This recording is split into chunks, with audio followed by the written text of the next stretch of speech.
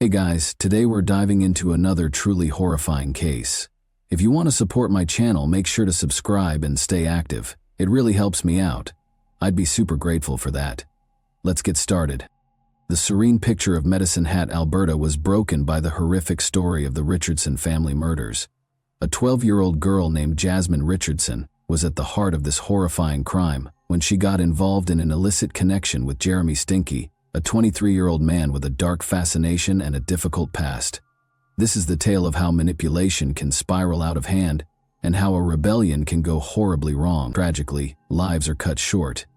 It serves as a sobering reminder of how quickly human nature's darker aspects can surface and how seemingly normal lives can conceal unimaginable suffering.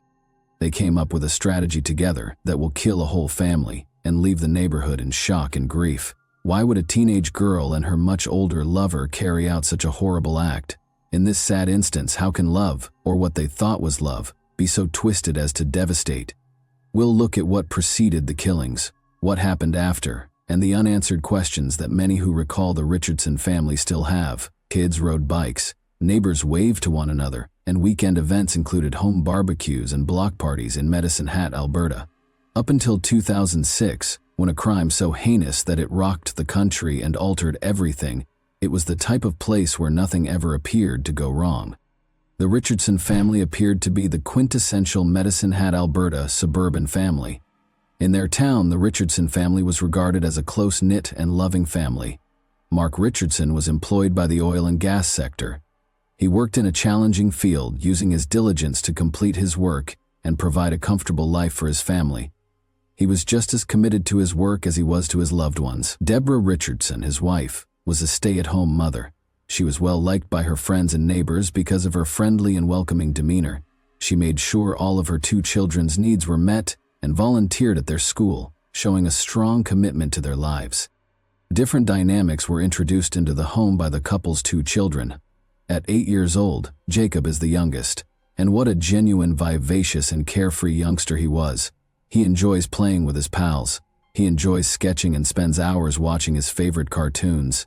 His innocence and newfound enthusiasm fill the Richardson family's house with laughter and happiness. Jacob is the kind of youngster that can make any space happier. Jasmine, the family's 12-year-old daughter, was in a different period of life and attempting to deal with the challenges of puberty. She was figuring out who she was and pursuing independence, just like a lot of preteens. Jasmine was always intelligent and curious, but as she grew more drawn to the goth scene, her alterations were becoming more noticeable. Mark and Deborah started to worry about her dark clothes, alternative music, and edgy online forums, as she was slowly growing more reclusive and aggressive, pushing boundaries with her parents. They initially wrote it off as a phase, the typical manifestation of some adolescent rebellion, but Jasmine's increasingly abrasive demeanor and mood swings since then had led them to believe that something more than simple acting out was occurring. The Richardsons were and would remain a tight family, with Mark and Deborah making a concerted effort to give their kids a secure and caring environment, despite their concerns about Jasmine's behavioral changes. They believed that understanding and patience would finally help Jasmine turn her life around. To close the distance that appeared to be growing between their daughter and others, they established boundaries while attempting to promote candid conversation. The Richardson family appeared to be the epitome of suburban tranquility and the ideal family. Along with the typical highs and lows of family life, their home was a place of warmth and joy.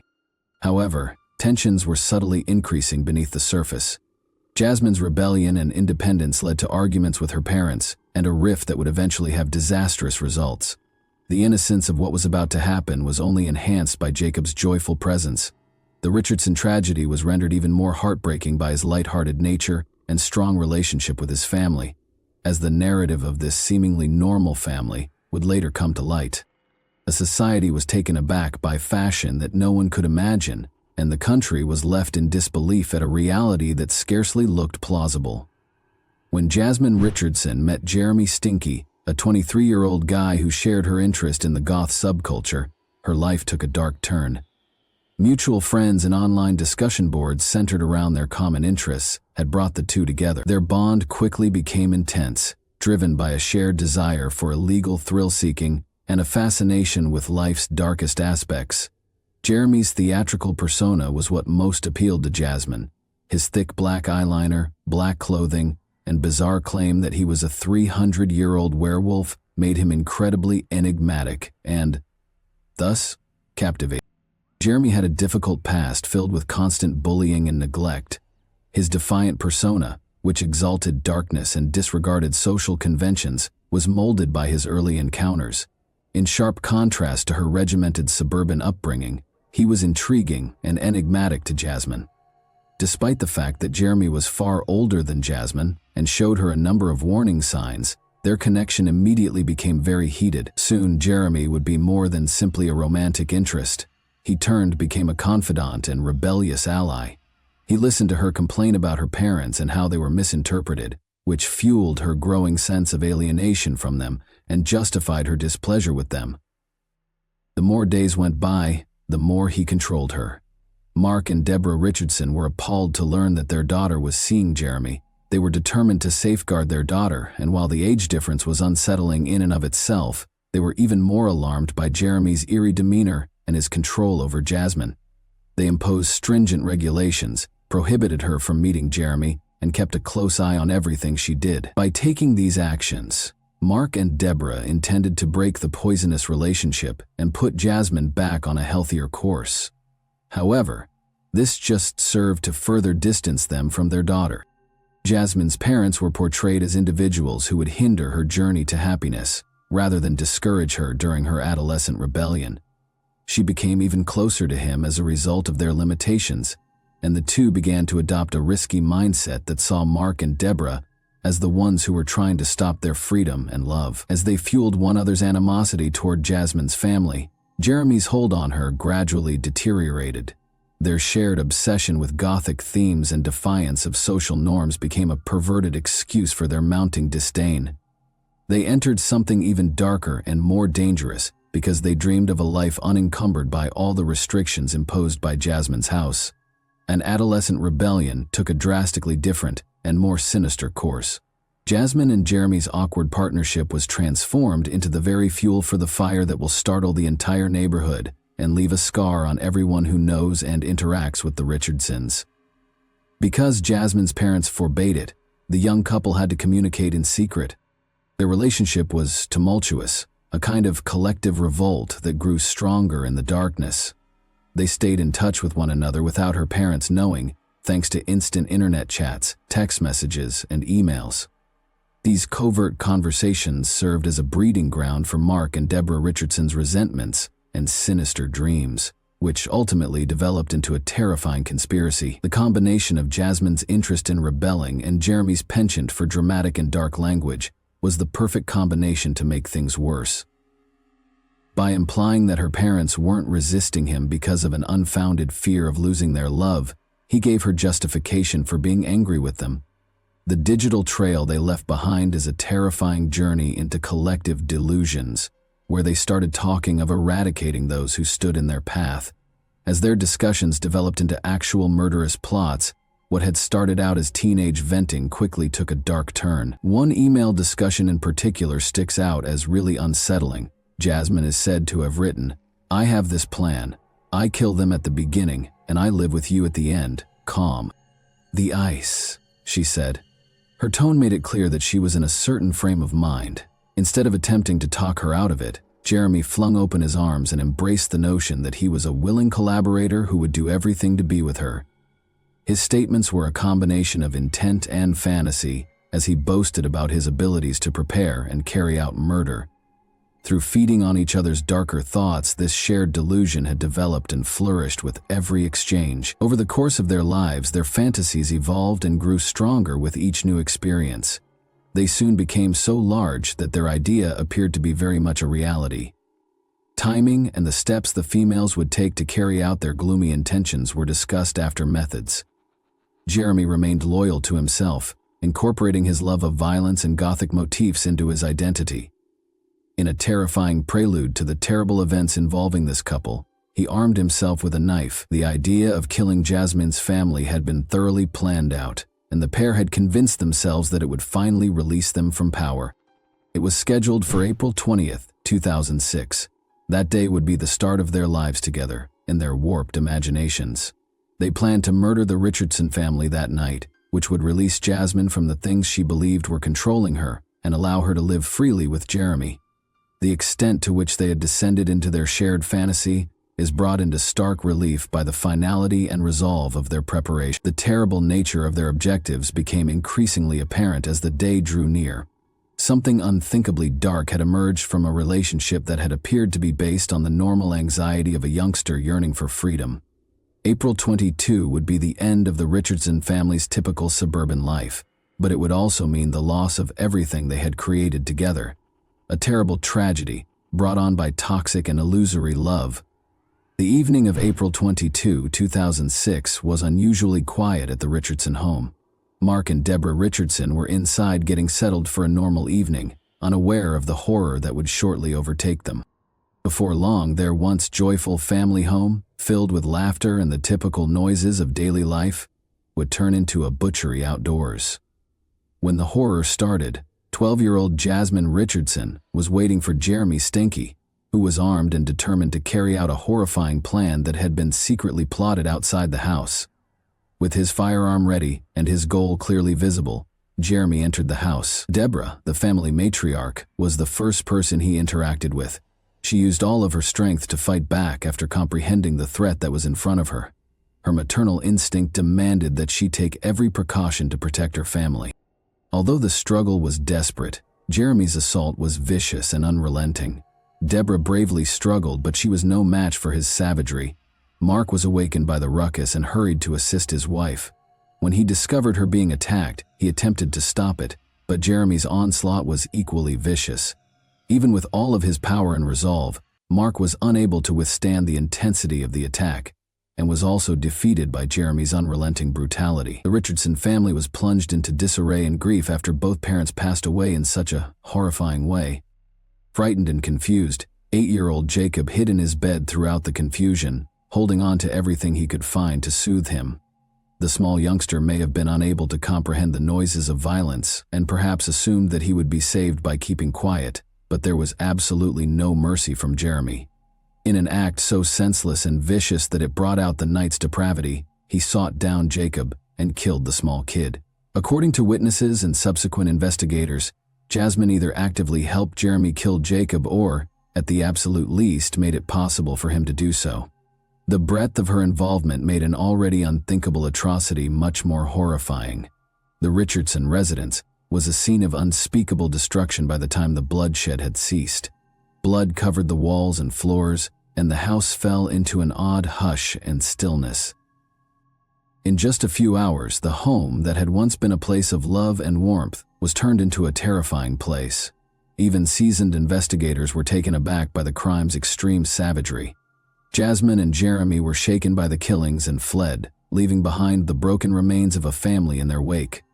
Along with any pretense of routine and communal safety, 3 lives were snatched from people who had every right to live them. The Richardson family went from being a representation of suburban stability to becoming the focus of disaster and a warning to everyone who knew them. With so many unanswered concerns and a general sense of loss creeping in, it was to be a threshold, a night of darkness that marked the end of the world. The following morning, a youngster arrived to the Richardson residence to play with his closest friend, Jacob, upsetting the tranquility of this peaceful suburban community. When he rang the front doorbell and no one responded, his curiosity overcame him and he looked through a window, where he saw the bloodied bodies of Mark and Deborah Richardson lying still. This sight would haunt him for the rest of his life. For anyone, much less a child, the sight was horrifying and unreal.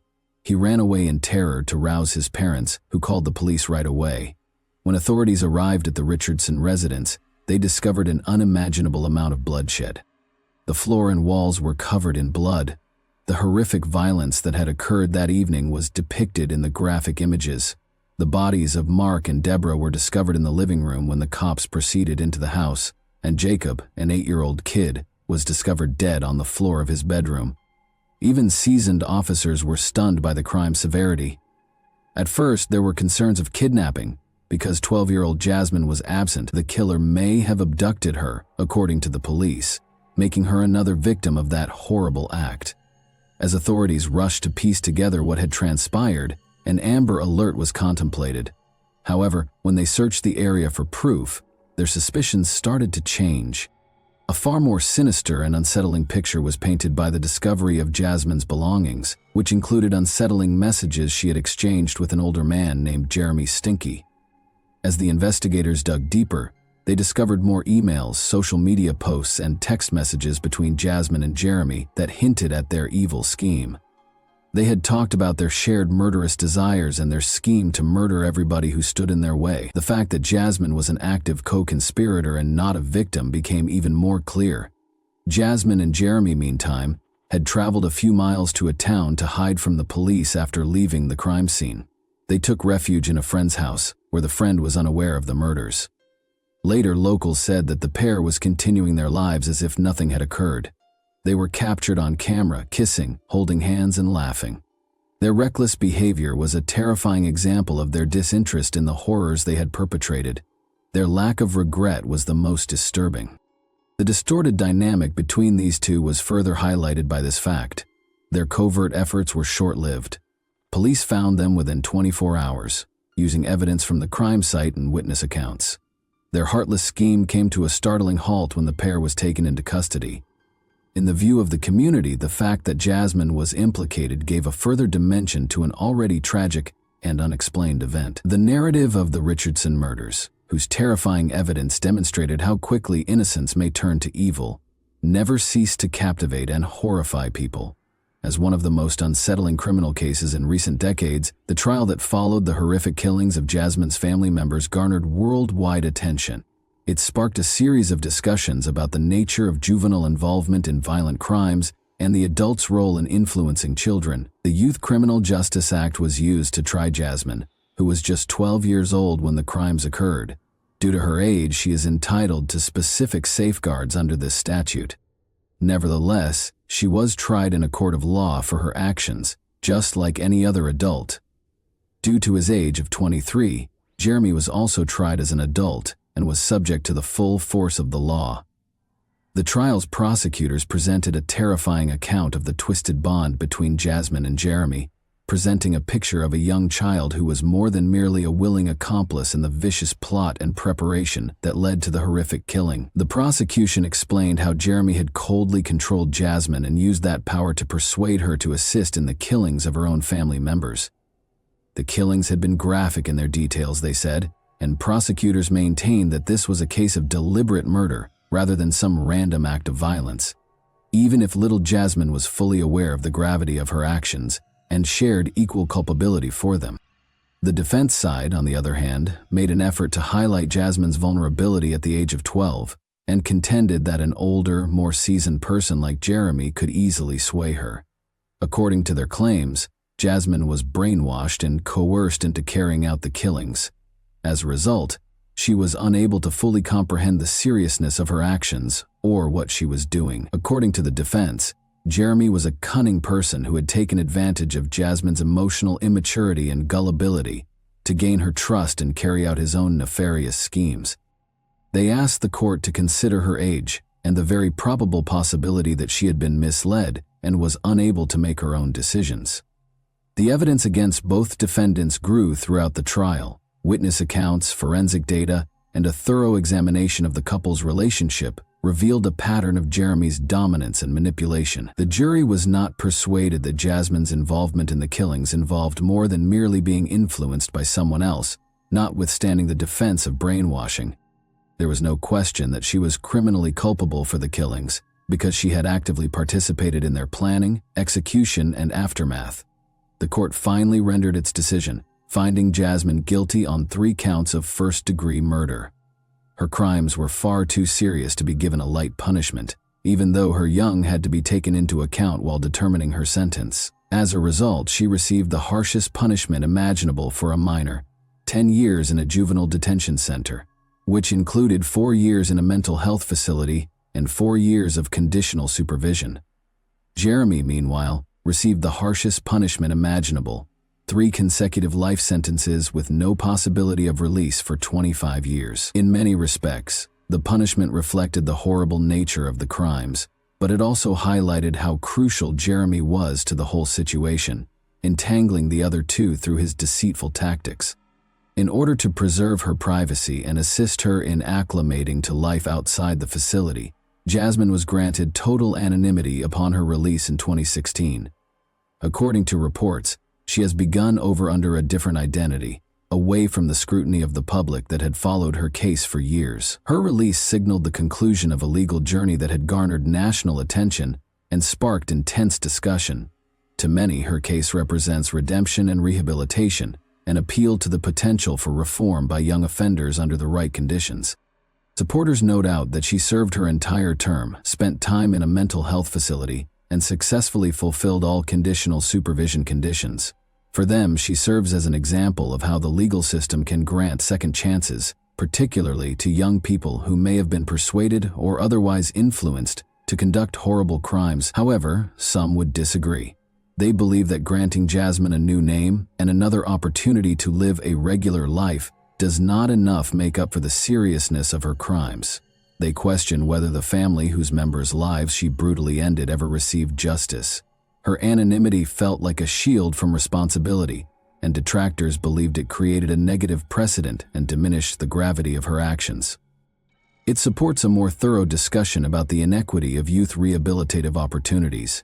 In the debate over the morality and practicality of sentencing adolescents for violent crimes, her case is frequently used as an example to illustrate how to find a balance between protecting vulnerable criminals on the one hand and providing justice for the victims on the other. Jeremy may be the subject of this story, but he is still behind bars, serving the majority of his sentence, 3 life sentences, with no possibility of release for 25 years. One significant difference between Jeremy's case and Jasmine's is that Jeremy has always been the aggressor in these terrible incidents because his identity has never been hidden. COVID has frequently been explained by his involvement in the crime, a relationship that appears to degenerate into an unexplainable downward spiral. Jeremy's impact on Jasmine, his history, and his motivations have all been the focus of media scrutiny and psychological research. His narrative will always serve as a reminder to provide an example of the worst that may occur when dysfunctional dynamics and unchecked manipulation are allowed to lead to unimaginable acts of brutality. For many, Jeremy represents the negative aspects of relationships where respect and trust are replaced by control and manipulation. Some people believe that his continued confinement protects him from hurting other people. However, his situation does raise issues about how much more could have been done to aid with mental health interventions, and what society's obligations are in attempting to stop these kinds of acts before they become tragic. In summary, the Jasmine and Jerry case remained relevant and functioned as social study on the issues of justice, criminality, and human behavior. Their case went on to highlight the intricacy of criminal justice, particularly for young people, and how startling it was to be reminded of the long-lasting effects of unhealthy relationships and violence. The killings of the Richardson family serve as a chilling reminder of how swiftly and unpredictably a seemingly normal life may devolve into unimaginably horrific catastrophe. This is a very unsettling case, exposes us to difficult problems, and highlights the negative aspects of human relationships, love, and manipulation. Thin Veneer highlights how poisonous, dangerous relationships may have disastrous outcomes, even in families that seem secure and caring at first glance. Even now, people all around the world are still affected by the case of Jasmine Richardson and Jeremy Stinky, which rocked Medicine Hat, Alberta to its core. However, the particularly horrific nature of the killings and the young youth of those responsible were what truly made this case unique. Jasmine was just 12 years old at the time, and few incidents in Canadian real crime history have affected people so profoundly. It touched with extremely challenging issues of responsibility, rehabilitation, and justice, while also exposing young people's susceptibilities to manipulation. The killings are more than just a depressing chapter in Medicine Hat's history. They serve as a spectral reminder of how brittle trust can be and how disastrous the fallout can be when it is betrayed. Years later, the story continues to elicit fury that extends well beyond the town's boundaries, captivating and unsettled everyone who hears about it. The killings of the Richardson family bring to light the intricacies of human nature and the profound effects that violence has on people, families, and society. The killings of the Richardson family serve as a prime example of the myriad complexities of human nature and the extent to which violence may affect individuals, families, and society. Thanks for watching, everyone. Your support means a lot to me, and you can help my channel grow by hitting that like button, dropping a comment, and sharing this video. Your engagement really makes a difference. See you soon.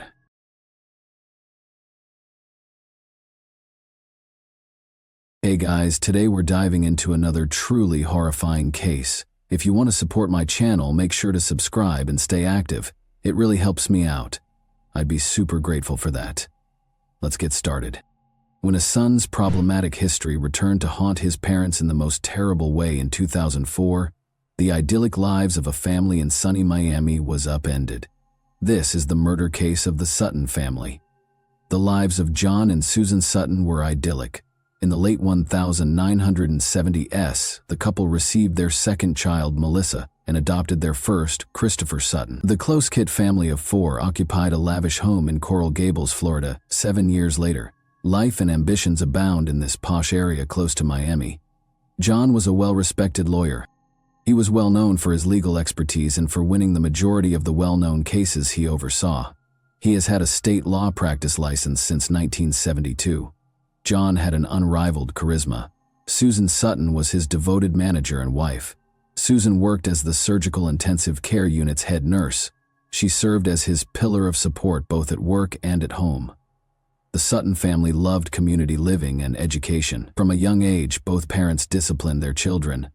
There were difficulties, just like in any seemingly ideal household. Melissa remained composed and compliant. She cherished her house and took every precaution to keep it safe. She fulfilled every desire of a parent, but her brother was not like that. Christopher seems to have repented of his role as the Sutton family's black sheep. Unbeknownst to them, his parents thought he had moved on from his turbulent background. Beyond his new character's darker motives, he planned evil. Later, these plans would fall apart. On August 24, 2004, John and Susan Sutton threw a party at their house on Orduna Drive, which is off of Granada Boulevard. The Devil's Den was the previous name for this region. John's firm, Sutton Law Group, won 3 high-value cases, and Susan had just turned 57. John's legal partner, Teddy Montoto, his fiancée, Juliet Driscoll, and their son, Christopher, stopped by for the event.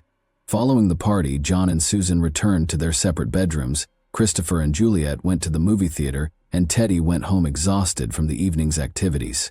The couple did not share a bedroom despite being married.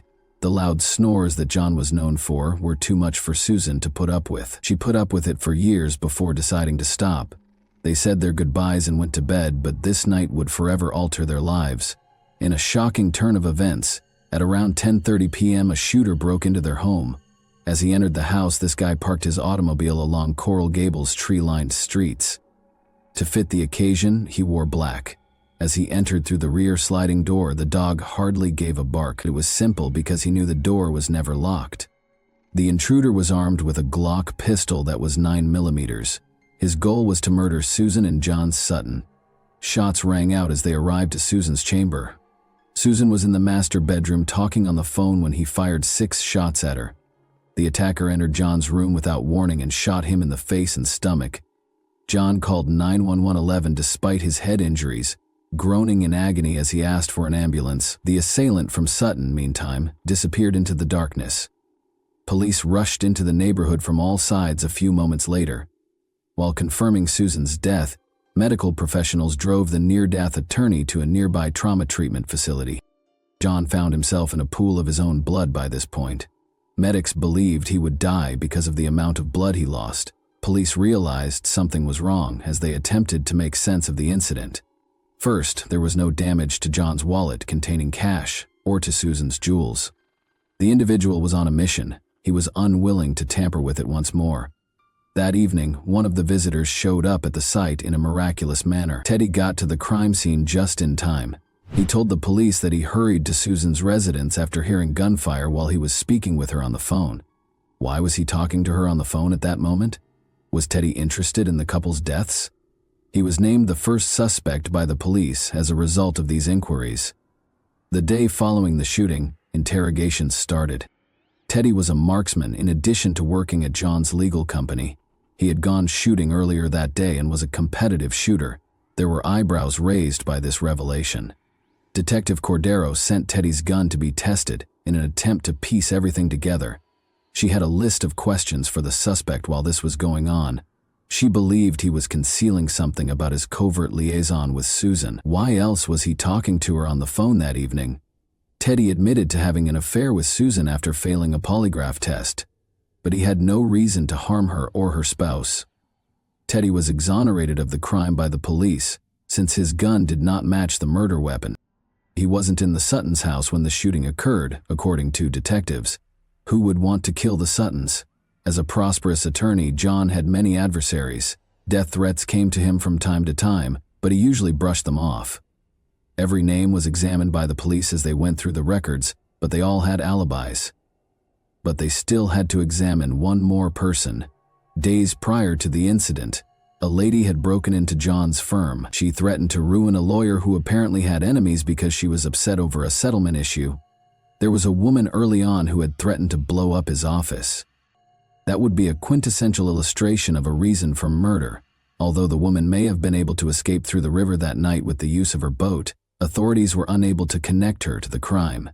The yacht never left the marina where it was docked, according to surveillance footage. If not her, then who was it? The police had to start over. They discovered Christopher's records while looking at minor things. At first glance, he appeared to be a distraught son, but as investigators learned more about his previous life, his past started to come to light. As a teenager, Christopher got into a lot of trouble. He had conduct-defiant disorder, which made him challenging to parent because it caused frequent defiance and a lack of impulse control.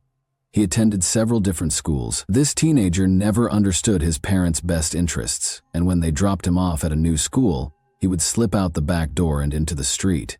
He didn't want to learn and skipped classes. He and a few other students broke into a teacher's home while he was in high school and spray-painted it. Later, he was sued and arrested. Christopher was cruel. Despite his parents' disapproval, he wanted to get body piercings, draw tattoos, and use narcotics. If he didn't get his way, he became quite irate and damaged stuff. He had a rifle years ago when he was 16. He gestured to Melissa and Susan. After threatening to shoot, he decided against it. He was a tough pill to swallow, but they would later find out that the firearm was unloaded. Christopher hated his parents so much that he intended to murder them in order to get the fortune. Susan discovered a message while tidying his room one day. In light of this, he declared his intention to murder his parents. He made a joke when she questioned him about it. Susan took it seriously.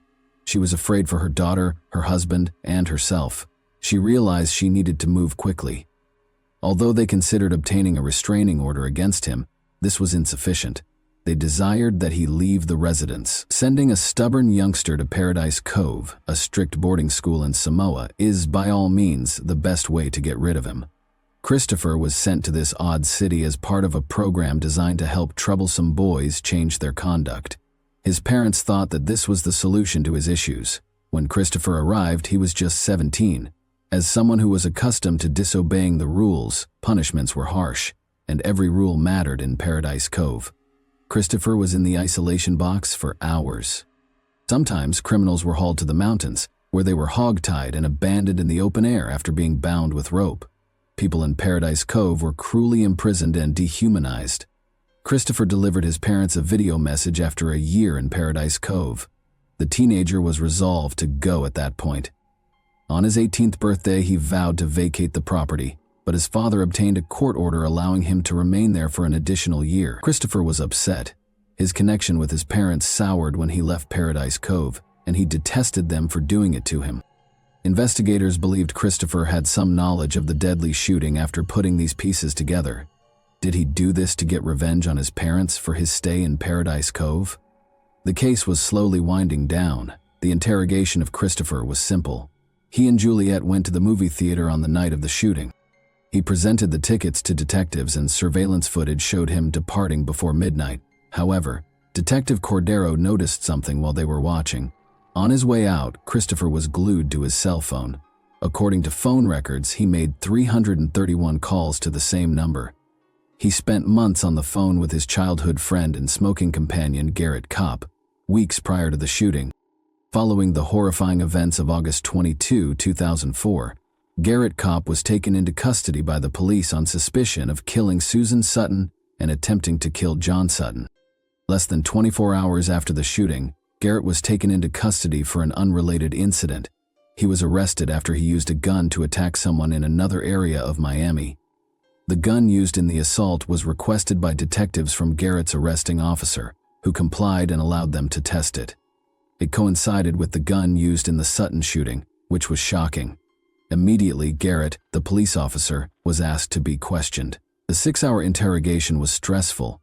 At first, Garrett didn't say much, but as detectives pressed him, he did. Did he come up with this plan, or did two people work together on it?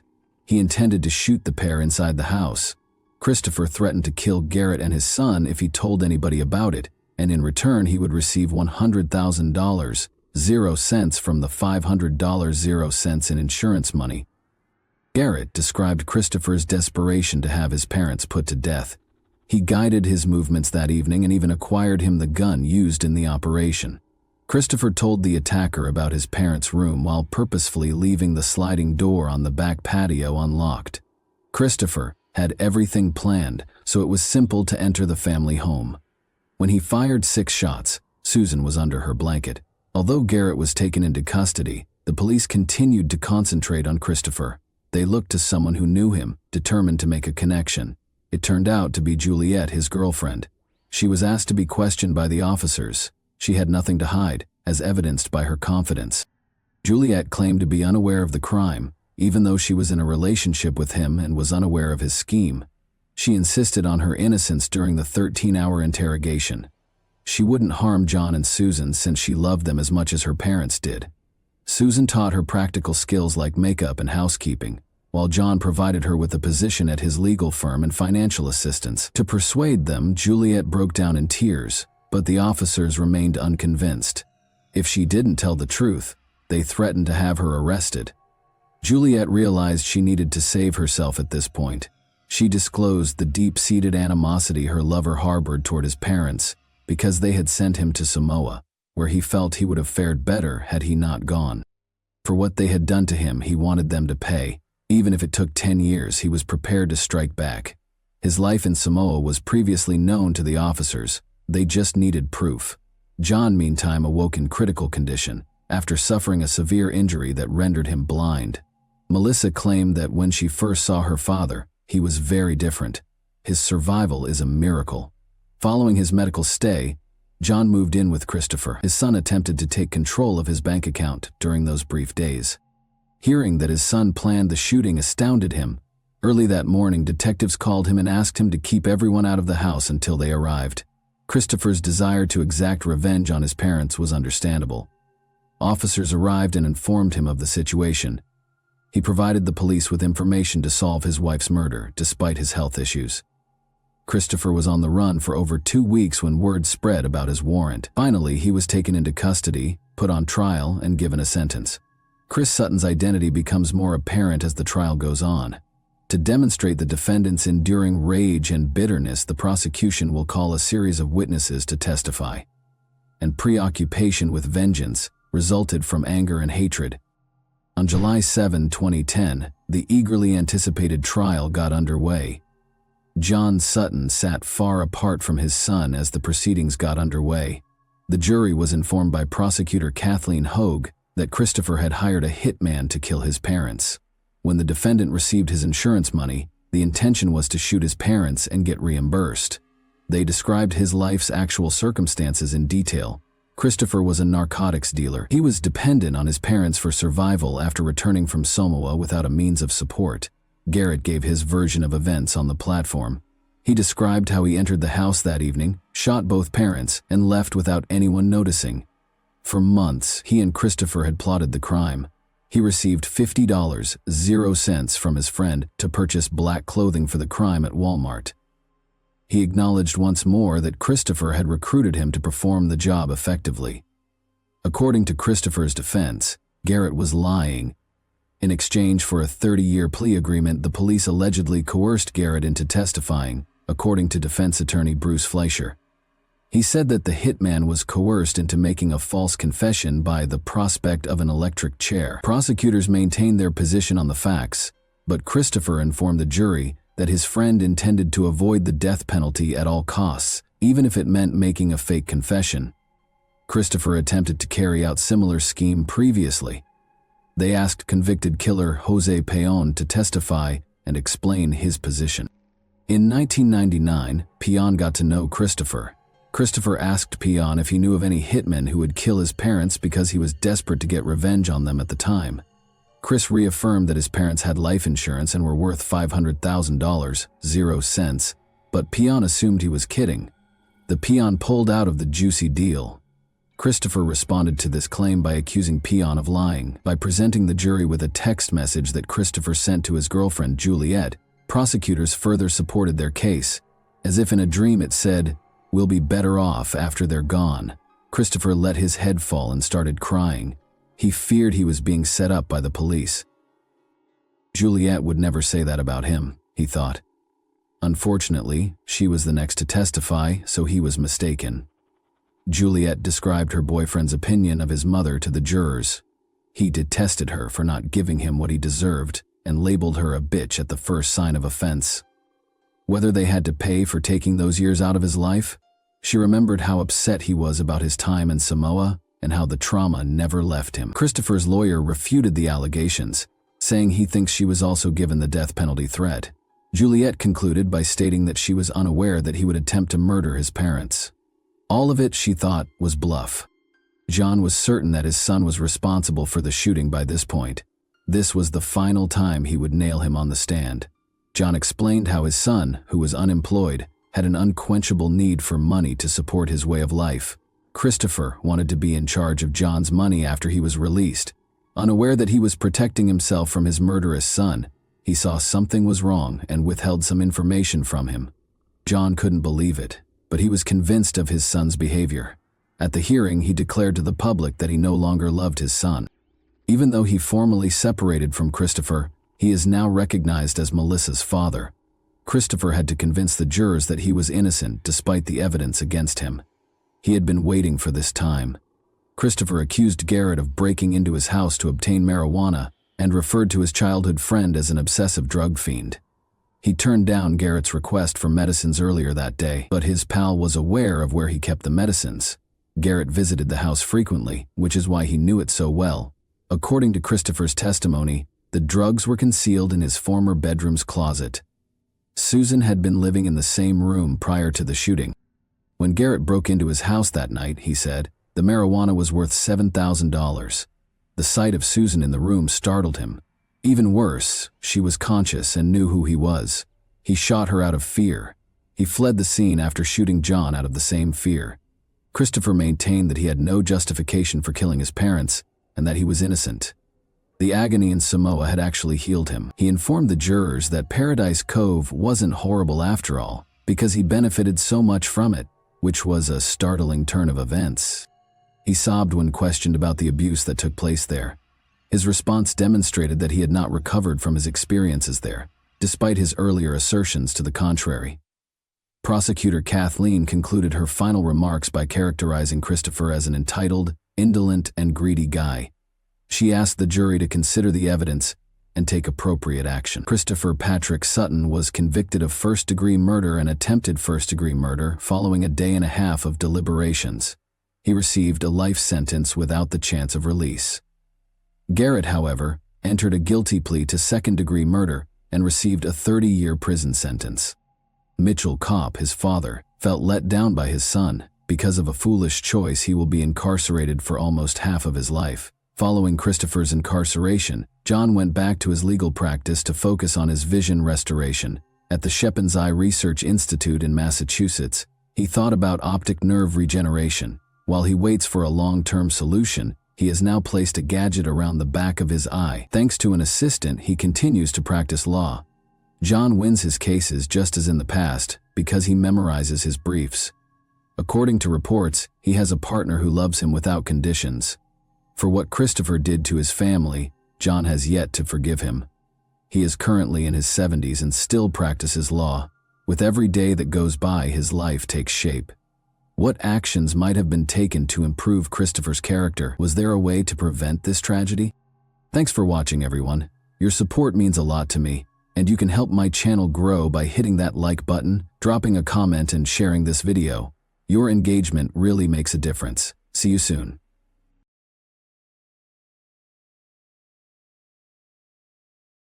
Hey guys, welcome to my channel, and today we're going to take a look at another horrible case with you.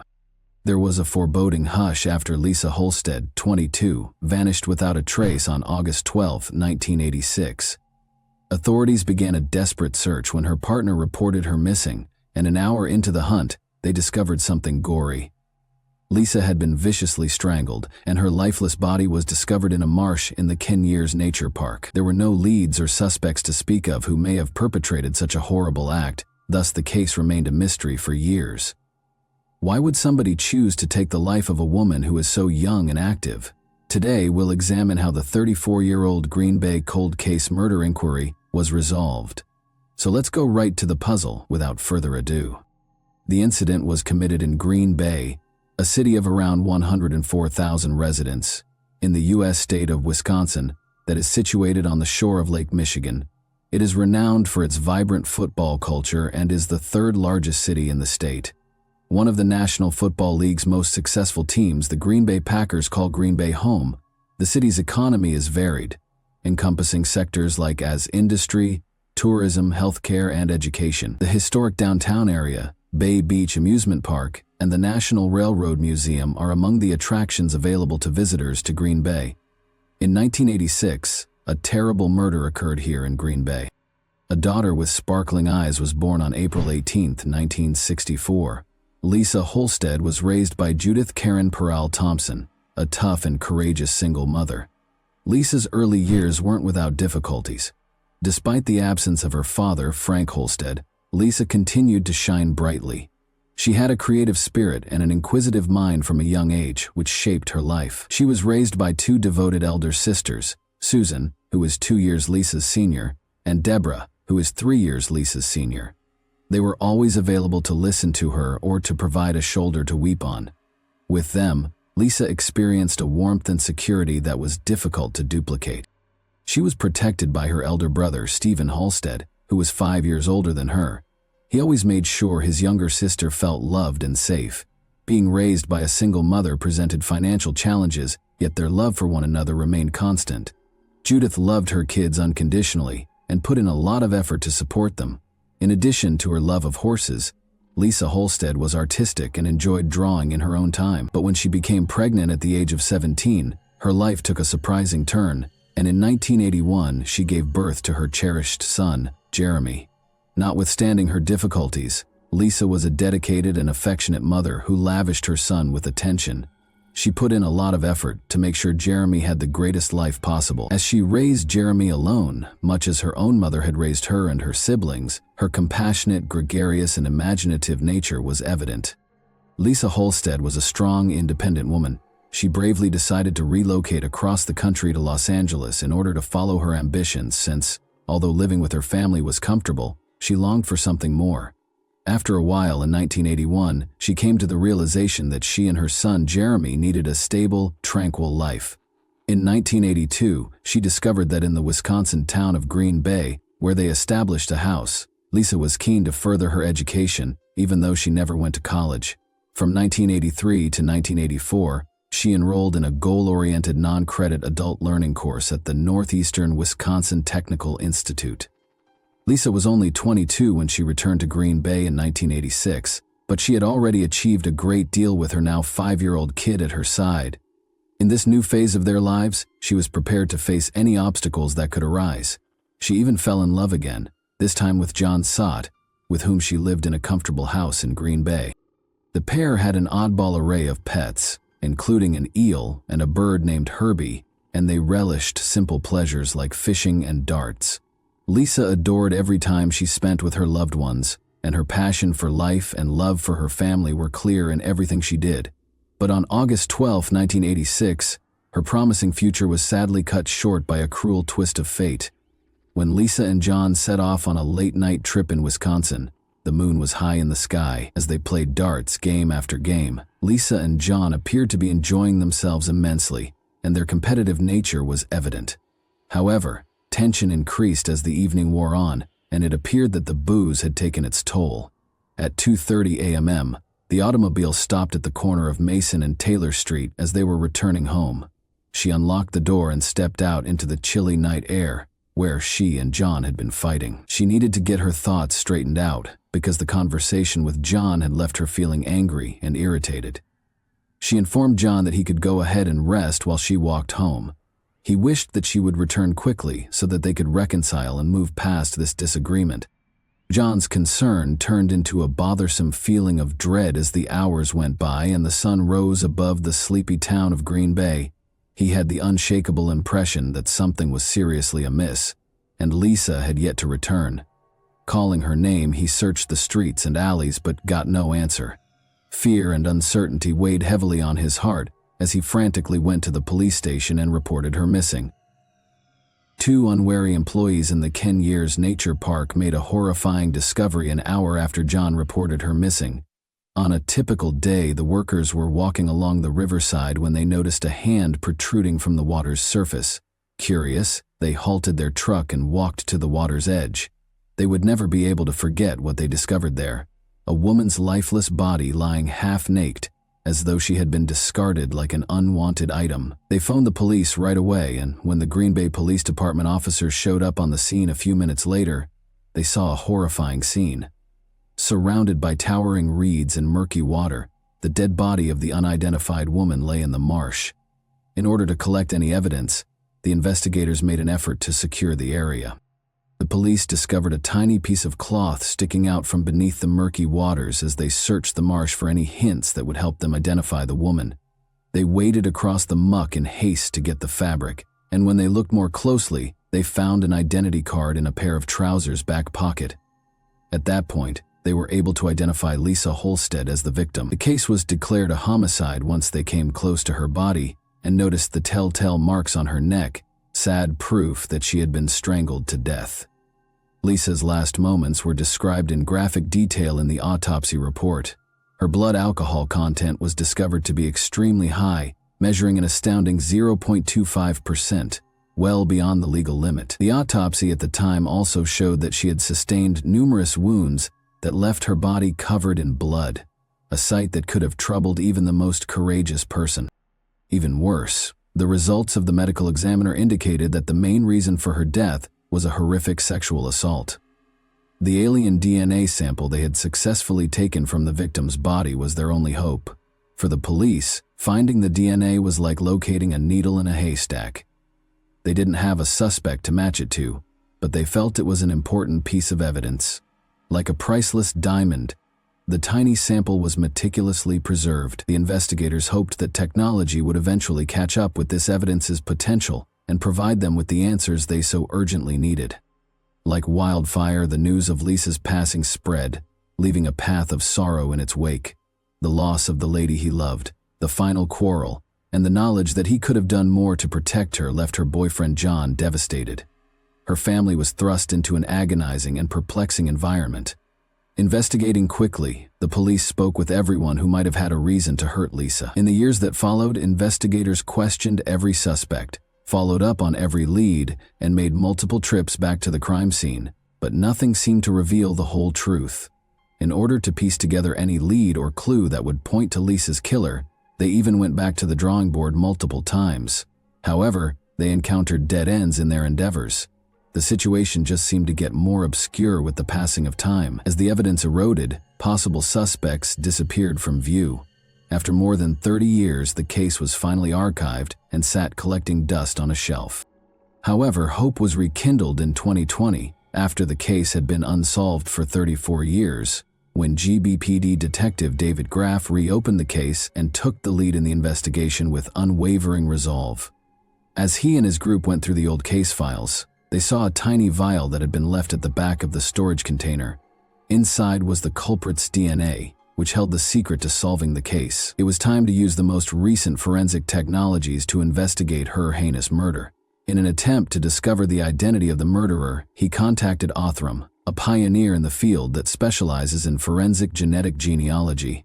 In addition to revealing more about the suspect, this state-of-the-art technology would offer an intriguing look into the killer's family ties. The detective was finally able to unravel the complex web of this cold case with this new information.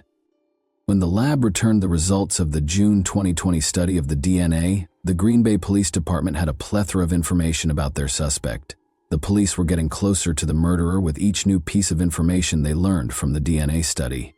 The police began meticulously tracking down the person's distant relatives' family trees, building a network of connections piece by piece, until they had 10 or 15 distinct family trees. They searched databases and websites as the investigation went on in an effort to identify groupings of people who might be connected to the victim. They discovered a group of people residing in other states after much research and excavation. They followed their trail and eventually discovered a link to Wisconsin, which brought them to Green Bay, the scene of the gruesome murder. In 1986, the year the crime was committed, the authorities discovered a family member who had been residing in Green Bay. They eventually located a suspect whose DNA might have matched the sample collected at the crime scene after several hours of labor. Finally, the long-awaited breakthrough had arrived. Investigators discovered that the man was Luke Griffin, who had previously been released on parole from the Green Bay Correctional Institution, where he had been serving time for the horrific crime of second-degree sexual assault and had a history of violence against women, including strangulation. The fact that Luke had been convicted of sexual assault in 1981, something that had been overlooked during the initial investigation, was what most startled them. The police appeared to have overlooked an important hint that had been in plain sight the entire time, but owing to Detective David Graff's and his team's unwavering efforts and the revolutionary science of forensic genetic genealogy, Luke's past eventually caught up with him. The investigators realized they needed to be very confident before making an arrest, since they had a suspect in their sights. Luke Griffin's DNA had to be compared to the crime scene profile. In order to find their main suspect, Luke Griffin, who had relocated to the city of Racine, the police set out on an exciting quest in September 2020. In an effort to find evidence against Griffin, the Green Bay detectives teamed up with the FBI, DCI, and Racine County officials to place him under surveillance. Luke was being pursued, and the authorities had no intention of letting him escape their grasp. They followed him to another Wisconsin town, keeping tabs on everything he did. They were observing him on September 18, 2020, when they noticed him sloppily throwing a cigarette butt on the ground and throwing some beer cans in a dumpster. He had no idea that these seemingly unimportant deeds would ultimately bring him to ruin. The cops swiftly gathered the abandoned objects and returned them to the lab for additional DNA testing. On September 29, 2020, the results were released, and the officials were overjoyed. The DNA matched exactly with that recovered from the crime scene more than 30 years ago.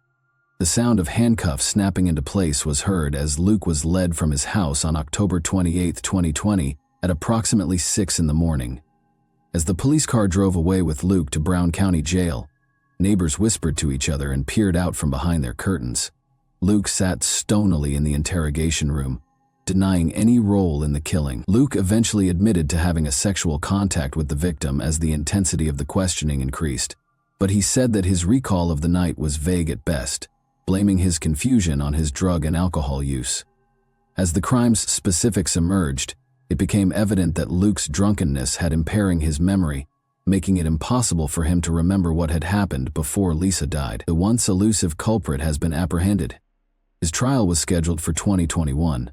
As Luke Griffin entered the courtroom with guards at his sides, it was crowded with reporters, the victim's family, and interested bystanders. When he sat down at the defendant's table, all eyes were on him. As the trial got underway and the prosecution presented their case, Luke's future was in jeopardy. The jurors paid close attention, taking in every nuance of the evidence. Speaking to the jury about what transpired that fateful night in 1986, Luke explained that he had just stopped at McDonald's and then traveled a route that just so happened to pass by the location where Lisa's body was subsequently found. However, the weight of the crime he had committed seemed to press more heavily on his shoulders with each syllable. The evidence against him grew stronger during the trial, until at last the jury was forced to render a verdict. After a protracted and taxing legal struggle, Luke was detained on a first-degree homicide charge and his bail was set at $1 million, 0 cents. Luke took the shocking choice to enter a no-contest plea to the allegation of homicide by reckless conduct on January 27, 2023. As the judge read the decision, the courtroom was once again heated. Luke's lawyer, Peter Hain, pushed for a lighter term, pointing to Luke's bad health and the 2 years he had previously served in prison. Hain's plea, however, was rejected by Judge Timothy Hinkfuss, who claimed that Luke's negligence and refusal to accept responsibility had only served to further harm Holstead's family. Hinkfuss continued by explaining that the maximum term he could impose was constrained by the statutes in effect at the time of the crime, and that homicide by reckless conduct, a Class C felony, is currently punishable by up to 40 years in Wisconsin. When Luke was convicted of the murder and charged with first-degree intentional homicide, the crowd gasped collectively. For the prosecutors, who had devoted their lives to bringing justice to the victim's family, it was a bittersweet victory. Luke Griffin, 67, received a sentence of 10 years in jail on March 27, 2023, which was the maximum punishment permitted by the 1986 sentencing statute. After completing 2/3 of his term, Luke is eligible for release. Additionally, 2.5 years of time served were granted to him, meaning that he is eligible for parole in less than 6 months, and might be released in 4.5 years. Judge Timothy Hinkfuss of the Brown County Circuit Court stated that the case's legal battle had been fiercely contested since 2020. Although Judge Hinkfuss accepted that the maximum penalty was grossly insufficient, she also acknowledged that Lisa Holstead's murder was a horrible and vile conduct that was limited by the laws in force at the time of the incident. David Lassie, the district attorney for Brown County, urged its imposition, pointing to the seriousness of the offense and its effect on the victim's family. For 34 years, he evaded justice and refused to accept responsibility. According to Lassie, that has had a major effect on the family. The hearing demonstrated the family members' emotional effect, and they made it plain that no penalty could bring back their beloved Lisa. When 5 members of Holstead's family stood before the bench to give their witness testimonies, the courtroom was a hive of emotion. As they described the suffering and trauma they had experienced for more than 30 years, their voices faltered with sorrow and rage. Speaking with passion, a sister, brother, niece, son, and granddaughter described the effects the long cold case had on their family. They expressed their dissatisfaction with the maximum penalty possible and talked about the vacuum left by their mother, grandma, and beloved sibling. When Lisa's brother Stephen Holstead spoke to the man who had hurt his family so much, his voice was full of emotion. He looked directly at Luke as he said, "The pain it caused our family cannot even be described to you." They depicted Lisa as a kind and caring mother to her small kid, saying, "Many tears. I've thought about Lisa all these years. Every day spent 13,377 days since you murdered her." The family talked of Lisa's trustworthy and gregarious personality, as well as her creative energy and love of music and art. Although they admitted that they didn't have many pictures or videos of Lisa, one family member brought a framed photo of her to the stage, and another played a clip of her singing when she was younger. The Lisa Holstead case serves as a monument to both the strength of tenacity and the astounding advancements in forensic science in recent years. Even though it may have appeared like an intractable enigma for decades, justice was eventually served thanks to the relentless efforts of law enforcement and the application of state-of-the-art forensic procedures. What punishment do you believe Luke should receive for his offense? And that wraps up today's chilling story. If you enjoyed this video, don't forget to like and subscribe so you never miss a new upload. Also, let me know in the comments, what part of this story shocked you the most? Thank you for watching, and I'll see you in the next video.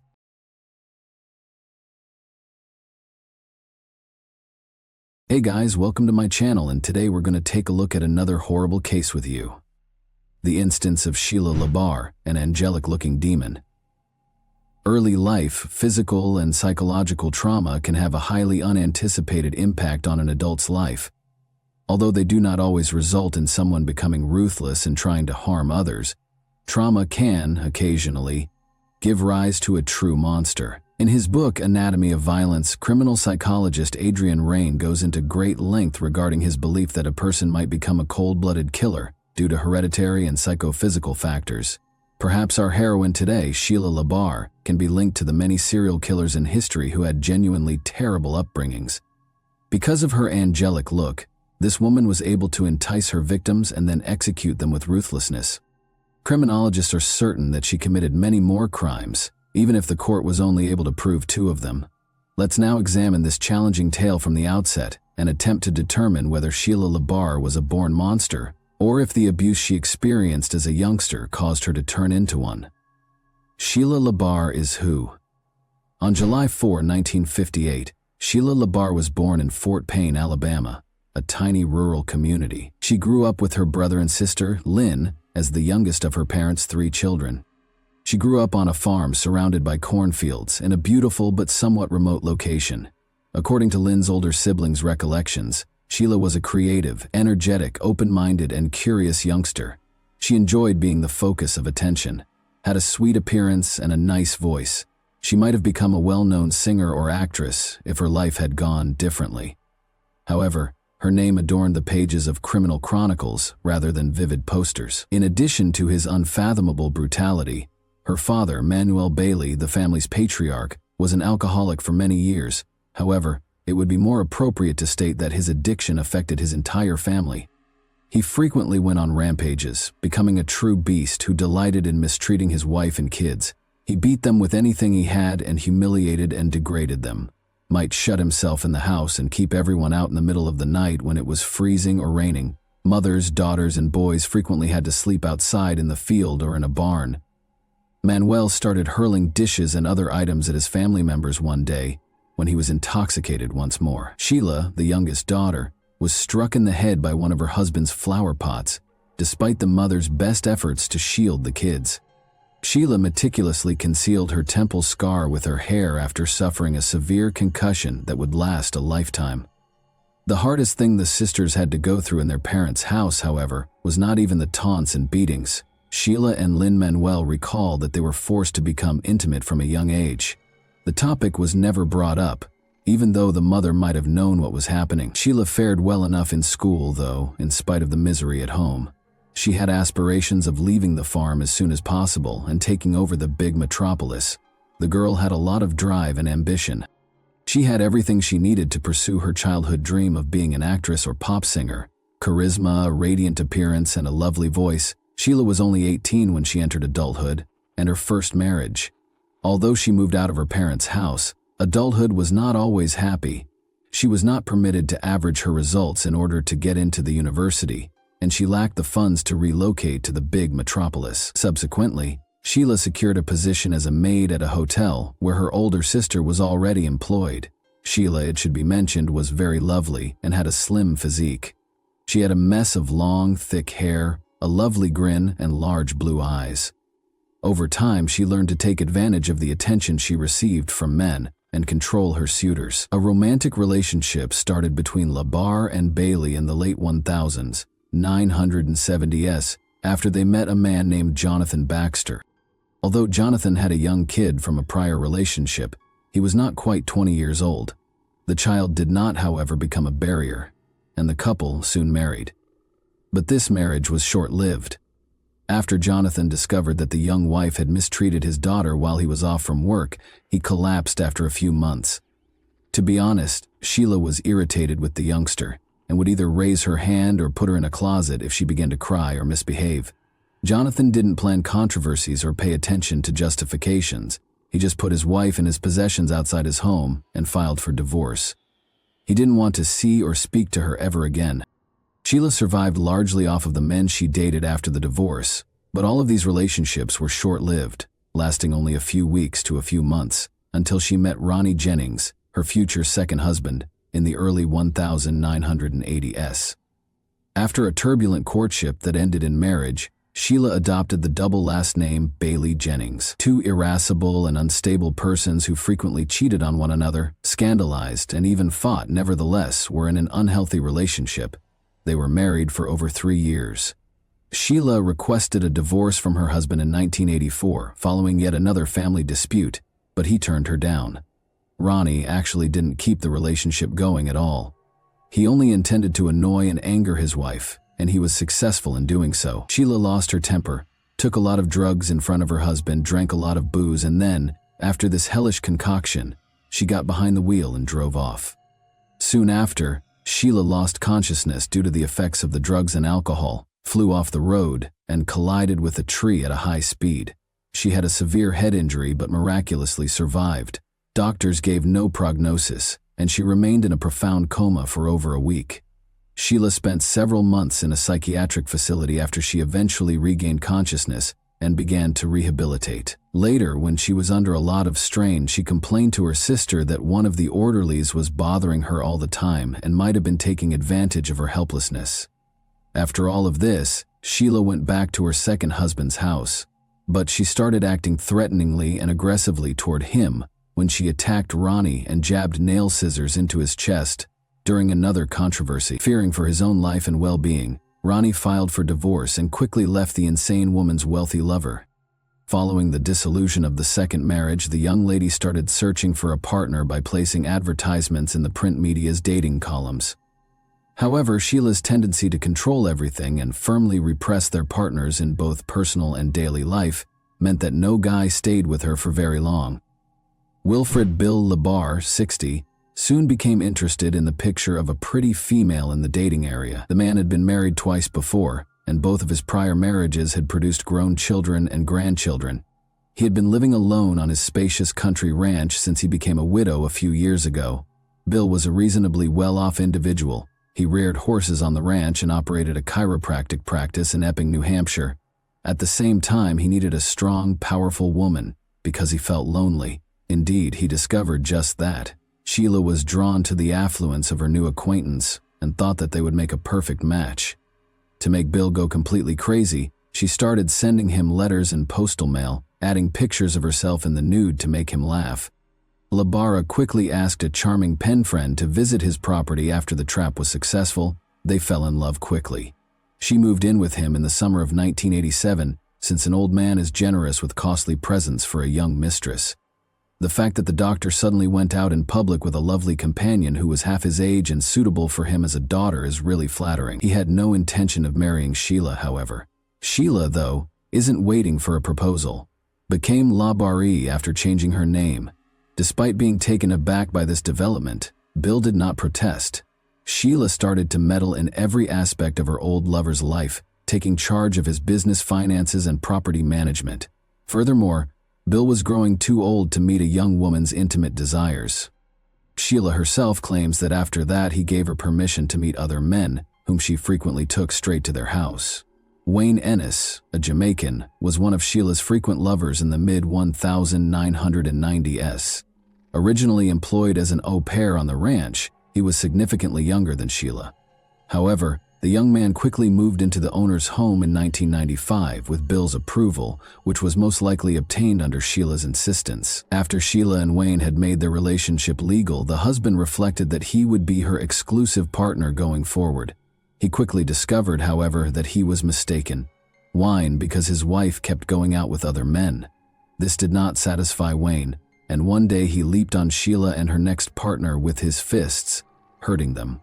For the first time, Sheila, who was used to being controlled, was unable to handle her third husband, who fought whenever a competitor came within sight.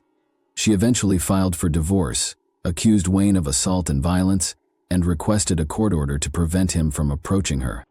Sheila continued to meet with several boyfriends, changing them like gloves, and her chaotic personal life was unaffected by another divorce. It's true that Sheila's relationship was ending more frequently lately due to lawsuits from men who claimed she was not just nasty but also a menace to their health and lives. As a result, she intentionally struck one of her boyfriends with a car and nearly ran him over. Another scraped his face, leaving him permanently scarred, while another nearly smashed his head. Sheila became increasingly hazardous to others as she grew older. She expected all men to obey her, and when they did not, she became angry. Bill LaBar passed away from heart failure in 2000 at the age of 74. The old man's family was certain that Sheila was involved in his death, even though medical professionals and law enforcement did not find any evidence of criminal activity.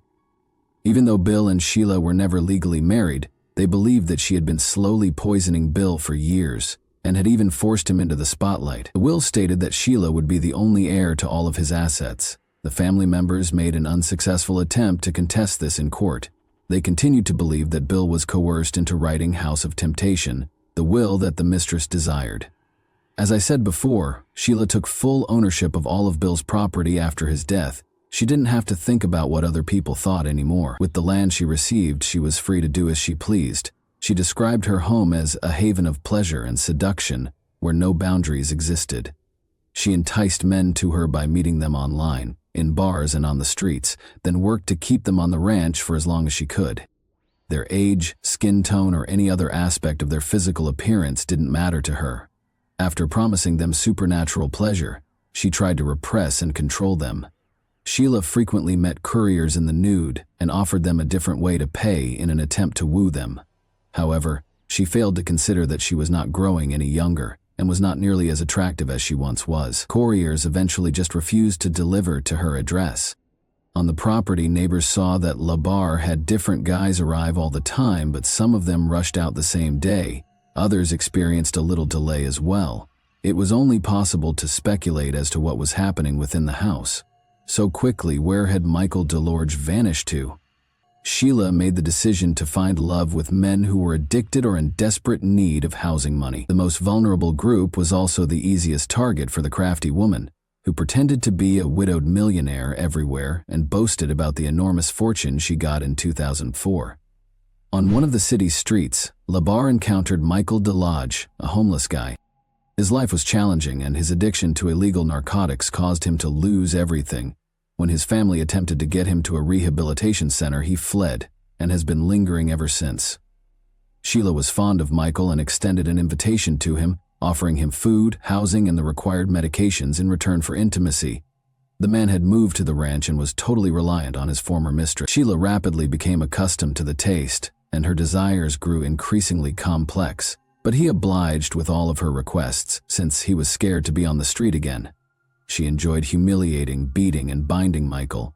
He made multiple attempts to flee, hiding in homeless shelters and wandering dozens of miles, but he never chose to approach the police out of concern that they wouldn't believe him. In the meantime, Sheila consistently located him and returned him to the property. He desperately attempted to get in touch with his family to inform them of his predicament.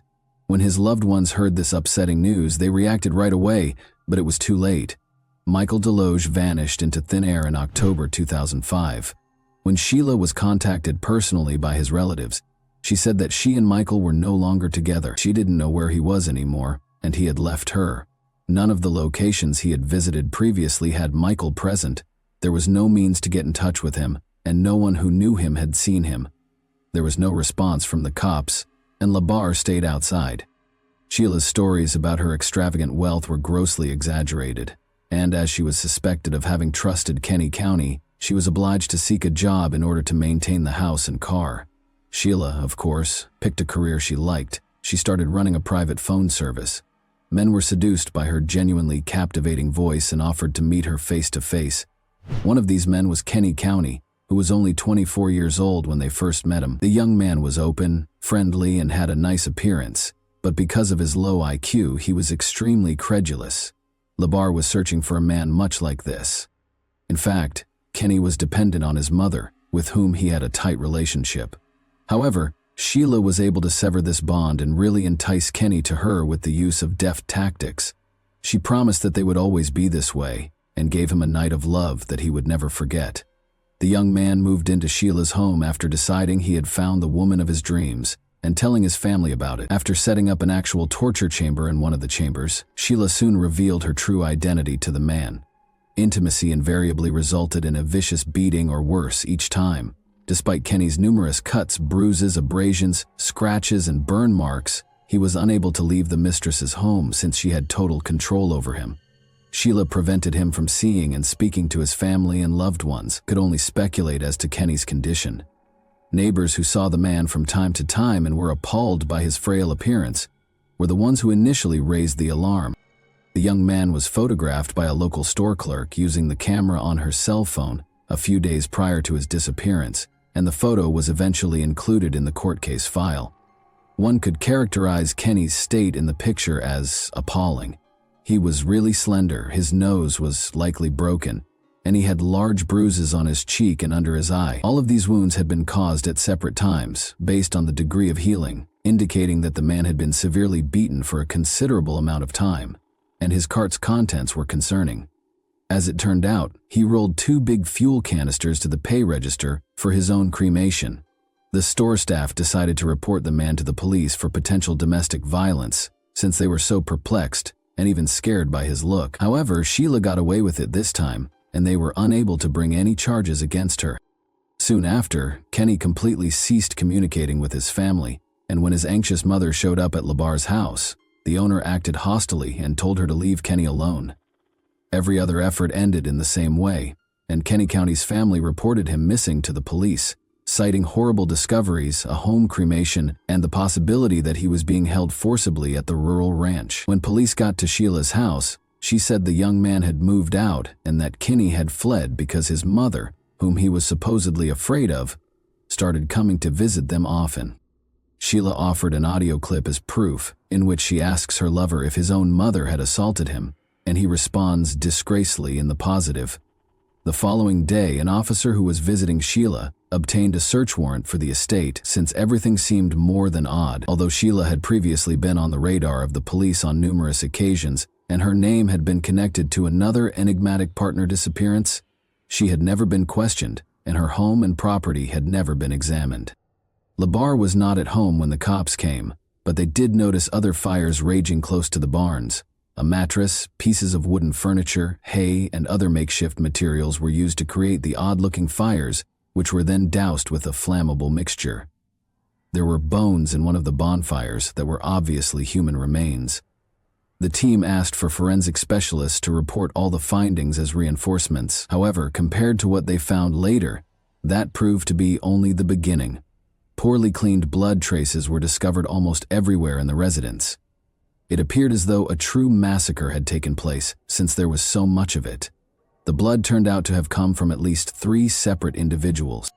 2 empty fuel cans, the identical ones the child had purchased at the neighborhood store the day before, were laying close by, and the bones smoking in the fire belonged to the missing Kenny. That wasn't all, though. The remains of Michael Deluge, who vanished a few years prior, and some fingers belonging to an unidentified third man were also discovered on the property. Numerous products that belonged to the same group, among other things. At the ranch, eyes belonging to different men were taken from the sump. Their whereabouts are unknown. The hostess herself had worked it out and fled, so she wasn't home when the police arrived. Sheila apparently hoped to get lost when she hitched a ride to Boston. She also wooed a motorist who gave her a ride on the way, and he kindly offered her to live in his home. However, the new boyfriend himself called the police the following day to tell that Sheila was now in his bed after seeing TV news about the hunt for a dangerous criminal. She was taken into custody there. A box of videotapes was discovered during the investigation of Sheila's house, which was another terrifying discovery. Kenny, Michael, and a number of other men admitted to heinous atrocities on the tapes, but based on their looks and state of health, it appears that they were tortured to make these admissions. There have been many concerns about Labarage's mental health since her arrest, thus the court mandated the required assessments. Sheila was diagnosed with schizophrenia symptoms and a delusional illness. She referred to herself as a heavenly angel sent to shield children from sexual predators. Her lawyer attempted to construct a defense based on Sheila's deteriorating mental condition. He referred to his client as gravely ill and attempted to demonstrate that she was unaware of what she was doing. Her childhood trauma, both physical and mental, was the cause of this.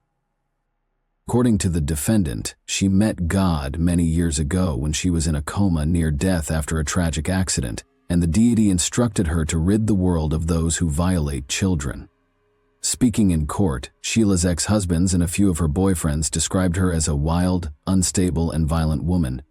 The third spouse, Wayne Ennis, also claimed that the ex-wife had constantly urged him to assassinate Mr. Labar so that she could have his property. It was established that Sheila knew what she was doing when she committed her crimes, despite the defense's efforts to persuade the court that she was mad and in need of treatment. She was convicted in July 2008 and given a life sentence without the chance of parole. Her appeals were all turned down. Sheila is currently incarcerated at Homestead Correctional Facility in Florida. And that wraps up today's chilling story. If you enjoyed this video, don't forget to like and subscribe so you never miss a new upload. Also, let me know in the comments what part of this story shocked you the most. Thank you for watching, and I'll see you in the next video.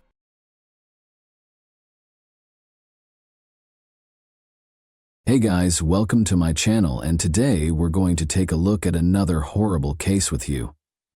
Have you ever pondered the lengths people will go to in pursuit of love? However, what if that love turns out to be something else?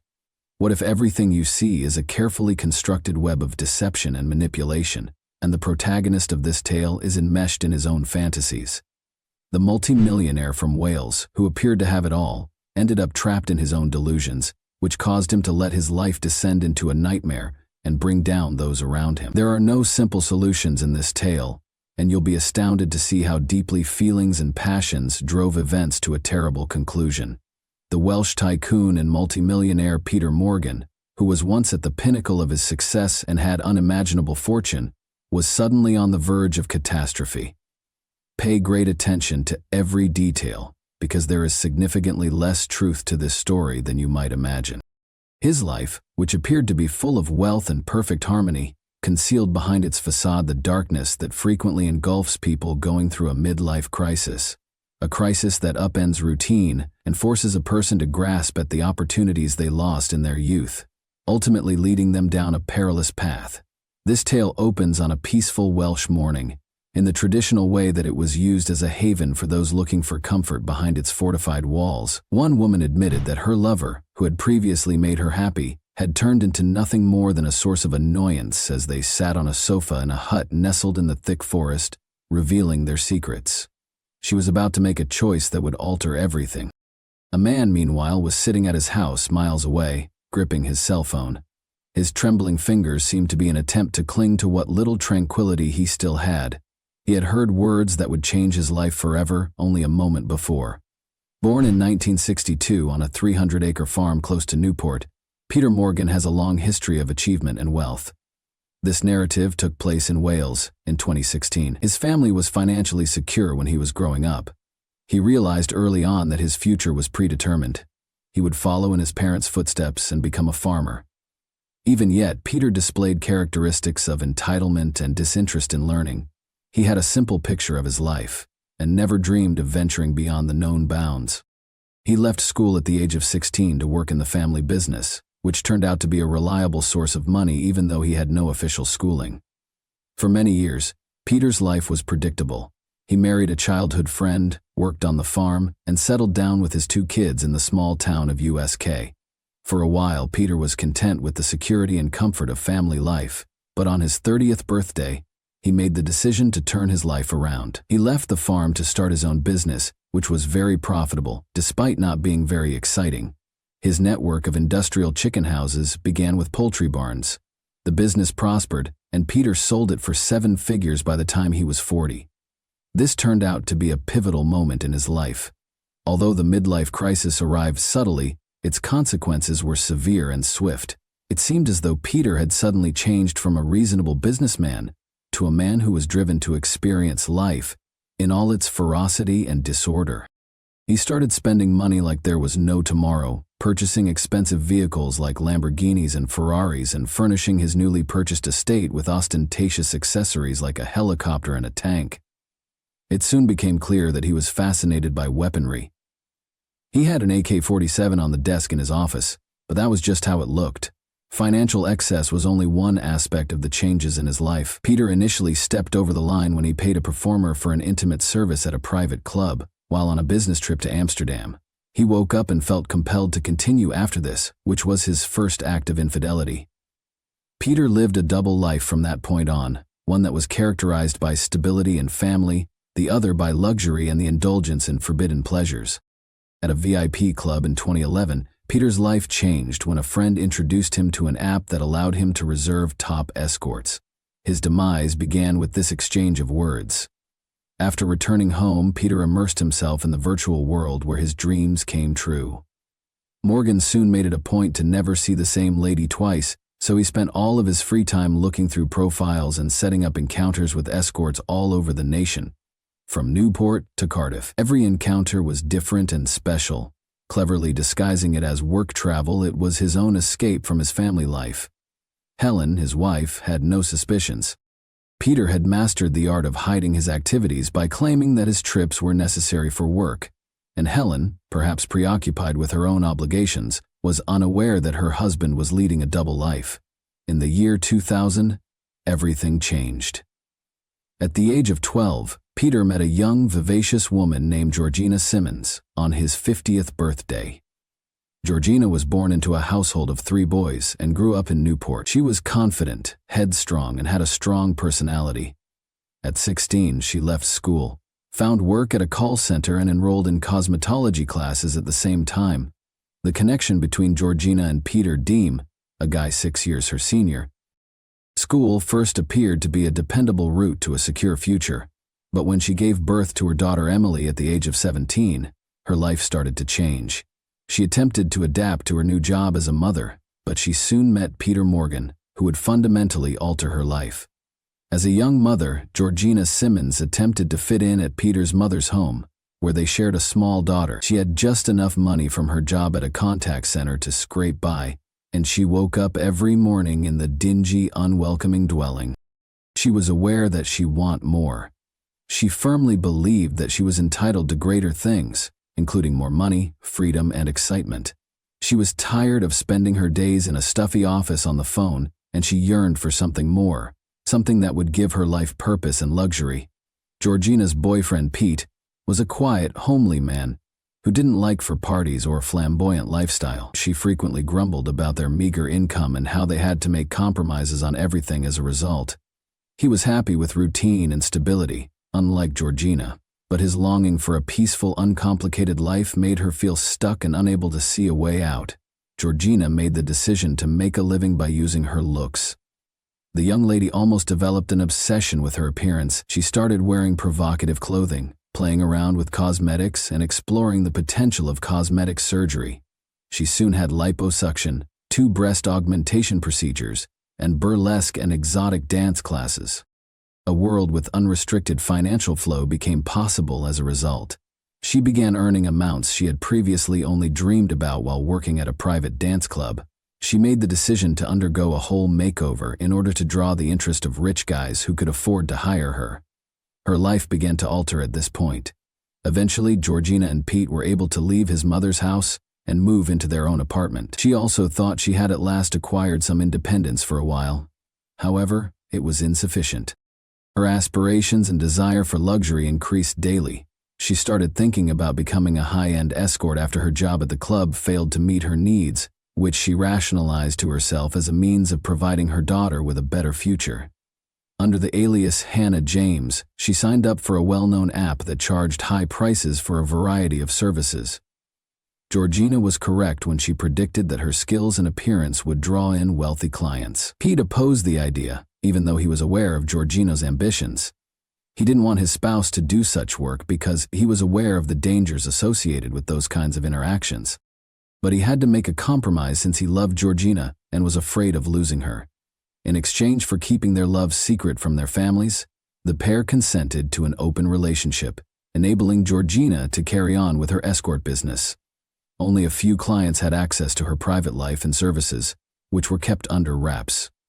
When Peter Morgan, a multimillionaire going through a midlife crisis, came across Georgina's photo on the app in May 2012, her profile became viral. He was enthralled right away and set up a meeting. As Peter and Georgina ate dinner together on their first date and engaged in light conversation, Peter felt a connection he had been lacking. Her confidence as well as her appearance drew him in. He paid her $200, 0 cents, for a kiss that night, but by morning the sum had increased dramatically. For Peter it was more than work, but for Georgina it was simply labor. Peter preferred variety and had never met the same woman twice before, but Georgina was different. Their encounters went from once a month to once a week, and he was prepared to repeatedly pay for her time. Peter became aware that he was in love with her. Money was no longer a concern and he enjoyed being with her. He was paying for her business as well as her services. Morgan lavished her with presents, clothing, shoes, pricey jewelry, and even a red Ferrari while they were out to eat and watch movies together. Over time, his emotions started to develop into an obsession. As much as possible, Peter wanted Georgina by his side. She was more than just an escort to him now. She was a companion, something his wife and kids would never leave. Peter paid Georgina $10,000, 0 cents, to stay with him for the weekend, not realizing that another woman was spending time with him in their family home. Helen, Peter's wife, was unaware that the events unfolding in her bedroom could cause their marriage to fall apart. It was all business to Georgina. It didn't interest her. Despite Peter's increasing fixation on her, all attention was on the lavish amount of money he spent. Without showing any regret, she kept seeing other clients. Even her boyfriend Pete stayed in her life in spite of her relationship with Morgan. This didn't stop Peter, though. He chose to give Georgina greater exclusive rights, since the one thing that disturbed him was the idea of other clients spending time with her as well. The concept of sharing her was intolerable. Georgina accepted that Morgan was willing to spend a huge amount of money on her being his only partner. She was aware that one client may bring in more money than dozens of others. From that point on, Georgina only saw Peter, who was earning about $133,000, 0 cents, a month. This sum paid for her personal expenses, food, and living expenses. Although it appeared that everything was under control for a while, their agreement was about to set off a series of events that would permanently alter their lives. For Georgina and her daughter, the old mansion, which seemed cut off from reality, turned into a sort of jail. Intoxicated by his wealth and power, Peter Morgan thought he had complete control over his new princess's life. Since the main house was too dilapidated, he moved Georgina into a small bungalow on the estate's grounds, claiming it was for her and her child's safety. As part of their agreement, Morgan made sure her boyfriend Pete Dedium was not allowed to enter the property at all, which effectively isolated Georgina. This isolated existence in an opulent environment continued for 3 years. Peter made every effort to fabricate a fantasy of a fairy tale for Georgina, including lavish holidays in South Africa, expensive presents, and trips to London and other cities. He made it a point to spend as much time with her as he could, and paid for her beauty procedures. Georgina had evolved into more than an escort in his mind. She was like family. Peter was utterly engrossed in his fantasy as they drove ATVs throughout the estate, watched movies, walked along well-kept trails, and enjoyed private moments. However, beneath all of this apparent luxury, fissures were starting to appear. Even though she lived in a castle, Georgina continued to carry out her tasks without showing any affection for Peter, treating him as merely a client. Her boyfriend, Pete Deem, was able to visit her less frequently the more time she spent with Morgan. He tried to alter the situation as he battled her absence and the widening gap between their worlds. Pete started concentrating on improving himself, working out and trying to look more attractive to Georgina. He upgraded his wardrobe with designer clothes, lost weight, and even whitened his teeth in the hopes of regaining her attention. But the truth was far harsher than he had expected. Helen, Peter's wife, meanwhile, began to suspect that anything was up. She had long disregarded her husband's dubious business travels, but when she found a receipt for flowers sent to a different woman, everything changed. She was aware that her husband had been cheating on her for a while, but rather than addressing him, she further distanced herself by going about her everyday business. She appeared to be happy with this arrangement, or maybe she just didn't want to become involved. Georgina started calling her lovers Rich Pete and Poor Pete at the same time, obviously preferring the former. Pete was humiliated by this moniker, which made him feel even less successful. Despite being surrounded by luxury, life in the castle remained detached from the outside world. While her daughter was growing up apart from her father, Georgina spent days and nights with Morgan. Her relationship with Pete disintegrated totally during this time, but Georgina remained unconcerned, seeing Morgan only as a source of money. Peter paid extra costs, totaling thousands of dollars for each session with Georgina. This made it possible for Georgina to continue living a luxury lifestyle. She began inviting other ladies into the castle to keep things interesting, and Peter enjoyed the extra thrill this brought. Though he insisted that she continue to be his primary companion, he frequently asked Georgina to meet new ladies since he enjoyed these scenarios. Peter once invited Georgina and one of her escort pals to his family home while his wife and children were on vacation. They spent the evening having a good time in the marital bedroom. Morgan, however, desired more. In order to fulfill his dream of a trio consisting of his wife Georgina and himself, he asked one of the women to wear Helen's clothing. He was aware that Helen would never consent to such a situation in practice, but it didn't stop him at the time. Peter was unaware that Georgina was recording everything as his fantasy came to life. She captured every moment of the night, from her friend changing into Peter's wife's clothes to everything that happened in the bedroom. Later on, the sequence of events would be significantly influenced by this footage. While the affair went on, Morgan's life started to fall apart. Pete Deem, Georgina's first boyfriend, had had enough. The fact that his partner was spending more time with Morgan than with him and their daughter was becoming intolerable to him. The first breach in Georgina's existence came when he made the decision to break up with her. Helen found out shortly after Peter's wife did. When she unintentionally discovered texts between her husband and Georgina, she realized how serious the infidelity was and made the decision to cease ignoring it. Helen would no longer listen to Peter's explanations, even if he was confessing everything. She demanded a sizable portion of their assets when she filed for divorce. In a short period of time, Georgina experienced 2 catastrophes that she was unable to recover from. The first was when her father committed suicide in the middle of 2015. She was totally devastated by the incident, and before she could move past that loss, she experienced yet another catastrophe. After their split, her ex-boyfriend Pete Deem also committed suicide because he was unable to handle living without Georgina and their daughter, and had fallen into a deep melancholy. He was discovered hanging in a wooded area in November 2015. The last straw was these incidents. Georgina, who was once powerful and self-assured, plunged into a deep sadness. Alcohol and illegal drugs became her friends. She was drawn into a darkness that seemed unbreakable as her life began to fall apart because she was unable to cope with the loss and the suffering. As time went on, Peter and Georgina's friendship soured. She ignored his efforts to maintain their relationship and started to coldly separate herself. In her heart, Georgina held him accountable for her ex-partner Pete's passing.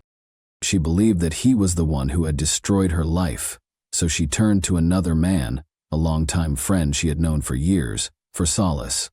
Their relationship began to develop as she felt liberated from pressure and control in his company. For Georgina, it was a chance to break free from Morgan's control and experience real care and support. But this new man's presence made me quite uneasy. Georgina was considered his property by Peter Morgan, who refused to let her spend time with anyone else. Over time, it became increasingly clear that Peter considered her as his property, since he was often reminding her of the money he had invested in her life, supporting her and her kid, and that, in his opinion, gave him the right to control her. She grew more rebellious the more he attempted to manipulate her.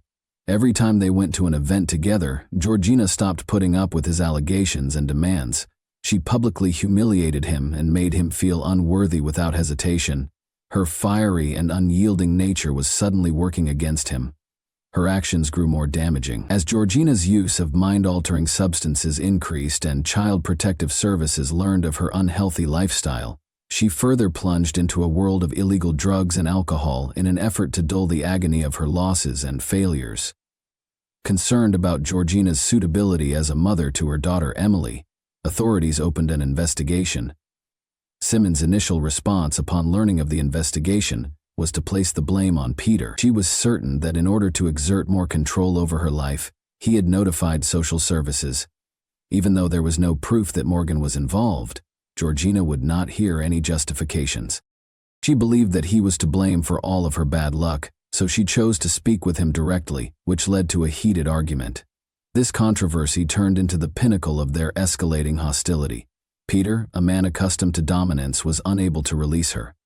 In order to keep tabs on Georgina's every action, he started spying on her. Making use of his access to the estate, he placed listening devices in the cottage, where Georgina resided. Since each device had a SIM card, he was able to make calls and listen in on what was going on in the room when he was at home. Every day, Peter would connect to the gadgets and listen in on her discussions. This concern with surveillance turned into a full-fledged obsession. To find out if Georgina was cheating on him or scheming against him, he would call the devices up to 10 times a day and listen to recordings for hours. Over 2 months went by, and the majority of the talks Peter overheard were routine, including small talk with friends and conversations with her daughter. But all that changed on January 10, 2016. George had a close friend over that day, and when Peter called to listen, the conversation changed. Georgina was venting about him, and he heard it. She said that although she felt stuck because of Peter's financial support, her life with him had turned into a nightmare. She acknowledged feeling like a prisoner in the estate, and resented him for bringing child services into her life. Thankfully, Georgia was not in danger of losing custody of her daughter because the child services investigation was over. She did not, however, intend to inform Morgan of this result. She understood that she could take advantage of his emotions to further exploit him and obtain more money. Georgina was aware that the possibility of losing her daughter was a potent instrument for manipulating Peter, and she was determined to take use of it in order to obtain as much as possible. However, she had a more ambitious plan. Peter heard Georgina candidly inform her friend that she planned to deceive him into signing the bungalow to her before permanently severing their relationship. The compromising video footage of the night they spent together with her friend, who had disguised up in Peter's wife's clothes, was another weapon she had at her disposal. By threatening to show the video to Morgan's ex-wife and daughters, she intended to blackmail him. Peter heard her plan and knew that everything depended on it. He realized that Georgina's goal was to ruin his life by taking advantage of his weaknesses. His whole universe seemed to be crumbling under him at that very moment. He was aware that his acquaintances and associates would abandon him if his daughters learned about the recording and would not want to interact with him. As he listened to these revelations in the quiet of his house, Peter Morgan experienced a range of emotions from shock to wrath, realizing that all he had worked so hard to build could fall apart in an instant. The fact that the lady he trusted was planning such a betrayal astounded him. Her remarks minimized all that he had done for her, exposing their relationship as a figment of her imagination, in which he was only a puppet. After barely surviving the night on January 11, Peter started to carefully consider every stage of his revenge plan in an effort to take back control of his life. His phone's search history revealed his plans the very next day. He was researching everything he may require to carry out his scheme. Peter Morgan bought rope, rubber gloves, plastic bags, and zip ties from a hardware store on January 12. He made a beeline for the house where Georgina resided as soon as he got back to the estate. He made no effort to be polite this time. He addressed her right away and claimed to be aware of her plans. He made it plain that he would not permit things to go in that manner and accused her of blackmail. In a last-ditch effort to retain her, Peter promised her everything, including marriage and a portion of his fortune. As he tossed a stack of cash at her feet, he even proposed to get a life insurance policy, designating her as the beneficiary and guaranteeing her $1 million in the event that he passed away. However, she ruthlessly turned him down rather than accepting his offer. Peter became blindly angry after hearing her hateful and disdainful remarks. His goal was to scare her, so he grabbed the rope and looped it around her neck in an attempt to intimidate her. His intentions changed, though, when Georgina threatened to cover all costs. An act of brutality was the result of all the rage, frustration, and disappointment that were inside of him. Peter closed his eyes, tightened the rope, and kept going until her respiration ceased. Peter felt nothing but emptiness when Georgina Simon's life passed away. He wrapped her body in plastic, secured her ankles and wrists with zip ties, and put on the rubber gloves. Then, believing that no one would discover her there, he took her to an old family home where his family had resided. He concealed her in an outbuilding. However, his recklessness and haste proved to be his downfall. Every action was recorded by the security cameras he had personally placed, and authorities were able to follow Georgina's whereabouts thanks to her cell phone, which he neglected to switch off. Georgina's friends and acquaintances were worried when she failed to arrive to pick up her kid from school. When her absence became evident in the evening, the police promptly began searching. Morgan, attempting to stick to his story, emerged as the prime suspect. He stated that she had asked him to go when he saw her around noon. Peter tried to claim that he seized Georgina's phone to shield her from dangerous substances, but the police soon discovered that he was lying under pressure from detectives. He was brought to the station for more interrogation. Nevertheless, because his account was not credible. A few hours later, he sobbed and admitted to Georgina's killing, saying he had been driven to the brink. He tried to defend his behavior by claiming that he had given her everything in the hopes of preserving their relationship, but all he received in return was dishonesty and threats. Peter Morgan's trial garnered a lot of media attention. He later attempted to argue for a lighter sentence despite his confession, pointing to emotional and mental health problems. An attempt was made to reduce the accusation to manslaughter by distress, but in the end, the evidence, including his own confession and the surveillance footage, was so strong that Peter Morgan was given a life sentence, with the chance of release after at least 25 years. This is where I want to take a moment to address every one of you directly. There is more to this story than a detective story or a criminal report. It's a tragedy that exposes the frailty and preoccupation of people. Attachment was mistaken for ownership by Peter Morgan, a man who yearned for acceptance and love. He ultimately fell prey to his own illusion that he could purchase a relationship with money. Motivated by her aspirations and the wish to provide her daughter with a brighter future, Georgina was unable to stop and became entangled in a game that ultimately led to catastrophe. Little Emily, who lost both her parents, is maybe the most sorrowful character in this story. She fell prey to adult games where she had no reason to worry about the future. Remember that if you own up to your faults early on and refrain from basing your pleasure on deception and power, you can always find a way out of even the most dramatic and challenging circumstances. And that wraps up today's chilling story. If you enjoyed this video, don't forget to like and subscribe so you never miss a new upload. Also, let me know in the comments, what part of this story shocked you the most? Thank you for watching, and I'll see you in the next video.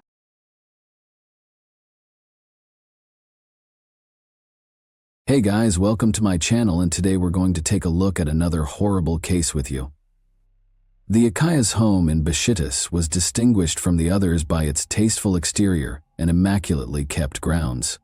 Tall gates, a broad driveway, and a pricey car were all representations of the success Halil Akaya had fought so hard to attain over the years. All of this demonstrated the affluence of its owners, but there were also skillfully hidden tensions behind those gates, in addition to money. At 42, Halil's narrative was one of tenacity and diligence. He was raised in a tiny town in southeast Turkey and assisted his father in operating the family's vehicle repair business. Halil had modest beginnings, yet he always had aspirations of greater things. Following his military service, he relocated to Istanbul and began working as a mechanic. He ultimately launched his own repair shop after gradually gaining the trust of his consumers. His company prospered and grew into a prosperous chain of vehicle repair shops. Halil gained notoriety as a self-made guy, but his prosperity also brought with it new goals. His wife, Elif, was 7 years his junior. She had aspirations of being an actor as a child, but life had other ideas. She was brought up to project a flawless image by her affluent family before relocating to Istanbul to seek a job in marketing. She had met Halil at a business function. They appeared to be the ideal match. She was attracted to his self-assurance and power, while he was enthralled by her composure. Although Elif, his beautiful and graceful bride, rapidly adapted to high society, her heart remained distant and their marriage was more of a formal arrangement. He was a wealthy businessman. Their marriage seemed perfect at first. Behind closed doors, Elif believed that their relationship was more of a partnership than a marriage. Despite the fact that they kept the appearance of a successful couple, attended social events together, and gave liberally to charity causes. They rarely spoke unless absolutely required, and spent their time in various parts of the house. While Elif concentrated on upholding their public image, running the home, and taking care of exterior family matters, Halil was preoccupied with his job. Elif decided they needed a housekeeper a few months earlier. She explained that she was too busy planning charity events, but in truth, she was just sick of doing the same old things. She discovered Isha, a young woman from a rural location who had traveled to Istanbul in quest of employment through acquaintances. Isha seemed like the ideal option for Elif at the age of 24 because she was kind, humble, and diligent. Isha rapidly became accustomed to the Akaya household's rhythms. In a tiny community in the country's east, Isha was born. Finding a position with Halil and Elif felt like a lucky break for her. who had come to Istanbul with big expectations and a determination to make enough money to support her parents. She was able to make plans for the future because of her stable income. Ace avoided involvement in her employer's issues and maintained a low profile. She was only responsible for cooking, cleaning, and maintaining order in the home. She made an effort to keep herself out of the spotlight, but it wasn't always feasible. From the day Isha started working, Halil started to express interest in her. Even though he didn't say anything outright or show any displeasure, the way he observed her and his presence near her place of employment said a lot. Isha tried her best to avoid any contact with Halil, but the tension in the house was growing stronger. Elif either didn't notice or appeared not to be preoccupied with her social obligations. Isha soon became aware that Halil appeared to be seeking reasons to speak with her. While she was cooking, he would appear in the kitchen and start making strange inquiries about her life and future goals. She gave a prompt response and made an effort to complete her task as soon as possible, but she could sense the pressure mounting. Elif felt uncomfortable with her employer's attention, but she was unsure of how to respond since she was afraid of losing her job. As a result, she was oblivious to everything that was going on in the house when she was out. Halil was dependable and predictable to her. Because their marriage was based on mutual agreements and every action and word had a purpose, she trusted him. The household went about its daily business while an invisible fissure started to grow within this steady world. Halil was working more, while Elif was occupied with organizing events and getting together with friends. Isha followed her routine and performed her housekeeping responsibilities. However, this routine was becoming increasingly disturbed. On the days when Elif had meetings, Halil was spending more time at home. His attention became obtrusive and his actions persistent, but he was cautious to hide this from his wife. Elif and Halil had no idea that their cozy lives would soon be upended. Ace continued to carry out her duties, making an effort to blend in whenever Halil was there.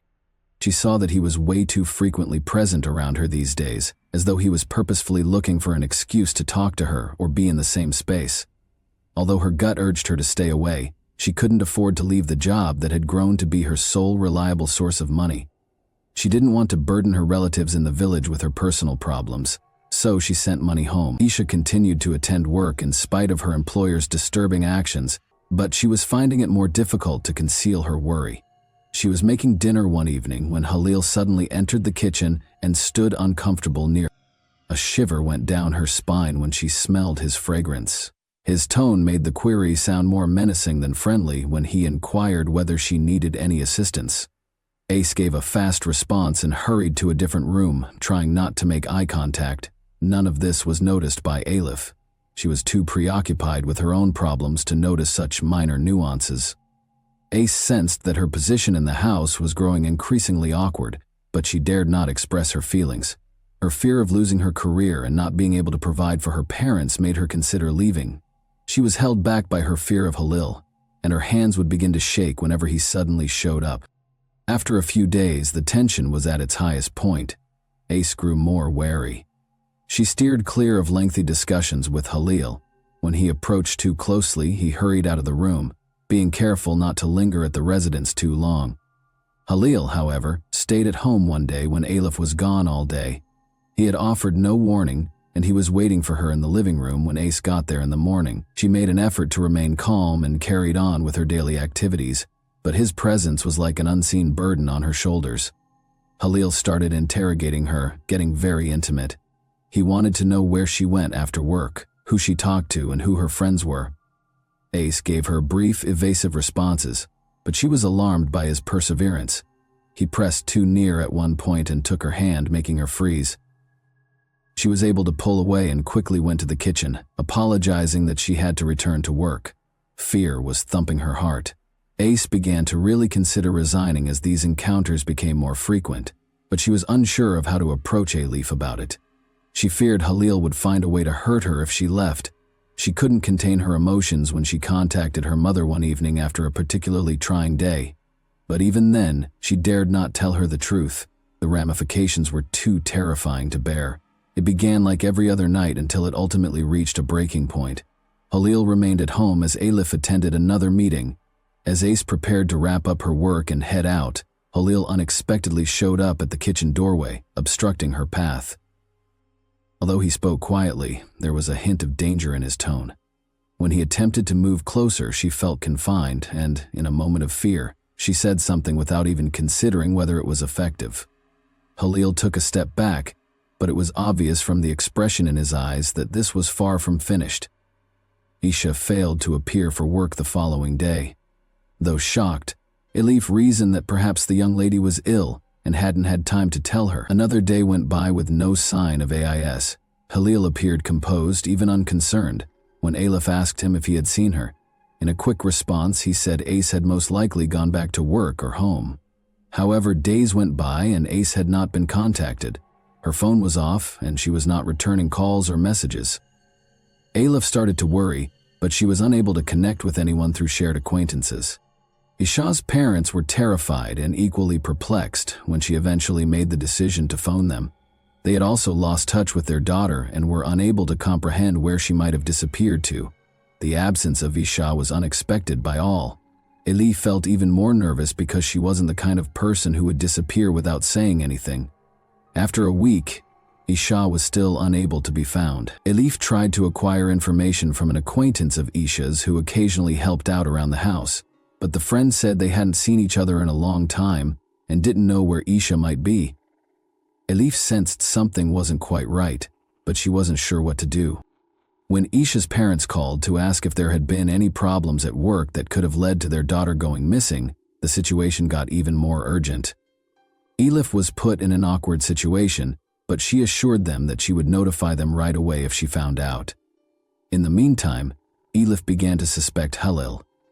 Elif started to remember how he had started staying at home more frequently, and how he had responded to Ace's departure too coolly and without showing any signs of worry, displaying an odd fascination with Ace. However, she hadn't given it any thought at the moment. Her mind was now racing with disturbing ideas. The sense that she was missing something persisted. It was one thing to have suspicions, but quite another to discover concrete evidence. She had no choice but to wait while Elif fumbled with how to contact Isha. In the early stages, the young woman's parents made the decision to call the police. Despite speaking with friends and family, investigators were unable to make any progress. They contacted Elif, who provided them with all the information she was aware of regarding Ace's dependability as a worker. Nothing was wrong, but she hadn't been seen for days and nobody had been able to find her. The police started their investigation, but it was progressing slowly because there were no signs of aggressiveness or that Ace had been abducted against her will. Even though Halil didn't typically return home so late, things took a turn when a neighbor reported seeing his car parked close to the house late at night before Isha vanished. Although it was the first tiny hint, this phrase did not yet provide a complete picture. Elif's confusion grew, and she began to question whether or not to believe her own suspicions. Halil came up to Elif one evening while she was trembling and tinkering with her phone in the living room and proposed that they speak. He brought up the rumors regarding Isha's absence, telling her to quit worrying about it because they might harm their reputation, particularly his business. Elif wanted to confront him about what he knew, but she lacked the confidence to do so. Halil had a knack for exerting pressure, and any opposition was frequently crushed by his composed, certain demeanor. She became more concerned that asking too many questions would have unintended repercussions. She agreed and promised to try not to think about it, but her nervousness persisted on the inside. Detectives began examining security footage from the area surrounding the Akaya residence and the route as the inquiry proceeded. On the day she was last spotted leaving work, Ace often took one of the cameras that recorded her. As usual, she was strolling along the sidewalk. What followed, however, remained a mystery. Her departure that evening was also captured on camera at Halil and Elif's home, but no further troubling information was found. Elif started to wonder why Halil was so composed about her leaving. What did he conceal? Elif attempted to divert her attention with her regular activities while all of this was going on, but she couldn't help but think about the young woman who was missing. She saw something strange in the garage one day after coming home from a conference. This time, some items had been moved around, as though someone had been looking for or attempting to conceal something, but otherwise everything was clean and orderly. She wanted to look more closely, but she was startled by how abruptly Halil emerged. His expression appeared harsher than normal when he questioned her why she was there. Halil maintained eye contact, while Alif muttered that she only wanted to make sure everything was in order. Then, calmly, he informed her that there was nothing interesting in the garage and that it was best not to interfere with his affairs. Although it was only a brief incident, Elif believed she was aware that Halil was supposed to be in charge of everything in their house, so why did he appear so agitated when he spotted her in the garage? She felt uneasy about something. She couldn't accuse him of anything, though, without evidence.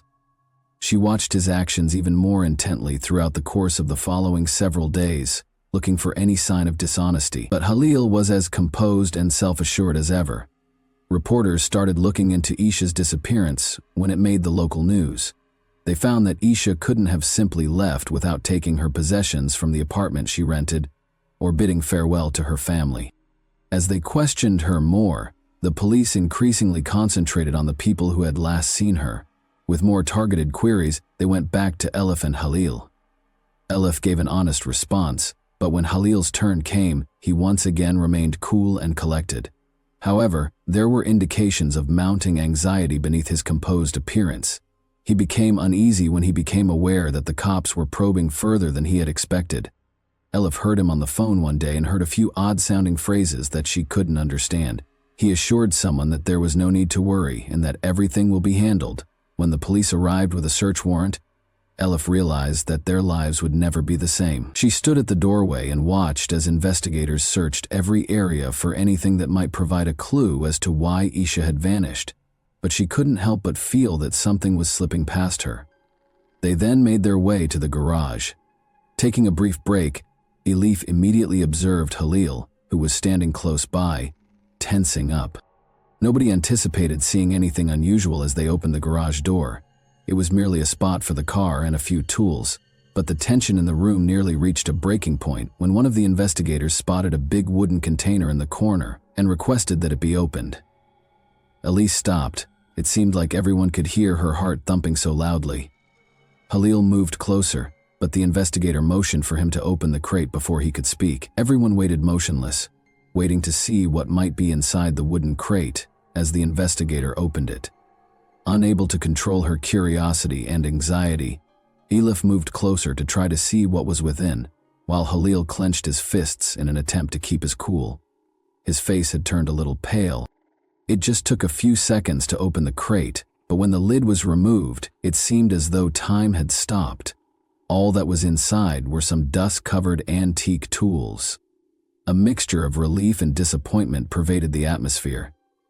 Halil pretended to find the entire situation humorous as the detectives proceeded to other areas of the garage, but Elif's suspicions increased as she observed how firmly his fingers held the phone in his pocket. After several hours of searching, nothing was discovered that might help explain Isha's absence.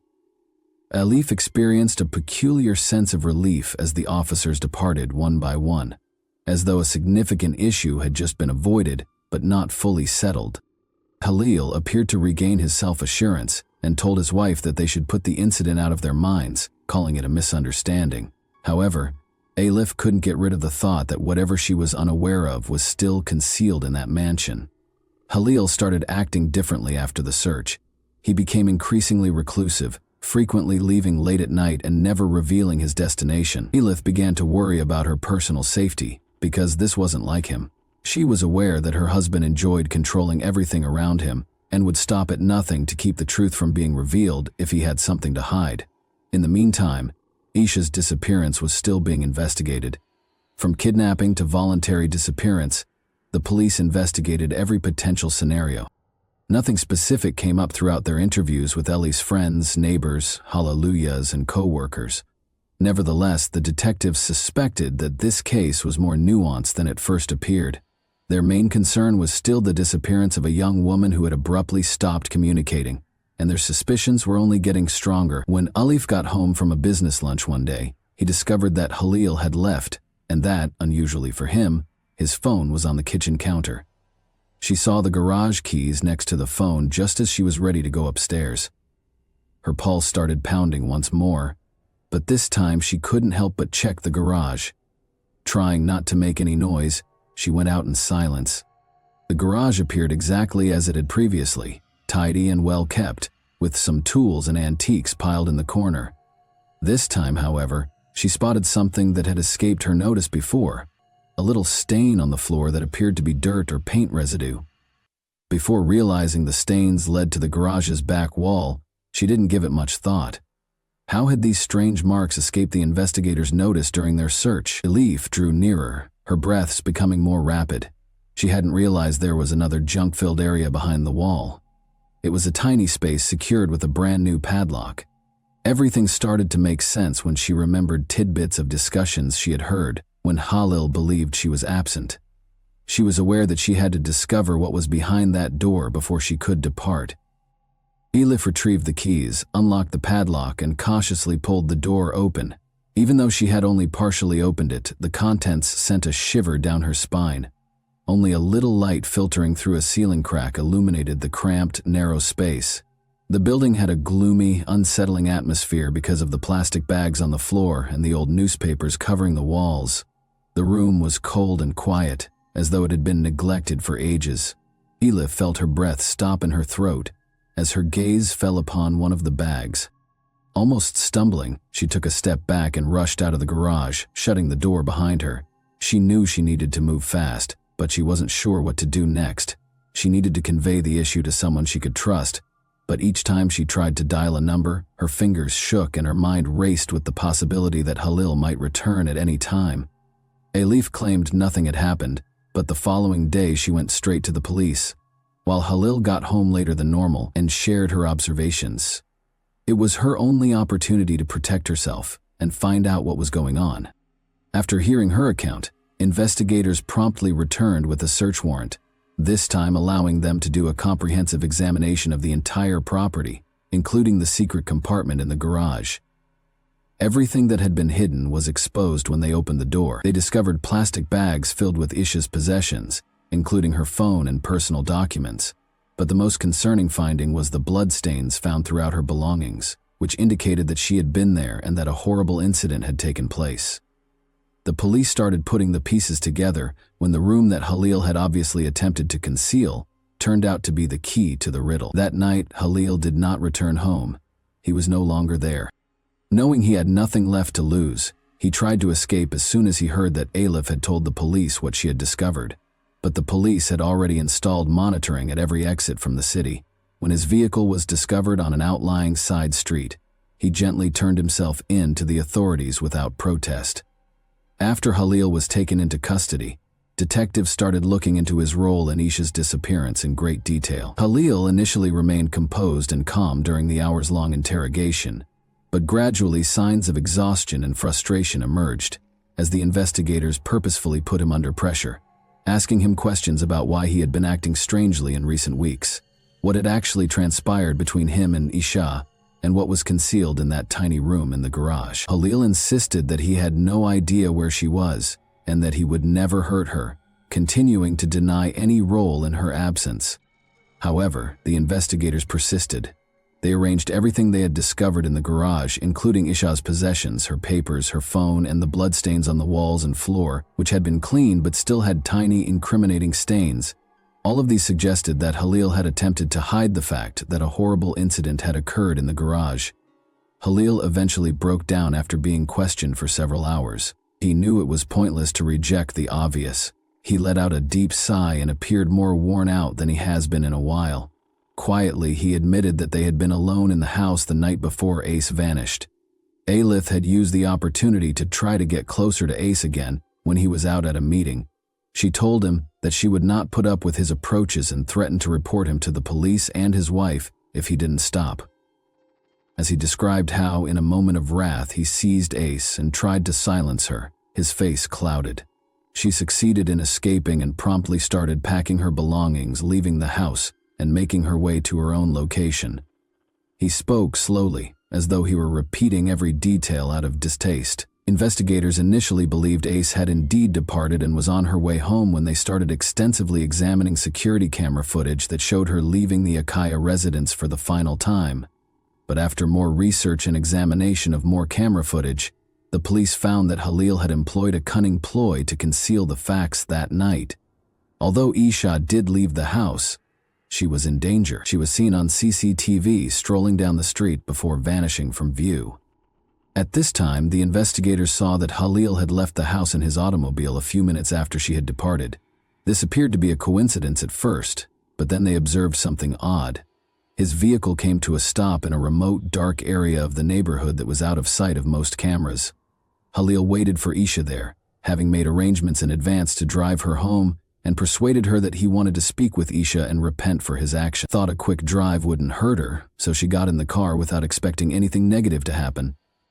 However, Khalil took her back to the house via a rear entry that was not guarded by security cameras, departing from the standard path.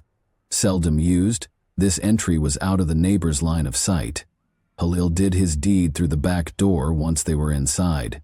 He attacked Ace first, then slammed her head into the wall so hard that she died instantaneously. He intended for the police and others to think that Isha had left the house and vanished somewhere on her way home, and that his car movements could be explained as unrelated errands. He was aware that the cameras at the front entrance had captured her leaving, which he hoped would provide an alibi if anyone began to question him. Isha was killed by Khalil, who then carefully carried her body to the garage, where he had already set up a secret location in a plastic bag. Late that night, he removed the body from the garage and moved it to an abandoned warehouse, concealing it in an abandoned warehouse. His intention was to conceal the body and fabricate a story to justify his actions. Old container, in the hopes that the questioning would not detect this position. After a protracted period of denial, Khalil eventually acknowledged, under pressure from investigators, how carefully he had organized everything to deceive the authorities and hide his tracks. Although he was confident that his plan would succeed and that no one would link him to Isha's abduction, he misjudged how closely the police would examine his driving patterns and compare them to the time frame of her disappearance. Isha's body was discovered in a horrible condition. Khalil had obviously attempted to hide all evidence, but the hints discovered at the garage scene proved his guilt.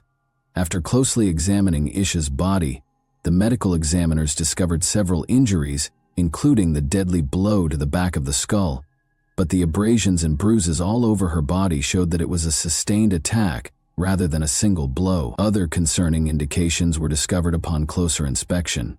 Indirect proof that Isha had experienced violence before to her death was provided by DNA analysis, which revealed residues of Khalil on her body.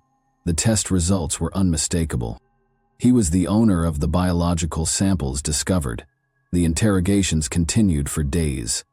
Khalil maintained over and over that he had not wanted things to spiral out of control, and that he was doing everything he could to keep his reputation intact. He attempted to persuade the investigators that his acts were motivated by intense emotion, but they were able to observe that his post-event behavior was planned and intentional. He tried to disguise his tracks, cleaned up the evidence, and carefully considered how to conceal the body. This was a well-planned crime to avoid being exposed in court, not a desperate act. Despite Khalil's calm and collected demeanor, every action and statement seemed to be the defense of a guy who had nothing left to lose. He attempted to win people over by saying that he acted out of fear and that the situation got out of hand, but nobody took him seriously. The unrelenting facts that came to light destroyed his attempts to portray himself as a victim of his own feelings. The prosecutor presented each piece of evidence against him individually, including surveillance footage, neighbor witness accounts, blood traces, and items that Isha had not been able to delete. Although she was in court, Elif's face was unreadable. She realized her life had fallen apart as she stood in the audience, listening to the testimony. By arguing that she couldn't have known her husband was capable of this, she attempted to defend herself.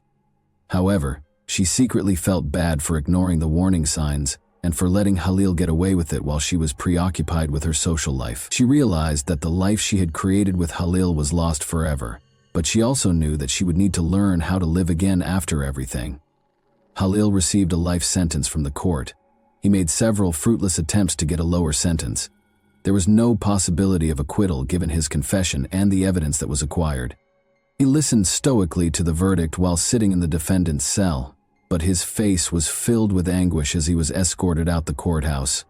He realized that everything he had worked so hard to build, his business, his reputation, his freedom, was gone forever. Isha's story was not forgotten, and everyone who followed the case continued to remember her name. She fell prey not merely to Halil's heedless passion and fury, but also to the ease with which she may have been forgotten till she vanished. It was a shock that would never go away for her family. The loss would never go away, even though they had obtained justice. Elif is looking for a new mission. She relocated to a different city after leaving Istanbul and started working with groups that supported women's rights. However, her internal wounds continued to bleed in spite of her external attempts to transform her life. She was aware that she would always be asked if she could have stopped everything if she had realized sooner. After standing unoccupied for a while, the Beşiktaş house was sold. Its walls, which had formerly concealed the appearance of a prosperous and contented life, now remained empty like a specter of the past, serving as a constant reminder to everyone that nothing is ever truly as it seems. And that wraps up today's chilling story. If you enjoyed this video, don't forget to like and subscribe so you never miss a new upload. Also, let me know in the comments what part of this story shocked you the most. Thank you for watching, and I'll see you in the next video.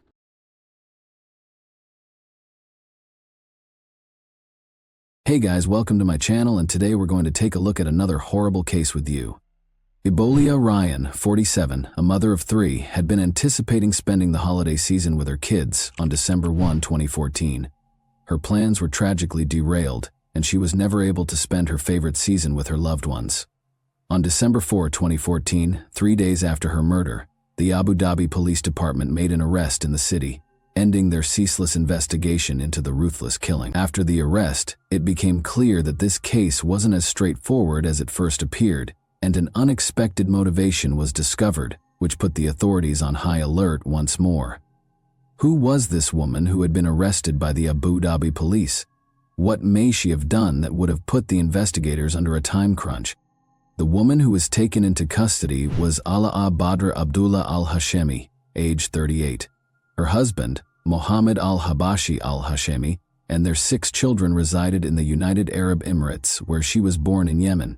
When Alaa chose to carry out a terrible act, her youngest kid was just 10 months old and her oldest was 10 years old. All of her children, young and naive, were ignorant of the evil plans their mother harbored. Alaa began implementing her ideas on Monday, December 1, 2014. In accordance with one understanding of hijab, she put on her black gloves and covered her face with a veiled niqab, a typically black covering worn by Muslim women to cover their faces. Just before 1 p.m., she left her home. Alaa went to the well-known boutique mall on Al Reem Island in Abu Dhabi that same day. Alaa was very unconcerned, even though she knew that the mall had fully operational CCTV cameras and that security was keeping an eye on her.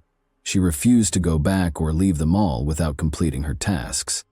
Around 1:13 p.m., Alaa went into the mall and rode the elevator.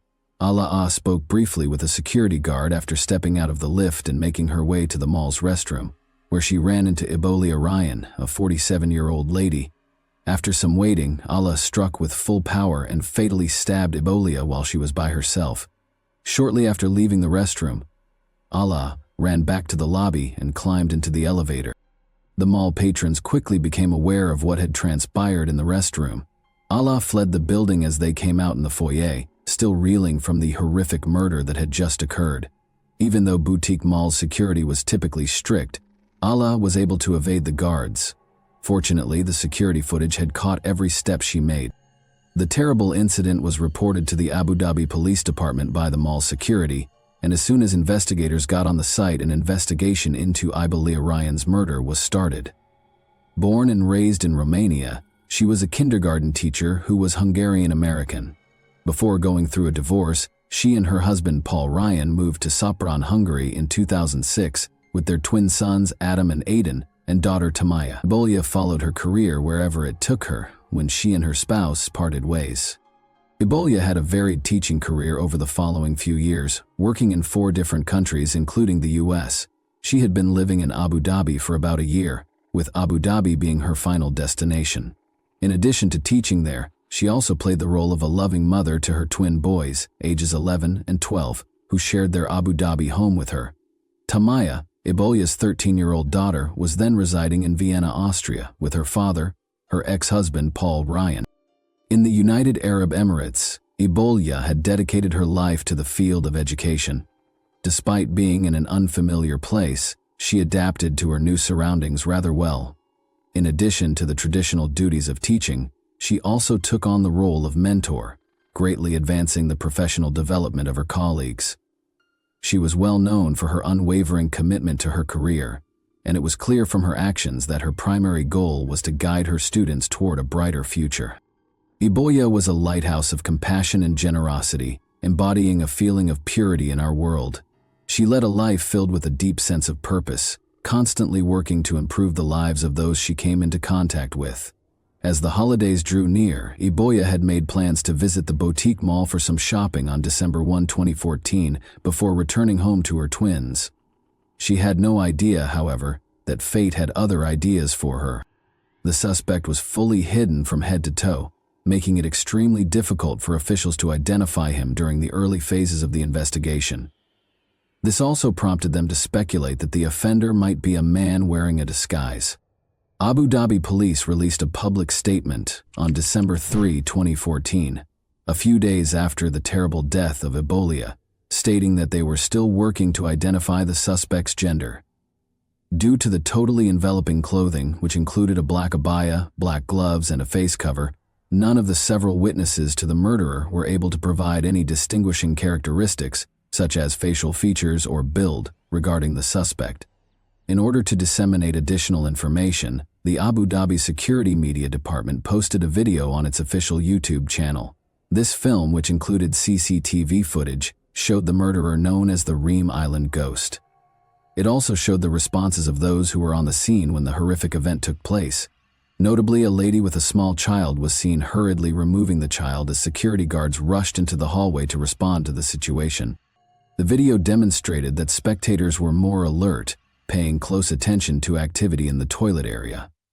An important piece of evidence was the surveillance film, which also showed the shrouded suspect picking up a newspaper, likely to hide the weapon, and walking toward the bathroom. About 90 minutes later, the suspect in the assault rushed back into the lobby, causing chaos among the customers who quickly scattered. As a security guard headed for the bathrooms, the accused assailant ignored a woman's attempts to obstruct her in the middle of the tumultuous event. After racing into the elevator, the suspect eventually ran away. A disturbing image of bloody footprints coming from one of the restroom stalls was shown on the film as it ended, providing a sense of the violent and gory nature of the murder. Ebolia, the unfortunate victim, was fatally stabbed, according to law enforcement sources. At the crime site, detectives also found a kitchen knife, which they verified was the murder weapon. When the detectives questioned the witnesses, they discovered that the two ladies had also argued violently before the murder. However, none of the detectives could tell if the attack on Ebolia was premeditated or the product of an argument gone too far. Both the official police reports and the CCTV film gave a thorough description of the culprit after the initial offense was committed. The suspect, wearing a niqab, was observed going back to her car before leaving the area. Detectives were shocked to discover that the suspect had then moved on to a residence in the Abu Dhabi Corniche, where another disturbing series of events took place. The suspect entered the premises with a tiny black luggage, as seen by the surveillance cameras at this position. She continued on to the apartment of a 46-year-old Egyptian-American physician living with his wife and 3 children, who was only known as MH. She dropped the suitcase outside their house and hurried out of the building. Additional information about the suspect was disclosed by the police footage.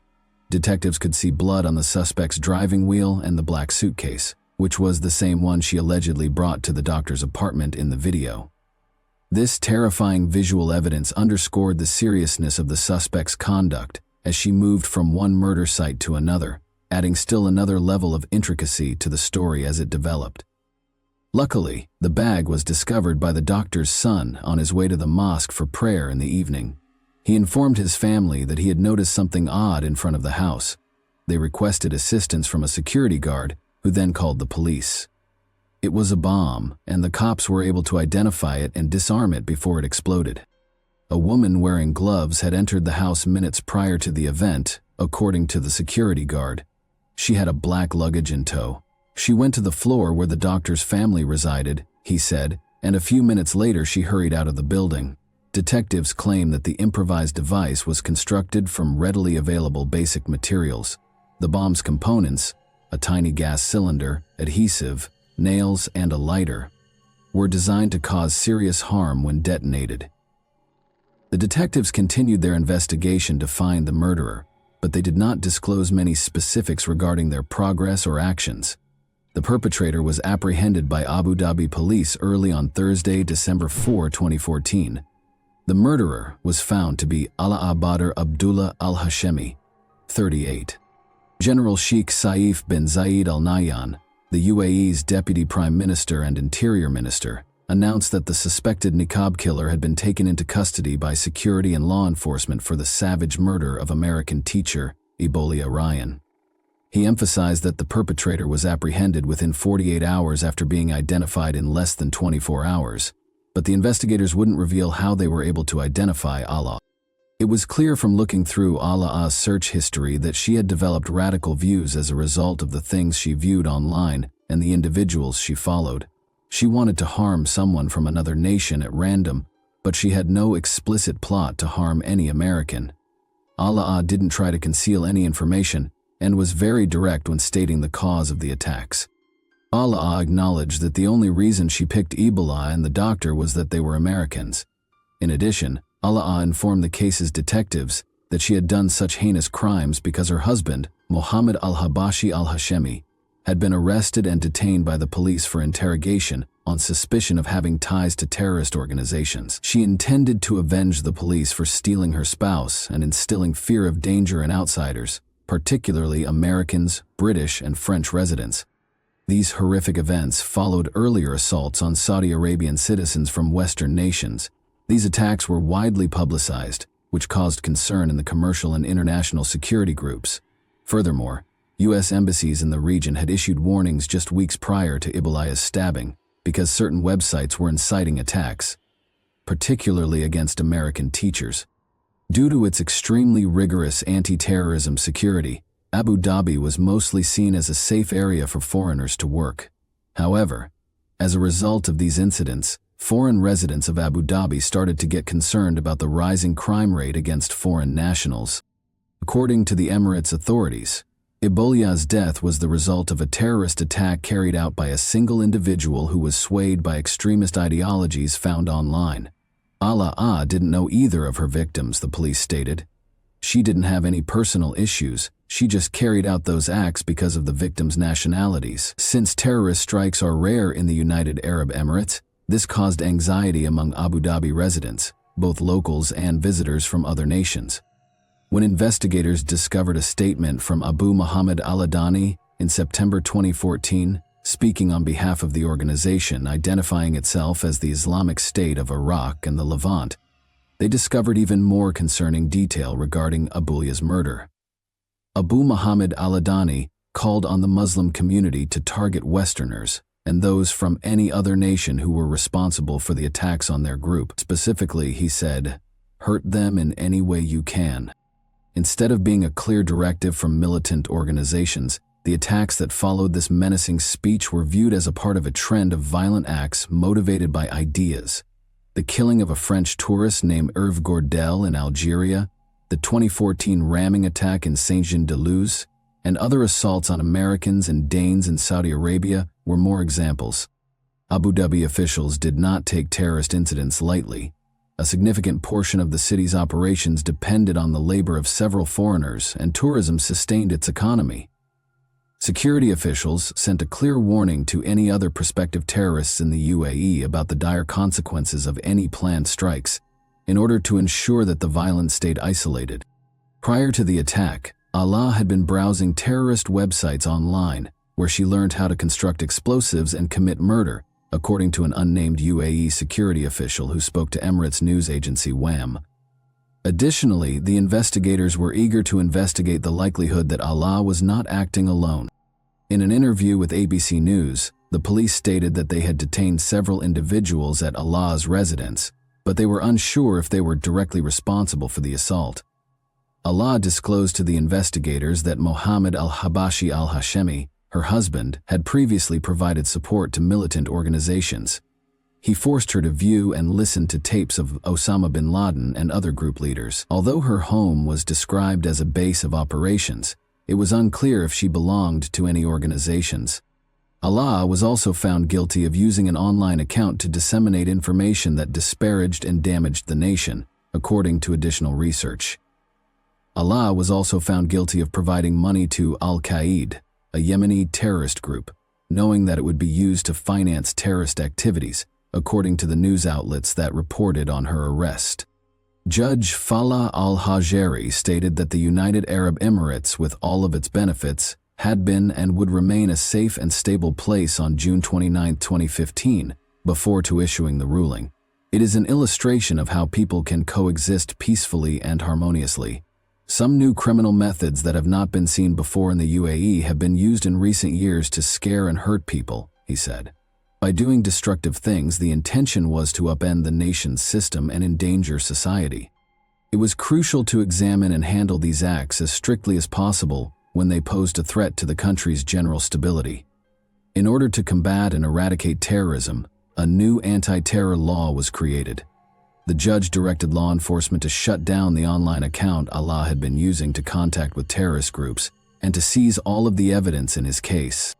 Later, on June 29, 2015, the Federal Supreme Court in Abu Dhabi found 38-year-old Ala Badr al-Hashemi guilty of killing 47-year-old Ibalia Ryan and condemned her to death. The decision could not be appealed because it was rendered by the Supreme Court. Ala's destiny was thus predetermined. Ala asked the court to give her psychological support during her trial. She claimed to have been seeing ghostly figures and experiencing weird experiences. Taking this into account, the court ordered that Ala undergo psychiatric testing. The findings, however, demonstrated that Ala was fully conscious of her acts and that her mental state had no bearing on them. Surrounded by 4 police officers, Ala remained emotionless when the court announced the verdict and sentence. She waved to her brother and father and smiled as she left the court.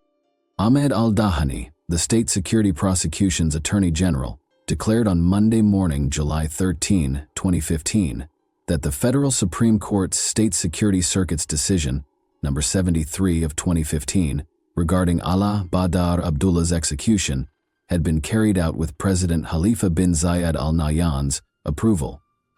The officials did not, however, reveal the manner of Ala's execution. In remembrance of Ibalia Ryan, members of the expat community in Dubai attended a candlelight memorial and talked about the impact her untimely passing had on them.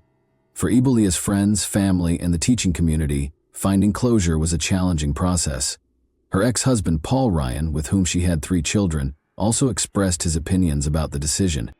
In order for Paul to take Ibalia Ryan's body back home and pay for their kids' school, a recruitment agency that assisted in getting her to Abu Dhabi launched a fundraising effort. A few weeks later, the fund was taken over by the Ryan family, who used it to support Ryan's family in Romania. Ibalia's murder, according to General Sheikh Saif bin Zayed Al Nahyan, was incompatible with the UAE's core principles. The teachings of Islam and the authentic Arab heritage were the sources of these ideals.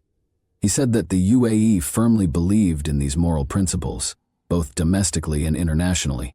He also expressed his sadness at witnessing such acts in a nation that is renowned for its safety and security.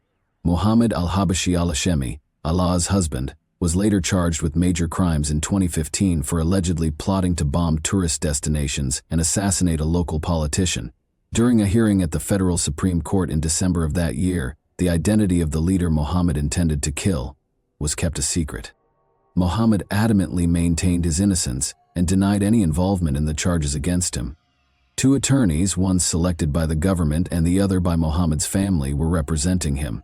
When asked to comment on Mohammed's circumstances, both attorneys sidestepped reporters.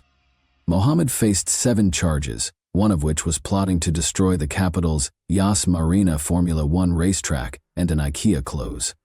He allegedly had plans to assault an American military base and tourists.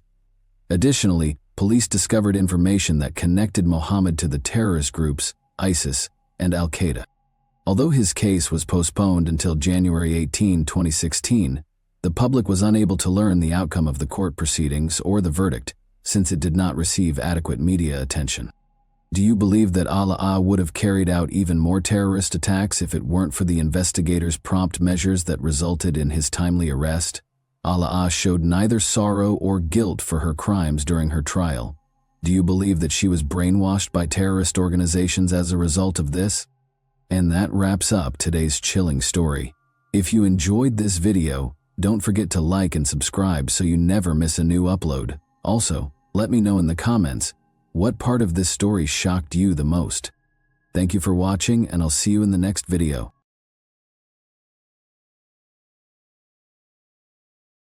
Hey guys, welcome to my channel, and today we're going to take a look at another horrible case with you. The American summer peaked in mid-July 1980. Law enforcement personnel in Kern and Ventura County, Central California, had to cope with two homicides that happened within days of one another on July 15 and 18, as the rest of the nation struggled with the heat.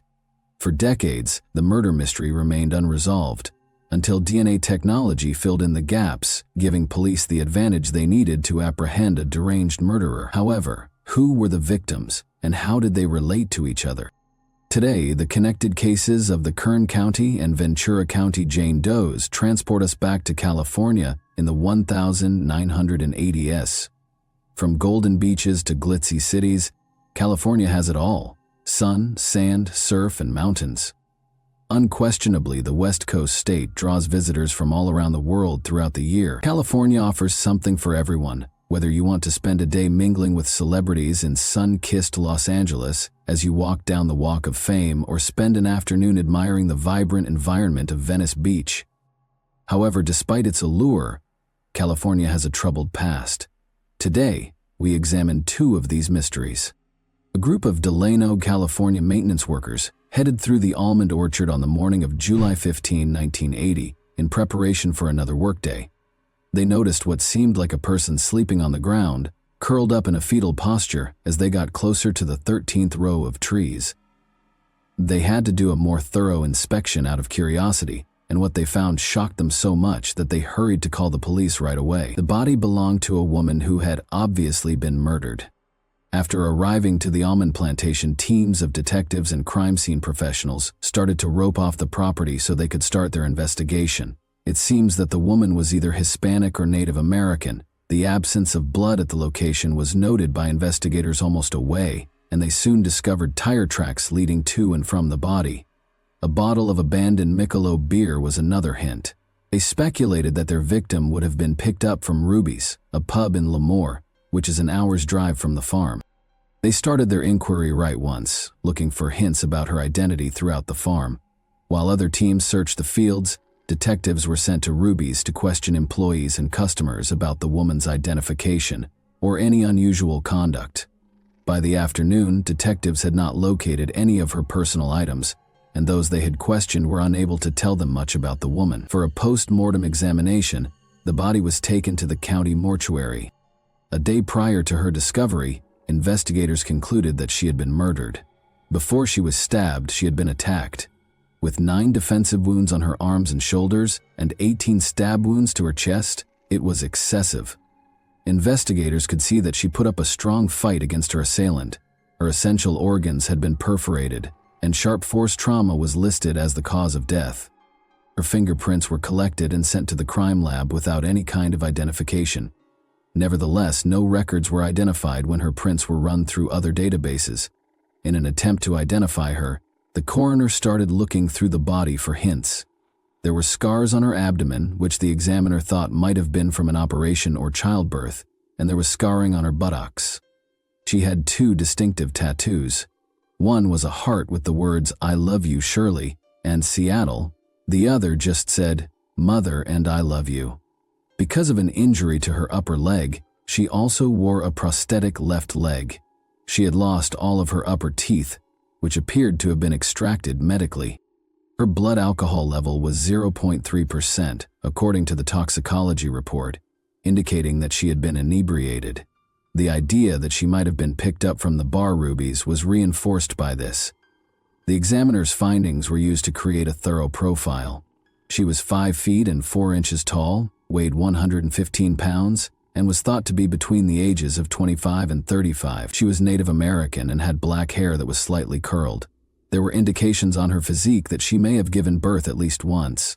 According to the tattoo, she was born in Seattle, Washington, and Shirley was either her real name or the name of a loved one. She was dressed in a pink top, blue jeans, blue socks, and white shoes when she passed away. Her body was given the placeholder name Kern County Jane Doe and held in the county mortuary until she could be identified. Additionally, investigators produced plaster impressions of the tire tracks discovered close to the victim's body and removed fingerprints from the abandoned beer bottle discovered at the scene. The victim's clothing was also removed by the forensics team, who were able to recover biological material from it. In order to screen for potential DNA that might have been transferred during the attack, they also asked the medical examiner to submit the victim's nail clippings. While the investigation was ongoing, all of these were sent for DNA profiling. However, she was only the initial casualty in what would turn out to be a multi-decade mystery. Authorities were notified of another homicide in nearby Ventura County 3 days after the Kern County Jane Doe was found. On July 18, 1980, the body of another woman was found in the Westlake parking lot of Thousand Oaks High School. Investigators discovered that the woman was either Hispanic or Native American when they got there. She had multiple apparent defense wounds on her arms and had been partially undressed. Since there was not much blood found close to the crime scene, a search revealed that she had been slain somewhere else. A trail of blood from the edge of the tarmac surface to the body's location suggested that she had been dragged from a car and taken to the parking lot. Investigators knew that nearby Kern County had seen a similar attack 3 days earlier. At the time, investigators did not think the two crime sites were connected, despite their obvious parallels. Investigators searched the surrounding area but were unable to find any hints because they could not find any tire tracks or the victim's personal things close to the crime site. When questioned, the school custodian who discovered the body was only able to say that he had discovered her while performing his regular tasks at the school. At the moment, detectives could not help but notice that she was also pregnant. Her remains were forwarded to the county coroner for additional analysis. The woman was killed 12 hours prior to her body being found, according to the medical examiner at the coroner's office. She had died by strangulation after being stabbed 16 times. The victim had also been viciously attacked. She had battled her attacker to the very last, as evidenced by the wounds on her arm. According to the coroner, she was in the 20-30 age group. She weighed between 100 and 115 pounds and was reported to be between 5 feet 1 inch and 5 feet 3 inches tall. Investigators were given a thorough profile by the coroner, which included a description of the woman and identifiable body marks. With some Hispanic, Caucasian, Sub-Saharan, and Asian descent, the victim was predominantly Native American. She had penciled eyebrows because she had chopped off her natural brows, brown eyes and black hair with bleach blonde tips. She had her ears pierced and had extensive dental work done. She had a number of birthmarks and scars, including a scar on her left knee and 2 scars from vaccinations on her left arm. She was 5 months pregnant with a boy, they were able to ascertain. Before the attack, the infant had seemed to be healthy and had received the right prenatal care. Additionally, an episiotomy scar indicated that she might have previously given birth to at least 1 child. Like the Kern County Jane Doe, she had no criminal history, and a search of national databases yielded no results, despite taking her fingerprints. The victim had been wearing red jeans, a black bra, white underwear, and a white t-shirt. Her fingernail clippings and these were also collected and sent to be tested for foreign DNA that might be used to identify her killer. While detectives awaited the results, DNA was also taken from the fetus to do a paternity test. She was given the fictitious name Ventura County Jane Doe by the county coroner. Authorities in Ventura County and Kern County put in a lot of effort over the course of the following several weeks to identify both women. Officials from Kern County went back to the pub and spoke with other local residents. Additionally, investigators appealed to anyone who might have known Jane Doe through the local media. At that point, a female caller who wished to remain anonymous and claimed to know the woman discovered in the orchard gave them a tip. The caller said that she worked as a server at a bar, went by the name Becky or Rebecca Ochoa, and had tattoos that resembled the victim's. But this tip did not lead to anything. According to several witnesses, she had been spotted in and near Lemoore for a few weeks before to her passing. These witnesses stated that the victim had been a farmhand at a nearby apple orchard. This lead did not yield any valuable information either. Investigators eventually started going to nearby tattoo parlors in the hopes that they would identify the victim and recognize the work. Although he did not personally know the work, a Bakersfield tattoo artist gave information to a tattoo parlor in Los Angeles that employed a similar method in their works. He added that there was a sizable Native American population in the region. Detectives headed to Los Angeles to follow this clue. They were back to square one after questioning the artists in the parlor and discovering that their Jane Doe had no connections to the region. Detectives in Ventura County operated under the hypothesis that Jane Doe had been abducted while hitchhiking in the vicinity of Visalia, California's College of the Sequoias. In contrast to the Kern County Jane Doe, no one appeared to remember their victim, so investigators likewise turned to the media to learn more about them. Despite distributing her dental records to many dental labs, no match was found. Without fresh leads, these paths were rapidly becoming less viable. When the paternity tests from the unborn child likewise came up empty, investigators' hopes were crushed once more. A profile that may be connected to pre-existing criminal profiles in the CODIS database was created using the DNA taken from the fetus. The father of the child, however, did not appear to have a criminal record. In the 1980s, cSDNA testing was still in its infancy, and detectives had tried every available avenue to identify both women. Despite being buried in county cemeteries, the investigators never forgot the Jane Doe's story and kept trying to re-identify them. It was found that the foreign DNA from both ladies belonged to an unidentified male. However, because they thought the killings were a coincidence, investigators kept the two cases apart. This was put away, and investigators who were tasked with handling the cold cases in both counties would periodically submit DNA results over the course of the following 30 years. A new perspective meant a different method of handling the problem. Since 1980, investigators were certain that the murderer would have committed other crimes. It was plausible that their suspect was now on their systems due to technological improvements. The DNA collected from their Jane Doe was ultimately matched by Kern County officials in 2008. Wilson Chuest, a 51-year-old guy who was already detained in California, has been connected to it.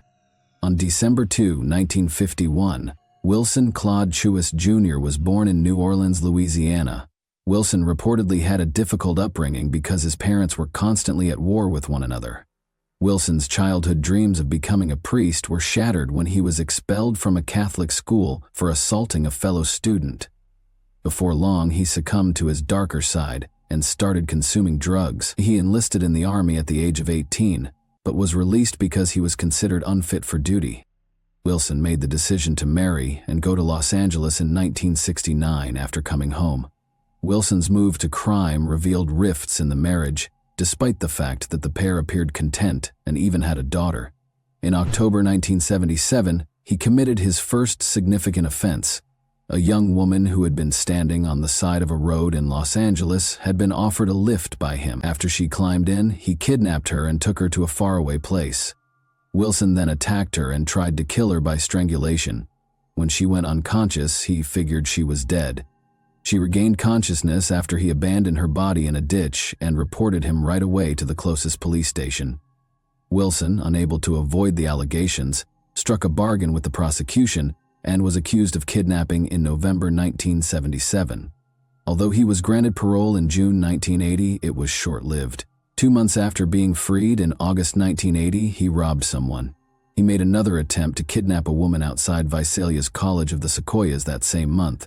He had threatened to use violence against her if she didn't comply, but 2 witnesses, who happened to be passing by at the same moment, stopped his plan. After she told him she was married, he released the woman he had kidnapped and assaulted in September 1980. In the end, he was apprehended, found guilty of all 3 offenses and given a 12-year-to-life term that same year. However, Wilson served 24 years before being granted release in 2004. However, after determining that he exhibited no remorse, the committee changed their mind. However, in 2016, he was eligible for another parole hearing. Investigators were able to connect Wilson's DNA to the DNA profile found on the Kern County Jane Doe while he was still incarcerated. He was not charged right away, though, and no explanation was ever provided. After learning that Wilson was connected to an unsolved murder in Kern County in July 1980, Ventura County officials sent the DNA profile of their cold case suspect to CODIS in 2012 so that it could be compared to any potential matches to inmates already listed on the system. It was a match in January 2013. DNA from their Jane Doe's clothing and fingernails had also connected her to Wilson Shuis. Investigators in both counties were perplexed by it because they had spent years looking into two instances that had striking parallels but were never connected. However, the struggle for justice was far from ended. DNA had not been able to identify both Jane Does, despite having connected Wilson to both killings. One of the lawyers decided not to pursue the cold case with unidentified victims when the case was handed to the Ventura County District Attorney's Office. However, John Barrick, a senior deputy district attorney, was unwilling to give up. Wilson was to be prosecuted for the killings of Jane Does in Ventura County. "I don't have to prove their identity under the laws of murder. All I need to do is demonstrate that they are human," he thought. "I felt it was worth the effort because if we don't, these women, even if we don't know their names, will never receive the justice they deserve. And there's a good chance Wilson will escape, and that is not a person who deserves to be out among law-abiding citizens," Barrick stated. On September 23, 2015, a court order sent Wilson Shuis to Ventura County while he was still in detention. He was charged and arrested on 3 counts of murder while he was being detained at the county jail, the deaths of Jane Does and her unborn child. Wilson initially denied any involvement in the attacks and killings of the 2 ladies. Barrick and a number of prosecutors from Ventura County and Kern County spent the next 3 years trying to make Wilson pay for his crimes by presenting a strong case. He was put on trial on May 14, 2018. In court testimony, 3 of the women who survived his attacks characterized Wilson as a predator. Their accounts were similar in that Wilson had approached them and enticed them into his vehicle. Patrick Scott Bell also came forward as a witness.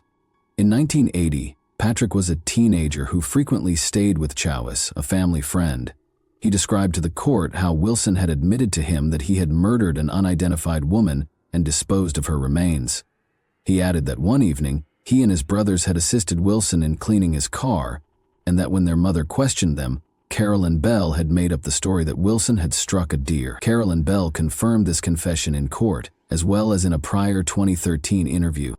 Prosecutors used tangible evidence discovered at the Kern County crime scene following the confessions.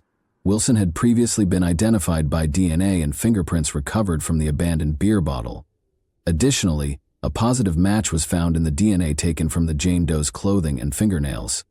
Andrei Ninjev, Wilson's defense lawyer, made a feeble claim when he claimed that his client and the women had agreed to intimacy. Additionally, he contended that there was no tangible proof of Wilson's presence at the Ventura County crime scene.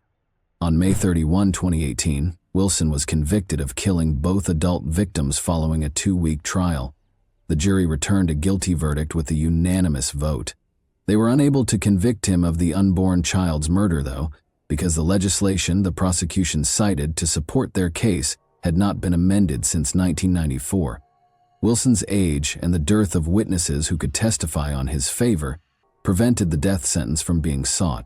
Wilson was given 2 consecutive life sentences without the chance of release on July 12, 2018. The California Substance Abuse Treatment Facility and State Prison in Corcoran is where he is presently completing his term.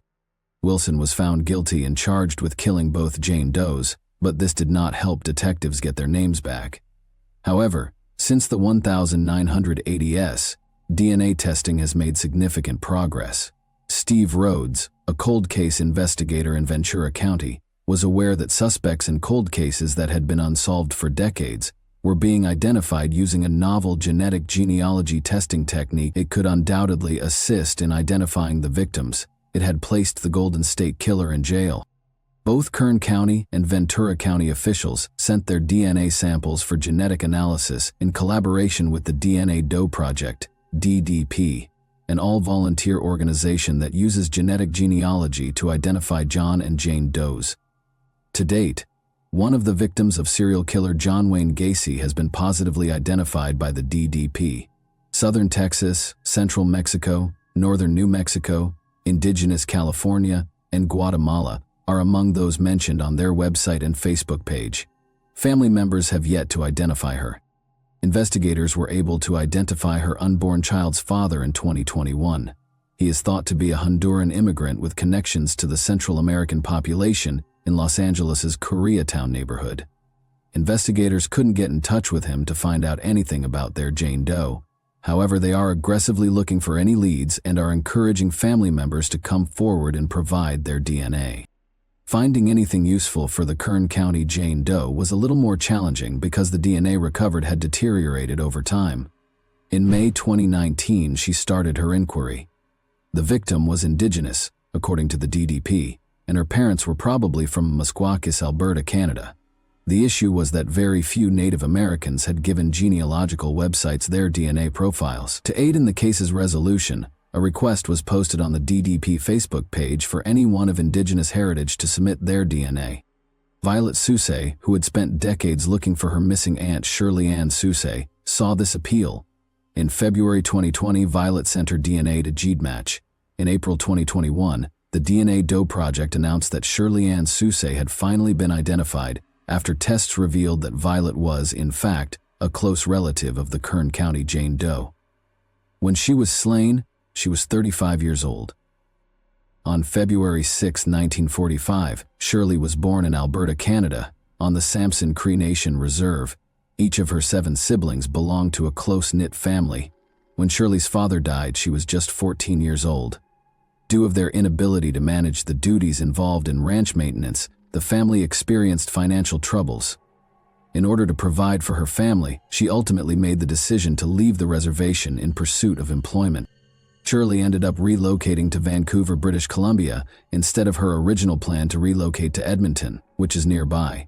She would later marry Adam Miskew here in 1963, and the two of them had a girl and 2 boys. However, things did not get any simpler.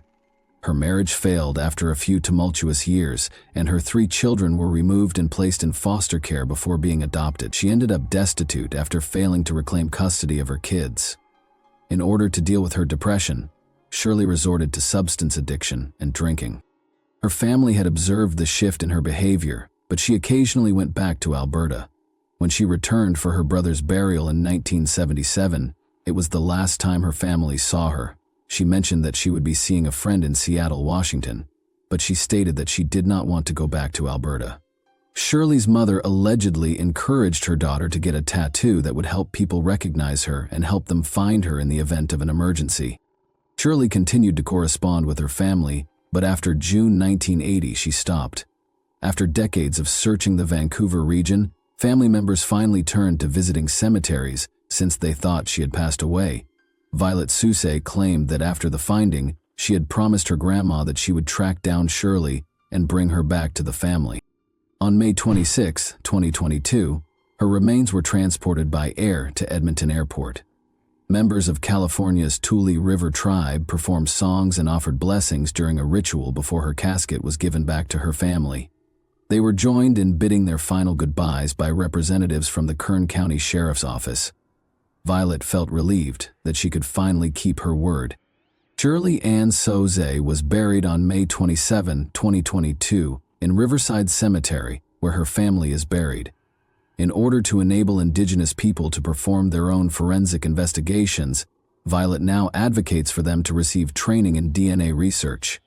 She is still collaborating with investigators to use a genetic genealogy database to assist other Indigenous families in locating their missing loved ones. "I want to give people in similar situations to that hope," she said. Even though the task looked unachievable in 1980, investigators' relentless pursuit of justice, along with developments in DNA testing and technology, has finally brought a killer to justice and offered peace to a family that had been looking for their loved one for far too long. Over half of the war has already been won. However, there is still hope for finding the Ventura County Jane Doe as technology advances. The instance of today has demonstrated that unwavering perseverance can produce incredible outcomes. How do you feel about the advancements in technology that have helped locate and provide closure to families who have been looking for answers regarding the location of their missing loved ones for years? And that wraps up today's chilling story. If you enjoyed this video, don't forget to like and subscribe so you never miss a new upload. Also, let me know in the comments what part of this story shocked you the most. Thank you for watching, and I'll see you in the next video.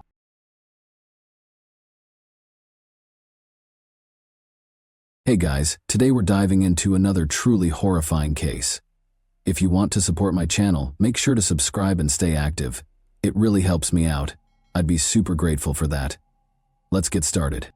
Sometimes it is hard to embrace the truth, so people make up a lie that they genuinely start to believe and persuade others of. Truth is something that exists in reality and corresponds to the actual state of circumstances. To celebrate the new year, 11 young men and 1 girl gathered in a hotel room. You'll think, strange collaboration, and you'll be correct. But hold on, one information will totally alter your perspective. Since all of the men at this party belong to a sexual minority, the 12 friends who got together to celebrate the year 2021 did so with great joy. In fact, they celebrated so well that on January 1st, the company had to take the only girl to the hospital, where doctors declared her dead. However, who was she? How did she pass away, and did anyone face charges related to her demise? However, everything is in order. You'll realize why we began this story with the idea of truth, as we dive into the previous party, practically minute by minute, and learn what transpired on that fatal night.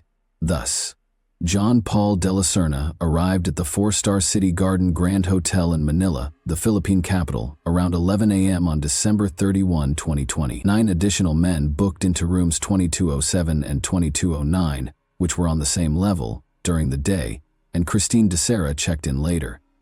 Shortly after midnight, John Paul Kalili, the hotel manager, joined the merry company. The focus of New Year's Eve night was dancing, having a good time, and drinking a lot of alcohol. When Rommel Galida awoke at approximately 10 in the morning, she saw Christine dozing off in the bathtub. He wrapped a blanket around her and returned to his slumber. She was unconscious and starting to turn blue when he woke up a few hours later. 3 friends and hotel employees drove Christine to the hospital, but when they arrived at the emergency department, the physicians just declared her dead. The only girl was dead in the morning after spending the whole night in the hotel room with the 11 guys. News.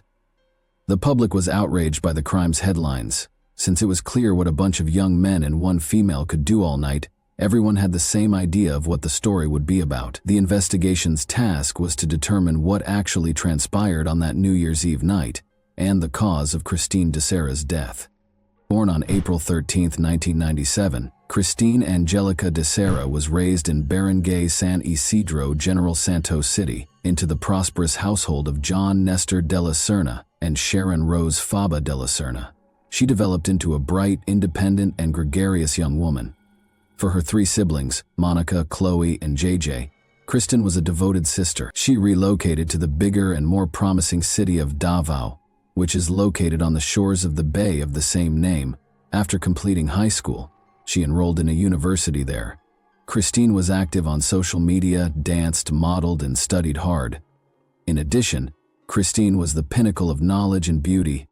She received a Bachelor of Arts in Communication, Arts with a major in Media Arts from the University of the Philippines, Mindanao, in Davao City in 2017 with honors. The girl has taken an active part in both acting and modeling. She faced off against 8 other contestants for the title of Ms. Silve Davao 2017 in the Davao City Mall run by the New City Commercial Corporation. In June 2018, she placed 2nd. From September 2017 until January, she took part in the yearly fashion show. She served as a marketing consultant for Gaisano shopping centers in Davao City, General Santos City, Tagum, Toro, and Digos in 2019. Christine has had a rich and satisfying life. Her life's ambition was realized in February 2019. She relocated to Manila in order to begin working for Philippine Airlines subsidiary, PAL Express, as a flight attendant. Desserts from Christine. December 28, 2020, was my last flight as a flight attendant. Since Christine's passing was widely reported, a lot of debates and theories were developed among the community. At first, authorities believed that Kristen was probably murdered and abused by a group of men she was hanging out with on New Year's Eve. Makati City Police charged 11 men with assault and murder in the early stages, despite the lack of autopsy results and a toxicology report. The case was deemed closed by the Philippine National Police. Suspects were identified and charges were brought against those arrested. Although 3 of the partygoers were arrested, after turning themselves in to the police, the forensic medical report provided the primary explanation for Christine's death. On January 3, 2021, Forensic Medical Officer Police Major Michael Nick S. Sarmiento oversaw the autopsy of Christine's remains at the Rizal Funeral Home in Pasay City. After the body of Christine DeSera was examined, a forensic report was released, concluding that the ruptured aortic aneurysm was the cause of death. But it also noted a linear abrasion on the girl's right thigh, along with bruises on her right arm, right thigh, knees, ankles, and right foot. During the genital examination, deep-healed cuts and abrasions were also noted. A special investigation team was established to investigate the crime according to the National Capital Region Police Department. However, Christine's family refused to believe that a lively young girl could pass away too soon from natural causes. The family of Christine DeSera revealed at a news conference on January 5, 2021, that they had read the autopsy report indicating that she died from an aneurysm. They did, however, claim that the autopsy was not complete and asked for another one. The deceased's parents have been attempting to figure out how Christine's aorta was torn. After all, the aneurysm was caused by violence or abuse, according to the police and the DeSera Family Council, so it was not a natural death, and the offenders ought to face consequences. All 11 of the guys who spent the night with Christine were recognized by the prosecutor's office. She worked with some of them. Christine was meeting other young men for the first time. They were friends of her friends. As it happened, this party was started by Christine. She organized this party with her friends and had reserved the hotel room herself a few days beforehand. Although she was aware of her daughter's friendship with men, her mother Sharon never voiced any opposition. In their family, it was accepted as normal, since Kristen had always found it easier to interact and form friendships with men. It also became customary for her and her pals to meet up because they rarely took holidays at home. Kristen was able to call her family shortly after midnight each year to wish them a happy new year and to let them know about the event that was going on at the Makati Hotel.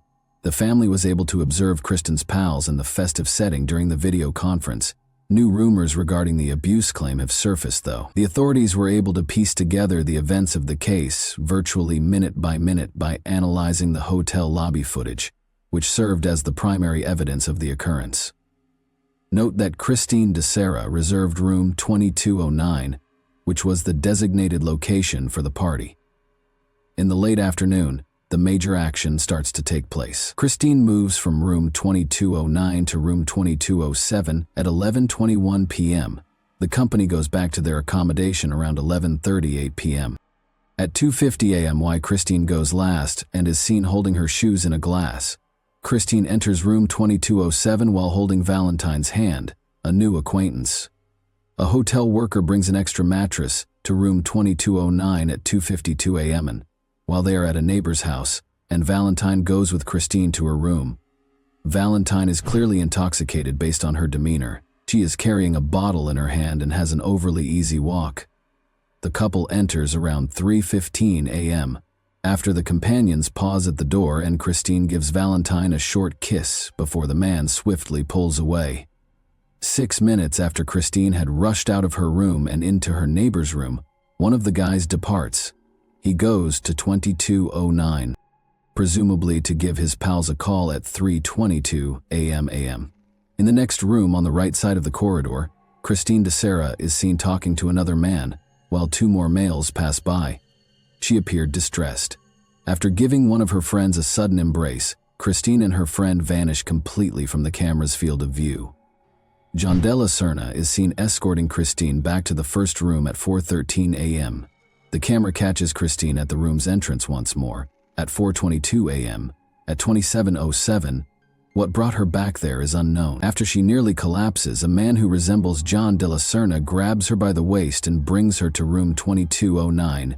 At 5:05 a.m., Christine appears to be somewhat inebriated. As Christine flees from a man who resembles Louis de Lima, the camera records her giggling. Later, they are outside of room 2207. At 6:23 a.m., Christine walks inside room 2209 with him and appears normal. For the final time, Christine appears on video alive. She is cognizant as Valentine carries her from room 2207 in his arms. Although the night was undoubtedly filled with events, the most significant reality is still hidden behind the scenes. The party went on until dawn, at around noon when Christine was discovered comatose in the bathtub. Her buddies continually tried cardiopulmonary resuscitation while carrying her to the ground. They tried unsuccessfully before calling the front desk for assistance. The head of security and the hotel management entered the room a few minutes later. Christine was lowered to the hotel's first floor using a wheelchair. Christine was escorted to the hospital by Romel Galita. Regretfully, the doctors simply mentioned the girl's passing. Romel delivered the dreadful news to Christine's mother over the phone. Despite the fact that it appears to be a fun party and that it is difficult to fit so many people in one room, the investigators suspected that the young people were using illegal substances to increase the effects of the alcohol, as they frantically moved from room to room throughout the night. Some of the inmates stated, when questioned, that just whiskey and tequila were used during the party, and that no other illegal substances were present. It is important to note that the investigation's initial focus was illegal drugs because, according to one of the detainees' testimony, Christine had concerns about the drink's composition and hypothesized that someone might have added an unidentified chemical to spike them. Guests were instructed to bring their own food and beverages, it turned out, though the post-mortem report indicated that neither alcohol nor illicit narcotics ingested the night before her death would produce this type of aortic dilatation or defect. There was conjecture that Christine's drink was poisoned and might have caused the aneurysm that ultimately resulted in her death. Since there were no illegal substances or evidence of them in the room or the suspect's personal items, the substance information was ultimately deemed unsubstantiated. The 2009 search for possible evidence in the two rooms and the adjacent room did not produce the expected results, which at least partially demonstrated Christine de Serna's brutal death. When questioned, Mark Rosales and John de la Serna declared that they would never harm Christine and openly acknowledged their unusual orientation. John further disclosed that early in the morning, Christine was already throwing up, so they had to take her back from room 2207. According to Romel Galita, he discovered Christine in their room's bathtub at around 10 in the morning. Assuming she was asleep, he just covered her with a blanket. However, he discovered the girl was blue and not breathing around midday after he woke up and went back to wake her. He hurried to his pals for support. She was taken to Makati Medical Center per the hotel's recommendation, where she was declared dead upon arrival, allegedly as a result of an aortic aneurysm rupture. The Makati City Police were notified of the death by the hospital. By that time, other men from a nearby hotel room had departed. In a separate statement to the public on January 4, the Philippine National Police stated that, despite some missing information and contradictory claims, the case involving Christine de Serra is nearly resolved. According to Police Chief Debold Sinas, 3 individuals have already been identified and taken into custody. The Makati City Prosecutor's Office ordered the release of the 3 males who are in detention on January 6 owing to a lack of evidence, even though other suspects were still being sought. The prosecution maintained that there was not enough evidence to prove Christine had been molested. They added that the police have not yet established that Christine de Serra's death was due to abuse, even if it occurred. In addition, Christine was an extra lady at the party, which was a get-together of males with unconventional sexual orientations who were all flirting with one another. Most of the people at the party, including Romel Galita, were Christine's co-workers and stewards, Sarah, at PL Airlines, demonstrating her familiarity with these individuals and their sexual orientation. The Makati City Prosecutor's Office opened a preliminary investigation on January 13, 2021, after an official autopsy verified that the 23-year-old's cause of death was a ruptured aortic aneurysm. Additionally, the prosecutor's office demanded that the police make public the findings of the victim's toxicological report, histopathic research, and DNA analysis. The claim that her daughter was not abused, however, was disputed by Christine's mother, Sharon de Serra. She stated during an appearance on a news program that a gang of men were abusing her daughter. If you're a mother and you see Christine's body, you'll likely understand the suffering she endured as a result of them. But my daughter is no longer able to speak because she is no longer alive. During the TV show, the woman voiced her opinion. As proof that the autopsy report was erroneous, Sharon pointed to the cuts and bruises on her daughter's body that were not included. Later, Christine's relatives stated that they wanted a second autopsy to refute the authorities' initial conclusion that she passed away naturally. The foundation was bruising and injuries that weren't noted in the initial report. Rick Reyes, a family representative, stated that there would be enough proof of Christine's torture from the wounds on her arms and legs, as well as from her remains. Additionally, according to Rick Reyes, they think the young lady was assaulted and drugged before to her passing. During the New Year's Eve celebration, Christine, who was already drunk, claimed that her drink appeared to have been tampered with. According to Christine's parents, they have lodged a complaint calling for Michael Nick Sarmiento to be fired immediately for egregious carelessness and incapacity in creating Christine's death certificate and forensic report.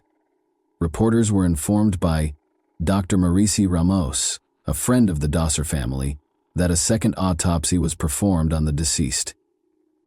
He also underlined that the Death Investigation Unit has received the biological fluids retrieved from the second autopsy and will furnish further information following a final review and compilation of all the forensic team's results. The cause of death was consistent with a ruptured aortic aneurysm, according to the pathology post-mortem results from the Southern Police District Crime Lab Division's forensic report, which was then circulated on social media. According to the official autopsy, Christina was not mistreated the night before she passed away. The aorta was the real cause of Dysera's demise. The deficiency weakened as a result of the aorta's continuous rise in blood pressure, and ultimately, the aorta burst. There was blood loss at the moment of the aortic rupture, according to the Philippine National Police Crime Lab report. Christine thus had a number of symptoms, including nausea, weakness, and perspiration. Within a few hours, she died from the blood loss brought on by the aortic rupture. According to the report, this indicates that the girl had an aortic aneurysm that ruptured, causing the lower portion of the aorta, the primary vessel that delivers blood to the entire body, to grow. This conduit passes through the chest and belly after leaving the heart. The aorta is the largest conduit in the body, so if it bursts as it did in this instance, a person could lose a significant amount of blood and possibly pass away. The fact that Christine's aneurysm did not happen recently was also mentioned. It began many years ago. According to the article, dilatation existed long before she passed away and is a chronic illness. Even if she hadn't passed away that tragic night, she would have perished in any situation when her blood pressure would have increased to the point where the aneurysm ruptured. Christina Dysera's undetected hypertension was further confirmed by the autopsy, which also showed that her heart was larger than a healthy heart. Although it is generally accepted that the girl died of natural causes, the 11 young men who attended the party and genuinely attempted to provide Christine with first aid were shamed and persecuted as criminals as a result of the pervasive false information. Since then, all 11 of the men who were initially charged have been freed. In an attempt to correct the problem, the Makati City Prosecutor's Office stated that suitable proof could not be obtained at the time of the publicity and that the evidence offered was insufficient to prove that Christine Dysera had been abused. As a result, they had to construct a version based on indications of the victim's physical decline. 2 further suspects also claimed that they were coerced by the police into making up a story about the presence of illegal narcotics at the scene. Party on New Year's Eve. Another tale participant described how his kiss with Christine, which was caught on camera the night before she passed away, was captured. The man claimed that Christine was the one who started it, but he made an effort to push her away. When the flight attendant's body was discovered, law enforcement officials came under fire for failing to do a comprehensive toxicological analysis.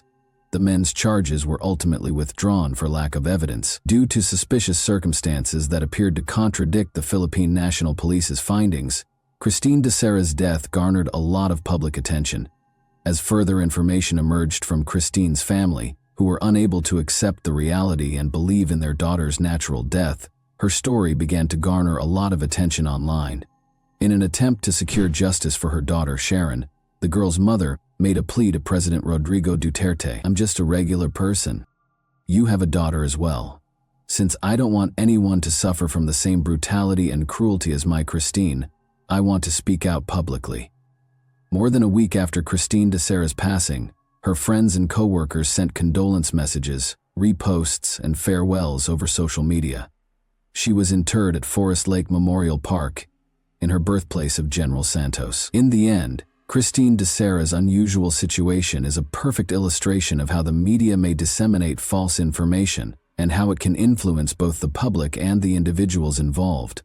The story's goal as it nears its conclusion is to return to the truth, which will eventually, in one form or another, assume its rightful place.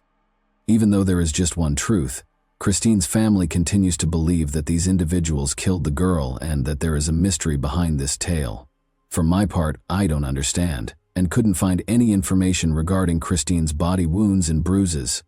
Why was it kept quiet? Despite having cuts and bruises, it appears that Christine's death was caused by an aortic rupture, brought on by heart disease rather than by those injuries. As a result, they ignored her body's wounds. You guys are the judge. However, I think there are a lot of strange and inconsistent things in this case. I hope Christine's family comes to terms with the irreversible loss, because young men, guilty or not, will spend the rest of their life remembering the same depressing tale and coming up with justifications. Thanks for watching, everyone. Your support means a lot to me, and you can help my channel grow by hitting that like button, dropping a comment, and sharing this video. Your engagement really makes a difference. See you soon.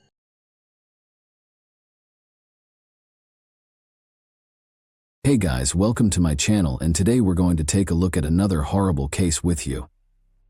Not a good morning. Early on July 4, 2011, a woman's body was discovered 5 miles outside of Wayland, Massachusetts. A woman on a bicycle who happened to be passing by a swampy region made the discovery. She was enjoying the view as she rode. All of a sudden, something strange and fantastic caught her eye.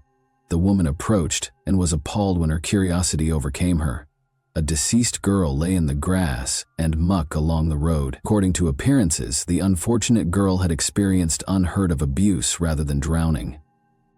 She had a bungee cord twisted in her hair and an obvious wound on her neck. In an attempt to control her excitement, the bystander reported what she had witnessed and called emergency personnel. Her intentions for the day abruptly changed. She waited for the police, putting aside her business. After examining the body and pulling it onto dry land upon arrival, law enforcement officials promptly transported it for forensic analysis. The girl's appearance had not changed much because she had only been in the water for a short while. Officers identified 18-year-old Lauren Astley, who had been on everyone's wanted list since the night before. When Lauren didn't come home or show up for a meeting with friends the day before, she was reported missing. On July 3, she entered the shopping mall where she worked as a sales clerk at around 10 a.m. and CCTV footage showed her exiting the premises at 6:45 p.m. after her shift was over. At this point, it was proven that Astley was speaking on the phone. Unfortunately, she wasn't seen alive again after that. No one ever heard from her. Malcolm, the heroine's father, then started to worry. Ultimately, his daughter was known for being reliable and on time. She would not alter her route arbitrarily. At best, she would have mentioned that she was running late. Therefore, if she had stated that she would arrive home by the scheduled time, she would have done so. Mr. Astley promptly reported the disappearance to the police after realizing that something negative had occurred. The police officers began the search right away and didn't wait for the appropriate amount of time. The girl's friends and family also joined in at the same time. Word of mouth, incidentally, spread swiftly, and acquaintances quickly learned that she was missing. Soon after, a red Jeep belonging to the missing was discovered in the local beach's parking lot. Her personal items, including a laptop and a pocketbook, were inside the car, which had its windows down, but not in it was the girl herself. Furthermore, it was unclear where she may have gone after abandoning the car in such a risky manner. Malcolm headed straight to the location where he attempted to determine his daughter's whereabouts after learning of the car's finding. Seeking her as though she had drowned, he strolled along the shore and threw a flashlight into the water. After him, Lauren's pals showed up. In an attempt to be the first to see her, they made the decision to stay the night at the location. They searched the region all night long, wondering where Lauren had vanished to. The young men had no idea where to look for her or what to think. But none of them could have predicted that Lauren had suffered an irreversible injury. The scene appeared to be something out of a movie. The person you were conversing and joking with a short while ago couldn't simply vanish in that manner. Lauren's body was discovered less than 12 hours later. Her father was the first person the officers phoned. They were invited to attend the identification, and told about the awful discovery. Despite his final refusal to accept that the girl on the pathologist's table was his daughter, Malcolm finally came to his senses and acknowledged his child. His young, intelligent girl, who had just had her entire life ahead of her, lay before him. The man's heart was wounded by unbearable pain. However, nothing could be reversed or reverted. He now had two crucial tasks to complete: inform his ex-wife of the tragic news and identify the person responsible for his daughter's death. No one in the city believed what had happened when the depressing news got out. Lauren had no enemies or ill-wishers, according to a united voice of family and close friends.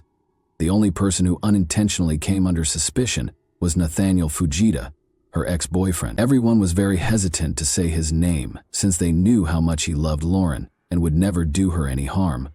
But the deformations that occur to someone who has experienced a breakup are different, and you never know what can happen to someone who can't let go of the past in their first love. A person's first love is a powerful emotion that enters their life. It shifts. The normal way of life is totally destroyed. Such feelings infuse reality with new hues while nourishing and inspiring.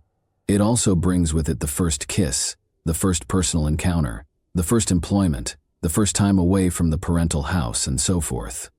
When some feelings are superimposed on others, it's a very vivid part of life. But this kind of love is frequently short-lived. When circumstances separate two people, they break up.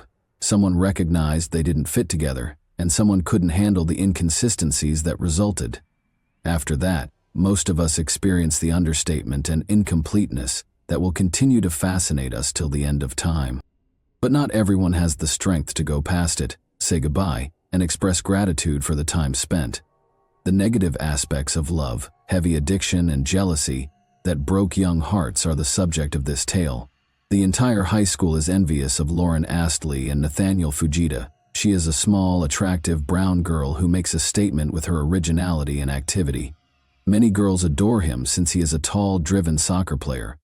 Young individuals showed themselves to one another, even though they had known one another from childhood.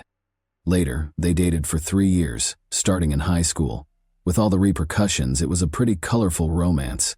They would argue and then reconcile, they would split up and then reunite.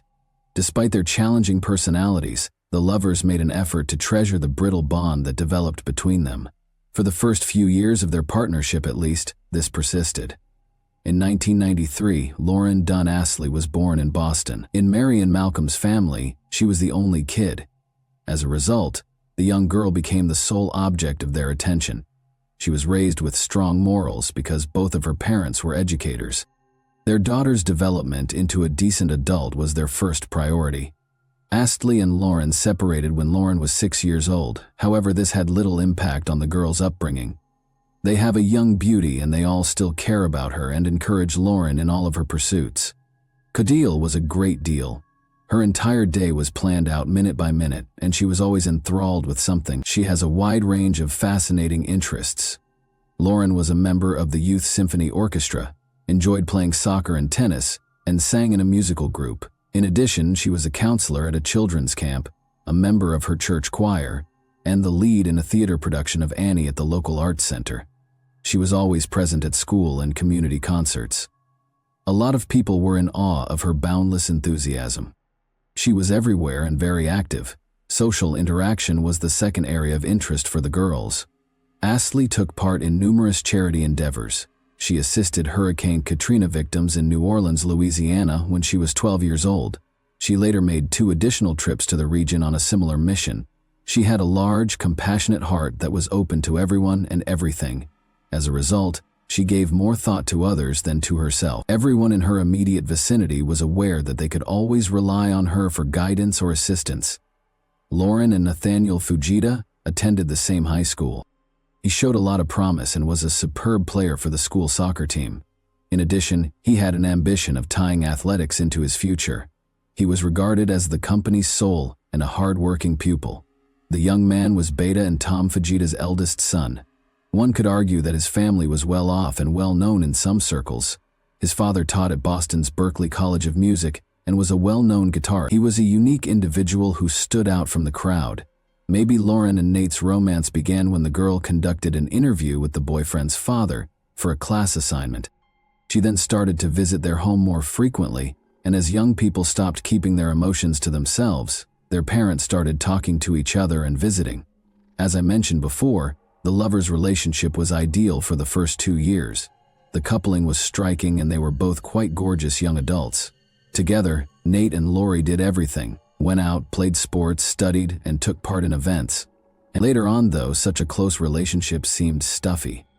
The guy controlled everything and wouldn't let the girl go any place by herself. He frequently saw things that weren't there because he was so envious of her.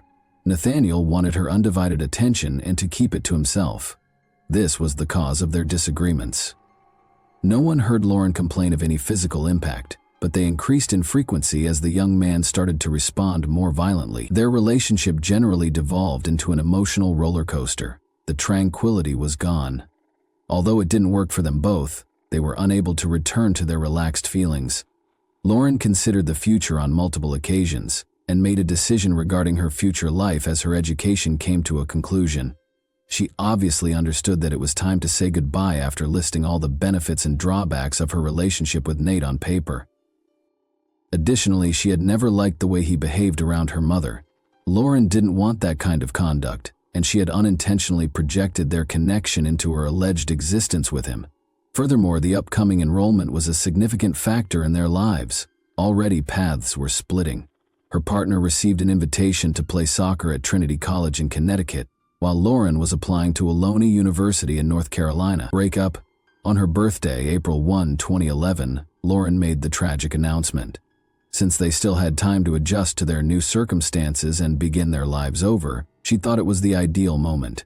Everyone was going to be busy and make new friends, which would help them forget about their depressing thoughts. But Nathaniel didn't have the same goals as Lauren.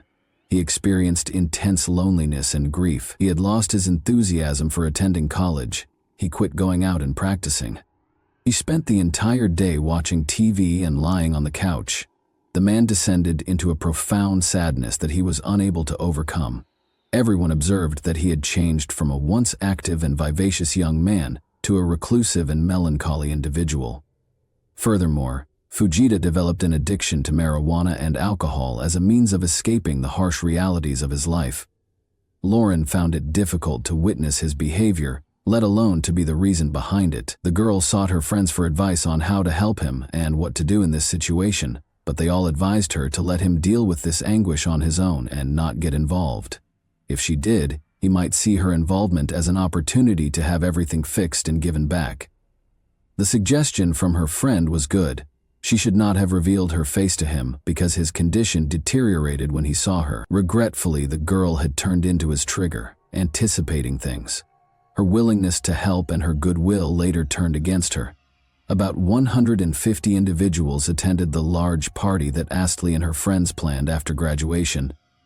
Young people danced and enjoyed themselves with the invitees during the event, which was hosted under a large dome. Additionally, it was revealed that Nathan, the heroine's ex-boyfriend, arrived at the party intoxicated and observed Lauren dancing in the center of the dance floor. She asked him not to disturb her or ruin the celebration when he tried to talk to her. It was useless to engage in idle chatter. It has all been said before, multiple times. Second, she didn't want to talk to him while she was in that state. The man, however, followed her and requested that she begin anew. His attitude deteriorated with every minute that went by, and his aggressiveness became more pronounced. He got so enraged at one point that he moved aside and struck the pole supporting the structure as hard as he could. The building stumbled and fell in reaction. The festivities were utterly destroyed. Everyone was upset and wanted Nathan to leave the gathering.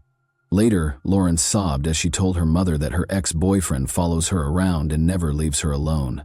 The girl went on to say that he acted disgustingly and wouldn't let anyone dance with her at the graduation function. The fact that she was content without him infuriated him. Be suspicious. Questioning everyone Lauren was connected to in one way or another was the first thing the police did after learning she was missing. Every path went to Fujita. He was the only one who appeared to have an incentive to hurt her. But his whole entourage told her that was not the case. Officers have, however, frequently seen situations in which criminal activity was committed by those who were not expected to do so. At the door, Nathaniel and his mother greeted the detectives. The youngster was perplexed throughout the chat. He seems impressed by his beloved's abrupt exit. He said that he had lately seen her at around 7 o'clock. After a pleasant talk, the girl drove away after stopping by him in her car. The man said that their talk lasted no more than 5 minutes. Furthermore, the young man stated that he was at home and did not leave when Lauren vanished. His mother concurred with her son's statement, although it was challenging to verify his alibi because he was alone himself at the time. Mrs. Fujita acknowledged that on the day she paid her a visit, she had also run across Nathan's ex-girlfriend at the shopping center, where the latter was employed part-time. Her son had changed, and the mom was upset by this. She wanted Lauren to speak with him for that reason. In actuality, the young man's parents had previously sought out a psychiatrist for assistance, but his efforts proved fruitless. Their boy simply existed and had lost all interest in life. In order to go on, Beta thought Lauren's remarks would give him courage, or at the very least a sense of masculine pride in himself. Lauren's preparations were derailed by the request, but nobody was aware of it because the meeting wasn't expected to last long. It found out that she and Nathan had spoken on the phone just after the meeting with his mother, as captured by the mall's security cameras. The girl called her ex-boyfriend and set up a visit for 7:05 p.m., since she was still worried about him. The information that Nathaniel and Beta gave the police officers was undoubtedly helpful. Ashley drove up to Fujita's house and texted him, saying, "Here," but it was unclear what happened to Lauren after that, or why her car was abandoned on the beach. When the poor girl's body was inadvertently discovered in the swamp in the morning, the case became more obvious. The police decided to pay Nathan another visit because they were certain that the girl's body most likely belonged to Lauren Astley. He wasn't at home this time, though. His presence was unnecessary. The officers did, however, have a search warrant. Need proof to support the investigation's account on the ex-lover's role in the murder. The garage was the first area examined. Skilled experts quickly demonstrated that something negative had occurred in it.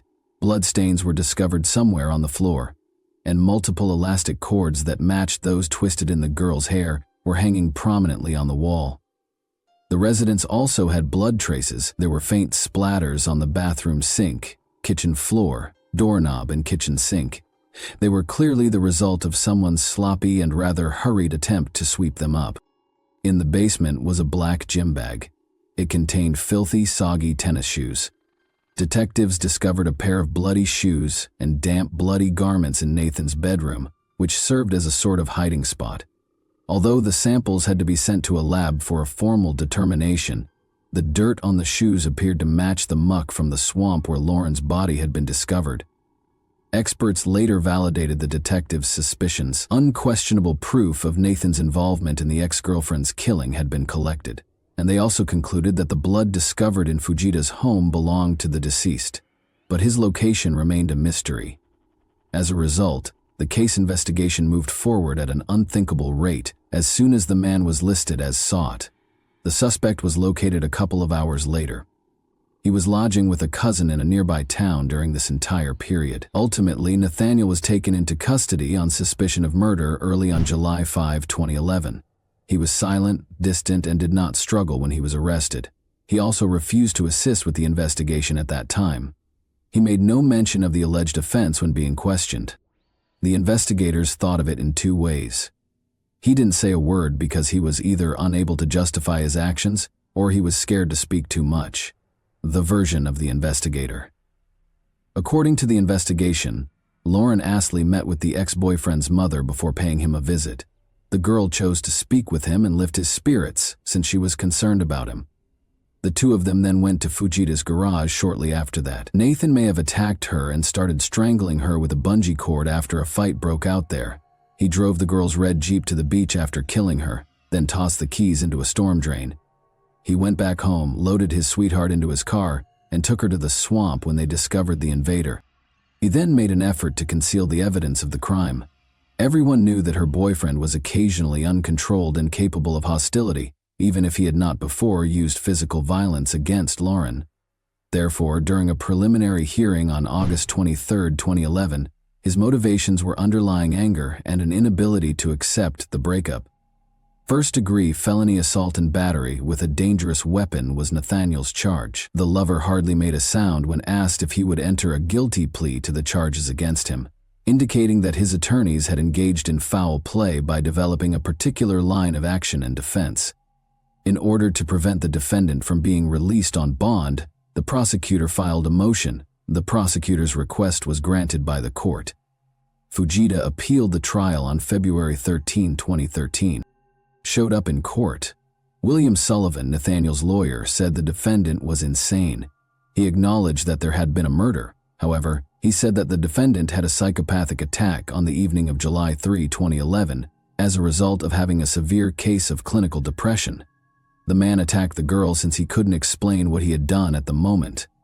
The defender's statements on Nathan's behavioral changes were corroborated by his friend. They disclosed that he had undergone a significant transformation and had ceased to be present at the organization. The fact that he had previously simply been tired of soccer and had never missed training, even when ill, astounded everyone. Additionally, he lost interest in something that had a significant role in his life after splitting from Lauren overnight. At the court hearing, Fujita's psychiatrist also gave a statement. He was the one who made the diagnosis and recommended treatment and medication. But Nathaniel declined. It was alleged throughout the trial that the athlete's several repetitive head injuries were the primary cause of the defendant's mental health issues, and that the breakup made matters worse and caused a violent seizure. However, the defense lawyer's arguments were not supported by the prosecution.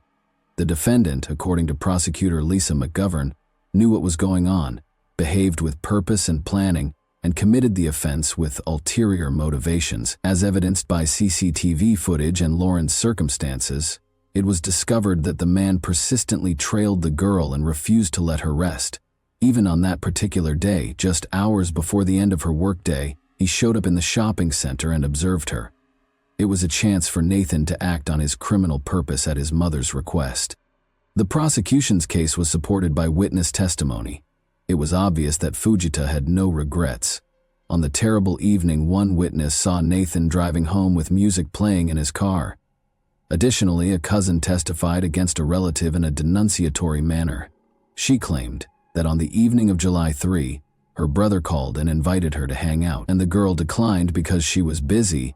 He became quite irate and claimed that he wanted to divert his attention, but it didn't seem to be working. When word of Lauren's passing spread the following day, his cousin got in touch with him once more. He said that no one would ever know the truth about her death or the whereabouts of the murder weapon when she asked him if he knew. He also acknowledged that he had traveled to the local beach in the ex's vehicle. As a result, the sister convinced Nathaniel to surrender himself up after realizing his involvement in the tragedy. As it turned out, there was one odd episode in 2009 when the young folks split up once more. Lauren attended the disco with her friends. One guy was open about his interest in her. Lauren chose to give a new admirer a chance after the breakup, and they even shared a kiss. Nathan noticed this and threw his fists at his opponent. If the young man ever approached Lauren again, he would slice his throat.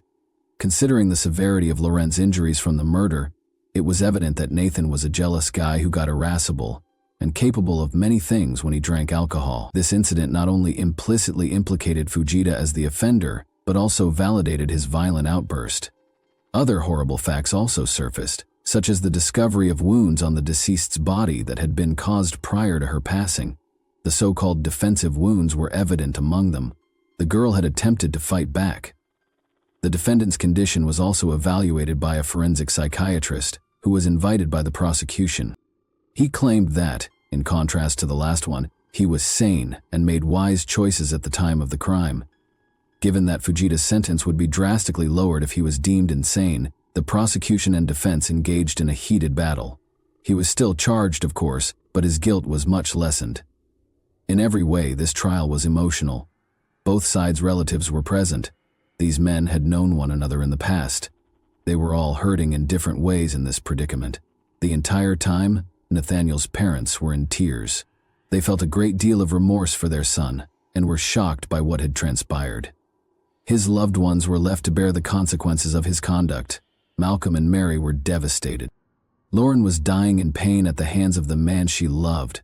They had lost their only daughter too soon. After cutting and tightening the cord around her throat, Experts determined that the girl had survived for a few minutes. Lauren's mother wanted to know how long the verdict and subsequent life had been planned, as well as why this had occurred to her daughter.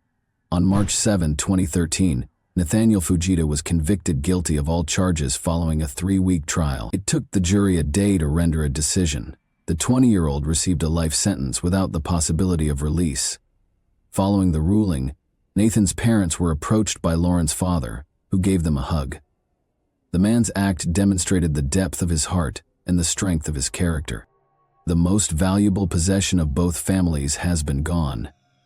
The Lauren Dunn Astley Memorial Fund was later created by Mary and Malcolm Astley to educate teenagers about positive relationships. They think Nathaniel could have avoided the crime he did.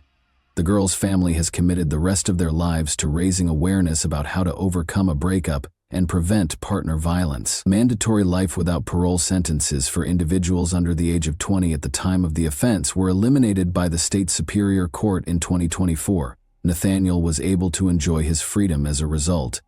Given that he permanently took the life of an innocent girl and denied her parents happiness and tranquility, is that fair?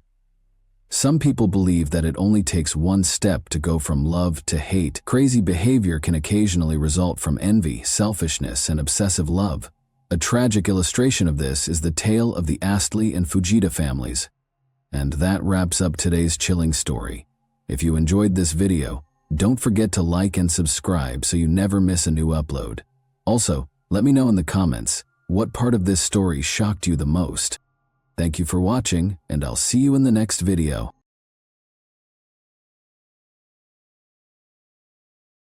Hey guys, welcome to my channel, and today we're going to take a look at another horrible case with you. The case of Loretta Jones leads us to Price, Utah, in the United States. With fewer than 9,000 residents according to the 2010 census, Price is the biggest city in Carbon County. The majority of its citizens own their homes, giving them a suburban feel. Price is a stunning area for outdoor activities and is well known for its cavernous gorges, expansive deserts, and intriguing rock formations. Statistics show that there is a roughly 1 in 56 probability of becoming a victim of crime in Price. Our story starts here, in this quiet village. Loretta Jones and her 4-year-old daughter Heidi Jones resided at 460 E 400 South in Price. She put in a lot of effort there to support herself and her daughter. She was young and single, but she gave everything she had for Heidi, who recalled all of their wonderful times together. Heidi's dolls and much of her childhood clothing were handcrafted by Loretta. Their wonderful life together would soon come to an abrupt end on the evening of July 30, 1970. Unaware that it would be the last time she would see her mother alive, Heidi bid her goodnight with a kiss on that beautiful July night. When Heidi Jones awoke on the morning of July 31, 1970, she discovered her mother, Loretta, dead on the floor of their living room. Heidi, too young to properly understand, stepped outside. There she noticed Sue Ann Hovert, her neighbor, excavating worms at her flat. Hovert asked Heidi what she was doing after noticing her beckoning her closer. In response, Heidi said, "I can't. I think my mommy is dead." When Hovert heard these words, she instantly stopped what she was doing and went inside with Heidi to see how things were going in Loretta's house. Hovert discovered Loretta laying face down, her back and hair matted in blood, and she was completely nude from the waist down. Police Chief Art Poloni arrived at the site after Hovert phoned the police. On July 31, 1970, at approximately 11:40 a.m., the police arrived and verified Loretta's death. The living room was covered in blood, and Loretta had been stabbed 17 times. Since there was no evidence of forced entrance, the detectives concluded that she had known her assailant. Additionally, Loretta had no defensive wounds, suggesting that she had not attempted self-defense throughout the assault. The medical examiner determined that Loretta had body fluid on her and that she had been slain by a short, narrow knife. Unfortunately, there were no CCTV cameras to record the events, and DNA testing was only in its infancy at the time. Investigators looked to Heidi for answers because a young girl was there in the house when the crime occurred. Heidi informed them that she was warned not to leave her room by her mother after she had put her to bed. She added that on the night of the murder, she didn't hear her mother struggle or scream. The detectives were alarmed by what she said, though. Heidi had told the investigators that Tom did it. Tom killed my mom." As they searched the house during the investigation, the cops started looking for explanations. This notepad contained an entry from Heidi's grandma, who was recording whatever Heidi said at the time. When the body was recovered, Heidi told her grandma, "It was Tom that killed my mom." Later they located Loretta's diary, which had a name that sounded a lot like the one Heidi had mentioned. Thomas Egley. Before her death, Loretta dated Thomas for 2 months, according to the diary. They were only able to learn this about Thomas. The name that 4-year-old Heidi, who was asleep at the time of the murder, mentioned was the only other clue the investigators had to piece together the case, but the police soon had another lead to pursue. 10-year-old Kula Fennell, who lived 3 blocks from Loretta's home, was outside with her brother at 9:30 p.m. riding their bikes. As night fell, Kula's brother abandoned his bike and entered, and Kula chose to follow suit, leaving her bike outside. A man grabbed her from behind and covered her lips with his palm as she made her way to the main door. Fortunately, Kula was able to release her mouth from the assailant's hold and scream loudly. The man ran away in fear. Kula could see her assailant and the path he took. She informed the cops that he ran toward Loretta's residence. Since Thomas Egley was already a suspect in a murder investigation that same evening, his image was later included in a lineup at the police station. Thomas was taken in for interrogation after Kula identified him as the one who attempted to abduct her. The investigators thought Kula and Loretta's cases were connected. Thomas denied any involvement in either of the 2 occurrences when they questioned him about them separately on August 1, 1970. According to Thomas, he got a lift with other teens the night of the murder and was dropped off at a fast food restaurant in Price, where he ate hamburgers. Around 11:30 p.m., he claimed to have gone to Highway Rendezvous, a pub on Spring Lane Road, before returning home. He said that day, he didn't see Loretta. When the investigators went to the pub to inquire about if they actually saw Thomas that evening, the proprietor acknowledged seeing him. He had red spots on his shirt and appeared frightened and shaky, she observed. Thomas informed the detectives that since he had been painting all day, the red specks on his shirt must have been paint. The detectives took samples of Thomas's hair, blood, and fingerprints, as well as the clothes he claimed to be wearing that evening, regardless of what he stated. They felt they had sufficient grounds to arrest Thomas as a result, and they did. While Thomas and his fiancée, who was 8 months pregnant, were staying at a motel in Helper, Utah, Thomas was detained. However, prosecutors called witnesses who gave Thomas an alibi during the preliminary hearing on November 5, 1970. Since Thomas was known to have visited Loretta's house before to the occurrence, the prosecutors claimed that the fiber evidence resembled the rug she had at her house was insufficient. However, Thomas was charged with attempted kidnapping and jailed for 90 days after Kula Fennell named him as the man who attempted to kidnap her. In 1971, Thomas relocated to Rockford, Colorado, following his parole. For years, however, Loretta's case remained unresolved. After her mother passed away, Heidi had to cope with the trauma. Her grandma, who had taken her in right away after her mother passed away, would listen to her talk about the incident. She kept saying to her grandma that she didn't think Tom killed her mother. Her grandmother kept a journal in which she recorded everything Heidi said. Heidi added that Tom was cruel to Loretta and would frequently strike and slap her. The grown-ups in the family eventually sought to dissuade Heidi from talking about the incident and try to help her forget it. Heidi never forgot what had happened to her mother in 1970, even if she stopped talking about it. As Heidi got older, she realized that Loretta had to have suffered through the attack in order to keep her safe. Heidi decided that she owed her mother justice as a result, and she would obtain it for her. Heidi never forgot her mother's case, even if decades went by and she moved on with her life. Even though she still had a soft spot for her mother, she didn't advocate for the case to be reopened, until one day, after being inspired by the television program Unsolved Mysteries, she launched a large letter campaign, writing to the Carbon County Sheriff, Price City Police Department, and FBI. She wrote letter after letter, but none of them answered. David Brewer, a friend from high school, responded to a social media post made by 43-year-old Heidi in 2009. After a while, the two got back in touch, and Heidi found out that David was collaborating with the Carbon County Sheriff. Heidi saw this as a chance to revive her mother's case. In order to talk about her mother's cold case, she deliberately ran into David at a local arts festival. As David heard Heidi's story, He was struck by her tenacity and shocked that he had never heard of it throughout their high school years. Heidi told the story of how her mother kissed her goodnight, and then, when the door to her room opened, she told her not to leave, as though she knew something terrible was about to happen. She described how she thought her mother had been murdered by Tom. Despite her hazy recall, Heidi vaguely remembered what appeared to be Tom forcing her mother to have sex with him or stabbing her, but she missed her mother's cry. David chose to assist after hearing her story. At last, Loretta's case was reopened.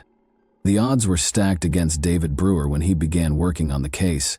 He attempted to use the crime files, but they were no longer there. He just had Heidi's hazy recollection and previous media attention. For additional interrogation, David located Thomas, who was residing in Rockford, Colorado. In response to his question concerning the evening of July 30, 1970, Thomas described his meals and activities for the day, but stated that he was unable to recall Loretta's name. Although David was certain that Thomas might be the murderer at that very moment, he was forced to depart without making an arrest, since there was insufficient evidence to indict him. In order to question her, David Brewer also located Thomas's ex-girlfriend, Marcia Hidalgo. When Thomas arrived home late on the night of the murder, Marcia informed David that he immediately showered while still clothed. When Thomas got home from the laundromat the following day, a number of his clothes were gone. Marcia claims that Thomas told her that he gave hamburgers to a woman and her daughter when she questioned him about his whereabouts. Despite his inability to understand the material, David grew increasingly certain that Thomas killed Loretta. Exhumation was the final remaining choice after David had exhausted all other options. After David expressed his opinions, Heidi unexpectedly stated that she would even fetch a shovel to dig the grave herself if it would bring justice for her mother. He wasn't sure how Heidi would feel about exhuming her mother's body. Heidi sobbed several times as they carried out the exhumation, but when the body was excavated, they found that the entire body had been ruined by water, which prevented them from getting the necessary evidence. In spite of this, they inflated the results for the public, saying they had discovered fresh evidence that offered a lead. After the news spread widely, David soon got a call from a woman named Linda. Linda clarified that she made the decision to contact the detectives after recalling the details of the exhumation she had seen on television. She informed David Brewer that Loretta had used her blood to write the murderer's name. David was shocked and inquired as to how she knew this, given that the police had forbidden anyone from entering the scene of the incident. Linda clarified that throughout her high school years, when the murder occurred, she resided at Heidi's grandmother. Heidi's grandfather instructed Linda and one of Heidi's aunts to go to Loretta's house and pack Heidi's things the day following the event. Linda claimed that after the police let them in, she spotted a capital T and a O with her own eyes. This was a significant development in the case, but they required a picture of the crime scene to support their claims. David visited with Heidi and gave her the update. He complained about how difficult it was to locate any pictures of the crime scene because they were all gone. Heidi instantly recalled that a picture might be in a box of items her grandma had stored for so long. Everything connected to the case, including the notebook in which her grandmother recorded everything Heidi had said about the case, was discovered when they searched her grandmother's home for the box. The picture of Heidi standing close to her mother's body shape was the most eye-catching thing. Although the image was unsettling, it ended up being really helpful. The letters T and O were in Heidi's and her mother's blood in the picture. David Brewer started assembling the pieces. He noticed in the journal that Heidi had talked about how cruel Tom had been to her mother and how she had informed everyone that Tom was to blame. The most significant detail was that while fighting for her life, Loretta was attempting to write her killer's name with her blood, but she was only able to write O.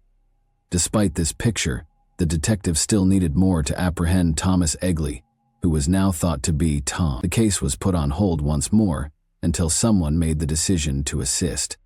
Lisa Carter, claiming to be Thomas Egley's neighbor, called the police department.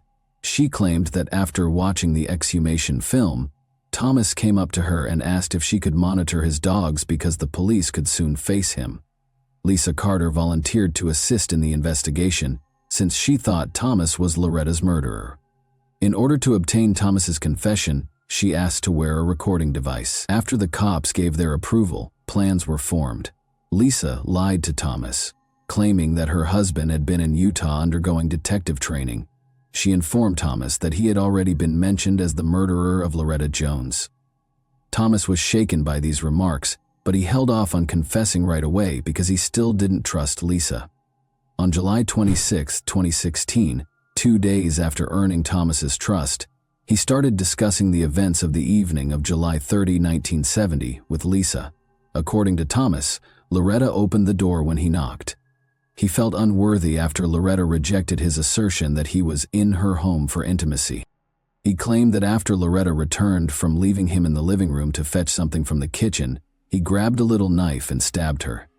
Thomas proceeded to have sex with Loretta after stabbing her, saying it was consensual. After Loretta denied, a perplexed Lisa questioned how it was consensual. However, Thomas responded that Loretta never declined him during that period. When she questioned him what happened after, he replied that he slit Loretta's neck because he had lost it all after becoming intimate with her. Lisa claims that Thomas expressed all of this without expressing regret for his actions. He seemed to be concerned exclusively with his personal security. The investigators only needed the confession to take Thomas into custody. Thomas Egley is not well recognized. Caroline Kendall, Loretta's sister, claims that she was only aware of Loretta's one blind date with Thomas. Loretta informed Caroline that she didn't want to interact with Thomas since she didn't like him.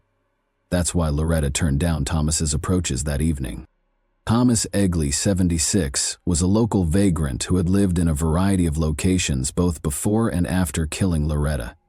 His home life was never steady. He had been married 3 times and lived with numerous women. The majority of his time was spent alone, despite having 5 children. Thomas Egley was charged in August 2016 with both forced intimacy, a first-degree felony, and the legal equivalent of first-degree criminal murder in the 7th District Court. Criminal homicide or murder in the 2nd degree was Thomas's formal charge. At the time, Utah law considered murdering to be a statutory violation. On August 18, 2016, Thomas was apprehended without incident near Rocky Ford, Colorado, pursuant to a $1 million 0-cents warrant. Thomas's assault case was withdrawn after he entered a guilty plea to the murder. On November 22, 2016, he was subsequently given a sentence of 10 years to life. A written statement given by his lawyer, David Allred, stated that Thomas was sorry for what he had done, although it didn't seem to be genuine. Other than that, Thomas never expressed regret. Thomas stated in court that he couldn't understand why the deceased's family decided to restart a case from 46 years ago, even though he felt he should be released because he hadn't committed any crime since killing Loretta. Even after 46 years, Thomas didn't appear to regret what he had done. Thomas claims that when he killed Heidi's mother, he was unaware that she was present. Because Loretta was aware of this, she never resisted or yelled as he was stabbing her. If Thomas had known Heidi was present, he probably wouldn't have spared her. He protested to the judge after being sentenced that he didn't like his incarceration, which was Salt Lake County's state prison, since it didn't let him have visitors. He might appeal, the court informed him. Heidi, who suppressed her pain for more than 40 years, had the chance to express her entire thoughts to the person who killed her mother. She talked about how painful her mother's passing was, and how she hoped Thomas Egley would stay in prison and never have to see his loved ones again. Even if he were eligible for parole after 10 years, she also promised to ensure that he never walked free. Heidi referred to it as justice, even though others called it closure, claiming that nothing could provide her with the relief and closure she required. For her, it was crucial that justice was done. As this tragic tale of Loretta Jones's passing draws to a close, we are reminded that not all wounds, particularly those of the heart, can be healed with time. Additionally, we are reminded of the evil that exists inside our nature. We are left with the intriguing question of why Thomas Egley decided to orphan Heidi at such an early age, given his clean slate with the law. Before we leave, I would like to ask you a brief question. How did you feel about the way Loretta's case was initially handled? Considering everything that was accessible to them at the time, do you believe that law enforcement could have performed better? And that wraps up today's chilling story. If you enjoyed this video, don't forget to like and subscribe so you never miss a new upload. Also, let me know in the comments what part of this story shocked you the most. Thank you for watching, and I'll see you in the next video.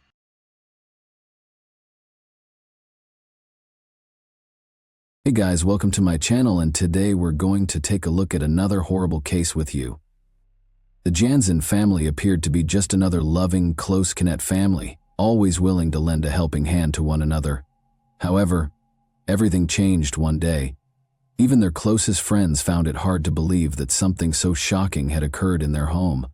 A string of incidents that rocked the family and left everyone in their wake in complete shock were concealed behind this mystery. Neighbors, friends, and law enforcement all attempted to piece together what exactly happened behind closed doors and what might have led to the dissolution of this seemingly ideal family. Randy Jasmine led an apparently ordinary life in the small, sleepy towns with brick storefronts and quaint coffee shops amidst the thick forests of British Columbia. Randy had grown up in Langley, a small town that many people view as a tranquil haven. However, years of arduous work and aspirations that didn't always result in happiness lay behind this calm exterior. Randy had a strong relationship with his father, who was employed at a nearby lumber mill from a young age. Randy learned all he knew about woodworking from his father, and he followed in his footsteps by working at the same mill after high school. Long shifts and a great deal of physical exertion were necessary for the demanding work, but Randy was used to such difficulties. Randy was just one of many people in Langley who believed that the lumber mill was an essential part of the community's economy and way of life. He committed himself to the arduous task of transporting logs and processing wood for more than 10 years. Even though the work was repetitive and draining, it made him feel secure and proud. Even though every day was the same, Randy found meaning in the routine of his work and his role in the neighborhood. If the lumber mill stood for security, then music was Randy's release, a means of expressing feelings that he wasn't always able to articulate. Since his early years, music had been a part of his life, and as time went on, singing and playing the guitar changed from being a pastime to becoming an essential outlet. He often played at a local bar in Langley, where people would congregate to watch live performances and relax after their own exhausting workdays. Randy transformed his typically quiet and reserved manner into a dynamic and captivating presence that enthralled his audience. His genuine and passionate performances were adored by the locals, and they provided Randy with a sense of fulfillment and connection that was often lacking in his daily life. On what appeared to be a typical evening, Randy met Laurel, the woman who would forever alter his life, at that neighborhood bar. Laurel, who worked as a bartender and was 6 years older than Randy, frequently watched his shows from behind the counter. Charming and self-assured, Laurel was adored by customers for her ability to foster a welcoming environment and her honest, approachable manner. What began as informal discussions, initially about music and later about life, swiftly developed into a more profound bond. They became closer because of their love of music and similar aspirations. Even though her life took a different turn, Laurel always wanted to pursue a career in music and played the piano. Together with a sincere interest in one another, this shared dream quickly developed into something far deeper. Randy's life at the lumber mill went on as usual, but Laurel's presence now added color to it. As they started making plans for the future together, their bond grew stronger. Despite his comfort, Langley started to feel too small for their shared dreams. In their ideal world, music would serve as the cornerstone of their future rather than merely a pastime. Randy gained a renewed sense of purpose, love, and hope for the future from his work at the mill, his performances at the bar, and his evenings with Laurel. Randy and Laurel frequently talked about their 1990 wedding day.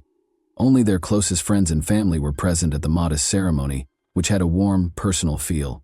Live music, exemplified by a song Randy sang for his bride, signaled the start of a life full of dreams and love.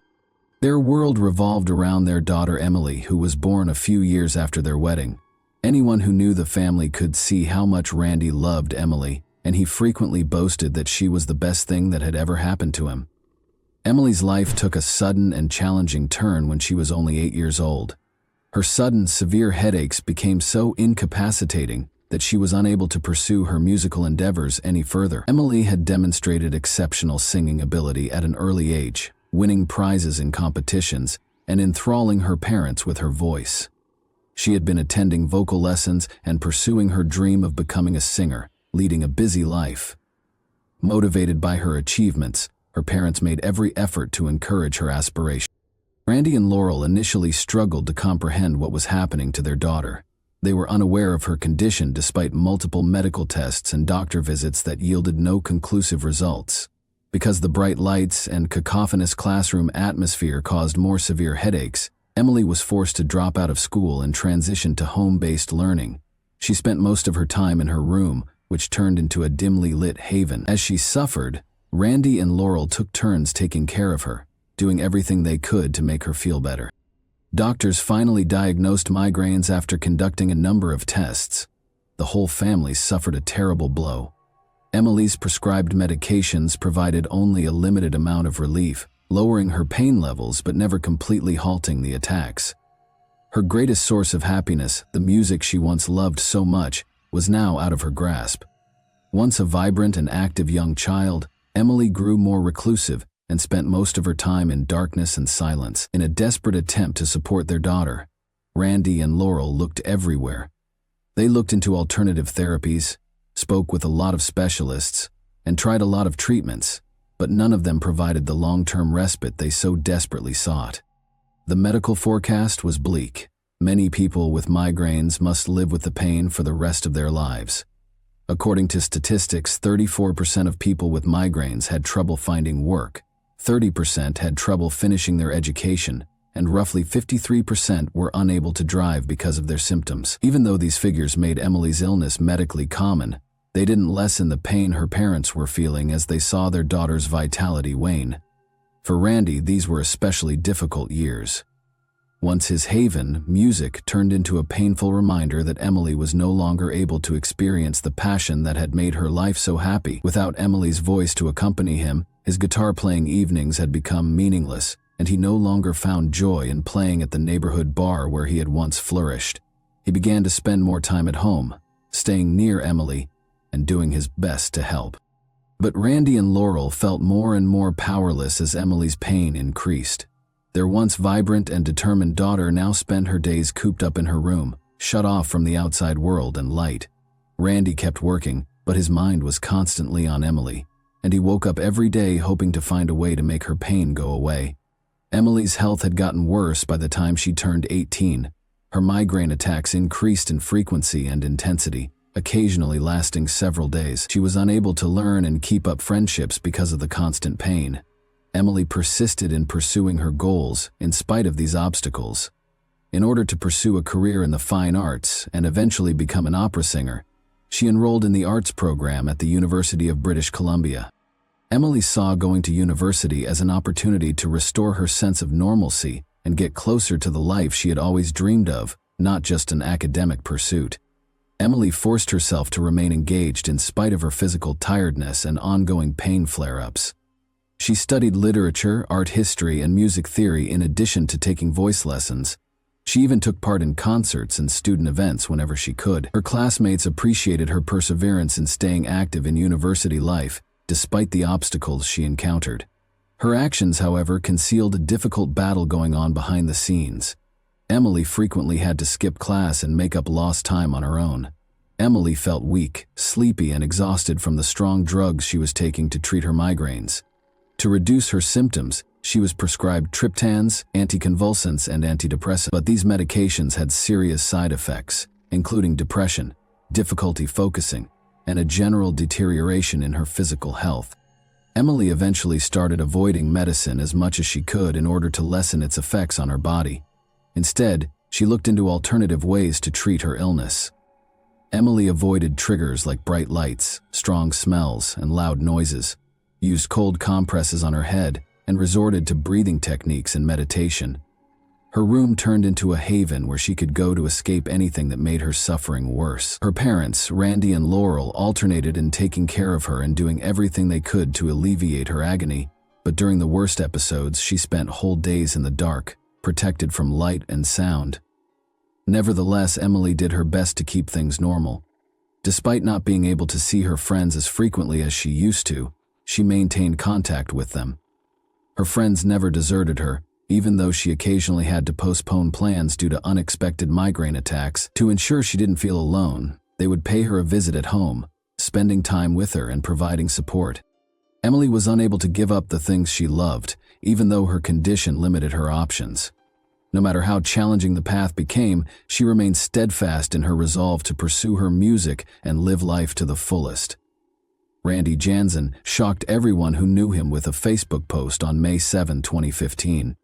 He admitted to doing unimaginable things over the past 10 days in this post. He started off by writing about his daughter Emily, calling her the most ideal daughter anyone could ask for. She was gifted, smart, and compassionate. Emily made their lives so much more joyful by bringing laughter into their home and always lending a helping hand to others, even when she was having difficulties herself. However, she had to let go of the dreams she had fought so hard to realize because her illness had taken so much from her. Migraines had plagued Emily since elementary school. Deep depression resulted from the ongoing pain, and days when it didn't stop for even a second became her reality. Randy explained that while his daughter spent her days in hospitals or in her quiet, dark room, she would observe her classmates going about their daily lives. Emily tried to hope for a better future in spite of everything, but nothing seemed to work. Randy was employed at a lumber mill, but he spent all of his free time with his daughter. He told his friends that he couldn't imagine his life without Emily and that she was everything to him. He was driven to the brink of despair by seeing her suffer and being powerless to stop it. Randy was obviously having a lot of emotional difficulties, as friends remembered when he confided in them about his suffering. Randy made a choice one day that would change everything. He acknowledged taking a gun and killing Emily in a Facebook post, saying he did so to relieve her of the constant agony. He described how he saw her as an angel, free from her agony, floating above the clouds with her long hair blowing in the wind. He continued after that. Randy disclosed that he had also killed his wife, Laurel, because he couldn't imagine her having to deal with the loss of their daughter. He killed his sister Shelley a few days later, claiming he didn't want her to live with the guilt of what he had done. Randy clarified in the post that Emily had made every effort to get better. He talked about how resilient and strong she was, but in the end, the illness had broken her. He talked about how helpless he felt knowing he could do nothing to stop her daily suffering. In the end, Randy felt that this was the only way to help Emily, and he had repeatedly told friends that he would do anything for her. Randy's friends and acquaintances called the police right away after he published the post. They wanted to make sure Randy's family was safe because they were appalled by what they read. Many people were shocked by the post and found it difficult to comprehend the scope of what had transpired. After receiving several calls, including one from Randy's close friend Brian Jones, law enforcement moved swiftly to the scene. To conduct an investigation, officers were sent to Randy's residence. One of Randy's best friends, Brian Jones, read the Facebook post and was overcome with confusion and fear. When he saw the signature at the end, a nickname Randy had used since they were in school, he realized his friend had written those words. At first, he thought it was an error or some cruel joke. Brian realized right away how serious the situation was and that he needed to take quick action. He tried calling Randy on the phone as he made his way to Shelley's house after leaving work early. His worry only grew with each call that went unanswered. There was a pile of undeliverable newspapers on the porch when Brian got to Shelley's house. He thought this was odd because Shelley was dependable and never skipped a duty. The windows were covered with drawn curtains, and her old van was parked in the driveway. There were no signs of activity, and the yard was eerily quiet. Brian repeatedly knocked on the door, but no one answered.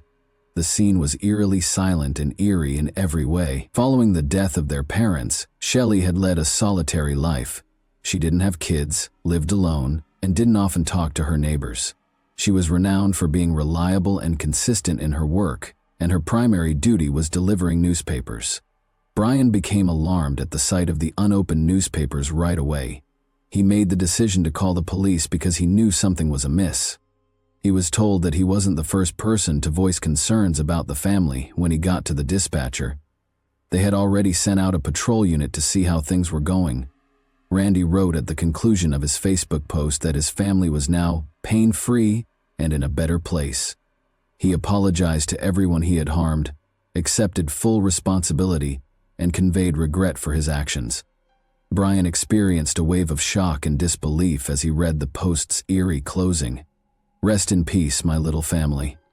He had always known Randy to be a good-hearted, loving man who cherished his family. He found it incomprehensible that his friend could have committed such a crime or even had a gun.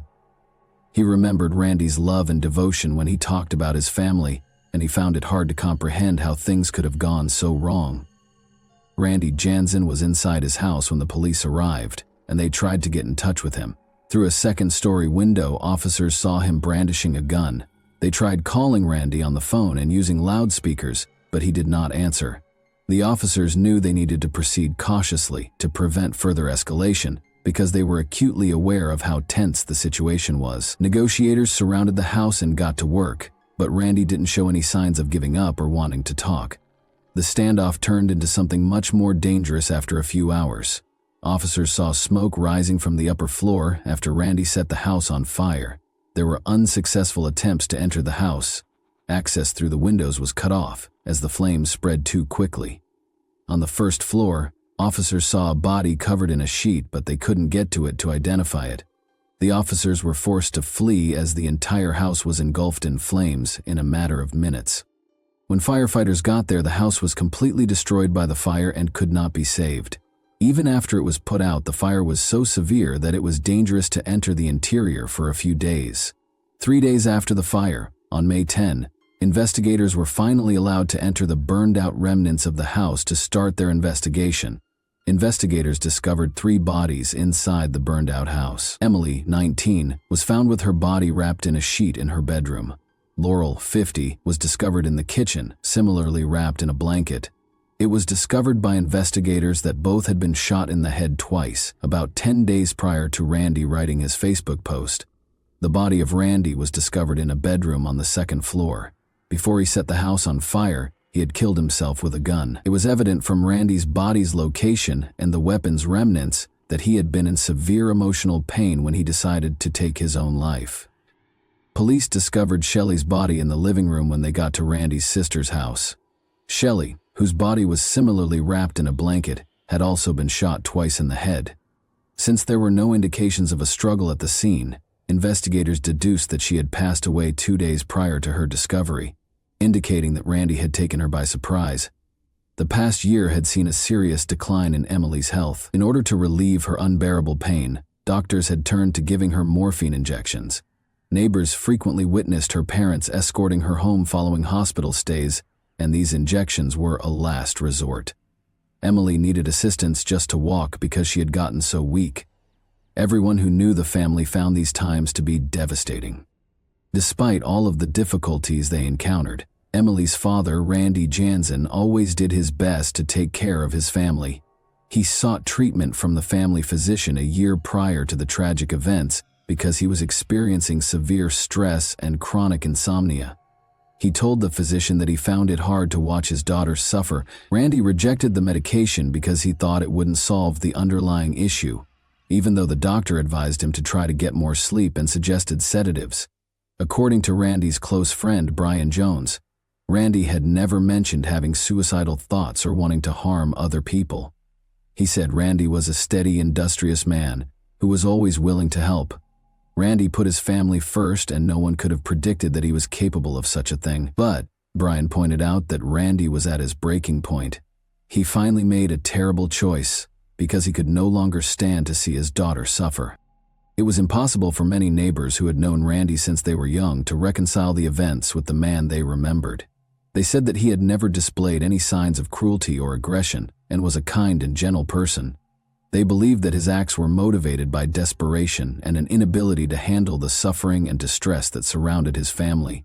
Randy once told a neighbor that he wouldn't have a reason to live if his daughter ever died. In spite of those statements, Randy spent 10 days living in the house with his wife and daughter's bodies before ending his own life. 4 days before the tragedy, Emily sent out her final tweet, which said, "I complain about the pain, but at least I'm here to feel it. I thank God for the chance to live." It was a reflection of her will to live despite the tremendous suffering she had to endure. She frequently fought to maintain her optimism in her social media posts. She made an effort to remain optimistic despite her illness, even when things appeared dire. Emily was regarded as a good-hearted and sympathetic young lady who made an effort to remain aware of her surroundings. She loved to sing, and when her health permitted it, she did so in the local church. Her performances were remembered with fondness by many Langley residents. Her church attendance decreased as her illness worsened, but she continued to be giving and considerate. On her best days, she would even assist neighborhood children with their homework. She would also bake with her mother and share sweets with neighbors. Emily's mother, Laurel, supported her daughter to the best of her ability. She expressed the anguish and despair she experienced while witnessing her daughter's suffering on Twitter when she wrote, "Emily is back in the hospital, praying to God they can help her. I feel so helpless." Despite being close to emotional exhaustion, Laurel persisted in trying to find ways to improve Emily's condition. Randy's sister Shelley was also unable to predict the tragedy that would occur. None of the family members thought their fates would be determined in such a terrible manner. Randy frequently confided in friends over the past year about the immense stress and strain that Emily's illness had placed on him. Nobody could have foreseen that Randy would eventually become so emotionally unstable that he would choose to murder his family members. As previously stated, Emily kept a Twitter account where she expressed her opinions. She wasn't giving up, as evidenced by her posts. She wrote just prior to the tragedy, "For the first time in 2 years, I've gone 12 hours without pain. I'm so tired of hurting, but I need to keep going." Her words demonstrated her will to fight in spite of the overwhelming obstacles. But Randy was unable to bear the emotional burden any longer. As their daughter's health deteriorated, Laurel was also profoundly impacted. Her distress was reflected in her tweets. The family made an effort to help one another in spite of their desperation, but things kept getting worse, and none of them could predict where it would go. The details have now been revealed, and it is evident how hopelessness, hidden struggles, and despair led to an unexpected tragedy. The Jansen family's story serves as a sobering reminder that, even behind seemingly impenetrable walls, unspeakable suffering can fester beneath the surface and occasionally explode in unexpected ways. And that wraps up today's chilling story. If you enjoyed this video, don't forget to like and subscribe so you never miss a new upload. Also, let me know in the comments, what part of this story shocked you the most? Thank you for watching, and I'll see you in the next video.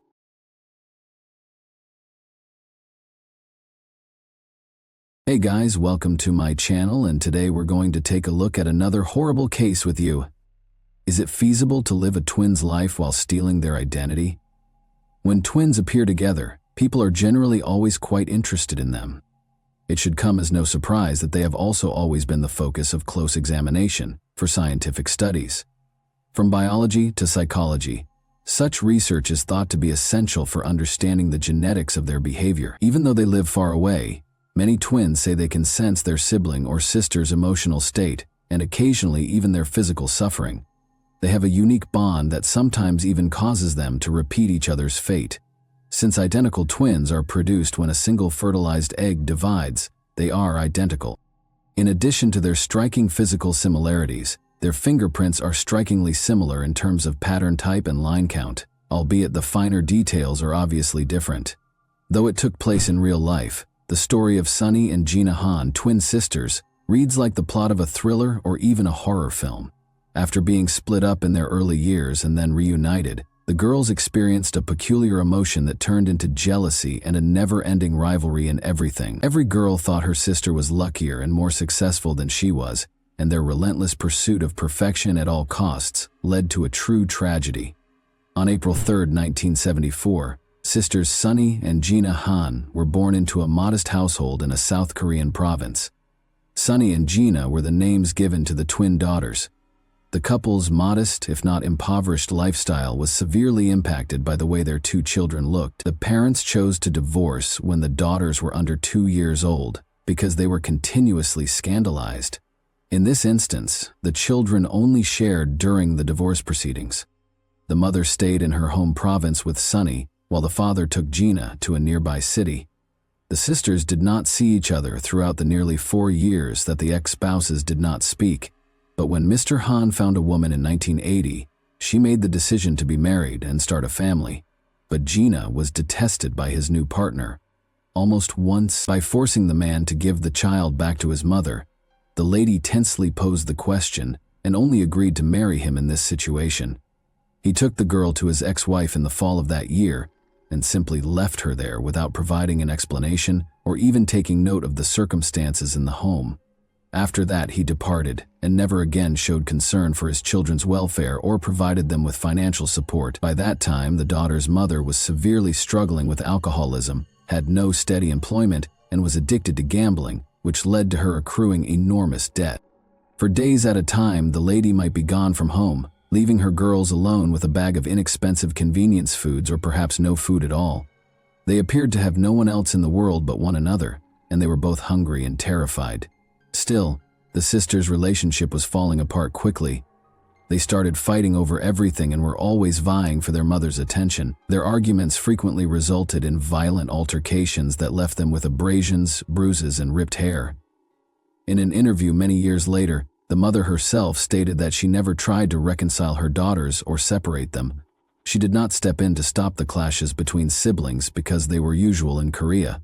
In the early 980s flee to the United States of America. Mrs. Han chose to leave the country by sea in order to avoid creditors and attempt to start over, since she was unable to pay off her growing debts and was worried about her life and the safety of her daughters. The woman, who had only seen images and articles of the sunny state of California, wanted to visit. She purchased one-way tickets for herself and her kids and just packed the essentials in her suitcase. They encountered a number of issues as soon as they moved to Irvine, a city in Orange County, California. They had no family, friends, or acquaintances to offer any assistance. The girls who didn't know English struggled in school, and Mrs. Han was unable to get employment since she didn't speak the language. Living on a limited stipend, the family was barely surviving, and the future appeared ghoulish and terrifying. The mother and kids took a few years to get used to their new surroundings. However, just as things appeared to be improving, the woman developed a gambling and alcohol addiction. The same thing happened again, but this time she also started exhibiting mental health issues. She wanted to place her daughters in a foster home or orphanage because she couldn't raise them herself. Mrs. Hana, Aurem, sister and her spouse, relocated to California in 1986. She herself offered to take the 12-year-old girls to her for rearing, after learning about the circumstances in a relative's home, as the pair did not have any children of their own. Mrs. Han eagerly accepted the offer, but she didn't even discuss it with her daughters. She hurriedly packed their things in a suitcase, caught a bus to Sunny and Gina in a nearby town, and just told them where to go when she dropped them off at her sister's house at the bus stop. The girls' lives quickly started to resemble a fairy tale, as they were embraced with open arms at their aunt's house despite their confusion and fear. Auntie and her husband made every effort to ensure the sisters were comfortable and had nothing to require. For the first time in their lives, Sunny and Gina ate enough, dressed beautifully, and were driven to a prestigious school. However, not only did the sisters' relationship not get better, it got so bad that it broke down. They were in the same class, studying together, and they were always competing. Each of the top-achieving females attempted to get around her sister in this way.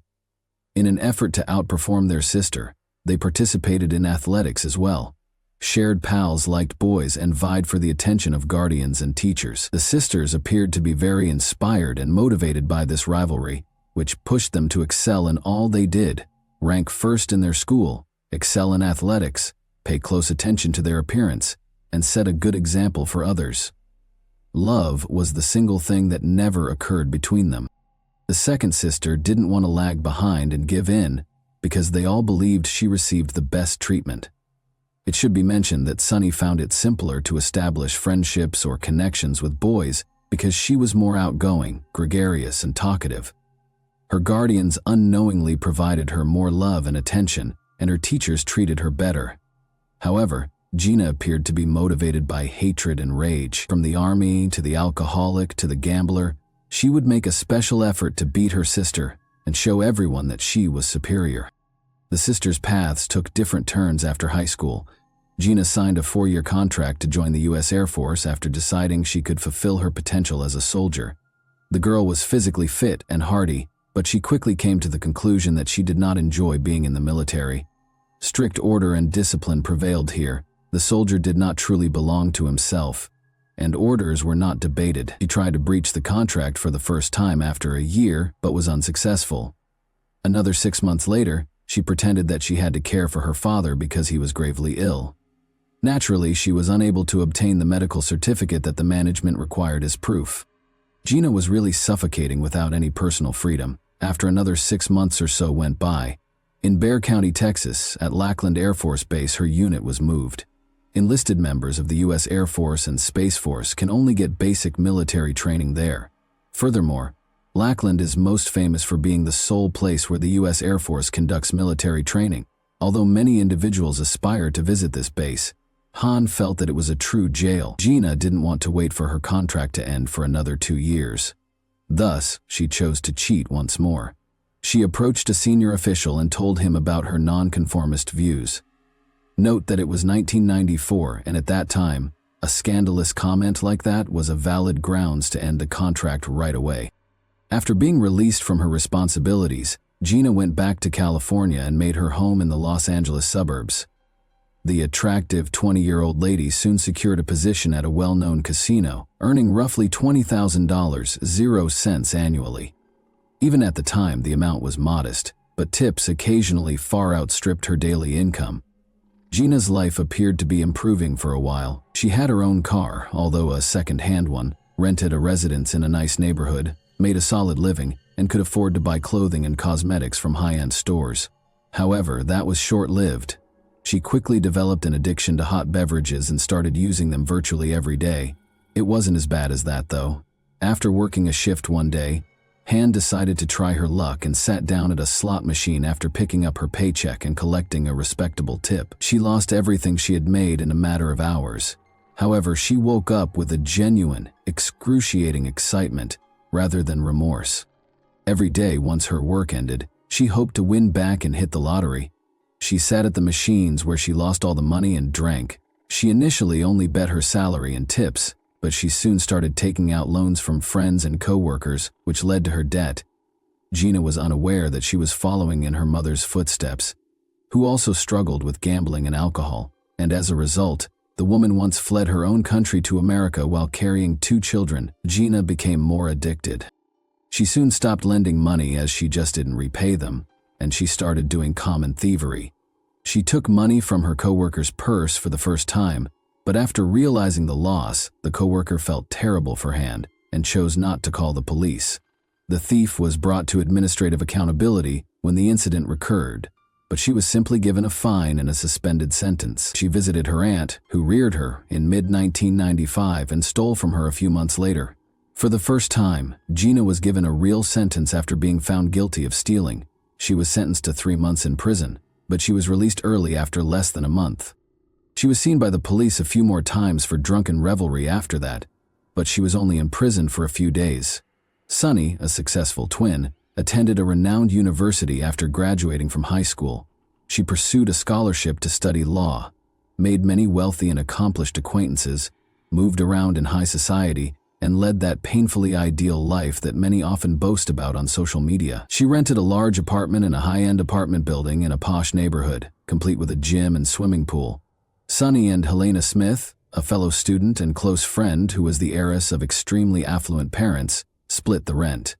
In addition to owning a pricey white BMW, Han was in a relationship with a young, attractive man from a bright family who was enrolled in medical school and aspired to become a surgeon. She appeared to be the total opposite of her sister, to have fulfilled all of her dreams and to have a long and contented life ahead of her. Sunny was almost forgetting about her twin sister. Since high school graduation, they had not seen or spoken to each other. She was aware from her aunt's statements that Gina had previously served time in jail for stealing, struggled with alcohol, and accrued debt due to gambling. The girl didn't try to locate her sister, get in touch with her, or offer assistance because she was too preoccupied with her education, relationships, and creating the ideal existence. But early in 1996, Gina called her sister out of the blue and requested assistance. Is it feasible to take another person's life? Gina called Sunny in April 1996 and requested to see her. For the first time in 4 years, the sisters saw one another, but they were not happy about it. Because it appeared as though they were seated in front of a mirror, the folks in the cafe across from them had their eyes fixed on them. Gina told her sister that she was having a lot of problems and was unsure of what to do. Unemployed and very indebted, Gina had no place to live and no one to turn to. Sunny truly felt sad for her sister and paid close attention to what she had to say. Without even talking to Helena, she recommended that Gina remain at her apartment for the time being. With just a bag and her possessions, Gina moved into her sister's apartment that same day. Gina had heard that Sunny wasn't impoverished, of course, but she hadn't anticipated seeing such an opulent and comfortable apartment in a nice neighborhood with all the amenities one could want. Gina, of course, did not pay for the apartment and lived at her sister's cost for almost a month. Envy and loathing consumed her more and more each day. She was always wondering what might have happened in her life. In what way was her sister superior to her now? Gina had an apparently insane idea.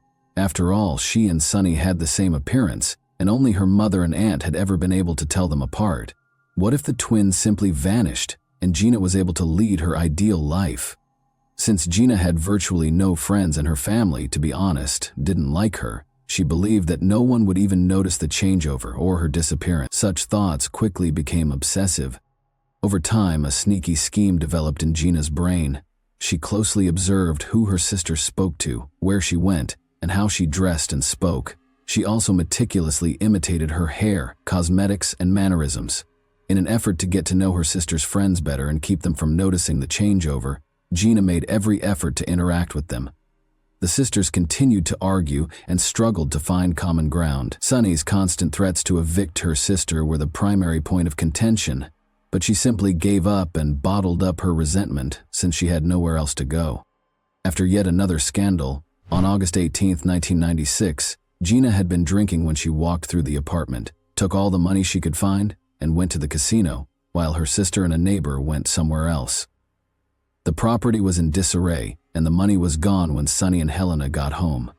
They could no longer stand Gina's pranks and went to the police as soon as they understood what had transpired. That same evening, the girl was taken into custody in the casino. She was convicted and sentenced to 6 months in prison. However, after 2 months, the terms of her incarceration were loosened, allowing her to go for work 6 hours a day, but having to return to the prison at night. After 2 weeks of compliance, she made the decision to flee in order to finish her scheme, a cunning one. After being set free, Gina returned to Orange County by hitchhiking. The hunt for her was not a full-time job because she was not a dangerous criminal. Gina had to spend the night in a homeless shelter in a highly underprivileged area since she had no money. She wanted to replace her sister and kill her as quickly as possible, but she couldn't do it by herself, and she couldn't afford to hire a hitman. Then, after meeting 2 local adolescents in the same problematic neighborhood, Gina recruited them. They were identified as Joni Sirrett and Archie Bryant, his friend. In the event that they were successful, the girl agreed to give them each $100, 0 cents. The men made extensive preparations for the crime, purchased duct tape and rope, and even obtained a gun, albeit unloaded, that they could use to threaten people. After borrowing funds from friends, Gina hired a used Ford Mustang on November 15, 1996, with the intention of traveling to her sister's home with her accomplices. Everything was to take place on Wednesday, November 20, in the afternoon, when Sunny would undoubtedly be home by herself, based on her sister's estimates, as well as to do reconnaissance. The invaders also purchased a pack of magazines so that Johnny, posing as a salesperson, could inspect the apartment and see who was inside. The strategy appeared to be perfect. Each of the 3 criminals understood what they were supposed to do, and their roles were scripted, but all of a sudden, everything went wrong. A failed assassination attempt, to be exact. When a Mustang arrived to Sunny's apartment building at midday on the scheduled day, 2 men got out. While Johnny carried the magazines to the victim's apartment, Archie quietly moved to the side. Sunny answered the door when he knocked, but she didn't bother to knock and just slammed it in his face, claiming she didn't want anything. Johnny returned to his assistants, filled them in on everything, and they went over the plan's specifics again. Because the girl had opened the door without calling anyone, nobody was suspicious that she might not have been home alone. The young guys returned to the apartment after concluding their discussion of the subtleties and retrieved the rifle, duct tape, and rope from the car. When Johnny called the apartment again at around 1, Archie was standing a short distance away, ready to kick down the door when Sunny opened it. But by that time, Sunny had already gone to shower because she had a crucial meeting to attend. When the bell rang, her neighbor, who was seated in front of the TV in the living room, refused to even open the door. However, the unexpected guest persisted, so after a few minutes, Smith gave up, and made his way to the door. Without any fanfare, the males kicked out the door as soon as the latch clicked and it started to open, knocking the girl on the ground before realizing that it was not Sunny in front of them and brandishing a revolver. After duct taping Helena's mouth shut and tying her up, Johnny rushed to Gina to ask her how to handle the problem and whether to allow the witness to remain alive. A bank card in Sunny's name was on the dresser when he left. Sunny, who was still in the restroom at the moment, heard a sound and warily peered out. After concluding that the house had been broken into, she went back to the bathroom, picked up the cell phone in the corridor and began phoning the emergency services. She only had time to inform them about the armed robbery and provide the address. The friends anticipated being tortured to discover where the money and valuables were in the house, or being abused when Archie grabbed a terrified Sunny by the hair, tied her up with rope, taped her mouth shut, and threw her on the floor next to a bound Helena when the connection was abruptly cut off and the room door swung open with a powerful kick. But the police showed up a few minutes later. When the cops got to the residence, Johnny and Gina were still in the Mustang. A few minutes after the initial 3 police officers rushed past them, a second vehicle arrived to assist. Every force was hurried to the scene because it was a hostage situation. The intruder sitting in the car heard the number of the apartment radioed by a passing police officer. Gina shouted that she was Sunny as she exited the vehicle. Law enforcement officer Han glanced at her, but he couldn't make out what that meant. He requested that she rush to the location, where his colleagues had already disarmed the assailant and freed the hostages. The policeman was astonished and confused when he walked into the flat. The same girl he had just rushed past on the street was sitting in front of him, weeping and terrified. The policeman briefly questioned whether what was happening was genuine when he inquired her name, and she replied that it was Sunny Han. Since the same person could not be in 2 locations at once, he believed he was going insane. The Ford Mustang carrying the girl and her accomplice, the good twin and the bad twin, had already vanished when the man who had told his colleague that he needed to check something leaped back into the yard. Gina knew the attempt had failed when she heard the radio announce the apartment number and saw the cops coming. Then, in a desperate move, she jumped out of the car and called herself by her sister's name. By claiming that the true offender was now in her flat, the girl attempted to appear like a victim, but the rushed officer ignored her and merely requested her to wait. Gina, of course, didn't wait. She and Johnny went to the closest ATM and used her sister's stolen card to withdraw a couple $1,000s. The crooks then hurried to the Mexican border, but not before they had to swap their car for a less noticeable one at the car dealership. Gina used her sister's name when introducing herself, but she accidentally wrote her own name on the form. The staff found this extremely odd and requested her to wait while the formalities were completed. The management was then notified and the police were contacted. Gina insisted that Sunny was her and that the other sister was impersonating her even after she was jailed. Even after fingerprints were used to determine each girl's identity, they both continued to identify themselves as Sunny during the inquiry and in court. The Han sisters appeared to be ordinary good and bad twins at first, but a closer look at their past showed that this was not the case at all. Sunny had a successful and happy life, while Gina struggled with addictions, was frequently in problems, and had multiple criminal records. Sunny lost her primary motivation, though, when the sisters' paths parted and they ceased their ceaseless rivalry. She enrolled at a prominent university, but her academic performance declined in the second year, and she was unable to maintain her scholarship to pay for her education. She carefully concealed the fact that she was working as a dancer in a nearby city's nightclub from her boyfriend and friends. Sunny made an effort to keep up the appearance of an ideal existence, but in actuality, she was no longer leading one. Gina and her lesser accomplices were accused of conspiring to kill Sunny Han throughout the trial and punishment. Additionally, the girl was charged with attempting to pass for her twin sister, whose she even used while introducing herself at the hearing. Overall, the process was both intriguing and unsettling since the sisters, who were experiencing the same emotions, started crying, had panic attacks, and, during one session, passed out all at once. Gina stated that she merely intended to remove her sister's possessions from her apartment and had no intention of killing her. Johnny and Archie were meant to assist her with that, but instead they chose to act like gangsters and frighten Sunny and her neighbor. A bit too much, though. The defendants argued that since the rifle was unloaded, the girls would not have actually been harmed. A year after the attempted murder, on November 20, 1997, the court rendered its decision. Gina had a history of many convictions, had fled from jail, and was wanted at the time of this offense, all of which the jury considered. Given all of this, Gina Han received a 26-year prison term after being found guilty on all counts. In the case's aftermath and cultural reflection, her accomplices, Archie Bryant and Jonia Sirat, were sentenced to 14 and 8 years respectively. After serving 21 years, Gina was released in May 2018 after her lawyer's appeal was approved by a California state commission. It's important to note that Sonny supported her in her parole case because her sister was able to pardon her. After Gina gained her freedom, she moved into her mother's home and now looks after her. The Khan sisters' story received extensive media coverage, was featured in several prominent talk show episodes, and served as the inspiration for several documentaries and feature films. And that wraps up today's chilling story. If you enjoyed this video, don't forget to like and subscribe so you never miss a new upload. Also, let me know in the comments, what part of this story shocked you the most? Thank you for watching, and I'll see you in the next video.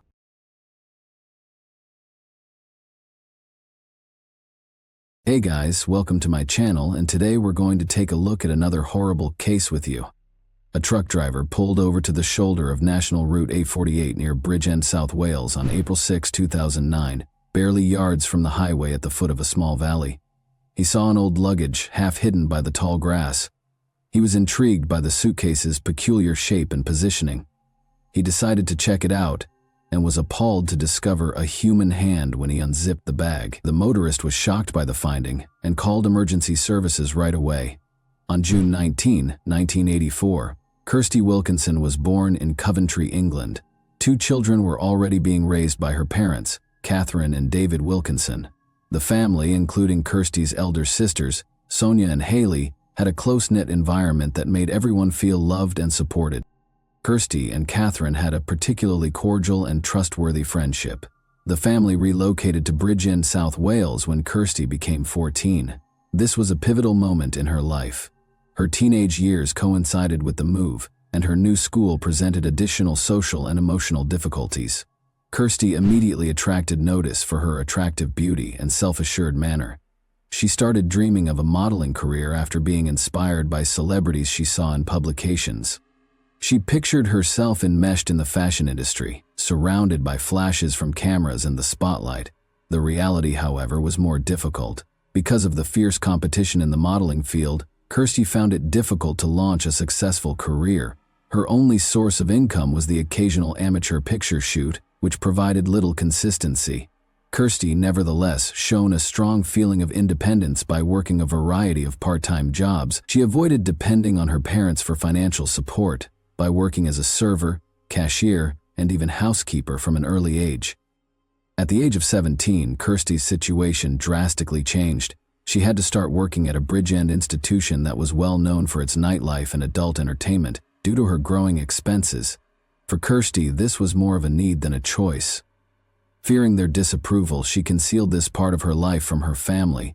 She told her mother and sisters that she was an administrator at a nearby company. Kirsty attempted to keep this aspect of her life apart from the rest of her life by using the pseudonym Megan to conceal her identity. There were substantial financial advantages to her new position. She was able to pay for personal needs, save a portion of her income, and acquire her own apartment. Kirsty was not proud of her job, though. She battled feelings of humiliation and internal conflict, and she was constantly afraid of being seen. She yearned for a means to move on from that phase of her life and begin over. Kirsty remained connected to her family despite her clandestine work. Unaware of the true cause of her financial independence, her parents viewed her as responsible and goal-oriented. Kirsty persisted in fabricating the appearance of a steady and typical life, hoping that she would eventually be able to abandon her double life and follow her childhood aspirations of stability and normalcy. Paul Grab was born in South Wales in 1983. His early years were characterized by ongoing disputes and unstable finances. Paul felt unwelcome from a young age because his parents were constantly fighting and regularly neglected their son. Paul exhibited problematic conduct, frequently missing school and arguing with students and teachers. His parents tried unsuccessfully to reprimand him because of his subpar academic achievement. Paul started acting more aggressively by the time he was a teenager. He was openly disrespectful to professors and often got into confrontations. But he eventually dropped out of school, leaving his education unfinished, as his reputation at school deteriorated. Paul became interested in illegal substances about this time.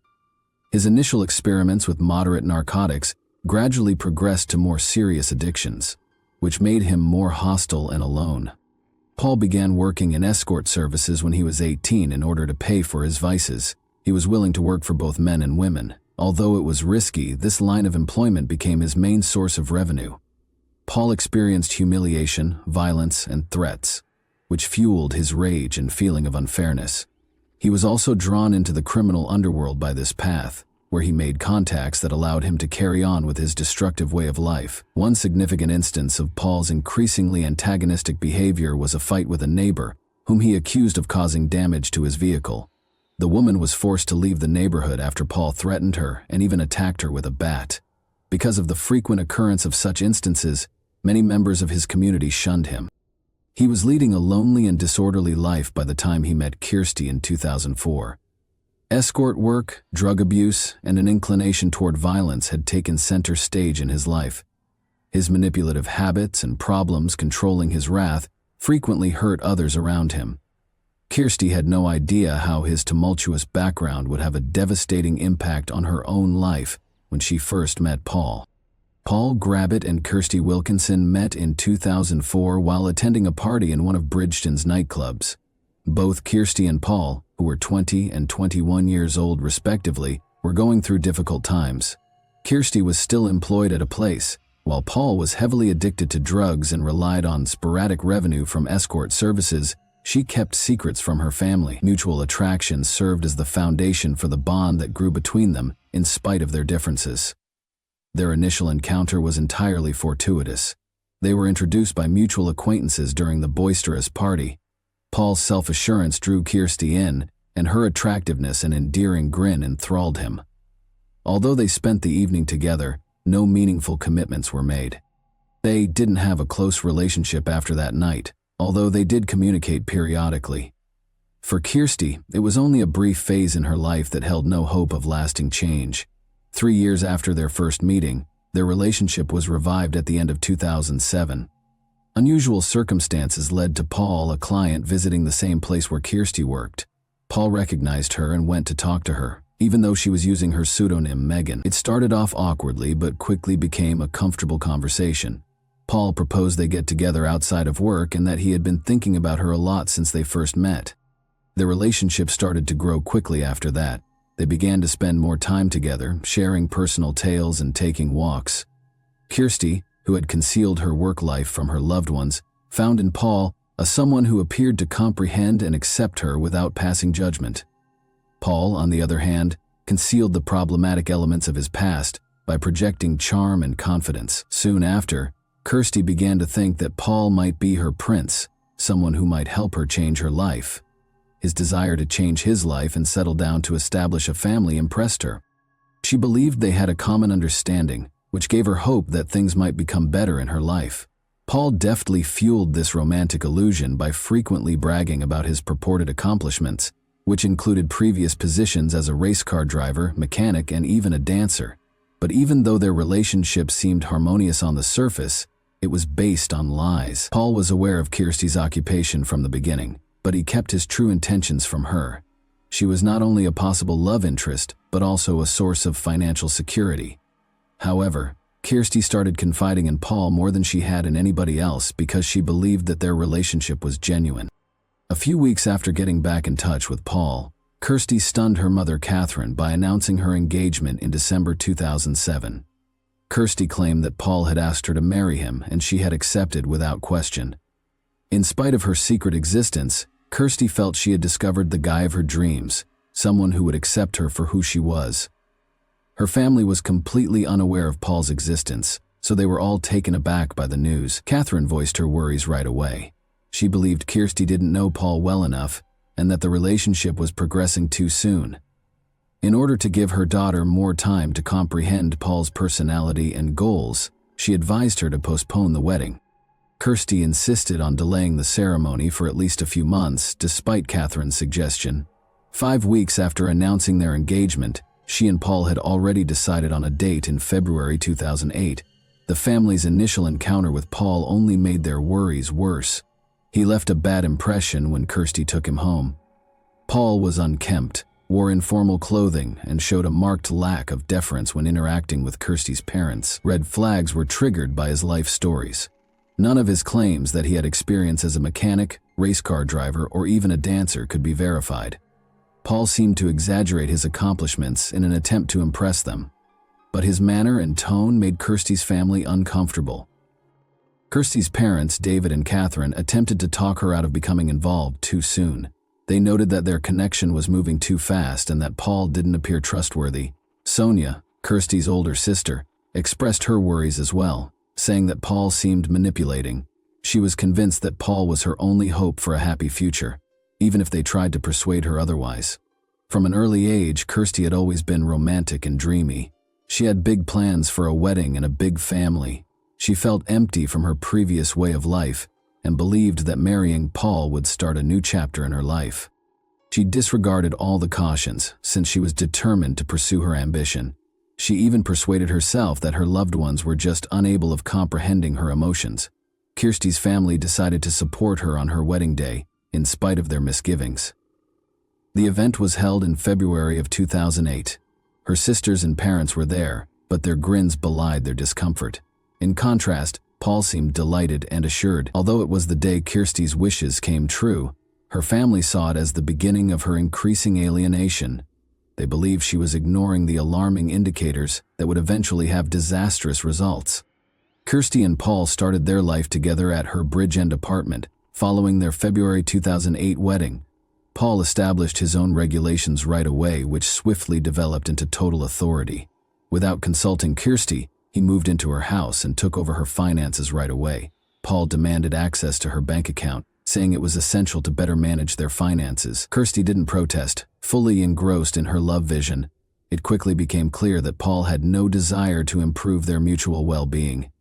He didn't try to get a job and stayed at home most of the time, while Kirsty kept working to provide for them both. With addition, Paul started meddling with her work life. He advised her to take on additional clients in order to boost their revenue, rather than discouraging her work. Without considering Kirsty's feelings or welfare, he saw this as a means of paying their mounting bills. Paul had power over more than just words. Under the pretense of protecting her, he started going to work with Kirsty to keep an eye on her schedule and make sure she complied with his requests. He gradually began using the internet to find her new customers. Paul advertised Kirsty's services by creating numerous accounts on different platforms. Her workload thus increased in difficulty. She began meeting clients at home in addition to working shifts at the company. Kirsty soon found herself in a scenario that was emotionally damaging. She had always envisioned quitting her job, beginning a new life, and raising a family. But under Paul's influence, those aspirations appeared unreachable. Paul persuaded her that this was the best way to preserve their relationship and financial security, even if she was reluctant to continue. He used her love for him and her sense of duty as leverage. Paul had authority over more than just money. He also started meddling with her private affairs. He examined her phone, demanded answers for everything she did, and prohibited her from talking to certain of her friends. He maintained that their relationship was negatively impacted by a few of them. Over time, Kirsty found herself alone, with no one to confide in or support. Paul's efforts to erode Kirsty's trust were among the first indications of his manipulative tendencies. He made remarks about how she looked, highlighting what he saw as her shortcomings, and he gave her the impression that she couldn't be successful without him. She became more and more reliant on him as a result of these comments, which damaged her sense of self. Kirsty's sense of insecurity was exacerbated by Paul's severe mood swings, which ranged from kindness and concern to annoyance and aggressiveness. Paul's assertiveness increased over time. Under the guise of varying their relationship, he started bringing people into their private lives. Despite Kirsty's strong opposition to this notion, she reluctantly accepted in order to prevent strife. But these circumstances just made her inner agony worse. She started to feel as if she no longer owned her life or her body. Kirsty made an effort to keep up the illusion of a typical family life, but she was overcome with anxiety and uncertainty on the inside. Paul completely ignored her needs and feelings as he maintained his domination. She kept a journal in which she often wrote down her thoughts, but she was not strong enough to resist Paul's increasing dominance. She had to constantly fight to maintain what little independence she still had, while dealing with Paul's incessant pressure and manipulation. Paul's domineering actions gradually turned into outright hostility. A few months after the wedding, the first physical altercations had place. One night, Paul got into a fight with Kirsty because she hadn't made enough money, and he ended up pushing and hitting her in Kirsty's place. Although it was a startling event, Paul immediately expressed regret and vowed that it would never occur again, but his excuses were only short-lived. These episodes quickly got more frequent and more severe. Paul started acting aggressively to subdue Kirsty's will. He would go from threats to physical acts when she didn't comply with his demands. When Kirsty tried to express her wish to quit her employment at the establishment, for example, Paul angrily interrupted her, called her ungrateful, and then hit her. He increased his exertion, further limiting her autonomy into decision-making. Catherine, Kirsty's mom, started to suspect that her daughter was not happy in her marriage. She made an effort to speak openly with her, but Kirsty either sidestepped the subject or changed the subject, recognizing danger. Paul might seriously jeopardize her safety. Catherine cautioned her, but Kirsty brushed these worries aside, believing that with patience she could make things better. Although Kirsty's inner misgivings increased, she held on to the notion that things may get better. According to her journal entries, she was aware of how toxic her marriage was, but she was afraid of what might happen and lacked the courage to leave. She was stuck in a relationship that was gradually undermining her sense of self because of guilt feelings and her psychological reliance on Paul. Kirsty and Paul made the decision to go out with friends to a Swansea nightclub on March 28, 2009. As was not unusual for them, they drank wine and other narcotics throughout the night. Witnesses reported that the pair experienced tense periods that occasionally resulted in disputes. While Kirsty seemed to be avoiding confrontation, Paul seemed agitated. After a furious disagreement at midnight, Paul left the party and went home by himself, leaving Kirsty and their friends. Kirsty chose to stay and spend the rest of the evening with her friends rather than immediately following him. They then reported that she seemed worn out and depressed, but made an effort to hide her feelings. Kirsty hired a cab late that evening to drive her home. Later, the cabbie said that after dropping her off at the residence, she entered with assurance. She was last seen alive at this point. Paul informed Kirsty's mother, Catherine, the next day that his wife had departed early that morning, purportedly taking money and some possessions. He said he was asleep and hadn't heard anything. Kirsty might have gone to visit another man, Paul added, since Kirsty had left her personal belongings and bank cards behind, a strange move for someone preparing to start over. Catherine thought his explanation was fishy. When it was discovered that Kirsty had tried to call emergency services throughout the night but the call was dropped because of a weak signal, another troubling detail emerged. Police later learned that neighbors claimed to have heard muffled screams and the sounds of a struggle about the time Kirsty supposedly left. Her relatives and investigators suspected foul play because of these characteristics and the absence of evidence indicating she went voluntarily. The police started an inquiry as soon as Kirsty was reported missing. Her husband, Paul Grab, was the main suspect. Paul stated that he had been asleep during the night and discovered the following morning that Kirsty had grabbed a few items and gone, as his actions had caused alarm from the beginning. His account of what happened, however, was not consistent with the facts. Kirsty had left behind her bank cards and other significant personal belongings, which ran counter to the notion that she had departed on purpose. When police first searched their house, they discovered some unusual modifications. The carpet that had been in the living room was gone, and a portion of the ceiling had recently been painted. Kirsty had wanted to redecorate, according to Paul's explanation, but that didn't seem reasonable. During the night, neighbors reported hearing muffled cries, sounds of a fight, and a bang that sounded like the movement of a heavy object. At the time, no one called the police, figuring it was simply a domestic dispute. Kirsty's unsuccessful attempt to contact emergency services the night she vanished provided a vital clue. Although investigators concluded that the call was cut off, the fact that she attempted to contact for assistance indicated that she was in danger. This increased suspicions of Paul's involvement even more, as did the neighbors' statements. The investigation took a sad turn on April 6, 2009. A suitcase was discovered in a roadside ditch by a truck driver who had stopped on the shoulder of the A48 close to Bridgend. He was drawn to the item's peculiar appearance. He found a human hand when he opened the suitcase. He called the police right away, horrified. Officers discovered a woman's body inside the suitcase when they got there. Kirsty Wilkinson was later identified by experts as the victim. Kirsty had been seriously injured according to a physical examination. She had multiple bruises and scratches on her body, and her jaw and nose were shattered. She passed away as a result of a traumatic brain injury brought on by many head injuries. She also had evidence of strangulation, which suggests that someone tried to suffocate her during the fight before being abandoned in the ditch. Investigators discovered that her body had been transported from another area. Paul was taken into custody by authorities that same day. He denied any involvement during questioning, saying he was unaware of Kirsty's movements after she departed, but his tense manner suggested that he was not involved at all. Additionally, investigators found that Paul attended a massage parlor and took out cash using Kirsty's bank card the day after she vanished, all of which seemed extremely suspect given the circumstances. The terrible chronology of the crime was made clear by forensic evidence and testimonies. A dispute between Kirsty and Paul occurred the night before she vanished. Paul assaulted her, trying to choke her and hitting her several times. Paul brought Kirsty's body to the living room after she passed away, and he struggled to pack it in a bag because of how big she was. Without the required equipment, Paul gave up on his initial plan to dismember it. Finally, he pushed her body into the suitcase and carried it to a ditch on the side of the road, where he dumped it. Later, bloodstains were discovered in Kirsty's house, which Paul had attempted in vain to clean. Splatter marks on the ceiling were found to be hidden by paint stains.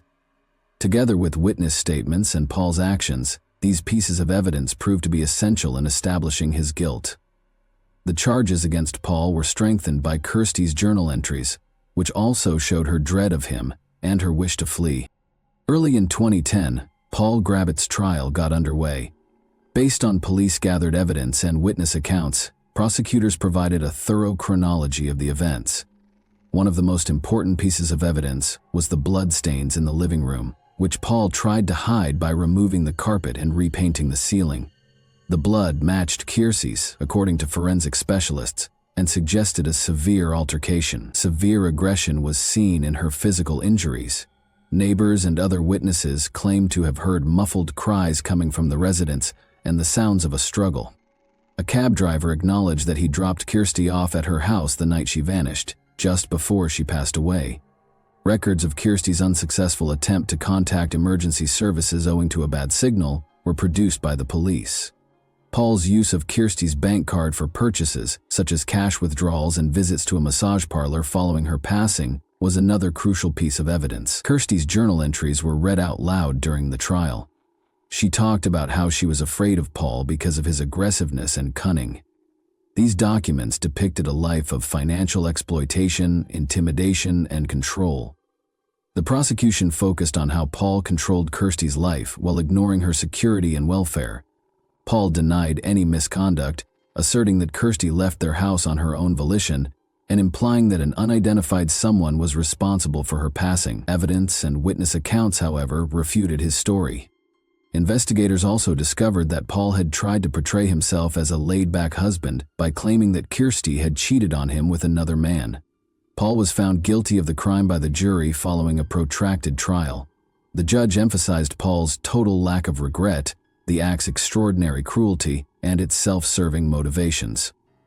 Paul Grabbitt was given a life sentence with a minimum of 19 years in prison on February 4, 2010. Kirsty's family was somewhat relieved by the sentence, but it was insufficient to make up for their terrible loss. Kirsty's family was unaware of certain aspects of her life until the trial. They felt that they could have saved themselves from the disaster, and they were overcome with anguish and shame. In addition to marking the end of the case, the hearing served as a sobering reminder of the destructive power of dysfunctional relationships and control. The Wilkinson family suffered severe emotional and psychological damage following Kirsty's passing.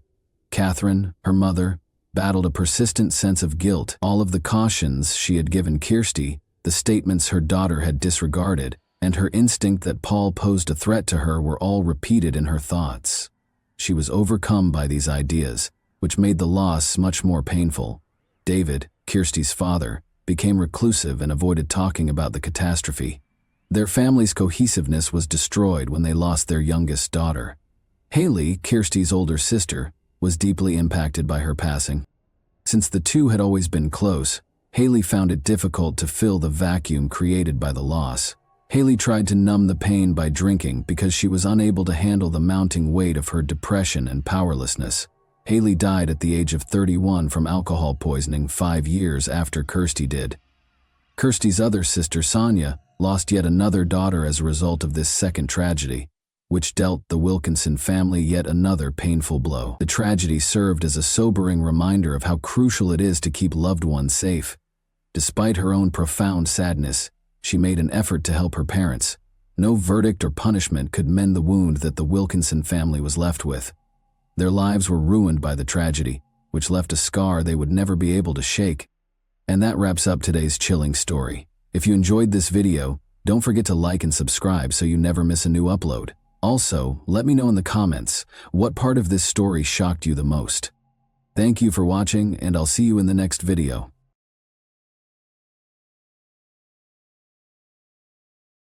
Hey guys, welcome to my channel, and today we're going to take a look at another horrible case with you. Genetic genealogy testing has revolutionized cold case investigation by reviving cases that might otherwise have remained unsolved. It had been like trying to capture smoke with their bare hands for the investigators working on the cases of John and Jane Doe. However, new developments in DNA testing are now providing investigators with the advantage they need to solve crimes that were previously thought to be unsolvable. These victims are now receiving their names back after being unidentified and nameless for decades. Today, we'll examine 2 instances where genetic genealogy has ultimately provided the answer and some measure of closure for both families and investigators. Immediately, let's get started. Today's first case takes place in Rock County, which is located in the southwest region of Minnesota. Rock County is one of the 4 counties without a natural lake, despite Minnesota's reputation as the land of 10,000 lakes. A Department of Transport employee was busy removing the concrete culverts beside Interstate 90 off Highway 23 in Beaver Creek Township on March 13, 1981, as part of a regular municipal cleanup. He was startled to see some skeleton remains when he brushed aside the wreckage. The employee phoned the police after speaking with his boss right away. The area was cordoned off when the police came, and everyone in the vicinity was questioned about the finding. According to the supervisor, the culverts were cleaned out once a year, with the most recent cleanup taking place on October 21, 1980. The remains might have been disposed of in the culvert at any point between October 1980 and 1981, Wyatt investigators hypothesized. After removing the deceased, forensic specialists and crime scene detectives set about gathering any hints that might have been left behind. The body was taken to the medical examiner's office in Ramsey County. The medical examiner found it challenging to identify the John Doe. From what was left of the nearly full skeleton, the body had been severely decayed and was hardly identifiable. According to the coroner's findings, John Doe was a white man in his 30s to 50s. 5 feet 6 to 5 feet 8 inches was his estimated height. There were no distinctive birthmarks or tattoos, and the state of the body made it impossible to establish weight, hair, or eye color. The coroner noted that there was a chance the person had been shot, but the cause of death was designated as homicide.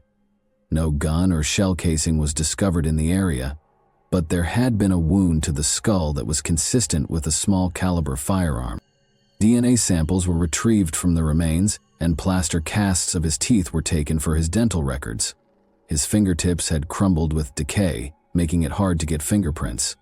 The victim was discovered wearing boxer shorts, green cotton work pants, and a leather belt. He wore 2 pairs of green socks on each foot and engineer boots in sizes 8 to 9 that were either light tan or white slip-ons. He was holding a locket with a picture of a baby inside and a black plastic comb. Based on this ambiguous description, police conducted a thorough search of the region and spoke with Department of Transport employees who had been there since October of last year. A police artist created a preliminary sketch using information from the medical examiner. Beaver Creek Township saw the creation and distribution of posters. They also asked drivers who frequently traveled the road if there was any strange behavior going on nearby. When asked about the John Doe who was discovered in the culvert, locals were unable to name anyone who fit his description. No one appeared to know who this individual may be, and a search of missing people databases in and around Minnesota produced no results. The case eventually became cold due to a lack of leads. Despite authorities routinely reviewing the case, no one had come forward to report someone missing in the region, and no new information emerged. As technology developed, known criminals' DNA profiles were being converted to digital format so that law enforcement could obtain data more quickly and easily. In 1981, a profile of Rock County John Doe was created, and it was used to look him up in national criminal databases. But this was also in vain, because no victim records could be located. Decades passed with no new information about the case. After using this new technique to find and apprehend the notorious Golden State Killer in 2018, genetic genealogy started to transform criminal investigations. Other law enforcement organizations quickly noticed, thinking that this technology will undoubtedly revolutionize the process of locating unresolved cold cases. In August 2022, the Rock County Sheriff's Office reactivated the Rock County John Doe case in collaboration with the charitable organization, the Doe Network. Using the John Doe's autopsy photographs, they created a digital composite sketch that was posted to their website and all other databases of missing persons. The next step was to organize fundraisers and community projects to generate enough money to cover DNA testing. The sheriff's office met their goal and covered the cost of all the tests required to complete the assignment. Using DNA samples from the sheriff's office, Doe Network volunteers began tracking down family ties using the genealogy websites. In Omaha, Nebraska, they discovered a family match after searching through thousands of family trees for several months. After that, the team contacted the woman, who stated that she was open to meeting with any relatives she knew who had either gone missing or lived in Rock County. In early November 2022, officials traveled to Omaha after reaching out to Rock County Sheriff's Office investigators and agents from the Minnesota Bureau of Criminal Apprehension. The Gateno family members and the woman who most closely matched John Doe's profile were met by Omaha investigators. The family members offered to get their DNA tested. Investigators found that two of the profiles most closely matched their John Doe profile on December 20, 2022. Together with her aunt and uncle, they brought the results back to Omaha and met with the woman who had submitted her profile to the genealogy website. Detectives learned during family interviews that the woman's aunt did in fact have a brother called Louis Anthony Gateno who vanished in 1971. They knew they had located their John Doe when they presented detectives with a photo of Louis. Since many of their relatives had passed away, the family was unable to share much about Louis's life. Sometime in 1946 would have been Louis's birthday. Investigators did learn from them that Louis had a history of robbing banks in the 1960s. In his hometown of Omaha, Louis was initially charged with robbing a bank, according to his family and press reports from the archives. At the age of 20, he was apprehended on January 25, 1966, while attempting to rob a First National City bank in New York for $96.40. Reports state that Louis shot the counter after being overwhelmed by the bank teller. In the altercation, he had hurt his hand. According to the report, Louis admitted to detectives that he had been hopeless and despondent and that he just wanted his life to end. Louis was accused of possessing weapons, felony assault, and attempted robbery. Family members have since heard from him occasionally, but since 1971 there has been no communication at all. Because of his tense connection with his family, he was not reported missing at the time. When they learned he had been slain 10 years after he had lost touch with his family, they were equally perplexed. Since Louis had gone missing, no one had ever stepped forward to search for him. Since investigators knew who John Doe was, they had already won half the battle. Evan Verbrugge, the sheriff for Rock County, described the occasion as bittersweet. Finally, Louis Gateno's family has some answers, though it's not news anyone wants to hear. Even though there is still a lot to learn about Mr. Gateno's passing, being able to identify him decades after his passing is a crucial new piece of information in this case. Despite the difficult task, he stated that the case will stay open for Brooks. We'll have a hard time finding out, but it's our responsibility to try and get answers, and it won't cost much. According to him, officials are urging anyone with knowledge about the case or who may have known Louis Anthony Gaetano between 1971 and 1981, to come forward and get in touch with the Rock County Sheriff's Office. Rock County, Wisconsin, is the location of our next case. Anyone can enjoy the great outdoors and reestablish a connection with nature in this county, which is full of parks and open spaces. However, a riddle perplexed law enforcement for 27 years, until fresh DNA testing provided much-needed clarification.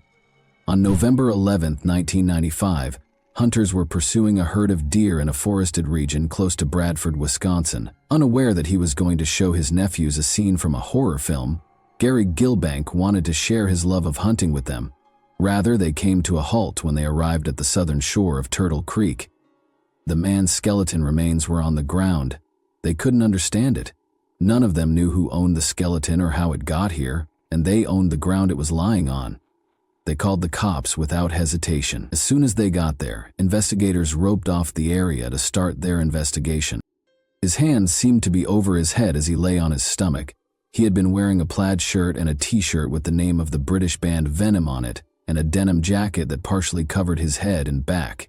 There was a Nike sneaker close to the body, and he was also dressed in gray camouflage pants. The other was not located. From the scene, investigators retrieved a container of Carmex lip balm, a Budweiser lighter, an Aquatech wristwatch, and a chrome pendant of a horned goat.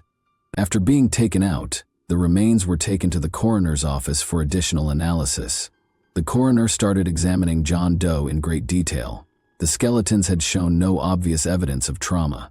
He weighed 140 pounds and was reported to be between 5 feet 4 and 5 feet 6 inches tall. He was between 17 and 20 years old. The coroner identified him as a male Caucasian based on a dental study. He had only 2 fillings and had received good dental care. His wisdom teeth were still in place, however, 1 was impacted and 2 had partially erupted. Hair samples were collected for a toxicological examination. The coroner did not rule out that he may have been drunk or had used hallucinogenic drugs before his death, but the absence of any traces of cocaine, codeine, or morphine ruled out the likelihood of an overdose brought on by a chronic opiate addiction. Although his cause of death remained unknown, it was possible that he had fallen into the creek and succumbed to hypothermia. The coroner thought that he might have been drunk and lost his way before he lay down, and that he might have perished from exposure to the weather. Additionally, there had been conjecture regarding the precise moment of his demise. According to the coroner's estimation, he might have passed away around the fall or winter of 1994. Other than the hints they discovered on the John Doe at the site, investigators had no leads. They began a thorough investigation that took them in a number of directions. John Doe's skull was incinerated in the interim, and his remains and ashes were interred at the same Johnson Town Center Cemetery where John and Jane Does were buried. Investigators looked into every known accident that happened around the estimated time of John Doe's death in order to support the idea that he might have been drunk and confused. They thought he might have been a vehicle accident survivor who had gone missing following the collision. But there were no reports of a missing male who suited his description. In actuality, no one who fit John Doe's description had ever been reported missing. Based on the clothing he was wearing when he was discovered, investigators then went back and looked at every rock concert that had ever taken place in the vicinity. Interviews with heavy metal members revealed that none of them could recall anyone who matched John Doe's description. Here they had come to yet another dead end. They looked through government documents and school yearbooks to determine his estimated age, but they discovered that no minors during that time were listed as missing. Investigators were forced to start over after conducting interviews with the local school district's children yielded no leads either. Thereafter, the inquiry focused on multiple witness accounts of a man who the locals called River Guy. Witnesses reported seeing a young man in his early 20s sprinting toward the creek where the body was finally found on October 16, 1994, at approximately 5:30 p.m. According to witnesses, the River Guy had been drunk and upset that afternoon and was dressed similarly to the John Doe. These witnesses stated that the man had been stumbling toward the creek and had fallen into the water multiple times while attempting to ascend the slope. Along with mentioning being a fugitive and having been wronged by a woman named Mary, they also claimed he had yelled at onlookers to leave him alone. Until additional forensic examinations revealed that River Guy and John Doe might not have been the same person because of chronological differences, the theory was still one of the most compelling. John Doe's pace of decomposition suggested that he might have passed away around May 1995 rather than in October 1994, when River Guy was last seen, according to subsequent forensic estimates. Additionally, this refuted the original medical examiner's estimated time of death. A pendant discovered at the scene provided the next lead. In 2010, the pendant was linked to a craftsman in the Janesville area by detectives from the Rock County Sheriff's Office. The man has created a number of rock and metal-inspired pieces for admirers while being involved in the local metal rock scene. He admitted to the police that the pendant was one of his creations when they showed it to him. Nonetheless, he produced a number of like pendants and sold them to dozens of customers over the years. The craftsman failed to identify John Clinton Doe as a potential client when he was shown a composite sketch of him. As a result, the investigation encountered yet another obstacle. Together with a scientist from the Smithsonian Institution, the Rock County Sheriff's Office conducted an isotopic examination of the John Doe's bones in 2014. In forensic anthropology, isotopic analysis has been used to identify the provenance of unidentified human remains from bone tissue. A person's birthplace can be ascertained by forensic scientists. The scientist from the Smithsonian found that John Doe had been in the Midwestern region around the Great Lakes for a considerable amount of time. The states of Wisconsin, Illinois, Minnesota, and Michigan were among these regions. Investigators were able to focus their inquiry because to this information, after determining the potential birthplace of John Doe, detectives started over in 2016 and revised the composite sketches created by the FBI in 2014 and the Rock County Sheriff's Department in 2013. This time, before making it public, they added some color and regressed the sketch to the age of 16. The department believed it would help anyone who might have dealt with him that year remember him, said private investigator Jack Fries. The whole idea here is to get people to think about what was going on in the early 90s and in their lives. And do they have any connection with this guy at all? He stated. Despite the failure of their efforts, detectives were determined not to give up lightly. Jack Fries, a private investigator, spent the next 2 years trying to figure out who the young John Doe was.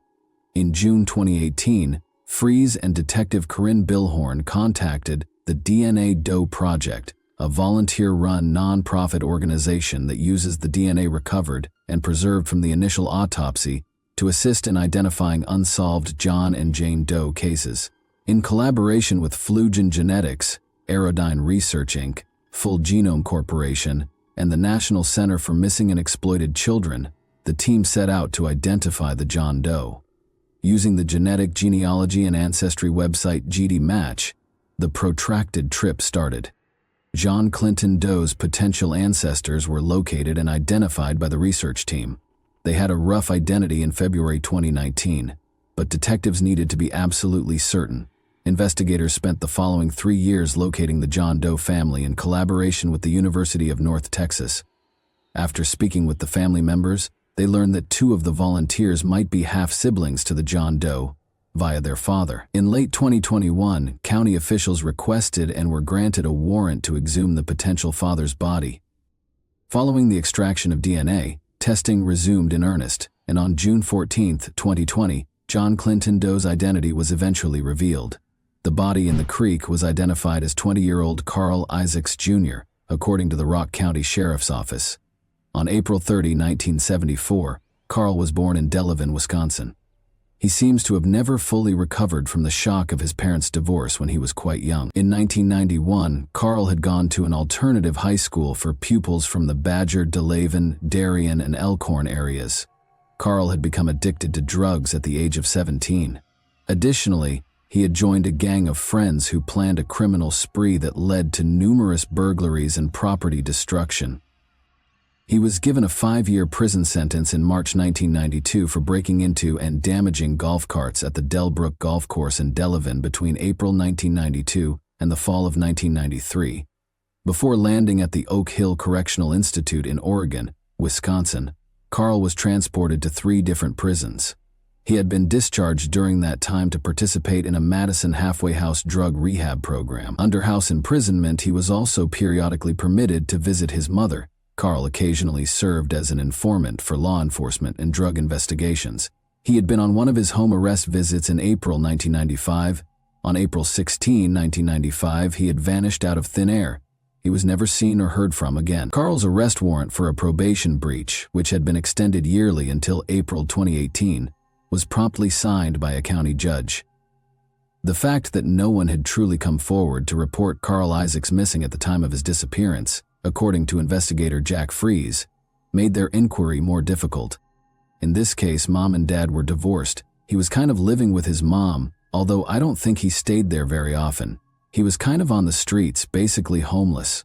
I don't think he had a friend, nobody at all, who would have missed him to the point where they tried to find him, according to him.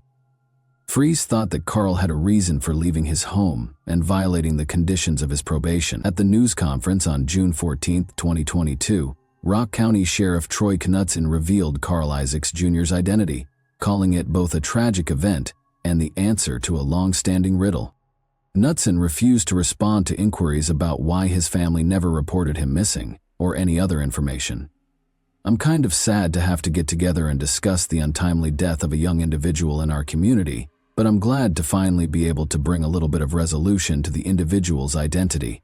However, he did say that the family had been anticipating the news since the DNA matches were found and the investigation was conducted. Rather, he emphasized to everyone that the case was still pending. We're really looking to flesh out exactly who he was and how he found himself in that particular location. That's where we're looking to the community to help provide some of those details for us, he stated. Knudsen went on to say that although the inquiry took a long time, the identification was made possible by technological developments. He gave Jack Fries, a former employee of the Rock County Coroner's Office, praise and gratitude for his voluntary assistance on the case. Additionally, he expressed gratitude to the DNA Doe Project, which gave investigators the breakthrough they needed to identify Carl Isaacs. Nick Gilbank, the person who found Carl's body in the creek, can still clearly recall that moment. He still has some unanswered questions, but he is relieved that there is some closure and that he knows who John Doe is. I walked over to see what I was looking at, and there, next to a garbage bag of his belongings, was a clothed skeleton. I remember kneeling down and picking up the shirt, and there was a skull, completely decomposed. I guess I'm glad they finally identified the remains, he stated. And that wraps up today's chilling story. If you enjoyed this video, don't forget to like and subscribe so you never miss a new upload. Also, let me know in the comments what part of this story shocked you the most. Thank you for watching, and I'll see you in the next video.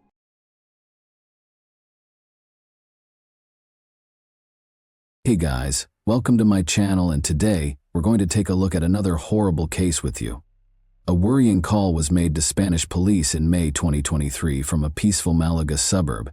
They found a young woman's body with several stab wounds in one of the units.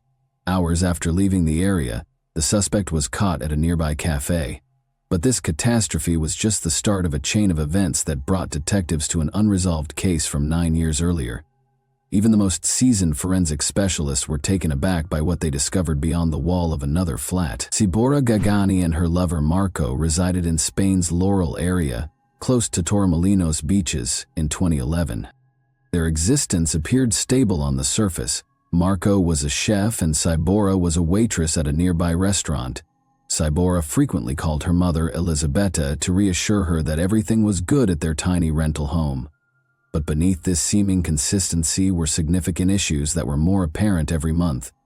Elisabetta felt the strained atmosphere in the home right away when she traveled to Spain to see her daughter. Even in her presence, Sibora and Marco began to argue. Elisabetta witnessed her daughter's attempt to rationalize Marco's outbursts of anxiety and jealousy by attributing them to transient problems. But Elisabetta was certain that the issues extended well beyond daily hardships. It was difficult to accept that Sibora had been someone entirely different just 2 years prior. Born in Tirana, Albania, on September 14, 1991, she has a reputation for being vivacious and upbeat from an early age. Following the split of her parents, Elisabetta, her mother, relocated to Italy with her kids, establishing a new life in Rome. People around Sibora took to her right away. Because of her enthusiasm and amiability, her classmates dubbed her Sibby. Sibora wanted to help her family even though she was struggling financially. She began working as a waitress in a nearby cafe at an early age, yet she never lost up on her goals.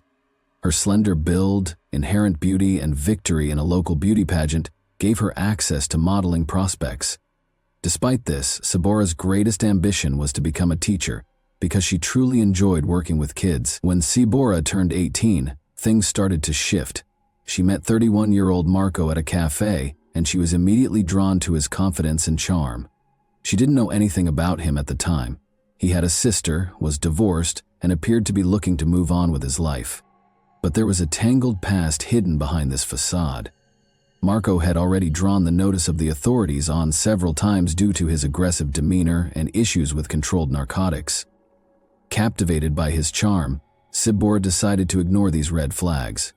After a year of dating, Marco proposed that Sabora and he go to Spain, saying that the country offered better employment prospects than Italy. Sabora persisted that she thought this relocation would usher in a new era when she and Marco could create a happy life together, despite Elisabetta's attempts to encourage her daughter to stop questioning Marco's motives. Spain initially appeared to be a promising country. Marco secured a job as a pizza cook, while Sabora soon secured employment as a waitress. Sabora seemed upbeat as she told her mother about her plans after they rented a comfortable house. Their stability did not last long, though. Marco blamed his bosses for his failures and started losing jobs one after another. He became increasingly irritable and jealous, and his violent outbursts turned from small altercations into major confrontations. Elisabetta was taken aback by what she discovered when she went to Spain to check on her daughter. Once vivacious and self-assured, Sabora now seems reserved and quiet. Marco made no effort to conceal his annoyance in Elisabetta's presence. Their confrontations became more heated, but Sabora persisted in standing up for Marco, telling her mother that things will get better. Those close to Sabora were perplexed as to why she chose to ignore these warning signs. Maybe she looked to Marco for the stability and support she had not experienced during her formative years. After relocating from Albania to Italy, her family had experienced hardship. Elisabetta put in a lot of effort to give her kids a better life, but Sabora had to take on responsibilities at a young age. She may have tried to fill that gap with her connection with Marco, but it just made things worse. For Sabora, life in Spain was getting more and more difficult. Her childhood dreams slowly turned into far-off recollections. Sabora Gargiani abruptly vanished in July 2014, leaving her family in distress. Her last known communication was a July 7 text message to her ex-partner Marco. Her social media accounts became silent, and she shut off her phone. This was not how she usually behaved. Before that, Sabora had told her mother that she felt free, had finally moved into a new apartment, and had broken up with Marco. According to her, it felt like a butterfly emerging from its cocoon. But everyone was startled by her abrupt quiet. The situation became even more bizarre when Marco showed up to Elisabetta's house in Italy out of the blue. He made an effort to come across as a man who was deeply troubled by what had transpired and remorseful. He told Elisabetta over coffee that he didn't know where Sabora might have gone. Marco claims that just before she disappeared, they had a disagreement and she left all of her possessions behind. Marco later claimed that Sabora had been spotted leaving with 2 luggage by a security guard at their apartment building. Concerns and suspicions were only increased by these contradictory remarks. Elisabetta remembered that Sabora had announced her intention to permanently break up with him only a month before. She had left Marco's apartment and was reconstructing her life after 3 years of attempting to save it.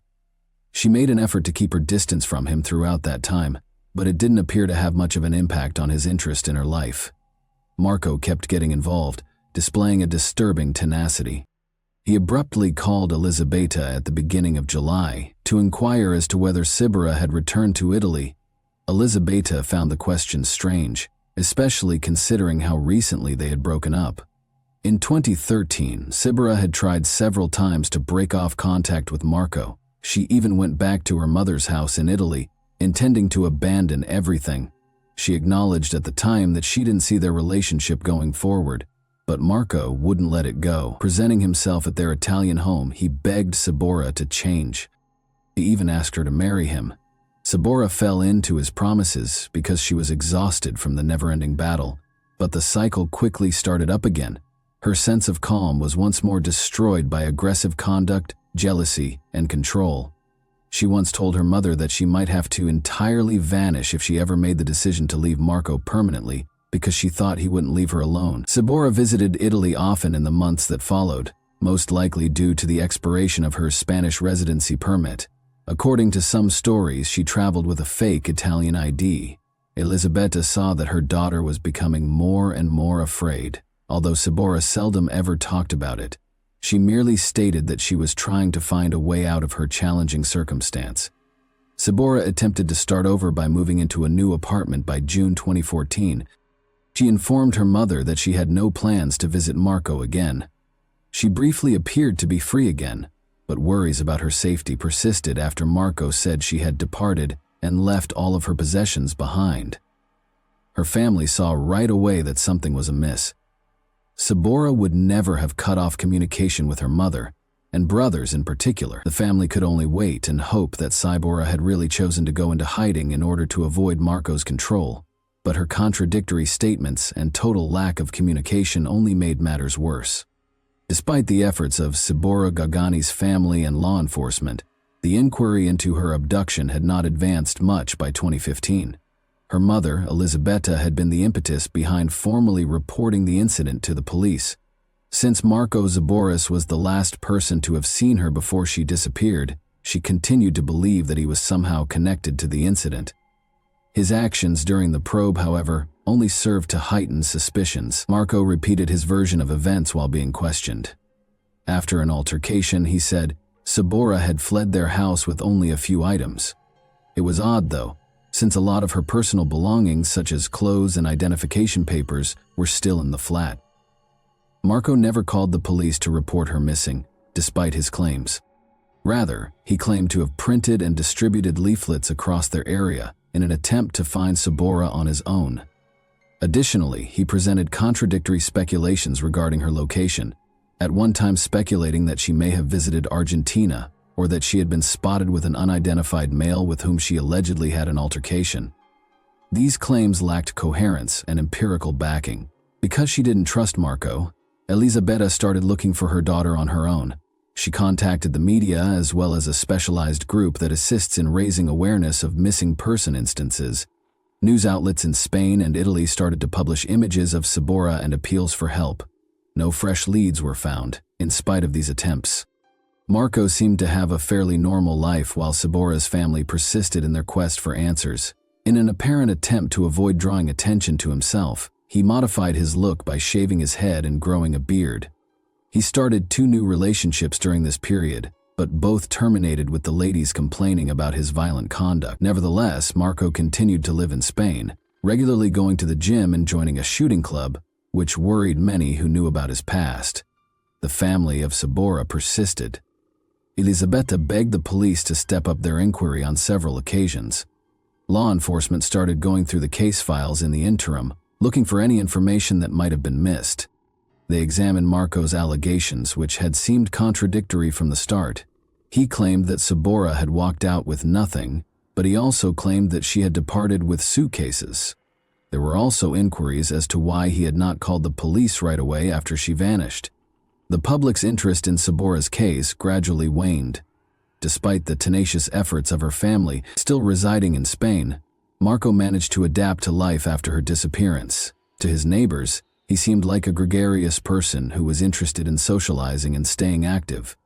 His reputation was still questioned, nevertheless, given his previous relationship with Sabora and the grievances from new partners. The investigation came to a halt as Sabora's family held out hope for any updates. With the help of worldwide missing persons databases, authorities increased their efforts, but to no avail. The uncertainty surrounding Sabora's fate continued to be an intolerable agony for those closest to her. Marco seemed to have changed his ways by 2023. On the surface, he was living with Paula, his new girlfriend, and the 2 of them had a child. But beyond the surface of this ostensibly new beginning were the same problems that had beset Marco for years.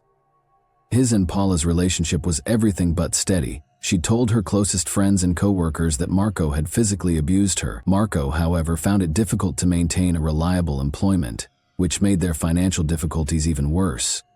Marco and Paula were offered positions by Victor Molina, the restaurant owner, whom Marco had met while working at a pizzeria. In an effort to alleviate the couple's financial strain, Victor also rented them a modest flat. Paula gained respect and trust at work more rapidly than Marco did. In addition to being Paula's employers, Victor and his sister Victoria, who also worked at the restaurant, also provided her with emotional support. Victoria became more aware of Paula and Marco's relationship problems over time. Following a specific event, she started advising Paula to call the police. Victoria claims that Marco was unhelpful at home in addition to being combative at work. Victoria reached a breaking point after an incident at the restaurant. It was discovered that the staff restroom door was smashed. Paula informed Victoria that Marco had broken it, claiming that she had used the area to meet with colleagues. Victor then moved Marco to a new location while maintaining strict monitoring over him. Paula tried hard to keep her life looking regular, but she was unable to conceal the difficulties she was facing. She opened out more as her confidence in Victoria grew. Paula disclosed that the only reason she was remaining with Marco was to reclaim custody of her children, who had been taken away from her when police found illegal drugs in their home. Marco owned the drugs, but the whole family had to deal with the fallout.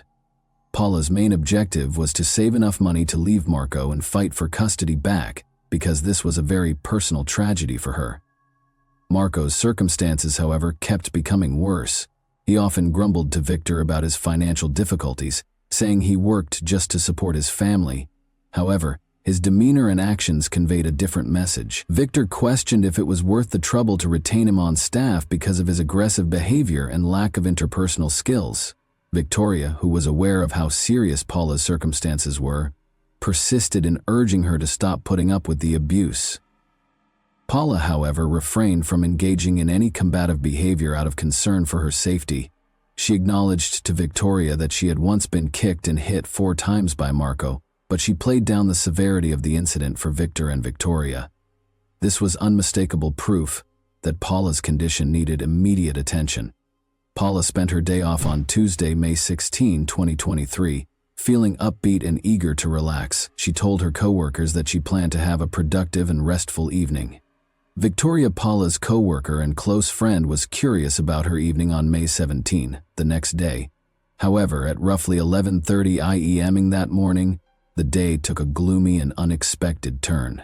Although Paula and Marco frequently argued, the shouting that came from their apartment this time sounded much more furious. Paula's voice was clearly calling for assistance. Victor, Paula's employer and landlord, who happened to be nearby, could hear the disturbance so loudly that they were obviously worried.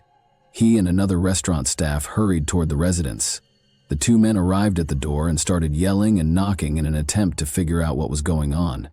They heard mild sobbing coming from inside, but it quickly stopped. Marco opened the door a few moments later, his calm manner reassuring them that everything was well and that Paula had just gone to bed to sleep.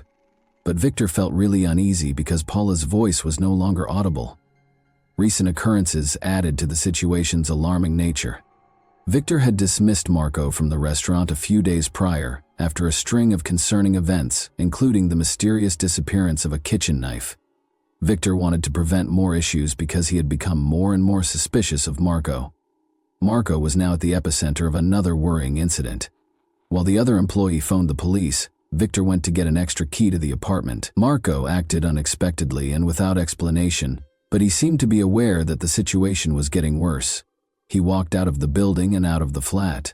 The flat was locked when the police got there. The mystery grew by the fact that everything inside looked as if the occupants had just departed. Victor, meanwhile, came back with the extra key and went inside the flat. They found Paula's body lying on the floor with several stab wounds. To ascertain what had transpired inside one of the apartments, it was clear that she had died a few hours before, and her clothing was covered with blood. Marco had already left when the police guarded the area, called in forensic experts to gather evidence, and began searching for him. While detectives searched for the culprit, Paula's body was sent for an autopsy to determine the precise cause of death. A few hours later, Marco was found in a nearby cafe, sitting peacefully at a table. During his arrest, he acted as if nothing had happened and did not resist. Marco showed up in court on May 20, 2023, 3 days after Paula's untimely death. He was accused of engaging in gender-based hostility as a felony with aggravating circumstances. A mental assessment and controlled substance testing were also mandated by the court. Marco was held during the hearing after being refused bail. Marco merely spoke in response to his lawyer's questioning, exercising his right to silence. Sibora Gagani, whose disappearance he had earlier hinted to, was not mentioned. But on May 17, the day of Paula's passing, Sibora's name returned to the public front a few days following his detention. During his interrogation at the station, Marco revealed something surprising. He said he killed Sibora Gagani during a 2014 argument and hid her body in the apartment they shared. Marco even volunteered to show investigators where her remains were found. Despite his admission, authorities decided to put Paula's death investigation first and postponed for a while checking Marco's claims regarding Sibora. Elisabetta, Sibora's mother, was devastated to learn of Marco's imprisonment and his revelation about her daughter. She had been fighting to restart the case for 9 years because she thought Marco was connected to Sibora's disappearance. After Marco's confession, Sibora Gagani's case was formally reopened and investigators set out to confirm his allegations. By early June 2023, they had inspected the flat where the pair had resided in 2014. The layout of the building where Sibora and Marco had previously lived was thoroughly examined by Spanish investigators working on her case. An extensive examination of the apartment turned up nothing noteworthy. Nevertheless, differences between the apartment's designs and actual layout were discovered. After making this discovery, the investigators turned their focus to a nearby apartment on the same level that had a nearly comparable design. One specific detail caught my attention. In the apartment under inquiry, there was a sizable area that, according on the design drawings, should have been a bedroom but wasn't there. On June 6, investigators gained authorization to enter the adjacent flat and breached the wall behind it. They found a big wooden box with lime in it. Police discovered the first piece of evidence, a plastic bag with personal belongings thought to be Sibora's, and a knife smeared with dried blood inside the box. One among the things was a bunch of withered flowers resting on top of a few garbage bags. A camping sleeping bag containing human remains was found inside one of the bags. To ascertain the identity and cause of death, the remains were sent for forensic examination. Investigators found tattoos on the body that matched descriptions in Sibora Gagani's missing persons complaint. But Spanish authorities asked Sibora's relatives in Italy for DNA samples to definitively confirm the identity. To get a sample of Sibora's mother, Elisabetta's saliva, cops showed up at her house on June 10. The remains were identified as belonging to Sibora Gagani by the DNA results. New information regarding Marco's behavior surfaced during interrogations in Spain in the week after the discovery. He claimed to have tried to dispose of the body by using acid, but this claim was not supported by evidence. The reopening of Sibora's case was triggered by Marco's confessions after his arrest for Paula's death, and investigators observed that he constantly changed his testimonies. Authorities kept looking into the circumstances surrounding her death in the interim. The news that Sibora's remains had been confirmed was a crushing blow to Elisabetta. She had lost hope after 9 years of uncertainty, but she had never given up on finding out what had happened to her daughter. Her life had drastically changed over the years. Sibora's father never found out the truth about his daughter and had died of illness. The birth of her grandchild had been Elisabetta's only source of comfort. Elisabetta thought back on her years of campaigning, pleading with the police to reopen her daughter's case after the remains were formally identified. Although she had at last received answers as a result of her efforts, she also felt a feeling of bittersweet closure. The evidence retrieved from the location where Sibora's bones were discovered was still being examined by forensic specialists. Forensic testing was done on the knife found in the plastic bag in order to find any biological evidence that could connect it to Marco. In the meantime, Spanish detectives worked with their Italian counterparts to add to the Sibora missing case information. Despite the evidence in Marco's own admission of his role in Sibora's killing, including disclosing the location of her remains, the inquiry into Paula's death was still underway, and Marco was already the main suspect. Marco eventually withdrew his confession. Marco's lawyer contended that his remarks should not be used in court because they were made under duress. Nonetheless, investigators insisted that there were solid grounds for additional charges based on the evidence, which included Sibora's personal things that was discovered in the hidden box. Sibora Gagani's family was able to finally bury her in January 2024, a few months after her bones were found. Her remains were given back to her loved ones for burial once all forensic analyses were finished. Friends and family came together to say their final goodbyes at the service, which was held in Italy. In remembrance, balloons bearing sincere words that represented hope and goodbye were released into the sky. The continuous judicial processes against Marco, who was charged with Paula's death, received the majority of attention at the time. In a 17-page handwritten letter that he submitted during a hearing on January 30, 2024, Marco acknowledged his guilt for her death but made several disclaimers. According to him, the dispute started because of a series of discussions over his adultery and a debt of €50.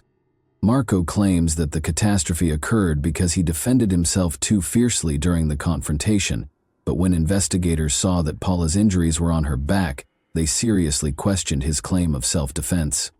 Marco acknowledged his guilt over Paula, but he would not elaborate on Cibora's situation. He did attest to the fact that he had covered her body with flowers, wrapped it in plastic, and put it in a wooden box, sealed it within a wall after layering it with lime. He tried to defend his actions by claiming that they were a response to his anxiety of the situation, but he denied any responsibility for her death. Marco presented a completely different story of Cibora's death during the trial, changing it abruptly. He said her death was caused by the Albanian mafia, with which he claimed to have been associated because of debts. Marco claims that he was unable to pay back the €25,000 he borrowed to start a brothel because the money was stolen. He claimed that 4 men showed up at his house, and one of them killed Cibora during a fight. Marco said that in order to prevent more repercussions, he was then compelled to dispose of her body while facing danger to his own life. Given that Marco had previously altered his claims several times during the investigation, this account of events caused serious skepticism among investigators. Marco's arrest in May 2023 following Paula's death was the first indication that he had lied to authorities. During the investigation, no proof was found to corroborate his allegations of mafia involvement. An examination revealed that Cibora had suffered many knife wounds, which, even in light of the state of her remains, amply demonstrated a violent crime. Years after Cibora was reported missing, her family was eventually able to get confirmation of her whereabouts. Although Cibora's father had died without ever finding out the truth, her mother Elisabetta disclosed that she had spent the previous 9 years holding out hope for answers. The trial for Paula's case was still going on by May 2024. In order to handle the counts of homicide and domestic violence, the court opted to hold a jury trial. Even though it had been reopened, Cibora Gagani's case had not yet gone to trial. More court proceedings were expected as investigators proceeded to examine Marco's assertions, particularly his suspicions of mafia participation. As seen by the experiences of Cibora Gagani and Paula, aggressive and manipulative relationships can have disastrous outcomes. The same individual betrayed Paula, who was trying to take back control of her life, and Cibora, who had hoped for a bright future. Their tragic outcomes serve as a sobering reminder of how critical it is to spot abusive conduct early and take action to stop future catastrophes. And that wraps up today's chilling story. If you enjoyed this video, don't forget to like and subscribe so you never miss a new upload. Also, let me know in the comments, what part of this story shocked you the most? Thank you for watching, and I'll see you in the next video.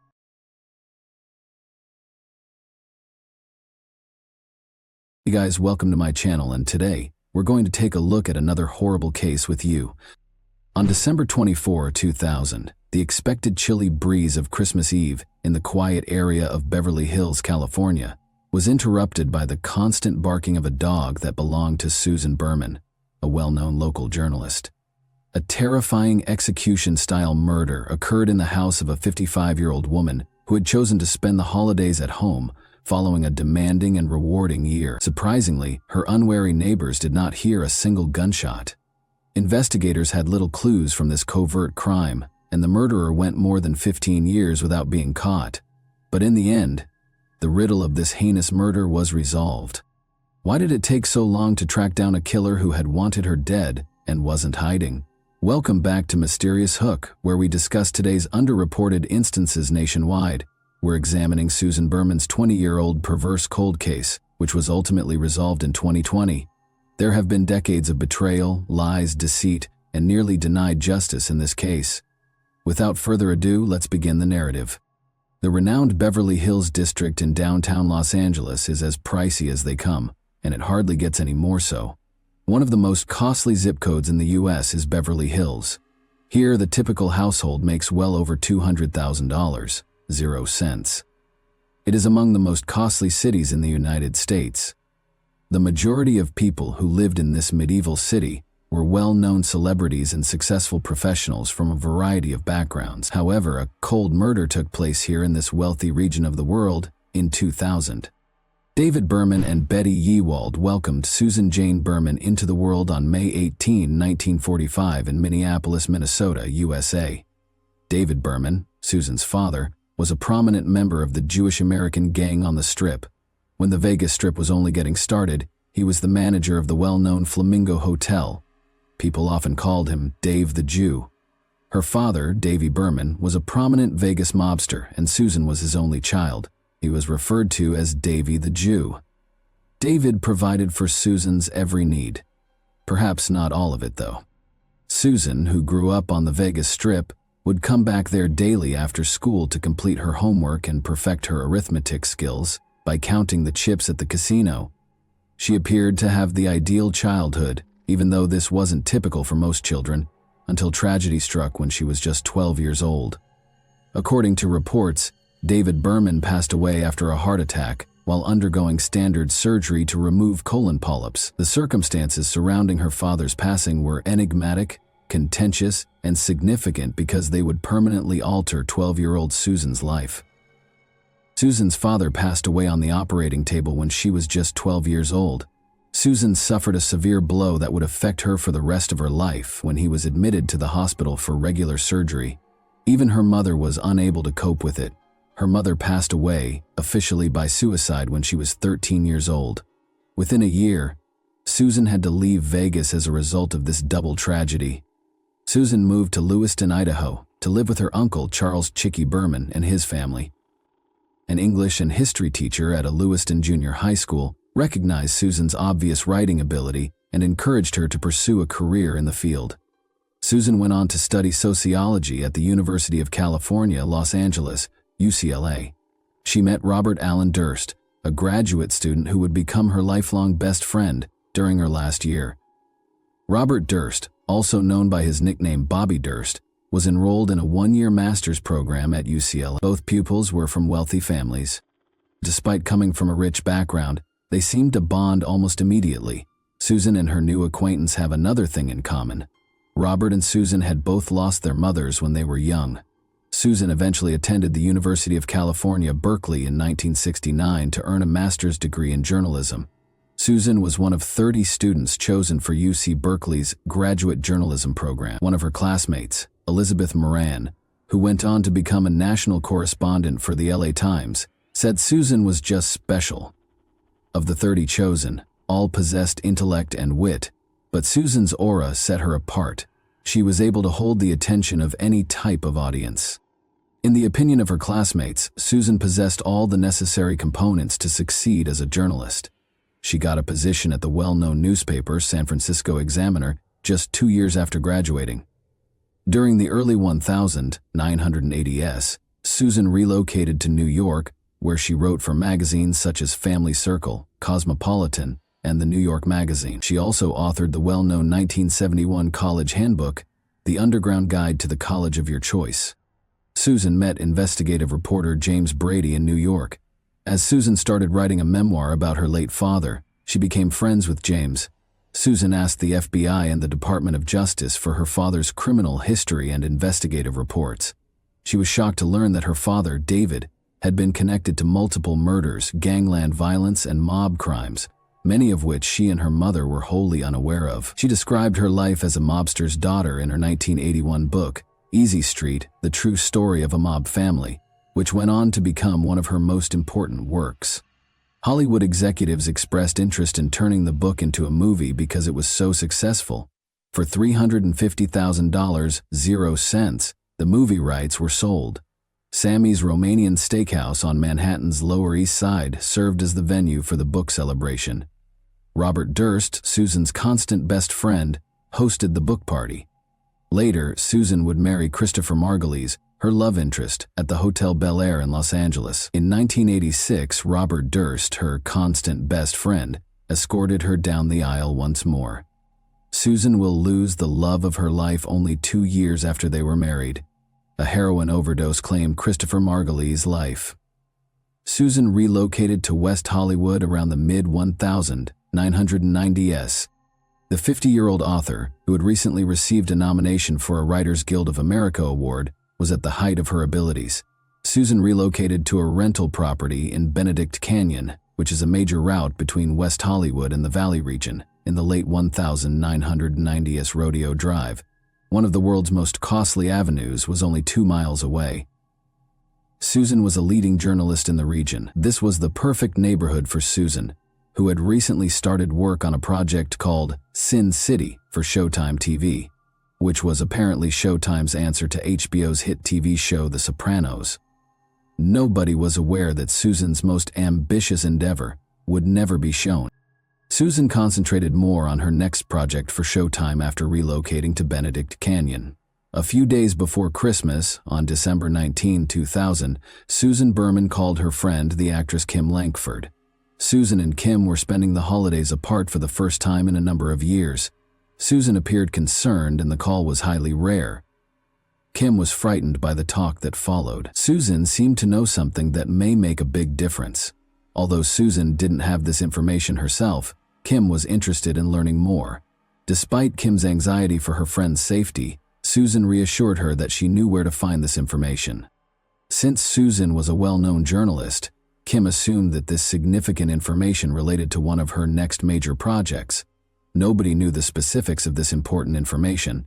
1 p.m., the LAPD was called to Susan's residence at 1527 Benedict Canyon Road on Christmas Eve 2000. When one of her dogs was spotted barking and roaming loose, her neighbors started to worry. Susan loved her fox terriers and never left them alone, so this was unexpected.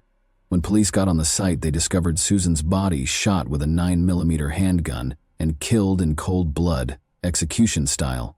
One gunshot struck her in the back of the skull, and it was thought she had been dead for a day or more. Kim's suspicions were validated.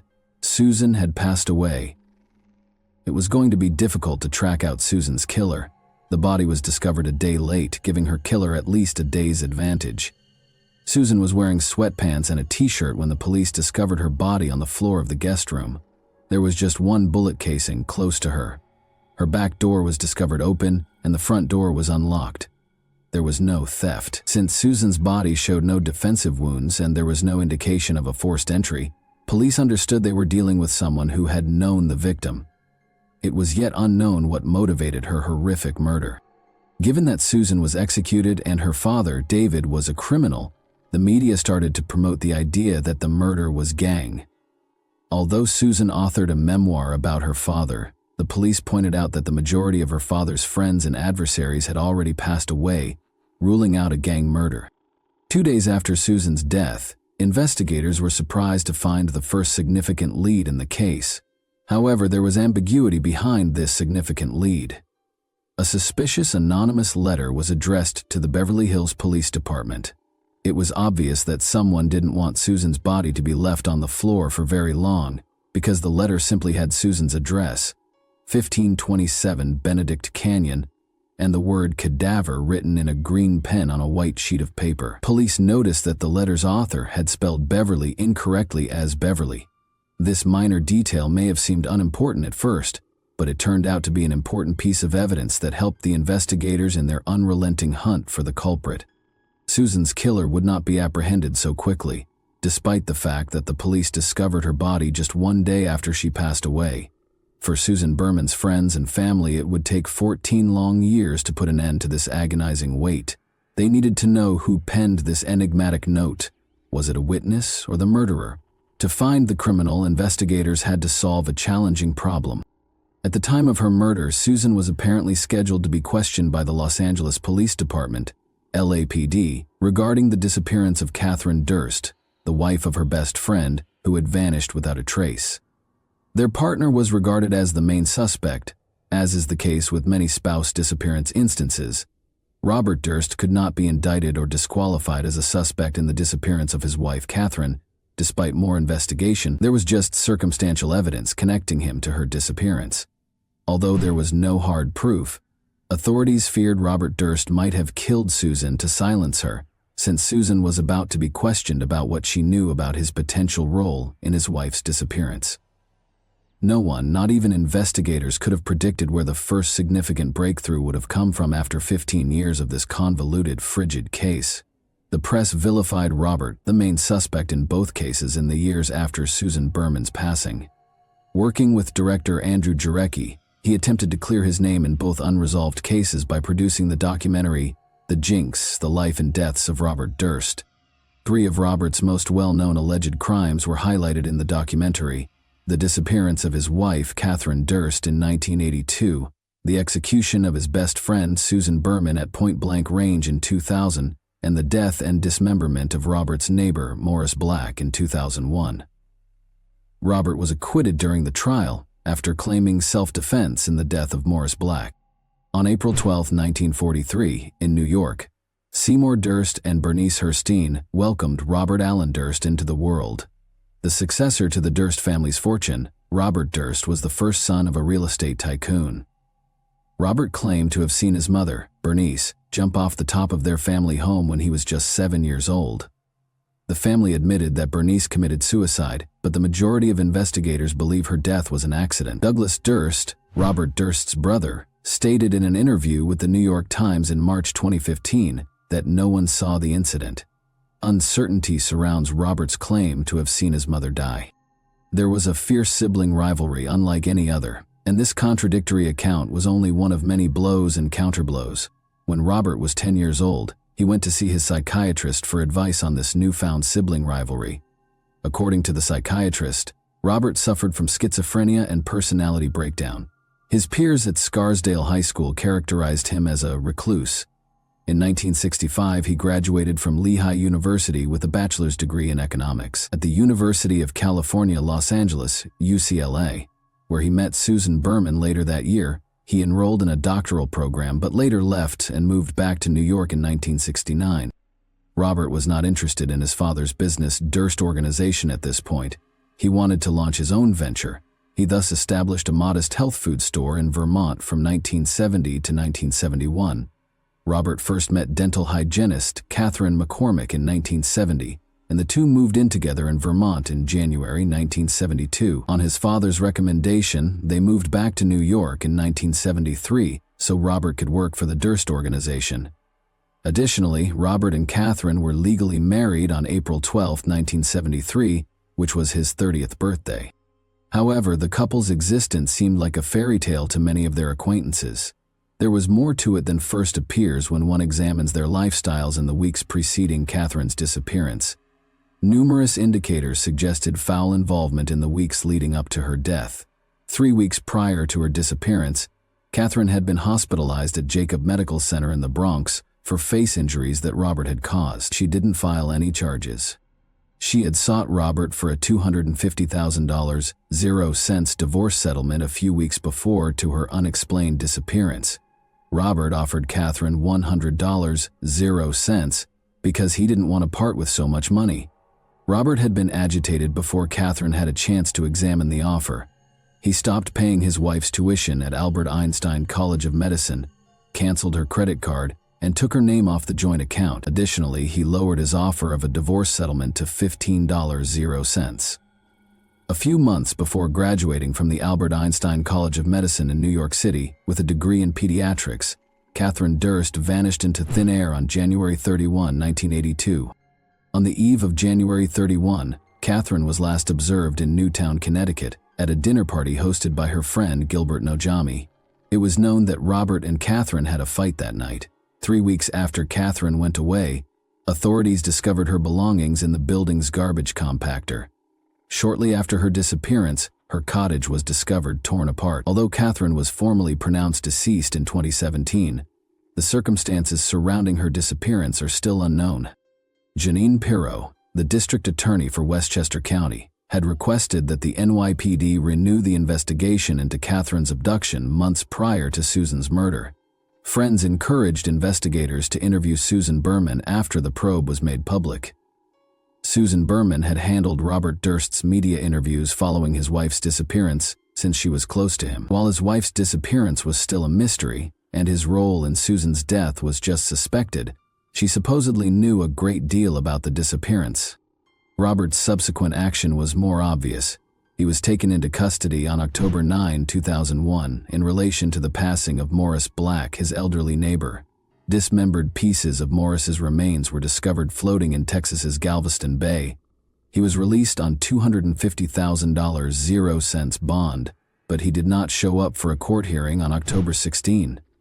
As a result, a warrant for his arrest was issued for bail skipping. Then, on November 30, Durst was caught stealing a chicken salad sandwich, a newspaper, and Band-Aids from a Wegman grocery in Bethlehem, Pennsylvania. Black's driver's license, directions to Gilbert Nojami's Connecticut home, marijuana, 2 firearms, and $37,000 in cash were among the suspicious items discovered in his rental car when he was arrested. In an unsettling use of his time while avoiding capture, Durst stalked his own brother Douglas, even going so far as to show up armed in the driveway of his home in Katuna, New York. In the end, he was sent to Texas to stand trial. Robert Durst was put on trial in 2003 for Morris Black's murder. Dick DeGurn, his defense lawyer, contended that Robert had acted in self-defense, and that when Morris threatened him with a .22 caliber pistol, the gun discharged as they grappled together. Before disposing of Morris' remains in Galveston Bay, Robert acknowledged using a knife, saw, and axe to dismember his body. It was impossible to verify or rule out Robert's account of a fight and the location of the gunshot wound because Morris's head was never located. Because there was insufficient forensic evidence to support capital murder, Robert Durst was found not guilty by the jury on November 11, 2003. However, he was sentenced to 5 years in prison for jumping bail and tampering with evidence. In July 2005, he was released on parole. Robert Durst's parole stipulated that he had to remain close to his home and obtain permission before traveling. Robert Durst returned to the murder scene of Morris Black without permission. He saw a surprising but well-known person while on his Defiant Crime Tour, Judge Susan Criss of the Galveston County District Court, who had presided over his murder trial. When they saw each other on this unapproved vacation, they were both taken aback. Robert Durst was sent back to prison after breaking the conditions of his release. In March 2006, he was then set free. Although Robert was the Durst organization's successor by default, his father made the harsh decision to appoint his younger brother, Douglas Durst, to lead the organization in 1992, further intensifying the already intense sibling rivalry. Robert refused to accept his father's explanation that he had chosen Douglas because of Robert's improper behavior. After being released from prison, he made the decision to sue his family because he felt he was the legitimate successor to the Durst organization. In 2006, after a protracted legal battle, Robert Durst was bought out for a one-time sum of $65 million, 0 cents. Durst's relationship with his family took a more turbulent turn as a result of this case. Instead of clearing the air, the jinx ended up becoming a real jinx for Robert. While filming The Jinx, Sarab Kaufman, the stepson of Susan Berman, discovered a letter Robert had sent to Susan in 1999, only months before she passed away. Both Robert's letter and the anonymous letter to the police contained the same typographical error, and the handwriting was nearly identical. The mysterious millionaire was left in a state of shock when Jarecki, the director of The Jinx, saw the letter and showed Robert Durst how to spell the word Beverly in both letters. He inquired which letter Robert hadn't written. Robert Durst was arrested by the FBI in New Orleans on March 14, 2015, the day before the last episode of the HBO series The Jinx, and he was accused with killing his best friend Susan Berman in the first degree. Investigators were able to track Robert down after he checked his voicemail box a few times. He was still in disbelief.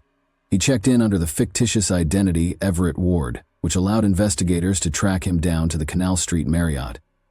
A .38 caliber loaded pistol, a new phone, a flesh-tone latex mask, maps of Louisiana, Florida, and Cuba, and more than $200,000 0 cents in cash with Robert were also discovered, along with a phony Texas ID. He had taken out more than $315 0 cents in the previous 5 to 6 weeks based on bank activities. Since Cuba and the U.S. do not have an extradition treaty, investigators surmised that he intended to escape there. Robert Durst would eventually encounter justice after a lifetime of evading the law.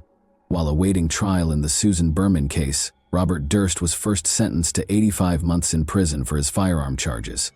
Due to Robert's surgery and the prosecutor's need for additional evidence to finally apprehend the elusive perpetrator, the trial was postponed. Judge Mark Wyndham of the Los Angeles County Superior Court ultimately determined in October 2018 that there was sufficient evidence to bring charges against Robert Durst for the murder of Susan Berman, his best friend.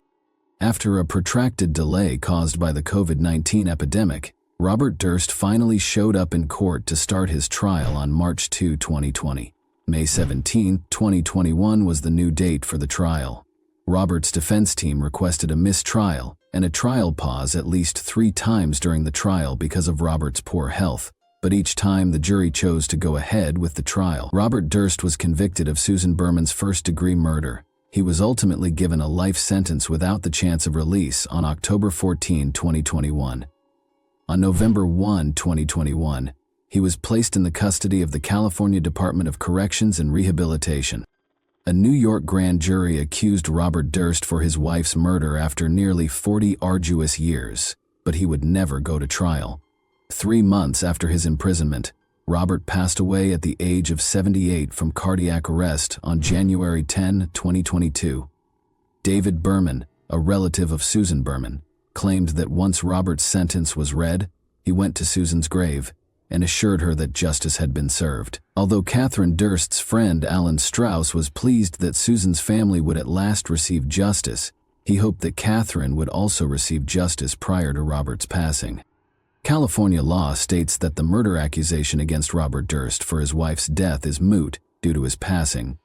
Regarding his brother Robert's passing, Douglas Durst stated, "Bob lived a sad, painful, and tragic life. We hope that his death brings some closure to those he hurt." Robert Durst had obstructed justice by implementing complex plots to conceal his horrible crimes. The last part of his cunning plan exposed his betrayal of his wife as a neighbor and friend. Do you believe Susan Berman was aware of Catherine Durst's disappearance? Do you believe he killed her because he was going to tell the police what she knew? Is the jinx that mistake? And that wraps up today's chilling story. If you enjoyed this video, don't forget to like and subscribe so you never miss a new upload. Also, let me know in the comments, what part of this story shocked you the most? Thank you for watching, and I'll see you in the next video.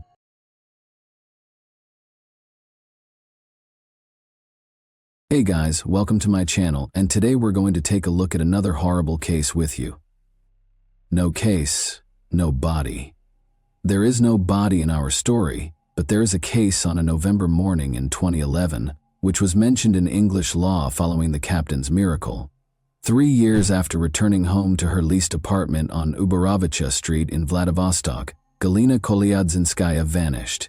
Her parents still think Galina is alive and are waiting for her return in April 2024. Her boyfriend Victor Cohen was found guilty of her murder, although no tangible proof of her purported death was shown at the trial.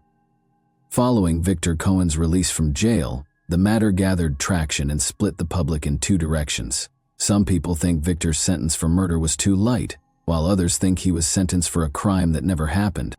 Together, let's learn how a well-known criminal case involving the death and disappearance of an unproven man spread across the nation, sparking debate among onlookers and leading to the formation of organizations to look for Galina. Viktor Polov was born in Vladivostok on July 9, 1988. He adopted Cohen as his last name. When the youngster was very little, his parents split in 2012, leaving his mother and grandma to raise him entirely on their own. He graduated from Far Eastern State University's high school gymnasium in 2005. He enrolled in the PR department at the same university's Institute of Mass Communications, but left after 6 months in 2007. Ilona, who had COVID, presented her sister Galina, who was 3.5 years older than Victor, to her classmate. Galina Kolyadzinskaya was born in Rostov-on April 22, 1985. Her parents relocated to Vladivostok when she was 13 years old. The girl stood out, had a theatricalized way of dress, and was characterized by her brightness. She was slim, intelligent, and highly creative. After completing her education, she attended an art school before enrolling in the Far Eastern Federal University's Faculty of Design. She captured Victor's heart, and he fell deeply in love for the first time. They left their hometown of Vladivostok for Moscow, and Victor abandoned school because they both wanted to enroll at the Theater Institute. Vitya did not fail the entrance examinations, but Galina did. However, he made the decision to go back home in support of his beloved girl, and the two of them moved back to Vladivostok and began living together. Victor found out of his grandfather's passing and the inheritance he had inherited upon his return. The couple decided to use the remaining funds to invest in a successful business after renting an apartment in the heart of the city and purchasing a car each.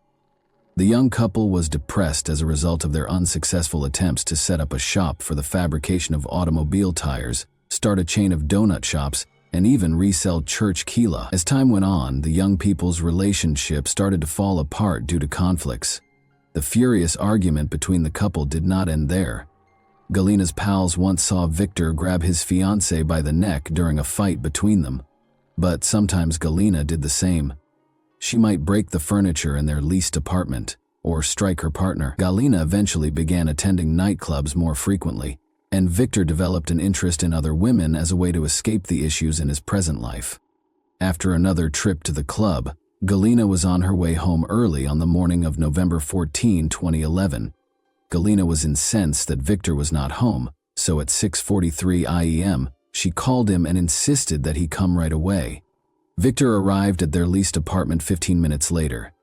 The young folks decided to eventually part ways after a fight broke out between them. Galina sought 300,000 rubles from Victor in exchange for the previously gifted car, after which she would go and stop bothering him. She left the flat, as it turned out, forever after Victor gave her the money. Galina's parents became concerned and began phoning her the following day, but she had turned off her phone. Victor also did not return their calls. He didn't call the girl's mother to inform her of the argument until the second day following Galina's departure. After extorting a substantial amount of money from him, she packed up her belongings and departed. "I'll never be seen by you again. Don't try to find me. Inform my mother that I'm doing well." Victor also told Galina's mother that he repeated what Galina had said in her final words. Galina's parents and friends were not shocked by her abrupt absence, because she was known for her flighty behavior and might go absent for days. He called her after she left, but the girl did not return his calls either, because the phone was initially only switched off. However, 3 days later, the police started looking for Galina Kolyadzenskaya when her father informed them of his daughter's abduction. The matter was enthusiastically taken up by specialists, and Victor was initially called to the station for a discussion. Since he saw Galina last, he was able to address a number of questions throughout the interrogation. Victor said that he had another woman and frequently argued with his girlfriend, whom he had become distant from. Victor claimed that he was tired of his scandalous lover, who could throw her hand at him or slather his car with yogurt when she was envious.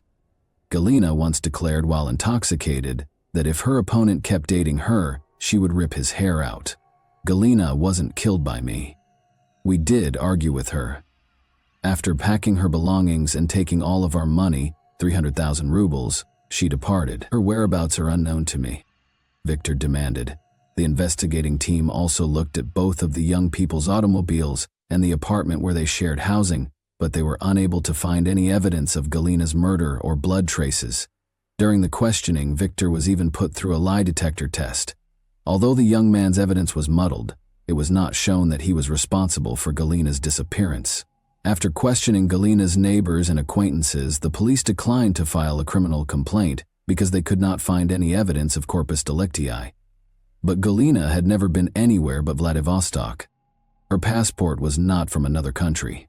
Victor moved in with his new girlfriend, Tatiana, and began a new life after gathering Galina's possessions and giving them to her parents.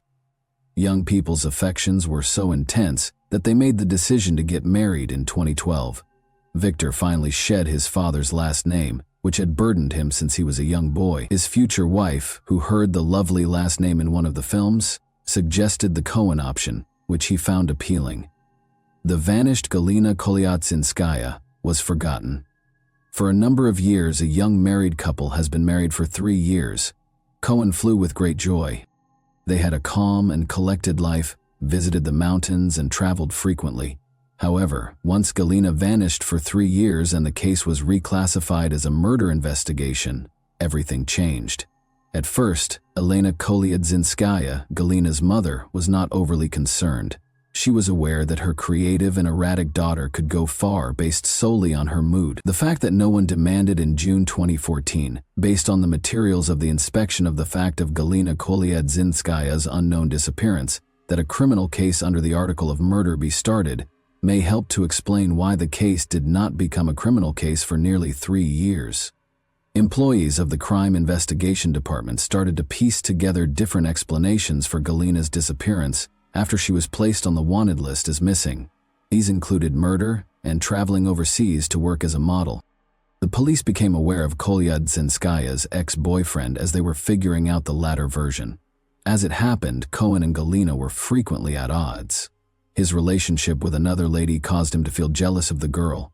Additionally, it was said that when Galina was younger, she was organizing a trip to Korea. She had previously worked as a model in China and planned to stay in this line of employment. Since he was the last person to see Galina alive, ex-boyfriend Victor Cohen was named as the primary suspect. There was further reason to suspect Victor of being engaged in the crime because of the testimony he and the witnesses had previously provided at different points during the case regarding the circumstances surrounding Galina's disappearance. After being called in for interrogation on July 23, 2014, Victor was arrested and brought to the investigation unit. He admitted there that he had strangled Galina following another argument on the morning of November 14, 2011, then dismembered the body in the restroom, placed the remains in 3 plastic buckets, and transported them to a wooded area close to the Variag factory. There, he built a fire with tires, burned the body, and scattered the ashes in various locations. Throughout the interrogation, Victor Cohen acted with assurance. He cursed a lot and didn't use appropriate language when he spoke to the investigator about you. He related the story of his life, from infancy to the present, in an open and friendly manner. When he sat in front of the police officers with his feet on the ground and grinned, he remembered how he had burned and dismembered his ex-lover Galina. Experienced cops were astounded by his cynicism and calm. He felt untouchable. Victor complained to the investigator that his initial plan was to ground the body in a meat grinder, cook it in a steamer, and then flush it down the toilet. However, he soon gave up on this strategy out of concern that he may be identified and the sewer system would get blocked.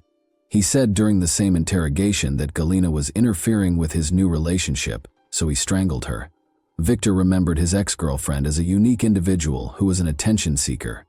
Her fierce temper might produce a huge scandal at home, and she frequently vanished in nightclubs. Galina frequently stated in chats that she would want a lovely life as an escort model, but she also refused to accept the claims that such job is impossible without the supply of intimate services. Up to a certain point, Victor tolerated all of his friend's strange behavior and kept thinking of her as a nice and fascinating individual. I was annoyed during Victor Cohen's grilling. I stood close to the coffee maker. As I stood there, I drank some coffee. I felt something change. There was only this one individual. I went home, went to where she was sleeping, apologized, and began strangling her. She opened her eyes and began to struggle. After choking her for a while, I sobbed and left the house. Fear wasn't the reason, it was loss and frustration. Even though I was aware of what I had done, I remained composed since I am a reasonable person. In November 2011, following the interrogation, the agents brought Victor to his residence with Galina Kolyadzinskaya. That night, Victor showed how he strangled Galina on a folding sofa for an investigation experiment in the flat. He claims that because she was intoxicated and slept off when he was certain she was dead, she did not protest. He hurried out of the apartment and headed to his car, where he devised a heartless scheme to dispose of the body. In India, the bodies of the deceased are burned, and vehicle tires are frequently used in this process to achieve the proper burning temperature. Victor learned about this elaborate method of disposing of the body from a documentary on the country. Victor informed the agents that killing and disposing of the body was considerably simpler than he had anticipated. Victor was brought to the empty lot where he reportedly dumped Galina's body late at night. Cohen had to identify the precise spot on the girl's body where he had set fire to it, in complete darkness. Human rights advocates claim that he was brought to an area devoid of CCTV cameras and traffic, making it impossible to establish his innocence. Important information were also missing from the case. As Victor himself frequently noted, it was unclear how and what he used to carve up the body, because a regular kitchen knife could not be utilized any further. It was unclear how he was able to place Galina's remains in 3 buckets, how he transported them out of the door where everyone could see them, and why no one noticed. The Bygalovs, who rented the apartment to Galina and Victor, were then questioned by the inquiry. When they found out that the cops were in the apartment, they acknowledged that they couldn't get in touch with Victor. They discovered the apartment was empty when they got there to inspect their accommodations. The ceiling was free of occupants and their possessions. They discovered black streaks on the wallpaper, which were probably caused by storing automobile tires, and brown splatters that the couple believed were from coffee or tea. However, Victor Cohen, the captive, was unaware that a video camera was recording his interrogations.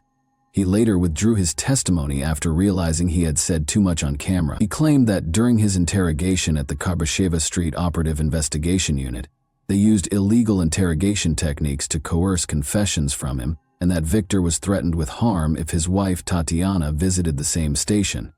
He went on to say that the operative cops had made up the tale he told during the hour-long interrogation, and that his phone billing from that evening was used to pinpoint the location where the bodies were burned. However, does the CCTV footage from the investigation unit actually show torture? At 6 o'clock in the evening, Tatiana Cohen drove up to the building. She was not permitted inside, so she remained outside. Around 6:30 p.m., Tatiana also entered the facility, and 20 minutes later, Victor was taken in for interrogation. At 6:38 p.m., the questioning began to be recorded. After 8 minutes of torture, he quickly produced a confession and conjured up a vivid, gory tale in great detail.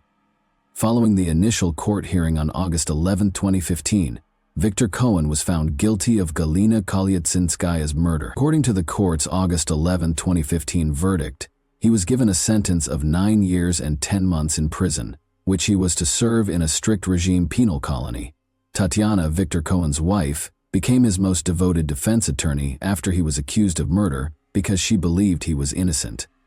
Every inhabitant of Vladivostok kept up with the news and even attended Victor Cohen rallies. People separated into accusers and defense. Even after hearing the heartbreaking news that her husband would have to serve nearly 10 years in prison, Victor's wife remained steadfast in her defense and refused to back down. During the court session, the revealing footage that was retained in the criminal case was revealed. Victor claimed that interrogators used torture and threats to get confessions out of him during court procedures, which led to the case becoming well known. Victor was discharged from the hospital with a diagnosis of ear barotrauma and concussion. His lover had been burned, dismembered, and strangled in cold blood by a young, attractive man with large brown eyes. Nobody was able to accept it. A man with charisma could pursue a career in acting. In fact, he was admitted to the Theater Institute of Moscow. Victor refused to study, as we already know, and he was characterized favorably by friends, classmates, and even casual acquaintances. Attorneys based their case on the fact that no human DNA was detected at the location where he burnt the body, or in the flat where the crime was allegedly committed, according to the inquiry. Witnesses even claimed to have seen Galina in the city after she vanished. The public was stoked by Elena Kolyatsinskaya, Galina's mother, who genuinely thought her daughter was still alive. She stated in every interview that Victor was innocent and that Galina would return shortly to explain her disappearance and where she had gone for so long.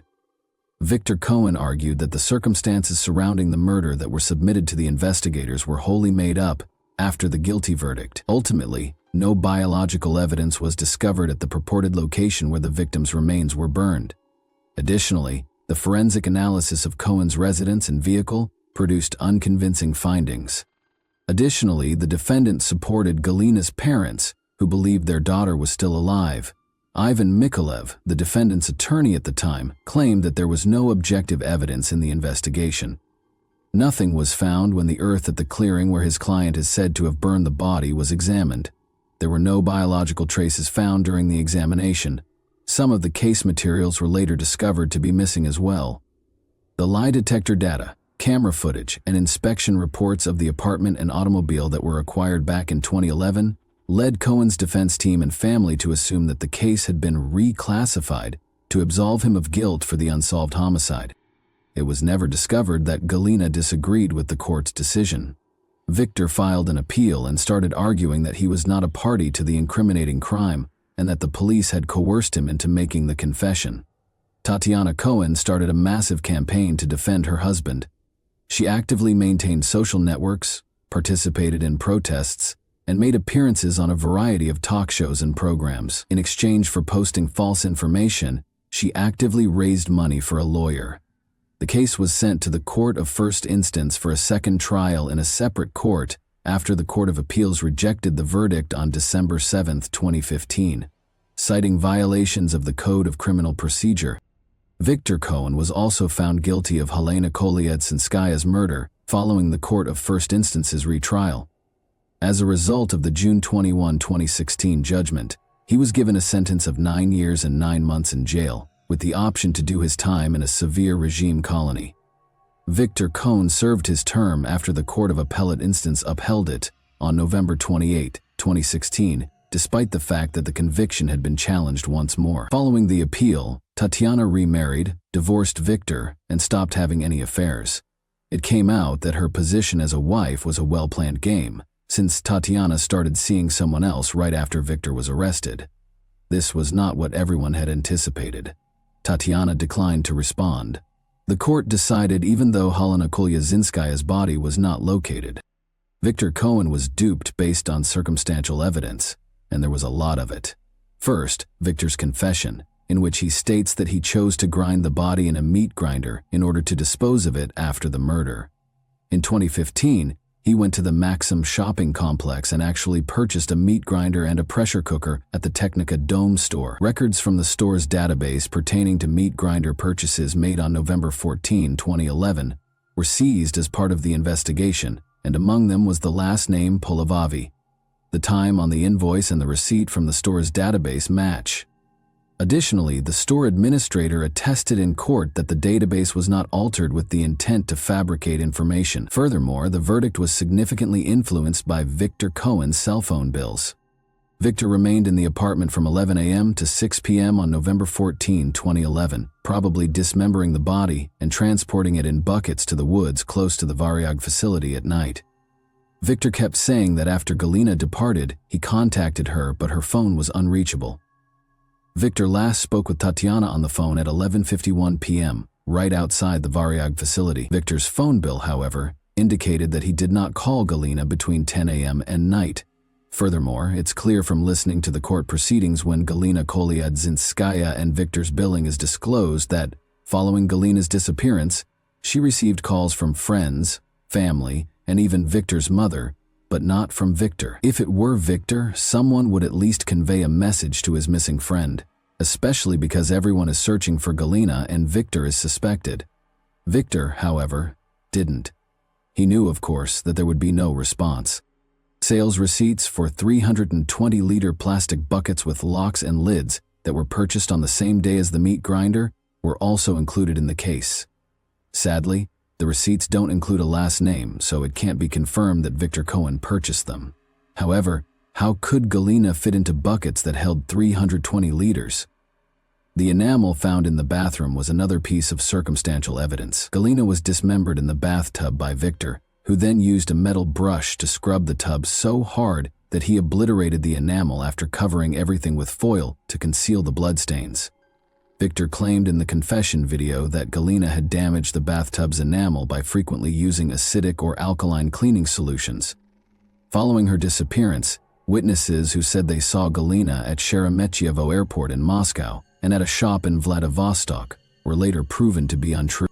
CCTV footage from the airport shows that no such girl was discovered. One of the witnesses was the subject of a criminal case under the article on giving false testimony. My only and primary concern when researching this case was why no additional clues were discovered. Even the slightest details are impossible to foresee and conceal. After all, there must be some evidence left if Victor killed Galina. The response was straightforward. Victor refused to allow the police to enter his apartment over the first few days. He moved in with Tatiana right away, and the apartment's owners were unaware of the situation. It wasn't until December 8 that he finally took his possessions. When the policemen arrived to see how he was doing, nobody opened the door. It took 12 days for the cops to enter the residence. Instead of using luminol, they just made things right. The apartment's owners began remodeling on December 10. Only on December 27th were the two vehicles examined. Remind yourself that on November 14, Galina vanished. Victor thus had a month and a half to clean the car's interior and roughly 3 weeks to clean the flat and hide his tracks. Therefore, why were neither Galina's remains nor DNA traces discovered? Experts have concluded that, under artisanal conditions, it is still conceivable to completely burn the person, which is precisely what occurred in this instance. Wild animals may have scattered the black fragments Victor claimed to have scattered in the forest close to the burning site, depriving the inquiry of the final piece of evidence. Galina was dismembered and placed on tires, where Victor set the fire at the proper temperature to burn the bones. Black pieces of burnt bone were all that remained of her. Citing the length of time that had passed, he did not mention the precise site of the campfire. He had simply forgotten. We would need to use a sieve to sort through a sizable portion of the forest in order to locate the body's remains. However, why? Nothing is known about Helena Kolyatchinskaya if the murderer is not apprehended for almost 13 years. The statements of the man found guilty of her murder recount the final day of her life. Where may Galina have gone if Victor Cohen hadn't killed her in the first place? It is nearly impossible to become lost in today's environment unless you are a professional in the intelligence service, according to seasoned, retired investigators who spoke casually with journalists. Galina had to be located in 13 years. She could not avoid leaving traces, even if she lived abroad under a phony identity.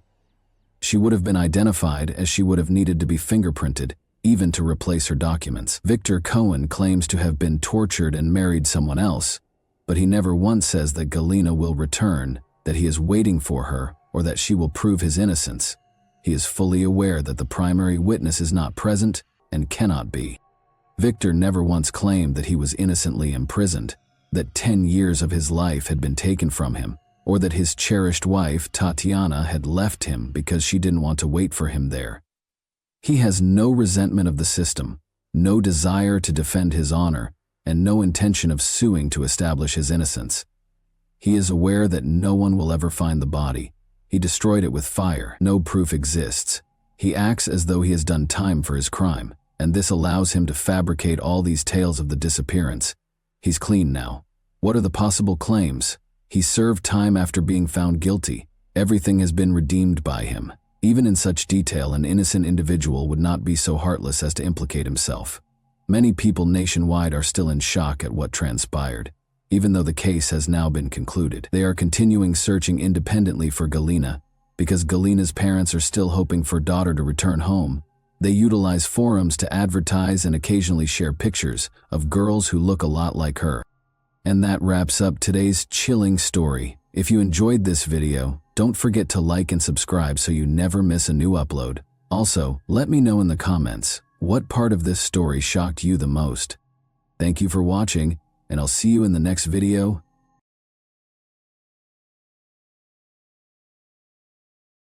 Hey guys, welcome to my channel, and today we're going to take a look at another horrible case with you. Till death do us part doesn't often last that long. Feelings of sweetness and tenderness can rapidly give way to disappointment, annoyance, and even hatred.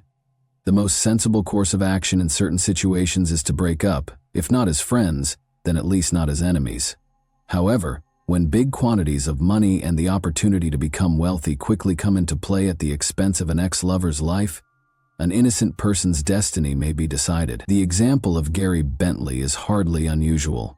Although people have been slain for much less, the murderer in this case wanted to keep $1 million and live a comfortable and easy life.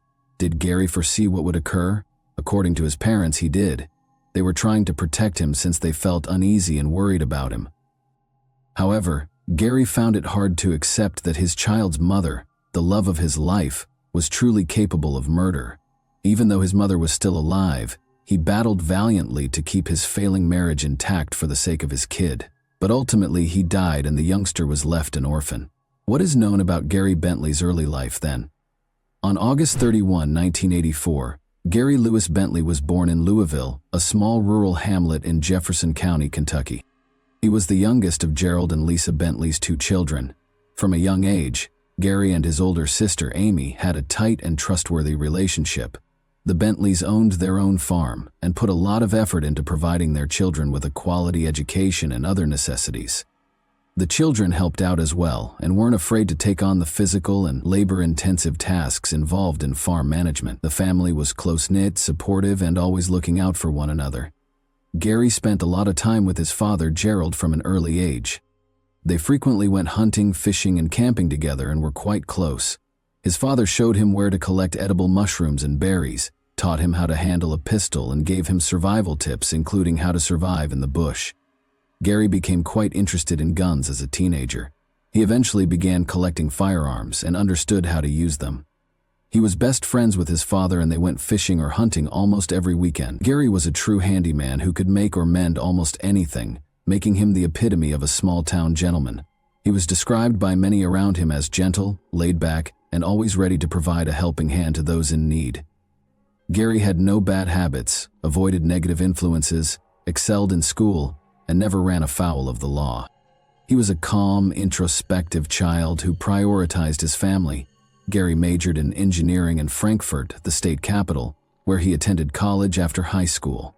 He returned to his hometown of Louisville after graduation, where he began his career as a basic electrician before swiftly rising to the position of his one and only love. Gary fell in love with Tasha, a girl he met while attending college. They didn't mind the slight age difference between them, even though she was about a year and a half older than he was.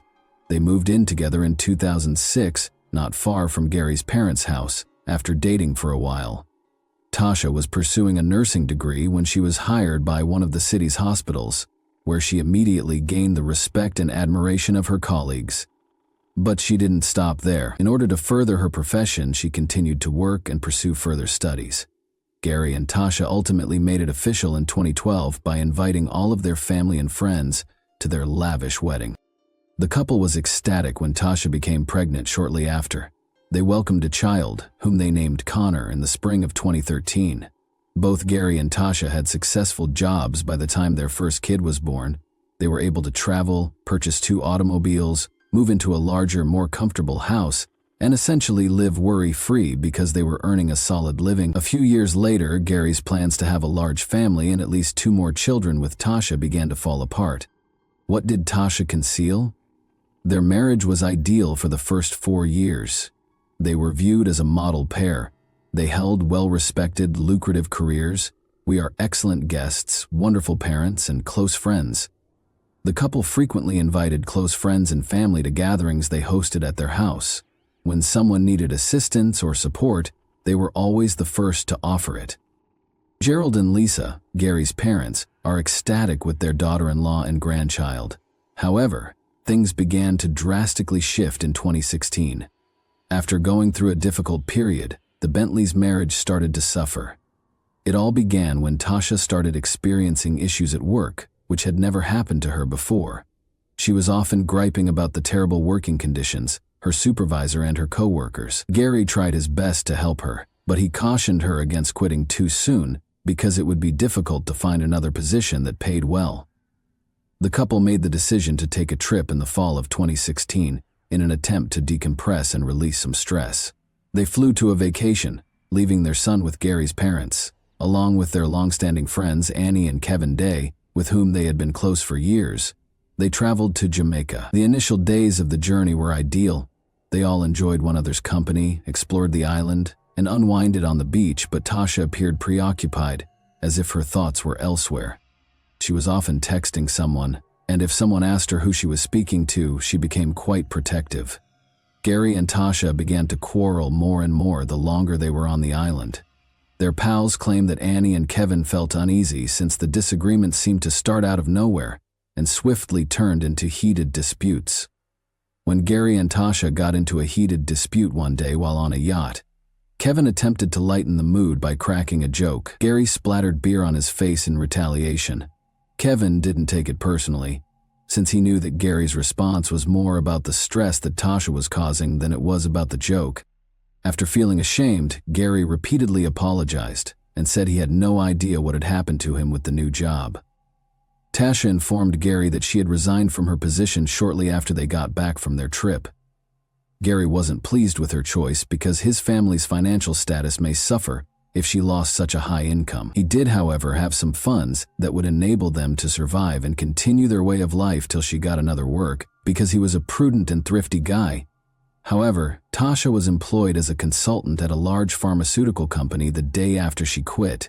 She hadn't mentioned getting a job before quitting, so this was strange. Although it appeared that someone might have assisted her in getting the job, Tasha dismissed it as pure serendipity, claiming that she happened to stumble into the interview.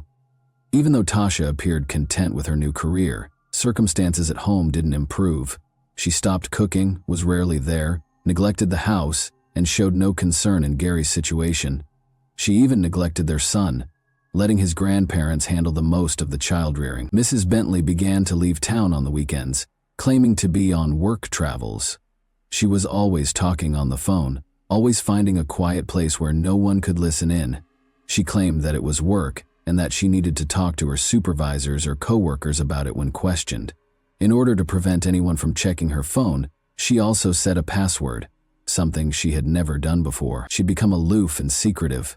Gary, however, was the one who was caring for his son and giving him all of his love and attention, spending all of his free time with the youngster and doing everything he could to ensure he didn't feel abandoned. He nearly lived for him. Gary still loved his wife and wanted to keep their marriage intact, if only for the sake of their child, despite their frequent arguments and her lack of interest. Mexico excursion with the family. Seeing the strain in their son's family, Gary's parents made the decision to take him, Tasha, and their grandchild to one of Mexico's most stunning resorts as a surprise, in the hopes that it would provide a tranquil setting for them to re-establish contact and spend quality time together. They selected a comfortable hotel in a remote location. The internet was spotty and frequently interrupted, and cell coverage was scarce. This made it possible for the family to spend time together and enjoy one another's company. At the beach and go for lengthy strolls. Tasha, though, was clearly annoyed by the lack of connectivity. She was always looking for a signal to send texts or make phone calls. She became enraged and screamed at Gary's parents and their young boy. Gerald, Gary's father, thought her actions were odd and made the decision to speak openly with his son. He expressed his concern that Tasha might be cheating. Gary attempted to laugh it off, but Gerald could tell by the expression in his eyes that his son was thinking the same thing but was feigning indifference. Because of their daily arguments, Tasha insisted that they end their vacation early and go back home. Citing pressing work issues, she finally prepared her belongings and declared that she would return by plane by herself. Even though they were paid for an additional week at the hotel and received no reimbursements, this compelled the other members of the family to depart early with her. An odd series of fires in the spring of 2017. Tasha called Gerald, her father-in-law, and sounded upset, asking him to come and get her. She clarified that her automobile was totally wrecked after catching fire at a fueling station. She had to visit her insurance provider before returning home. Gerald naturally hurried to her aid, but he couldn't get rid of the uneasy feeling. In the years she had known Gary, one of her automobiles had inexplicably burned up 3 times. The car was reduced to scrap metal each time it occurred at a gas station, making it hard to identify the true origin of the fire. Tasha consistently earned substantial insurance settlements, and the events were consistently attributed to malfunctioning gas station equipment. Tasha would insure the cars for the maximum amount shortly prior to the fires, always using different insurance firms, and these fires occurred around every 3 years. She said she didn't know how it happened, and some family members and acquaintances even speculated that she might have enemies who were deliberately damaging her vehicles. Nevertheless, Tasha purchased a newer, more costly vehicle following each collision. Even if the fires had a suspicious pattern that made intentional property destruction all but impossible, the insurance companies had no reason to reject her claims. By summer 2017, the not-so-secret affair had. Almost every weekend, Tasha would vanish, claiming to be on work excursions. She seemed to live a life apart from Gary and their son, growing increasingly aloof. The Bentleys' neighbors, friends, and relatives started to think that Tasha was having an affair. Gary took these rumors quite personally. He gave up making jokes about it, and would either be silent or abruptly shift the topic. Gary's parents made multiple attempts to speak with him, telling him that things couldn't continue this way because, in essence, the marriage had already ended. But Gary consistently gave the same response. For Connor's sake, he was committed to keeping the family together and still loved his wife. He hoped that things would return to normal, that Tasha would wake up and that she would reevaluate her priorities. Gary, Tasha, and their kids celebrated Thanksgiving at his parents' place in November 2017. Amy, Gary's sister, arrived with her family as well. When gift-giving became commonplace, Tasha claimed to be too preoccupied with her job to purchase any, but it turned out that she had not. She promised to fix it and come back shortly after apologizing and leaving. After spending hours away, she returned with nothing, not even a gift for her son, when everyone stared at her with confusion. It would have taken her the entire night to go through the lineups everywhere, she said. Amy was unable to contain herself this time. She drew Gary forward and asked him directly whether he understood that Tasha was most likely seeing someone else and wasn't even attempting to conceal it any longer. With a gun safe in the bedroom, Gary merely replied that they would take care of it themselves. Gary called his father the next weekend to invite him over and bring some equipment. Gerald was glad to assist and arrived at his son's house with all the necessary supplies in less than 30 minutes. As previously stated, Gary had been a gun collector since he was a young man, and his home was stocked with shotguns, hunting rifles, handguns, and other firearms. He even had some rare objects strewn about in various areas. Gary, however, made the snap decision to create a safe in his home, collect all of his guns, and secure them. Gerald was a little alarmed by this abrupt decision, and inquired as to why Gary felt the need to conceal his gun collection. Gerald could tell his kid was scared of something, even if Gary didn't provide a clear response. It didn't appear like he was concerned about intruders. Tasha claimed that she came up with the idea because she was afraid and thought they would be in danger when she got home. Gerald didn't give it much thought at the time, but her words felt odd. The catastrophe, the unexplained home murder, was just a few days away. On Sunday, December 10, 2017, Tasha called her father-in-law to inform him that the garage door was open when she arrived home, and that she had been unable to get in touch with Gary all day. Concerned that burglars might have broken in, she begged Gerald to come over because she was too afraid to go inside. Fortunately, Gary was at home alone himself and Connor was safe, staying with his grandparents. Gerald ran as quickly as he could. Everything appeared to be in order at first sight. Although the garage door was open, there were no indications that the residence had been broken into. Everything appeared to be typical. There were no signs of an intruder and nothing seemed missing. Gerald repeatedly yelled at his son, but he never answered. He discovered Gary's lifeless body on the bed in shock when he entered the bedroom. Gary's body was already chilly and exhibiting symptoms of rigor mortis when Gerald attempted CPR. Still in shock that his kid had left, he dialed 911 right away. He didn't realize until later that the bedroom gun safe had been broken into and that several of the weapons were gone. The forensic results showed that Gary had been murdered by a single, close-range gunshot to the head when the forensic team arrived. It was possible that he was asleep and didn't even hear the killer approach because he was in a sleeping position on his side in bed and had no other injuries or indications of a struggle. Valuables, a jewelry box, and even cash left in plain sight remained unharmed, making the incident appear to be more than a normal heist. This suggested that the gun safe was the primary goal. Only a small number of guns, none of which were very valuable, were stolen nevertheless. These were not the murder weapon, nor were the remaining firearms. Tasha, Gary's wife, was the leading suspect from the beginning of the investigation, since she didn't appear to be a grieving widow. She carefully explained to the police what had happened during the day before she and her father-in-law discovered the dead. Second, every member of the couple's family and circle of friends attested to the fact that Gary and Tasha's marriage had been in trouble for some time and that a divorce was imminent. Third, 2 big dogs owned by the Bentleys growled at everyone but their owners. However, the neighbors had not heard any barking, and if they had, Gary probably would have awakened up. Tasha stated that she had left the house to run some errands because Gary had intended to go hunting that day. She claimed that after lunch she had attempted to phone him but had been unsuccessful. She attributed the situation to poor reception and was not really concerned. When asked, her pals confirmed that she had visited a friend's house on her way home. The crime was committed without any witnesses. That day, nobody saw strangers or heard anything untoward. Not even surveillance footage from cameras in the area provided any helpful hints. The crime seems to have been a well-thought-out plot to fabricate a robbery in order to get $1 million insurance coverage. Tasha received a call from a friend named Annie Day, who wanted to offer her sympathies and ask if she could assist with funeral planning. Annie was shocked at Tasha's reaction. She explained that she had more important things to do and that Gary's parents were taking care of the burial. A trip to the insurance company for a sizable payoff was one of the more crucial tasks. It seems that Tasha had persuaded Gary to get a $1 million life insurance policy not long before the murder. Gary accepted, though he wasn't really happy about it, to appease his wife. Tasha attempted, but was unsuccessful, to raise the compensation to $2 million, 0 cents, a few days prior to the crime. The motive was now obvious, but there was still no concrete proof that Tasha was responsible for the killing. Meanwhile, information about her 3 prior burned-out vehicles, all of which had caused significant damage, came to light. Insurance payouts. It was discovered that Tasha had previously engaged in similar insurance fraud, an accomplice or a lover. Tasha had been seeing a coworker named Anthony for more than a year, according to one of her acquaintances, and he was the one who helped her land a new position.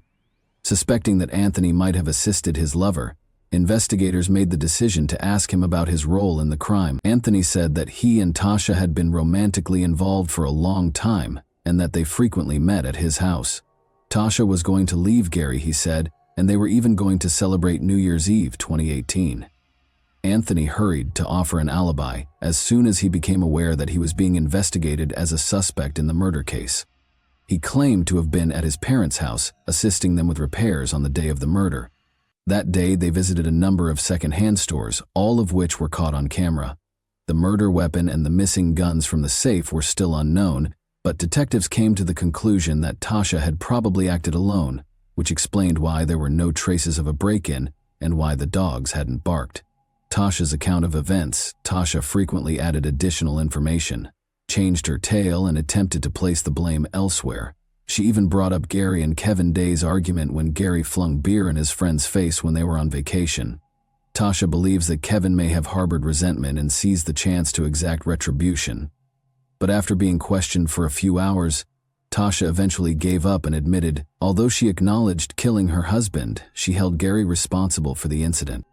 According to Tasha, Gary was violent toward her and their kid, and on the day of the murder, he struck their child once more.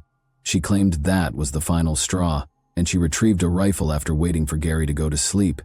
But there was no evidence to support any of Tasha's assertions. Tasha's assertions were not substantiated by any of her relatives or friends.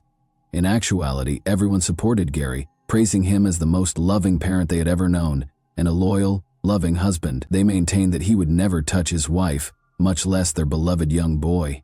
Tasha eventually disclosed the hiding place where she had hidden the firearms taken from the safe, including the murder weapon, a pistol, after even the child attested that his father had never harmed him or his mother. It was interesting to see that Anthony's fingerprints were on the gun. It found out that Tasha had left her lover's prints on the gun after giving it to him to hold. If things didn't work out, she intended to frame him, but she confessed before she could carry out that portion of the plan, which included trial and sentencing. Gary's murder trial started in June 2021, and the prosecution claims that money was the main driving force behind the crime. After receiving the $1 million insurance payment, Tasha sought to use some of the funds to refurbish Anthony's home, where she would soon move. Tasha Bentley was convicted of premeditated murder and trying to obstruct the inquiry on July 20, 2021. She received a sentence of 55 years in jail, with the chance of release in 2037 at the latest. Little Connor is currently being raised by his paternal grandparents after losing both his parents in a single, sad event. This crime was discussed in the American Monster episode of Investigation Discovery. And that wraps up today's chilling story. If you enjoyed this video, don't forget to like and subscribe so you never miss a new upload. Also, let me know in the comments, what part of this story shocked you the most? Thank you for watching, and I'll see you in the next video.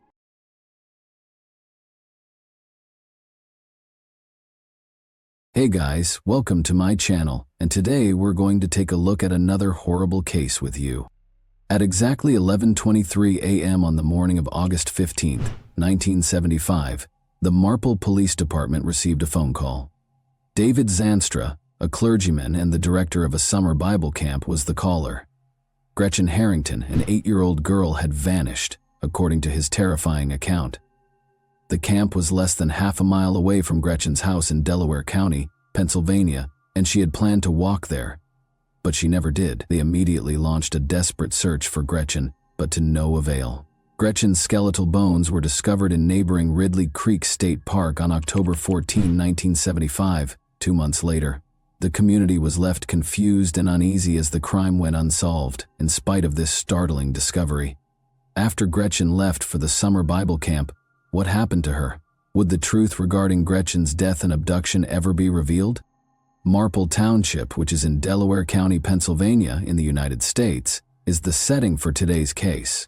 It was home to more than 23,000 people as of 2015. The Broomall Fields and Marple Gardens are two of the many fascinating attractions in Marple Township. With a crime rate below the national average, Marple Township is a rather safe area to live. It is among the safest communities in Pennsylvania, with a crime score of 0.17. The story of Gretchen Harrington started here. Harold Boyd Harrington and Ina Harrington welcomed Gretchen Eleanor Harrington into the world on June 13, 1967. Harold, her father, was a Presbyterian church preacher at the time. Gretchen had 2 older sisters, Zoe and Harriet, in addition to her parents. According to Gretchen's family, she was a sweet, gentle girl who exuded kindness. Gretchen was in the 2nd grade at Delaware County Christian School in Newtown Square by 1975, when she was 8 years old. Before a terrible incident upended Gretchen and her family's lives, everything seemed to be going smoothly. Gretchen left home early on August 15, 1975, to go to a summer Bible camp program. There were 2 places in this camp. A guy by the name of David Zanstra was the pastor of Trinity Church Chapel Christian Reformed Church, which was the first. Harold, Gretchen's father, served as the pastor of the Reformed Presbyterian Church, which served as the second venue. The first church hosted the Bible camp programs in the morning, and David would then drive the kids to the second church. The Zanstra and Harrington families knew one another quite well. Both moms fulfilled the customary role of a pastor's wife, and both fathers served as pastors. They lived close to one another. In actuality, Gretchen's dearest friend was one of Zanstra's daughters. That day, Gretchen's voyage was unique. She usually walked with her 2 sisters, 11-year-old Harriet and 12-year-old Zoe, to the summer Bible camp program. They did it every day, but on that specific day, their mother, Ina, was taking their infant home after giving birth to a baby named Jessica.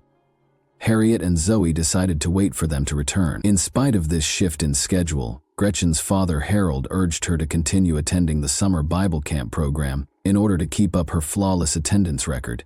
Thus, when her father said goodbye, Gretchen started the walk by herself. She started walking up the hill toward Trinity just after 9 in the morning. Harold watched her closely as she continued along Lawrence Road. He had no idea that after she was out of his line of sight, he would never again see his daughter alive. On warm summer days in the 1970s, it was rather common to observe kids strolling by themselves in a quiet suburban area like Marple.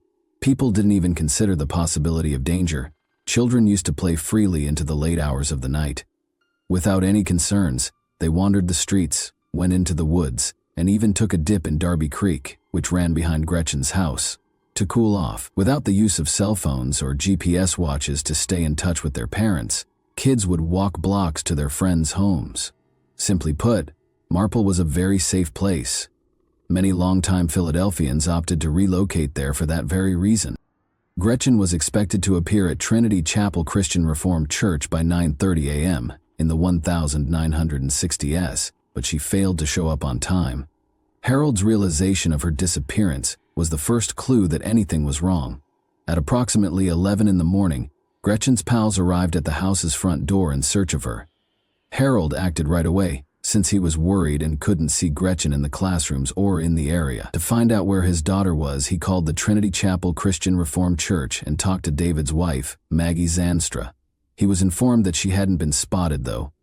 After this, David called the Marple Township Police Department and officially reported Gretchen missing. Bruma and Marple Township were rocked by Gretchen's disappearance. Around the next day, August 16, 1975, hundreds of individuals were involved in a massive hunt for her. This comprised volunteer firemen and dog teams that searched farms, wooded areas, and both sides of the creek. From above, a Pennsylvania State Police helicopter kept scanning the area, but with so little information available, The authorities were forced to end the extensive search on August 17, 1975, just 2 days after Gretchen vanished.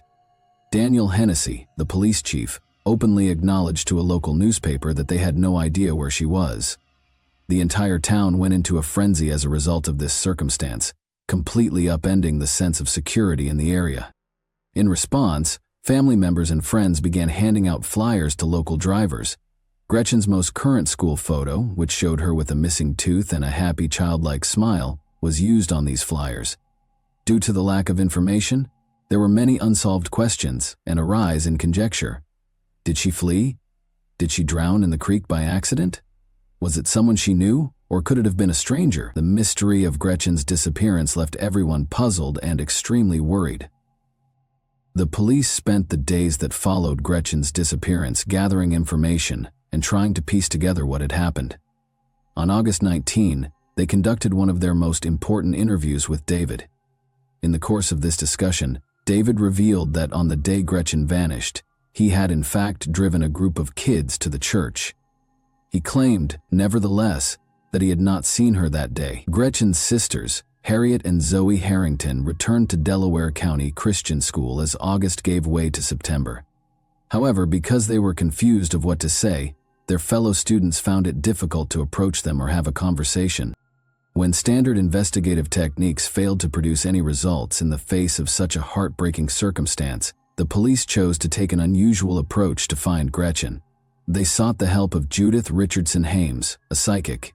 Judith was well known for helping law enforcement solve almost 100 criminal cases, especially those involving missing children, by using her psychic powers. Judith sat down with police officials in September 1975 and made a forecast that she hoped would turn out to be wrong.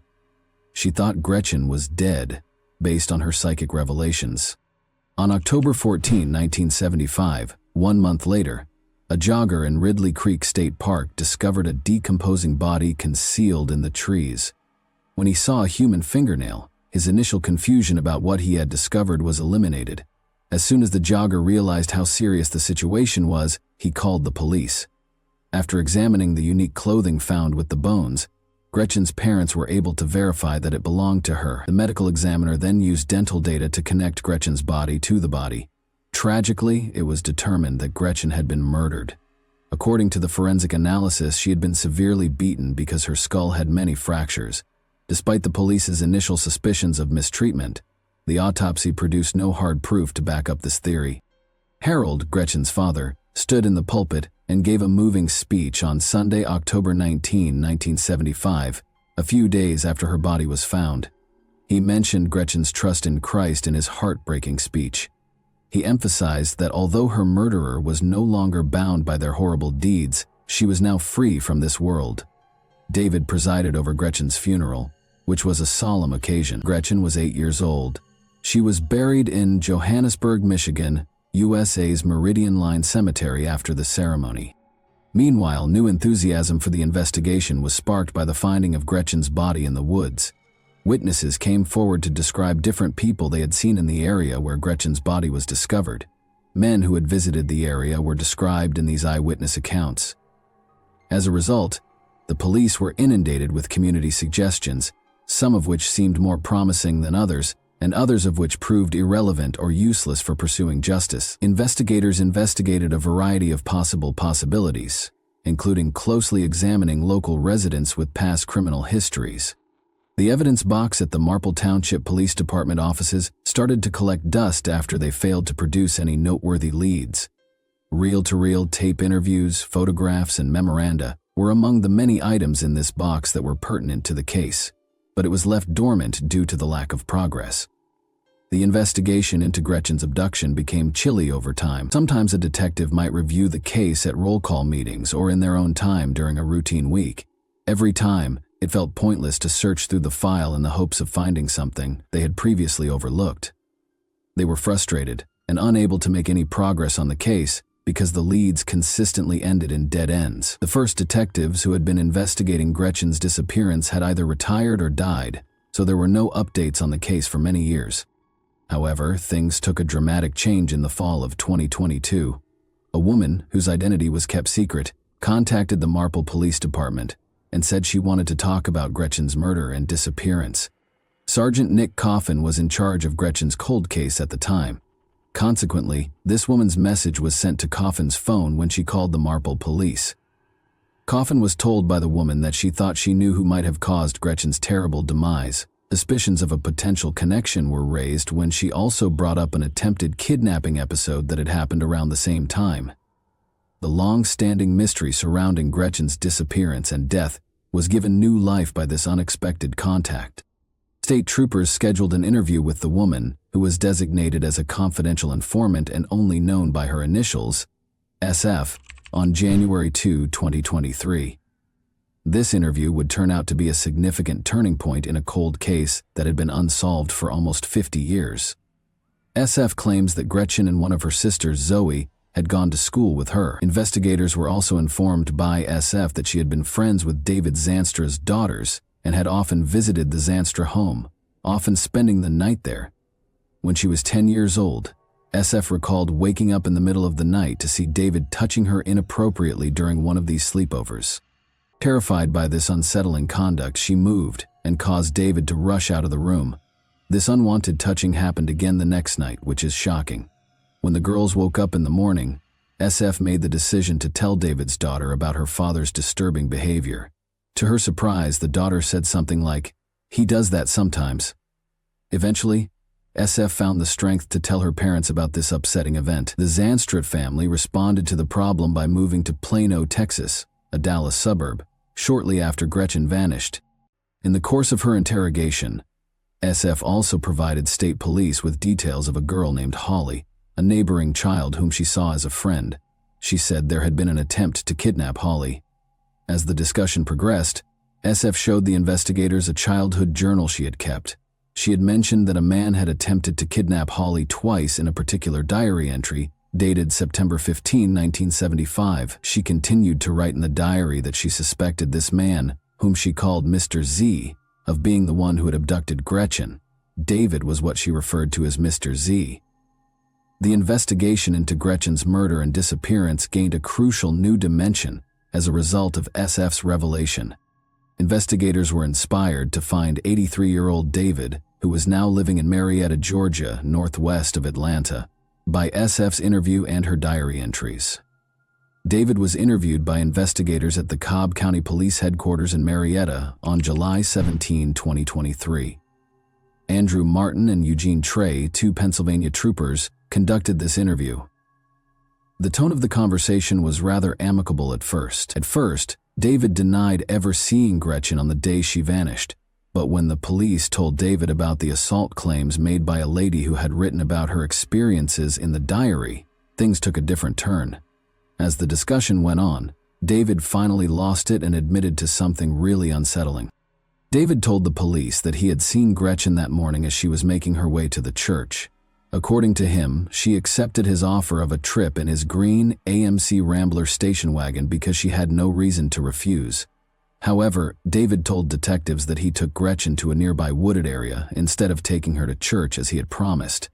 He parked the car there and told Gretchen to take off her clothes, but she refused. He then punched Gretchen with his fist, causing her to bleed and sustain brain injuries. David then acknowledged that he attempted to hide Gretchen's half-bare body with sticks after learning she was dead before he left the scene. Detectives were in a state of shock as they processed the horrific contents of David's confession. Following this startling disclosure, David was taken into custody and charged with a number of grave offenses, including first-degree murder and criminal homicide, because of his confession about Gretchen. At last, 83-year-old David Zanstra is in prison. Gretchen Harrington was kidnapped and brutally murdered by him in 1975, according to the prosecution, while she was walking to the Bible camp where he served as a pastor. In any case, David's admission brought some closure to Gretchen's destiny. It also brought up an unsettling query with far-reaching consequences. Could there be more victims for this man who has publicly confessed to killing one girl and hurting others? David had spent a number of years as a pastor at a now-closed church in Flanders, New Jersey, before moving to Marple. He had been a vocal opponent of sexuality education in the local school district's curriculum while he was a student at Trinity. He relocated his family to a church in Plano, Texas, which is just outside of Dallas, little than a year after Gretchen's remains were found. He served as the congregation's leader for 7 years. David then proceeded to the Living Faith Community Church in San Diego as part of his pastoral journey. In 2005, at the age of 65, he retired from his last pastoral position in Fairfield, California. Authorities knew that this extended tenure of leadership gave him significant access to and influence over young and vulnerable people. They were thus left wondering how much he might have done during these years. Although the Marple community had finally gotten some of the answers it had been looking for decades, many locals were not at all at ease with the unexpected turn of events. It had been far more reassuring to think that this horrible thing had been done by an outsider, a troubled criminal, someone who had come into town at random, kidnapped a little girl, and then disappeared as quickly as they had appeared. However, the offender was a well-respected member of their own community rather than an outsider. It was a devout figure, a husband and father to his own young daughters. The community's sense of security was further destroyed by this. Following all of this, Gretchen's family released a statement. They conveyed their appreciation to law enforcement for their continued commitment to the matter. Additionally, they expressed their desire that the person who killed Gretchen would be held accountable. David's legal team first opposed an extradition procedure after his arrest, but prosecutors, under the leadership of Delaware County District Attorney Jack Stolsteiner, asked Governor Josh Shapiro's office for help in getting the confessed criminal back to Pennsylvania. David is currently being looked into for any abuse cases. In addition to this case, investigators also collected a DNA sample from David, which may be useful in a wider context, supporting the investigation of other missing individuals as well as assault and murder cases across the country. One cannot help but consider the intricacies and turns that have transpired over the years as we draw to a close this horrific case. What obstacles must Gretchen's family overcome in order to find healing and closure after all these years? What about the criminal, David? How should he be held accountable for his acts in your opinion? And what effect would his arrest have on other possible abuse cases? And that wraps up today's chilling story. If you enjoyed this video, don't forget to like and subscribe so you never miss a new upload. Also, let me know in the comments, what part of this story shocked you the most? Thank you for watching, and I'll see you in the next video.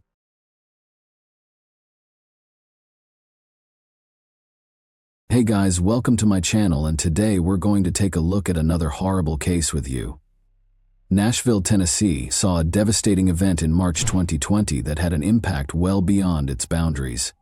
In addition to upsetting the local community, Holly Williams and William Lanway's tragic deaths sparked a national dialogue on the widespread problems of mental health disorders, domestic violence, and the destructive effects of turbulent relationships. The horrific circumstances surrounding their deaths, the investigation that followed, and the story's wider ramifications for domestic violence awareness will all be covered in this film.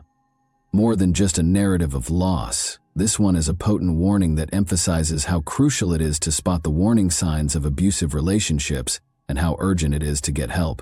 Come along with us as we work through the intricacies of their lives and the lessons this tragedy has to offer. 31-year-old Holly Williams was well known for her vivacious demeanor, contagious laugh, and compassionate disposition. She was characterized as a cherished friend, sister, and daughter who made everyone around her happy. Holly's life was full of possibilities, and she had goals and dreams. Beneath her cheerful facade, though, Holly battled relationship issues, especially with her ex-boyfriend William Lanway. Holly, who grew up in Nashville, has strong ties to the area. She was supported through thick and thin by her close-knit family. Friends remembered Holly's love of adventure and her enthusiasm for life. She loved being outside, traveling, and savoring time spent with those she cared about. Sadly, her connection with William would turn out to be a major obstacle, overshadowing her lively personality. Born in 1988, William Lanway had a tumultuous history filled with unpredictable and violent conduct. A few years before to their untimely deaths, he and Holly started dating. At first, their relationship appeared to be normal, full of the promise and excitement that come with youthful love. But as time passed, their relationship's dynamics started to change. Holly's family and friends observed that William had a history of jealousy and was possessive. There were several breakups and reconciliations as a result of their unstable relationship. Holly tried to put some distance between herself and William, but he found it difficult to accept their breakup, which resulted in increasingly troubling conduct. In their relationship, Holly's loved ones observed indications of emotional abuse. William repeatedly displayed domineering behavior by keeping tabs on Holly's social connections and demanding to know where she was. There were rumors that William was verbally insulting Holly, which made her feel even more alone and afraid. Holly frequently confided in her friends about her difficulties and her worries about William's instability and fury. Understanding the terrible conclusion of their story requires knowledge of the history of domestic abuse in their relationship. The pair had previously been the subject of multiple domestic disturbance calls handled by law enforcement. Holly claimed to have felt intimidated and worried about her safety in these situations. One significant instance occurred in early 2020 when Holly went to the police after William had followed her around and showed up at her house without permission. In violation of her attempts to establish space, he even made repeated attempts to get in touch with her via social media and phone conversations. As William's actions worsened, Holly's worries grew, and she started to worry more about her safety. Holly tried to put herself out of the situation, but she was entangled in a web of intimidation and emotional manipulation. Friends saw that Holly frequently felt bad about leaving William because she was afraid of his reaction and possible injury. She frequently battled the dread of reprisals, which is a typical occurrence for many people in violent relationships. Holly's circumstances become more vulnerable in the days preceding the disaster. Holly was reported missing on March 1, 2020, when she did not come home from a night out with friends. When they were unable to get in touch with her, frightened relatives became concerned for her safety and called the police. The police soon discovered Holly's turbulent connection with William when they started their inquiry. Red flags were raised right away when friends and relatives shared information about Holly's anxieties and previous encounters with William. Given William's violent and domineering past, the authorities were aware of the possible threat Holly posed. Police were notified by a 911 call about a disturbance at a nearby hotel on March 3.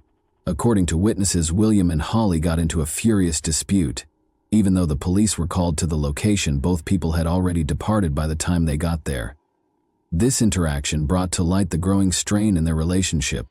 Holly's acquaintances reported that she had been missing for a few days on March 4, 2020. Concern for her safety increased as alarm bells began to ring.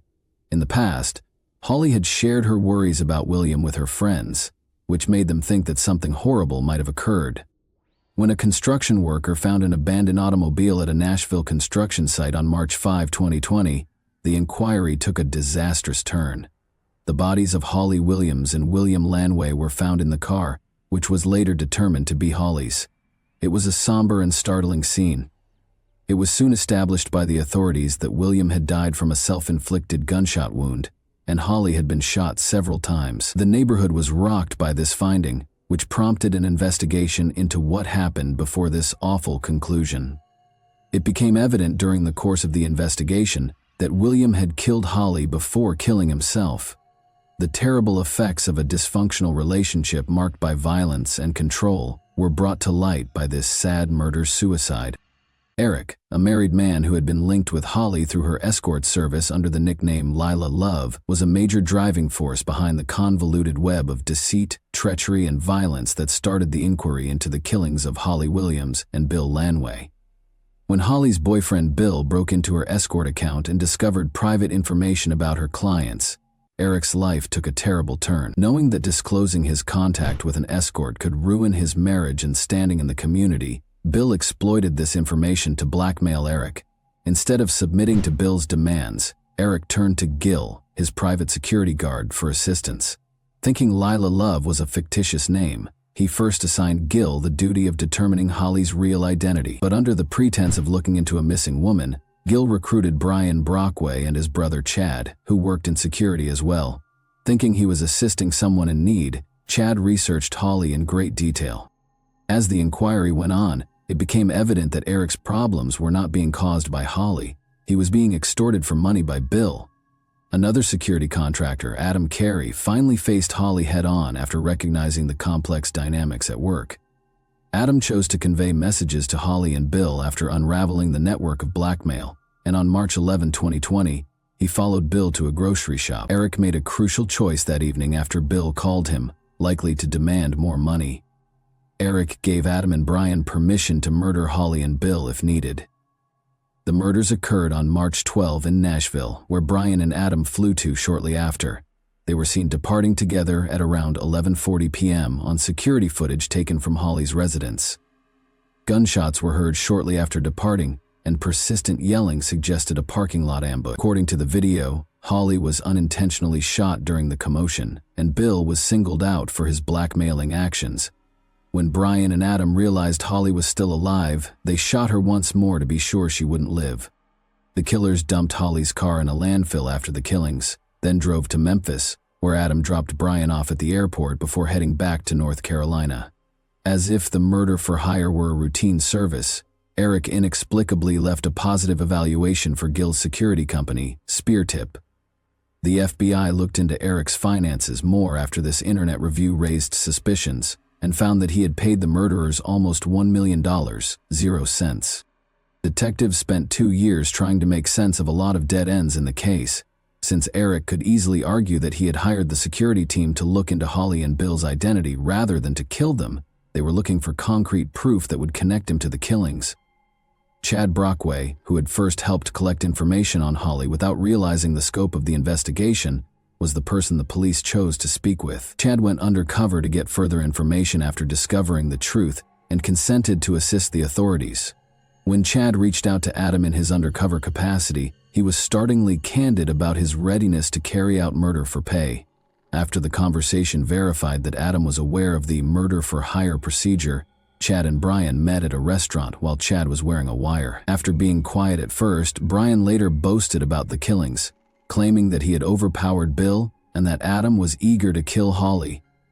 This startling discovery exposed the murderers' lack of regret and created a troubling portrait of them. To stop Brian, Adam, and Gil from escaping, the authorities planned their simultaneous arrests on December 10, 2021, but they held off on arresting Eric right away because they wanted hard proof that he planned the killings. Investigators offered Gil a proposal after the 3 guys were taken into custody. He could lessen his own charges if he assisted them. In order to get Eric to disclose his objectives, they came up with a scheme for Gil to phone him and pretend to ask for more money. In passing, Eric stated that he would prefer to completely remove Adam and Brian's threat rather than just pay them off. He gave the police the crucial piece of evidence they needed to charge him when he said they had to be sure they wouldn't be back in 6 months. Shortly after, on his way back from a hunting trip, Eric was arrested. Gil entered guilty pleas to murder for hire, abduction conspiracy, and kidnapping resulting in death. By December 2022, he fulfilled his promise to testify against the other 3 while awaiting punishment. In November 2023, Eric, Adam, and Brian's trial was held in a tumultuous courtroom, with each defendant having their own attorney. According to their argument, Gil deceived Eric into hiring them, and the killings were accidental rather than the result of planned acts of violence. Gil's thorough evidence, however, refuted their assertions and emphasized that the first goal was only to frighten Bill and Holly. After deliberating for 2 weeks and 7 hours, the jury found Adam and Brian guilty of conspiracy to commit murder, conspiracy to commit kidnapping that results in death, and conspiracy to commit kidnapping. Eric was convicted of both conspiracy to conduct kidnapping and conspiracy to commit murder for hire. Hearings are scheduled for 2024, and each could receive a life sentence. Following this tragedy, the people of Nashville came together to support Holly's friends and family. To commemorate Holly's legacy, vigils were conducted during which family members told tales of her generosity, tenacity, and influence on their lives. The community's dedication to increasing awareness about domestic violence was demonstrated by the overwhelming support. By sharing her experience on social media, Holly's family pushed for increased understanding and assistance for victims of domestic abuse. They underlined how important it is for people in comparable circumstances to realize they are not alone and to get help. Discussions concerning the need for better support networks for victims of domestic abuse were sparked by the terrible circumstances surrounding Holly's death. This case was also used by advocacy groups to support training programs that increase public understanding of the warning indicators of domestic violence. To raise awareness of the value of identifying unhealthy relationships and offering assistance to those in need, they planned seminars and events throughout Nashville. Nashville's city government also took action against domestic abuse after Holly's death. They started efforts to give victims access to resources including hotlines, counseling, and legal support. The response from the community showed a dedication to stopping similar tragedies in the future and helping victims of domestic abuse. That concludes our in-depth analysis of Holly Williams and William Lanway's unfortunate story for today. We hope that this inquiry clarifies the intricacies and ramifications of the decisions taken. And that wraps up today's chilling story. If you enjoyed this video, don't forget to like and subscribe so you never miss a new upload. Also, let me know in the comments what part of this story shocked you the most. Thank you for watching, and I'll see you in the next video.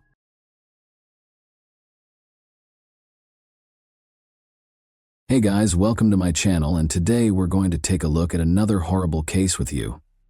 This story is an excellent illustration of how life can occasionally be more terrifying than a horror film. Imagine an ideal marriage and an opulent mansion. She is a charming and self-assured woman. He is a successful businessman, and they lead a glamorous life filled with luxury and style.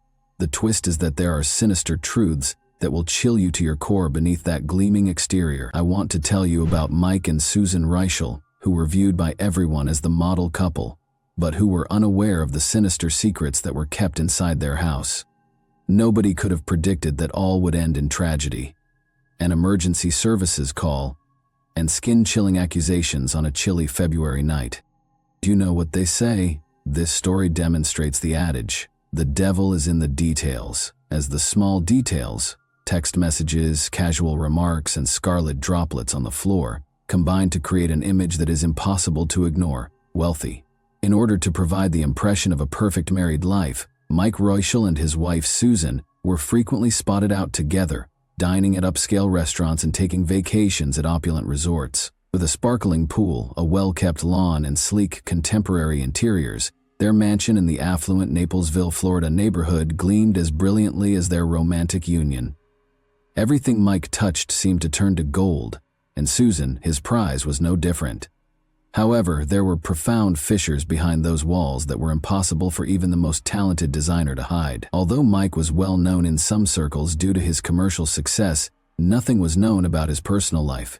His past, which dated back to his early years at the University of Florida, where he first fell in love with Dee Hoffman, was rarely discussed.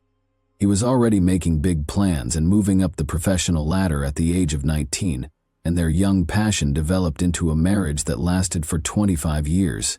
Dee described him as a trustworthy and gentle man who never raised his voice or even his fist. However, a successful career came at a price. Mike turned into a workaholic who abandoned his family to spend months abroad on business travels. Their discreet divorce in 2005 was ultimately the result of this. Although Dee moved on, the memories of the past persisted. Mike met Susan, a young nurse he found on an internet dating service, and she took over. From the first messages, he was drawn to the 38-year-old woman. He invited her into his universe without hesitation because of her fascinating energy, charm, and love for life. The space that had once belonged to Dee was soon occupied by Susan. Once replete with memories of Mike's first family, the estate became the site of a new union when they were married in August 2007. However, the tranquility of this new life was upended on February 3, 2018. Just before daybreak, the quiet was broken by a call to emergency services, and Mike's tremulous voice announced a break-in. He and his wife had been attacked by an unidentified assailant wearing a mask and carrying a knife. Despite their fast arrival, police and paramedics were astonished by what they discovered. The mansion's enormous windows reflected the siren's flashing lights, creating ominous shadows on the glass, and the yard remained eerily silent, as though it was witnessing everything. On the surface, everything seemed ideal, but those who knew them well saw that their marriage was not as easy as it seemed. Susan had a strong hand in running their home, affecting many facets of Mike's life, and she wasn't afraid to assert her dominance. She used to work at a hospice, where she provided care for patients with life-threatening conditions, but she quit to concentrate on her new social standing and household duties after getting married. Mike bought a dental clinic to be nearer to Susan and stopped traveling for work, but every year that went by increased the stress in their home. A very different reality existed behind the facade of success and luxury. As the police officers moved through the mansion's hallways, taking note of details that had previously gone unnoticed, a troubling picture started to take shape. Mike would tell his friends that he had found in Susan someone with whom he could start a new life, but his hesitant attempts to deepen their bond were frequently met with a cold, distant attitude. These details suggested that things had been hidden within these walls, things Mike had never openly discussed. Everyone was anticipating responses.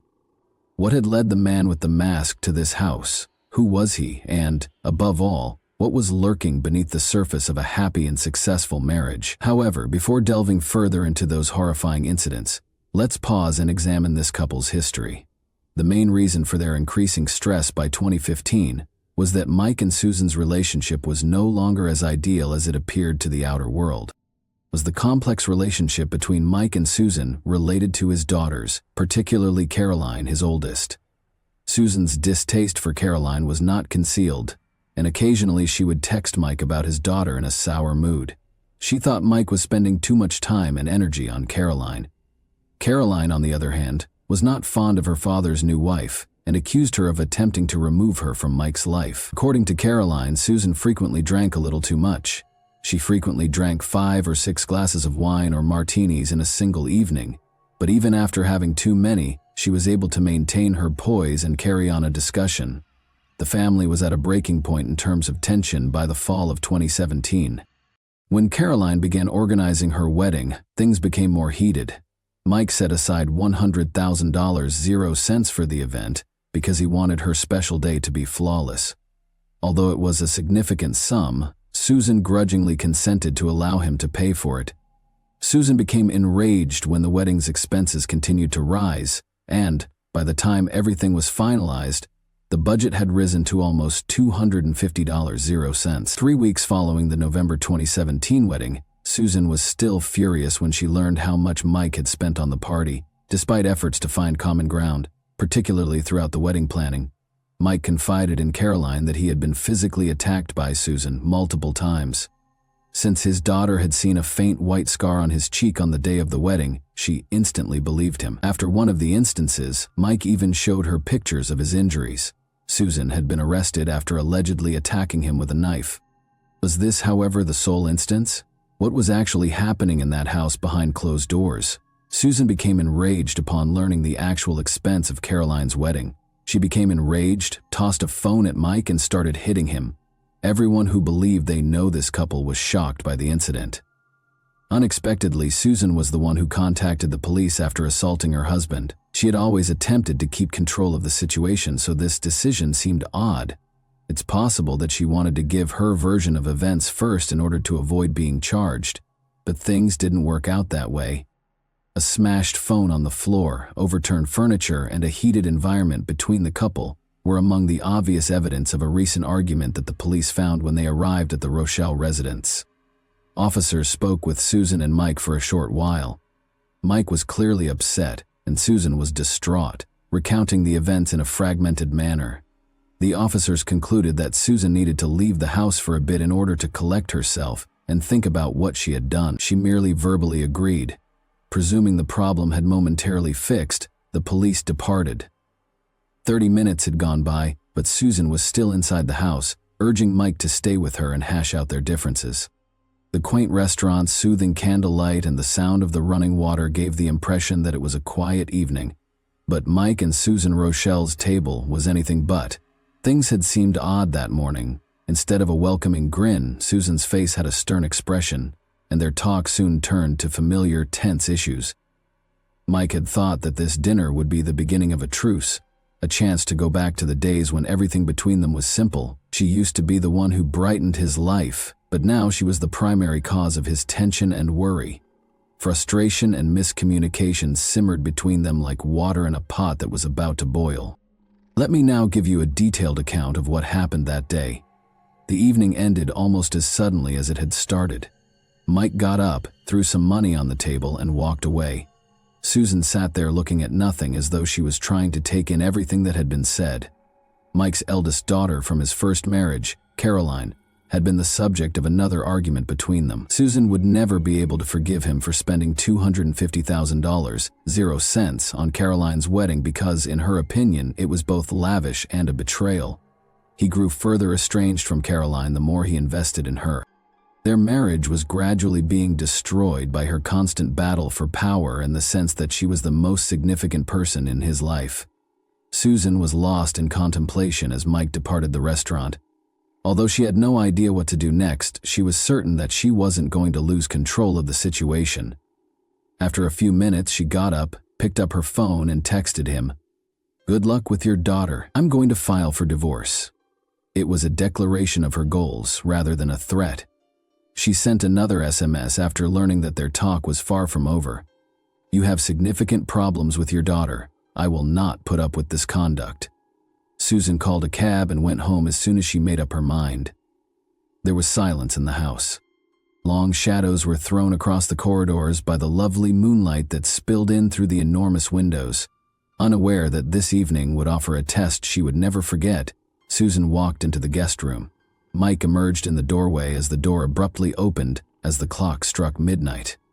His eyes were filled with a wildness that made Susan uncomfortable. They got into a heated argument once more, which soon turned into a full-fledged altercation, but this time it went beyond than it had before. They were soon fighting against one another after Mike's rage got the better of them. Susan experienced a searing pain in her stomach. She was horrified to see that Mike was brandishing a knife, and she made a valiant attempt to free herself. It all happened so quickly. She had no time to comprehend how a furious dispute had devolved into a nightmare. He hit her again in a matter of seconds, and blood began to slowly run down her arm. This was no coincidence. This was deliberate. Mike was surprised by one thing, though. She had no intention of giving up. He attempted to hold her back, but was hesitant due to Susan's will to live. She understood that she might not see the morning if she couldn't persuade him to stop. "All right, I'm not going to get a divorce. I will not abandon you." In a desperate attempt to get him to stop, she whispered through the agony. Something shifted in Mike's eyes as he froze, perhaps realizing what he had done. He started to put the knife away in a panic, gathered his belongings, and hastily made up a new story. It was an unknown individual. We'll pretend it was a person wearing a mask and all will be well. "You understand what I'm asking you to say?" Susan acknowledged that she had nothing left to lose, but she gave her version of events as soon as she was taken to the hospital and felt secure. The following few hours passed quickly, filled with heated conversations in the hospital hallways, police calls, and urgent announcements over the intercom. Susan told investigators, physicians, and anybody else who would listen. Mike, meantime, insisted that they had been the victims of a late-night invader in an attempt to persuade everyone of his story. In an attempt to remove any evidence of what had actually transpired behind their home's walls, he even erased the security camera recordings. Officers were shocked to see no evidence of a break-in when they returned to the Rochelle property. The windows were still in place. There was no damage to the locks. They quickly came to the conclusion that Mike's story was not credible. However, he had a contingency plan and promptly implemented it. He made a thorough effort to convince the police that possibly someone had entered while they were asleep because the doors had been left unsecured. His portrayal was so compelling that it briefly appeared possible that this might have been an isolated incident. Then the pieces began to fit together once the investigators got footage from the restaurant security cameras. They witnessed Mike and Susan leaving apart without exchanging words, then coming inside and going to separate rooms. These scenes obviously had nothing to do with a fictitious invader at night. Suspicions started to arise since everything seemed strange and unbelievable.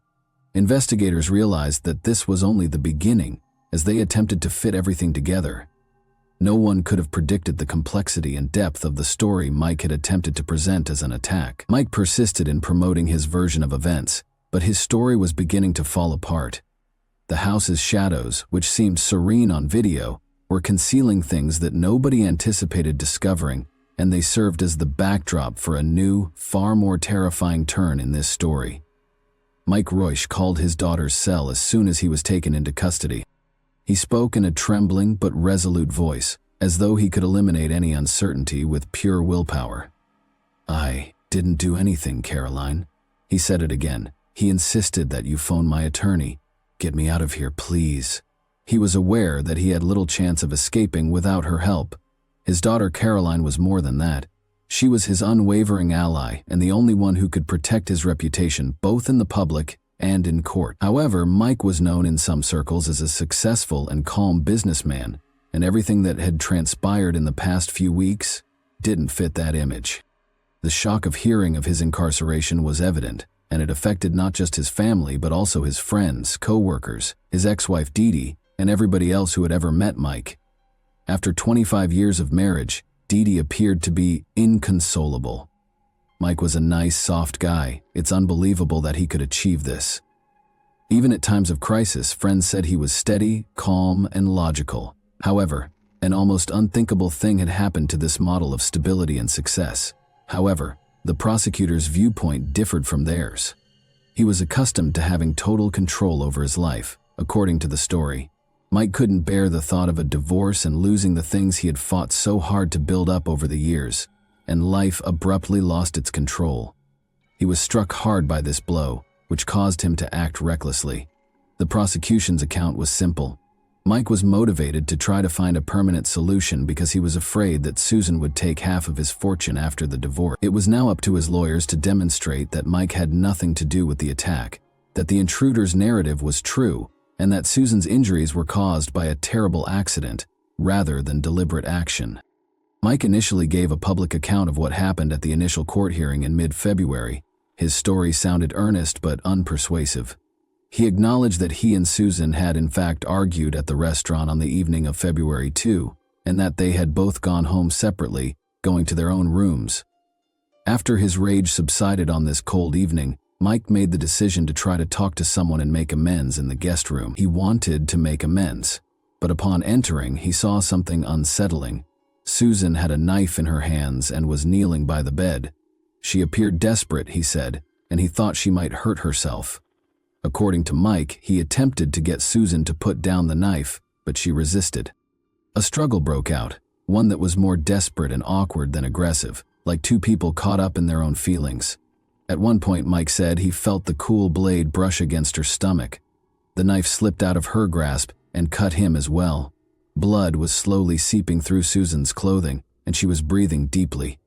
He said he was merely attempting to stop her and that it was an accident. One significant contradiction, however, occurred that same evening when the couple allegedly chose to fabricate a narrative about an intruder to hide the occurrence.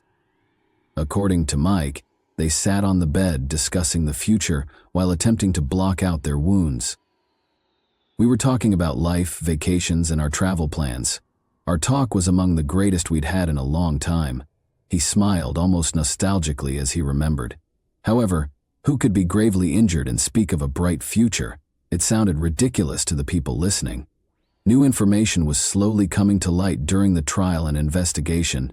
Bloodstains were noted in the police report on the bed, the walls, the floor, and even the bathroom mirror. Another concerning element, however, was that the room smelled stifling and humid, and the bed was not only blood-stained, but also contained signs of vomit and feces. Their version of events offered no explanations, and Mike was unable to explain how this occurred. The idea that the situation was more darker than anyone could have envisioned in court was strengthened by all of this. Another odd incident involving their dog jumping on the bed was also described by Mike. Susan was able to slit her wrists with the knife once he became distracted. She was sobbing and muttering that she was afraid of going to jail and that she was unsure of how to deal with it. Mike claims that he recognized he had to take action because he knew the cops would discover the surveillance tape. To avoid being accused, he said, he turned off all the cameras. He then made the decision to phone emergency services a few minutes later, fabricating a tale about an intruder who had entered at night, but a lie-based narrative started to fall apart due to its own contradictions. It became evident that no one had broken into the residence when investigators searched the area and looked over the security tape. There was tension between Mike and Susan, as evidenced by the fragmentary clips of the recordings that Mike had painstakingly erased, but not all of them. The medical professionals verified long before that evening that Susan's injuries were intentional and not the result of an accident. The signs of struggle that Mike attempted to conceal indicated a different story than the exact, non-random knife cuts. He maintained that he was merely attempting to keep her safe, but as the court proceedings progressed, the evidence presented a more ominous and gloomy picture. The tale of a masked invader seemed to be a front for something far more sinister, and Mike didn't seem ready for that front to begin to fall apart. The atmosphere in the courtroom was electric, the questioning aggressive, and it seemed as though a spark could explode at any time and alter the entire case's trajectory. Mike's attorneys tried to use the picture of a guy trapped in a terrible relationship as the foundation for their case. According to their perspective, Susan was a tormentor who threatened his safety and tranquility in addition to being a wife. They firmly pointed to the threatening and accusing messages that were discovered on Mike's phone from Susan, and they reminded the court of her previous arrest for aggressive behavior, citing it as proof of her propensity for animosity. Their most effective tactic, however, was to bring up Mike's posts on internet forums where he asked other guys who had gone through home difficulties for help, characterizing his life as a constant struggle to find understanding and empathy. Desperation, complaints over persistent adultery claims despite no proof, and Susan's insistence that he break off contact with his daughter only served to increase the tension in these posts. Mike's assertion that Susan had turned the knife on herself looked credible, and the defense attempted to persuade the court that Mike was stuck in a toxic, unstable marriage. On the surface, this story made sense. Instability was evident in Susan's messages. She wrote that she didn't know how to continue and that her life had lost purpose in some of them, expressing thoughts of self-harm. This was used by Mike's lawyers to suggest that she may have planned the attack to incite disagreement and cause Mike pain, but Susan's legal team was not going to back down. She disputed all charges of violent conduct and asked pointed, straightforward questions, such as why Mike never called the police if he was a real victim. Why did he continue to maintain the appearance of a happy marriage and remain in the relationship? A straightforward but effective argument served as the foundation for their case. Why didn't Mike leave if his fear of Susan was real? He stayed, but why? First and foremost, why did he make up the tale of an intruder on the evening of the event? The court had to determine who was telling the truth, and as the case became increasingly intricate and intertwined with each session, it became clear that an emotional defense would not suffice. Mike's lawyers made the decision to hire a forensic specialist in order to bolster their case. The blood spatter analysis discovered in the guest room was the main focus of this specialist's examination of the evidence at the scene. He claimed that Mike's account of events was confirmed by the pattern and direction of the blood, which showed that Susan's injuries were sustained late at night, closer to 3 a.m. However, Susan maintained that her husband was the one who attacked her initially, and that the attack occurred in her room when she was sleeping at around midnight. The trial's turning moment was this argument. Mike's lawyers contended that this supported his allegation that the injuries were caused just before the paramedics arrived, despite medical experts testifying that a person with such severe wounds to the wrist may die within 1 hour without proper medical attention. Susan, however, lived, but when the forensic expert's reliability was questioned, things took a different turn. His reputation was quickly revealed to be far from impeccable. His name had previously been connected to a somber controversy, and his license had already been suspended for violations of professional ethics. When Susan's defense team produced records exposing the expert's involvement in a horrific occurrence, it was like a lightning bolt in the courtroom. The police found a stockpile of organs, including hearts and brains, in his own refrigerator after he was caught collecting organs from the deceased. The validity of his conclusions in Mike's case was called into question by these startling disclosures. All of a sudden, the expert's conclusions were more than just dubious. Mike's whole defense plan was in danger of being destroyed. Susan and her attorneys took advantage of this, claiming that the bloodstains on the walls and furnishings indicated intentional knife attacks rather than unintentional self-harming wounds. They said that Mike had prevented Susan from moving or defending herself during the attack by holding her in place. Susan gave evidence in court that Mike had put the knife in her hand to give the impression that she had hurt herself, then had wounded himself to support his narrative. However, soon after, this story's darker facets surfaced. Evidence indicating Mike had long lost interest in the marriage was discovered throughout the investigation. He was actively seeking a life without Susan, even though he claimed to be trying to resolve the conflict. His argument took a significant hit when it was revealed that he had registered on several dating websites.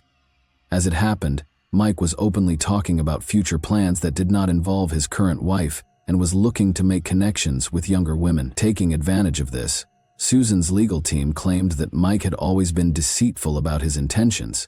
In order to get rid of his wife without losing money in a divorce, they indicated that the attack might have been planned. From trying to delete surveillance footage to calling the police with a burglary story, the defense contended that his whole course of conduct was intended to establish an alibi and evade financial repercussions. Mike fought to keep things under control, but as his web of falsehoods thickened, every new detail showed how his hold was slipping. At first glance, Mike and Susan's story appeared to be just another domestic conflict, but it soon turned into a profound tragedy in which everyone was caught up in their own lies. Each day in court uncovered additional secrets, revealing a far darker reality beneath the facade of a happy life, despite the opinions of witnesses, defense lawyers, and prosecutors. One of the most dramatic trials in recent memory developed from what started out as a routine supper. Mike Royschel, a guy known to many as a successful and composed businessman, found himself in the center of a high-profile scandal, accused of attempting to murder his own spouse. It appeared to begin with a straightforward argument. Mike didn't want to give up control or money, and Susan wanted a divorce. However, how did it all turn into a nightmare at night, involving knives, blood, and deceit? With stony faces, the jurors listened carefully to the accused, attorneys, and experts' testimony. Every word was well considered, and every gesture and look might be construed in a variety of ways. Mike, a 63-year-old successful businessman who was accustomed to maintaining order, was found guilty of attempted manslaughter, evidence tampering, depriving the victim of medical assistance, and witness intimidation in just 4 hours when it came time to deliver the verdict. When the court imposed the 30-year prison term in December 2019, it did not show any mercy. That was it, or at least it appeared to be. Mike had no intention of giving up. The court rejected his attempt to appeal the decision. He is currently incarcerated in a Florida institution with little to no possibility of being released early. However, the case continued to attract attention despite this. Following his incarceration, there were speculations that Mike was looking for someone to look after Susan while he was in custody.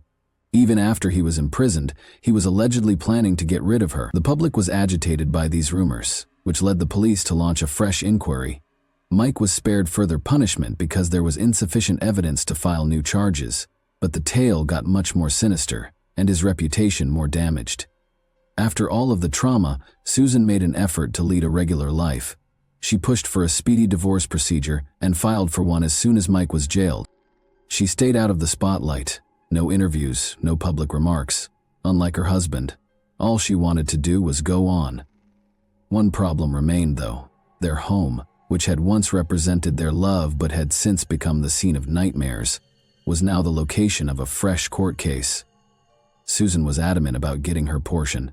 Despite Mike's best efforts to leave her with little, she claimed that she had every right to a share of his assets. Ironically, this opulent home that had once appeared to be a stronghold for their union had now devolved into a battlefield. Even from behind bars, attorneys on both sides were attempting to claim triumph by scheming against one another. Through his lawyers, Mike made every effort to deny Susan her claim to the joint property. The house was more than simply a financial concern for Susan. It was about putting her past behind her. She wished to forget how her blood had smeared those shiny floors and how she had sat there, gripping her stomach, pleading with Mike to call for assistance. There was more to her battle for the house than just the law. She was fighting to get rid of the ghosts of her past. Will Susan have a happy ending? Her life would never be the same because she lost so much more than she had won in court. After a bloody end to what began as a peaceful dinner conversation, her husband was sentenced to 30 years in prison, and Mike, a man accustomed to luxury, attention, and control over his destiny, now spends his days and nights alone in a cell without fancy suits, fast cars, or the people who once looked up to him. What can we see here then? It's not all about wealth, prestige, or power. It tells the tale of how even the strongest people may be torn apart by unsolved disputes, concealed grudges, and a desire for dominance. Every lie and deception has a cost, as we are all aware, and Mike paid with his freedom, while Susan paid with her mental stability. Consider it. If you were in their shoes, how would you have responded? Who is the victim in this situation? And who is the true villain? The answers are in the middle, and they might never be entirely understood. And that wraps up today's chilling story. If you enjoyed this video, don't forget to like and subscribe so you never miss a new upload. Also, let me know in the comments, what part of this story shocked you the most? Thank you for watching, and I'll see you in the next video.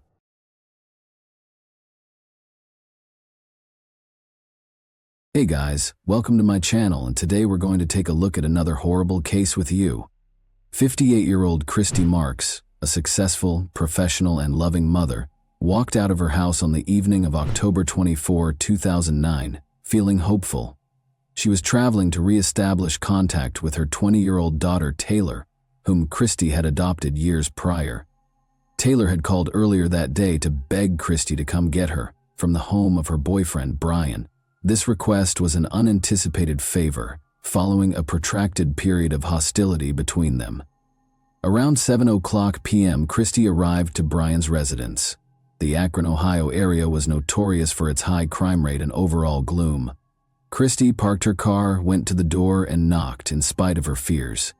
When Taylor responded, Christy, unable to control her happiness, gave her a hug. There didn't appear to be any conflict between them. Brian soon followed, escorting the two women back to Christy's vehicle. Although the location itself made Christy uncomfortable, everything appeared regular to her. Things took a horrifying turn as they approached the automobile. Suddenly, a man with a knife came behind them. The assault was vicious and quick. Before Christy could protect herself, she was hit several times in the face and chest. Then she fell to the floor. After screaming, Taylor snatched up her phone and dialed 911. She can be heard begging for assistance on the recording of the call, stating that her mother had been attacked while Taylor was speaking with the dispatcher. She handed the phone to Brian, who gave their location and recounted the events, saying the assailant had run away. He spoke in an eerily serene tone, devoid of the intensity one might anticipate from someone who had just witnessed such a horrific incident. Paramedics showed up in a matter of minutes. Christy was critically ill, yet still alive. After being taken to the hospital, medical professionals put forth endless effort to save her life. Shortly after their arrival, Christy Marks was declared dead, despite their best attempts. Multiple stab wounds administered with frightening intensity at the scene were the main cause of death. Law enforcement immediately identified a number of irregularities. Near the scene of the attack, Christy's purse, which held her paperwork, cash, keys, and other belongings, was discovered undamaged. This particular feature ran counter to the usual heist pattern. A bloodied knife, which was thought to be the weapon used, was also found in bushes close by. These results cast doubt on the witnesses' testimonies and highlighted the prospect of more complex motivations for the crime. Taylor, the police started questioning everyone. Accounts from Brian and his friend Troy, who was inside the house when it was attacked, were conflicting and erratic. Taylor stated that she had only seen the attacker's outline, identifying a person dressed in a flannel shirt and red sneakers. Brian claimed that while battling the attacker, he attempted to step in and even got hurt. But Troy denied ever leaving the house and said he didn't see anything. Investigators soon had suspicions that none of them were telling the truth despite their assertions. Blood trails and the location of the weapon were among the evidence discovered at the scene that pointed to a staged crime. Authorities thought the incident was well planned rather than a chance occurrence. Detectives were under constant observation during the first night of the investigation, and they were left with one unanswered question. Who among those present knew the truth, and why would someone target Christy? On March 29, 1989, Taylor Marks was born. Immediately after her birth, her biological mother made the decision to place her in foster care, placing the child in the custody of the adoption system. Although Taylor was the only member of her original family placed in foster care, little is known about them other than the fact that she had at least one elder sibling. This was the start of a new chapter in her life, one that ultimately gave love and compassion despite its difficult beginning. A few months later, Bruce and Christy Marks welcomed Taylor into their family. Due to their inability to conceive, the couple had long wished to become parents. They knew Taylor was destined to be a member of their family the moment they laid eyes on her. The Marks family was financially secure at the time. Bruce was a senior employee of a large telecom business, and Christy, who was well known for her ability to stay organized, ran the home and supported their family. Taylor was surrounded by love from their huge and close-knit extended family. She was surrounded by supportive and caring relatives, including grandparents, aunts, uncles, and numerous cousins. Raising Taylor was very important to Bruce and Christy. She enrolled in dance courses, went to exclusive private schools, and engaged in other extracurricular activities. Opportunities that many of her peers did not have were abundant in her life. But Taylor had a special relationship with Bruce. Family friends said that Bruce was her hero. Dad always gave her what she wanted and supported her without conditions. However, she had a different relationship with Christy. Christy was more realistic, demanding, and severe. Although Taylor's early years were not significantly impacted by these disparities in parenting, tensions started to surface as she grew older. Taylor had growing parental supervision and expectations during her adolescence, which frequently led to arguments. Growing arguments were the backdrop against which the family dynamic started to erode. Christy and Bruce had marital problems that ultimately resulted in their divorce when Taylor was about 10 years old. Taylor claims that she was emotionally impacted by her parents' divorce. She believed that Christy started to vent her annoyances on her, which made their relationship even more strained. At the age of 13, Taylor's life took a significant turn in 2002. Bruce went into a diabetic coma and died unexpectedly. Taylor suffered a terrible loss at his passing, losing not just her father but also her most dependable emotional support system.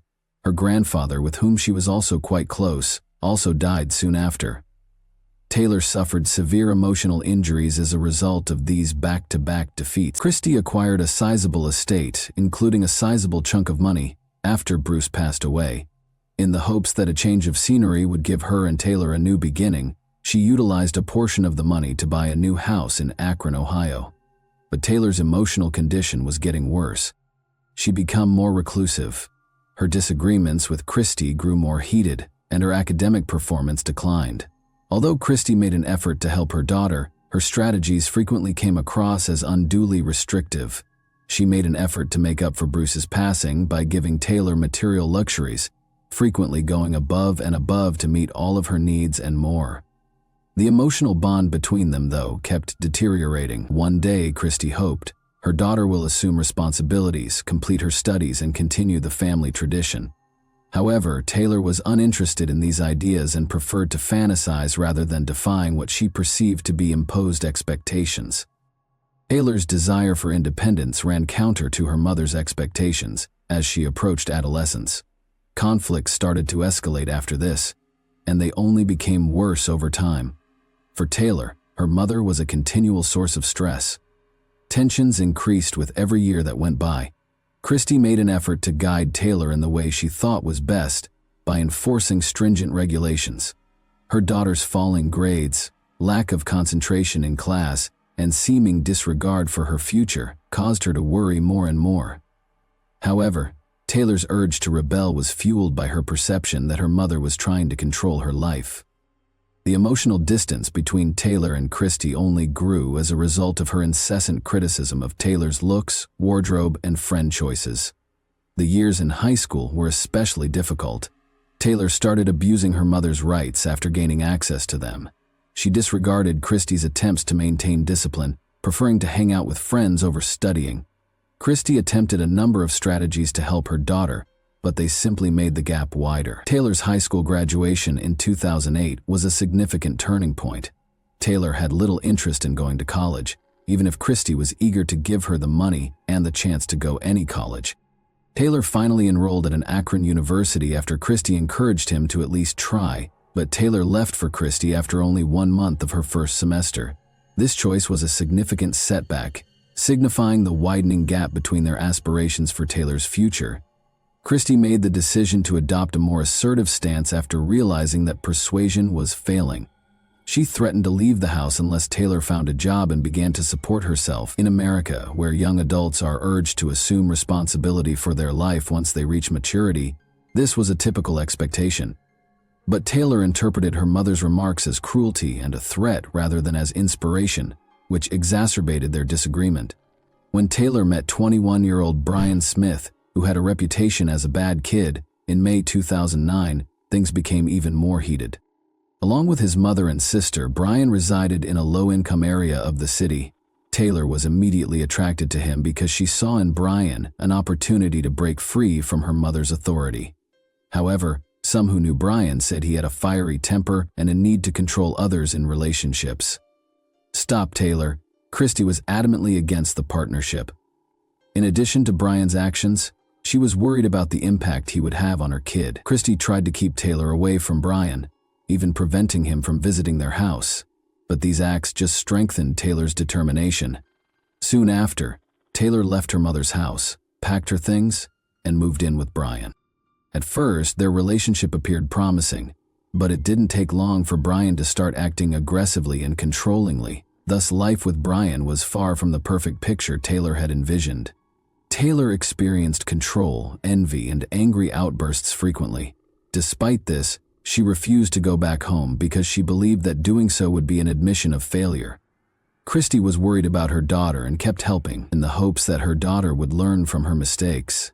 She kept in touch and bought necessities for Taylor. When Christy offered Taylor a lifeline, their tension reached a breaking point.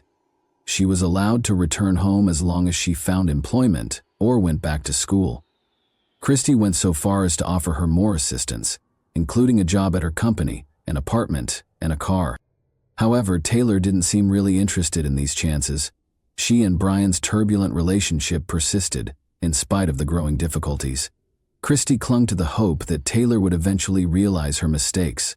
One day, she thought, her daughter would come home and be more responsible. Regretfully, this dream would never materialize, and the actions that would ultimately result in a fatal outcome were put in motion by the widening gap in their relationship, which was exacerbated over time. Taylor felt that her long-awaited liberation began when she moved into Brian's house, but that liberty soon gave way to a number of limitations. She had no idea what life with Brian would be like.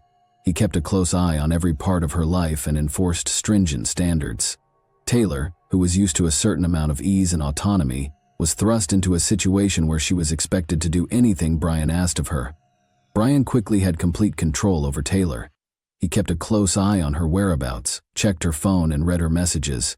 Even her conversations with Christy became contentious. Taylor was persuaded by Brian that her mother was only attempting to control her and keep her from living her life as she saw fit.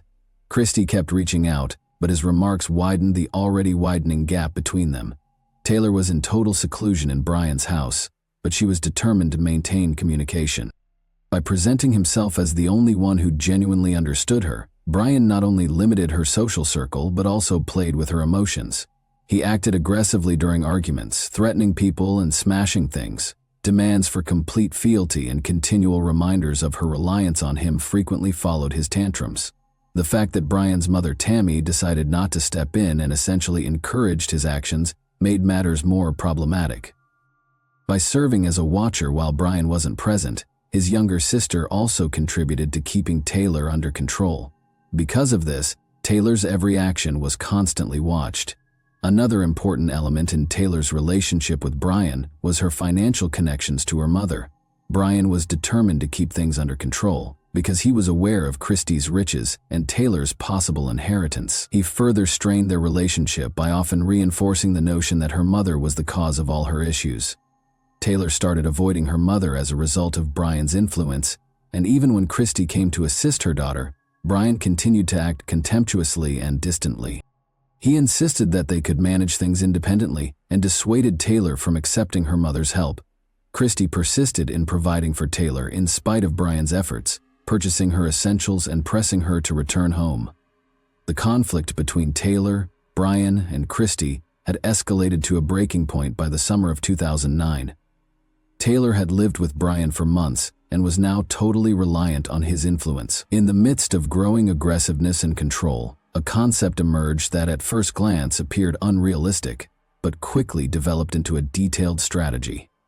Financial incentives, mutual discontent, and growing pressure all contributed to this notion. In order to obtain access to Christy's assets, it was intended to permanently remove her. For Taylor, this appeared to be a means of becoming financially independent and cutting the final links that bound her to her mother. It gave Brian the chance to firmly establish his dominance over Taylor and take advantage of her wealth to better his own situation. Within their close circle, the notion of committing a crime started to circulate. Troy Purdy, a 19-year-old buddy of Brian's who often came to their house, joined in on these conversations. Younger and more susceptible, Troy was viewed as a perfect fit for the scheme. At first, the discussions were presented as jokes or made-up situations, but they grew more somber over time. With meticulous attention to every detail, the planning process moved slowly forward. Brian and Taylor discussed ways to make the crime appear to be a random attack or robbery. They concluded that rather than indicating a planned crime, the evidence found at the scene should suggest an act of spontaneous hostility. Taylor and Brian were not directly involved in the incident because Troy was selected to perform the act. Troy's commitment to Brian served as the foundation for his involvement. He didn't dispute the strategy, and he respected Brian. Troy was promised $5,000 in exchange for his role. Taylor anticipated receiving this sum from her inheritance after the court proceedings were concluded. The weapon was chosen with particular care. Taylor claims that Tammy, Brian's mother, even bought a knife for the scheme, but it was later determined that its size and weight made it inappropriate. Finally, Troy took it upon himself to locate a suitable weapon. He picked a small, lightweight knife that was convenient to carry and hide. Studying Christie's routines was an essential component of the preparation process. They knew that Christie frequently came to see Taylor at Brian's residence, which left her susceptible because she typically arrived alone herself, thinking she was just picking up her daughter. This information was included in the plan. The attack was supposed to happen while Christie was leaving the house or close to her car when she arrived at the residence. Taylor took the last step to make sure everything went according to plan just before everything was put into action. She wanted to return home, so she called her mother and asked her to come get her. The purpose of this phone contact was to emotionally disarm Christie, allowing her to feel relieved and letting her guard down during the conversations. Taylor didn't hesitate. Troy claims that in addition to actively participating in the planning, she had a strong will to see it through to completion. Even though she and her mother had a tense relationship, this was an extreme move. Taylor used her desire to get away from her mother's control and years of bitterness as justifications for her engagement. While this was going on, Brian led the process and persuaded Taylor that this was the only way to solve her issues. Everything was prepared by the evening of October 24, 2009.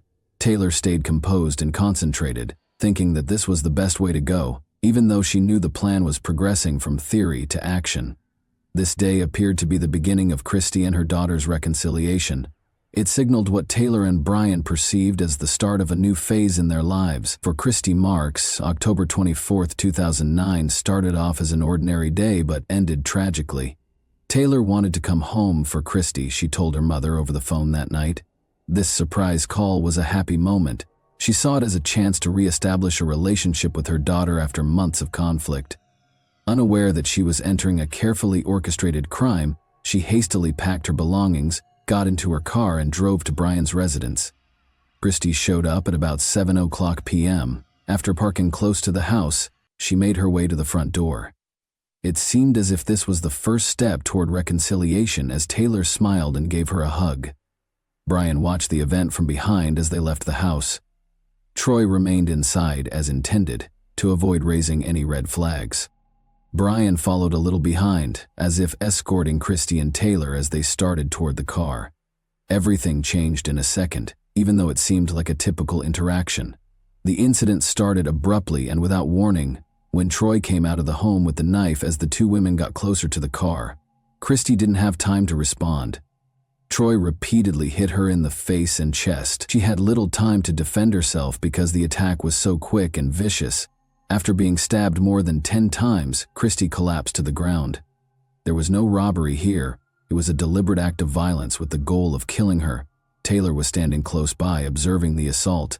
She later said that her fear of Troy was the reason she did nothing. Surveillance film that was later found, however, revealed no indications of panic or concern on her behalf. Brian likewise did nothing to stop Troy, claiming that his only responsibility was to safeguard the women. After the incident was ended, Taylor grabbed her phone and dialed 911. She pleaded for an ambulance to be sent right away. and her voice sounded stressed. But Brian quickly took over the phone and took on the coordinator's position, giving the dispatcher information about the location and the kind of help that was required. Law enforcement officials who subsequently analyzed the call were suspicious of his emotionless and composed voice. Troy left the knife in a nearby bush after finishing the attack and ran away.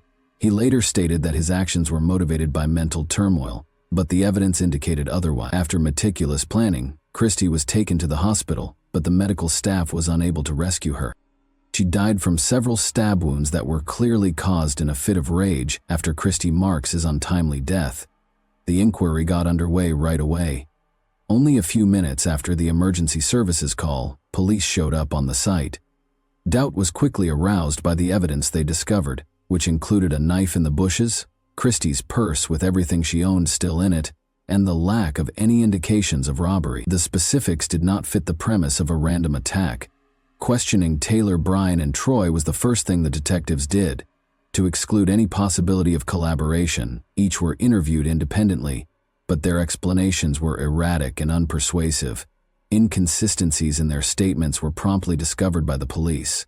Surveillance footage taken close to the crime scene provided the crucial piece of evidence. Taylor and Brian were seen on camera standing close by when Troy assaulted Christy. Neither of them attempted to step in. These recordings turned out to be a pivotal moment. Equipped with this proof, investigators went back to question the suspects. Troy was the first to confess under the weight of the evidence. He said Taylor was the mastermind behind the plan and acknowledged that the attack had been planned. Troy claims that she had presented the concept to him and Brian, offering a monetary incentive from the estate she would inherit upon her mother's passing. Troy disclosed that he was in charge of carrying out the attack, while Brian was in charge of fabricating an alibi by making it seem like a robbery. Additionally, Troy said that he had purposefully caused minor injuries to Brian in order to add credibility to the fictitious situation. His admission totally refuted Taylor's earlier assertion that the attack was an isolated incident. Brian also changed his story after hearing Troy's confession.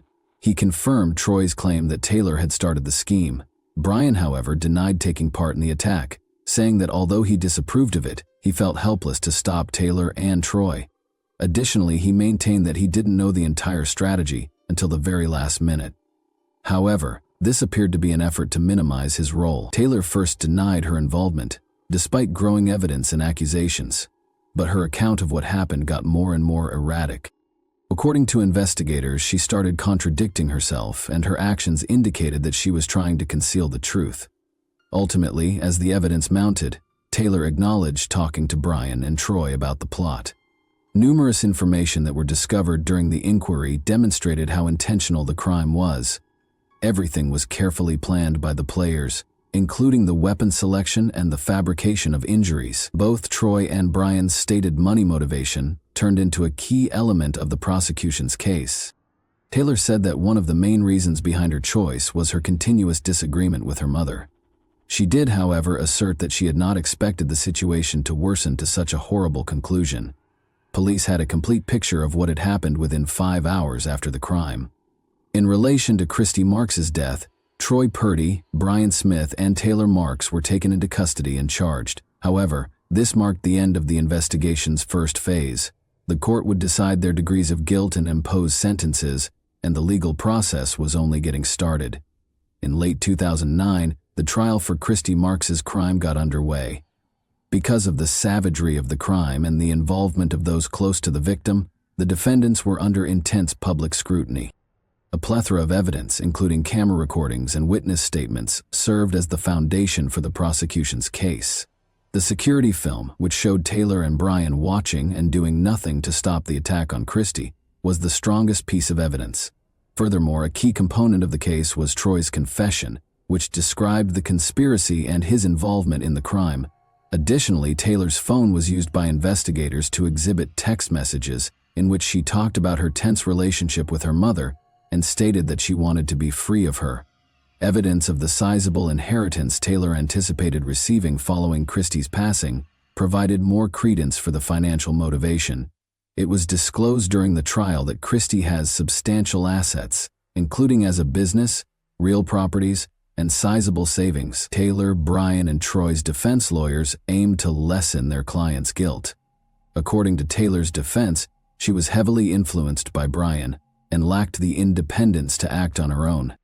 According to her attorney, she was susceptible to manipulation because of the emotional instability brought on by the death of her father and the pressure from her mother. Brian, however, denied being directly involved in the crime. He didn't know about the plan until the attack happened, according to his lawyer, and Buka paralyzed him so he couldn't stop it. Troy tried to somewhat alter his story during the trial, stating that he was under pressure from Brian to do so, even though he had already confessed. Troy admitted his guilt and testified against the other defendants in exchange for a plea agreement with the prosecution. Instead of facing the death penalty, he was given a life sentence without the prospect of release. Taylor also entered a guilty plea after realizing how bleak her circumstances were. She made a heartfelt statement throughout the hearings, expressing regret for what she had done. She described how she became involved in the crime as a result of her disputes with her mother and Brian's influence. Prosecutors countered that she was intentionally and strategically involved. When faced with indisputable proof, Brian, on the other hand, finally acknowledged his role after first denying it. The court saw this as an attempt to minimize his responsibility, notwithstanding his insistence that his involvement was small and that he had not intended for the crime to occur. Taylor Marks and Brian Smith were convicted of first-degree murder and conspiracy by the court in 2010. They were both given life sentences, without the chance of release. Although Taylor apologized for what she had done, her assertion that she had lost control was interpreted as an effort to lessen the severity of her punishment. Troy Purdy was also sentenced to life in prison as part of his plea agreement, but his actions while inside ultimately came to light. He was accused of having a weapon within the prison in 2015, which cast doubt on his capacity for change. The announcement of the penalties permanently altered the lives of all those engaged in the catastrophe. In addition to losing a mother, Christy Marks' family also lost a daughter who participated in her demise. The narrative turned into a sad lesson of how even the closest relationships may be destroyed by rash actions and personal disagreements.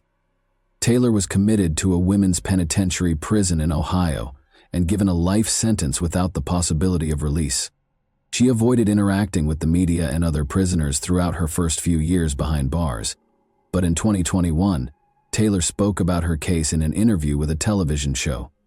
Taylor acknowledged the seriousness of her acts during the interview, but she persisted in using her mental instability and her disagreement with her mother as excuses for her choices. Even though Taylor had previously apologized in court, she continued to criticize her mother, calling her harsh and unsupportive following the loss of her father. She added that she hoped to have her case evaluated and be given the opportunity to live freely in the future. Her remarks caused controversy since many people believed they showed a lack of sincere regret. Taylor currently works at the prison and takes part in rehabilitation programs during the day. Her professed repentance is still divisive. While some perceive her statements as an attempt to find purpose in life while incarcerated, others regard them as deceptive and manipulative. Brian received a life sentence in a high-secret jail as well. He has kept a low profile ever since being found guilty. He has not discussed his involvement in the crime in public or avoided interviews. Brian is known to be a challenging prisoner who frequently gets into arguments and acts aggressively, according to the staff. When it was revealed that he had gotten into a brawl with another prisoner in 2017, his name came up again. The event demonstrated that, despite his sentencing, his propensity for violent conduct had not changed. Brian, like Taylor, continues to serve as a reminder of the terrible consequences of not accepting responsibility and the destructive power one may wield over others. Despite his plea agreement, Troy, who was directly involved in the crime, was likewise sent to a high secretary prison, since his actions while incarcerated showed no signs of improvement. Although Troy's involvement in the crime was seen as the product of Brian and Taylor's manipulation, his readiness to deliver the lethal blows raised questions about his potential for rehabilitation, and he has hardly been discussed in the media since the occurrence. Christy Marks' friends and surviving family members continue to remember her. Following her passing, her senior care company was sold, and a portion of the money raised was given to organizations that assist victims of domestic abuse. Christie has frequently been characterized by her family and friends as a strong, kind woman who devoted her life to serving others. Even now, years after her passing, Christie's story serves as a reminder of the value of candid communication in families and the necessity of getting professional assistance when disputes get out of hand. And that wraps up today's chilling story. If you enjoyed this video, don't forget to like and subscribe so you never miss a new upload. Also, let me know in the comments what part of this story shocked you the most. Thank you for watching, and I'll see you in the next video.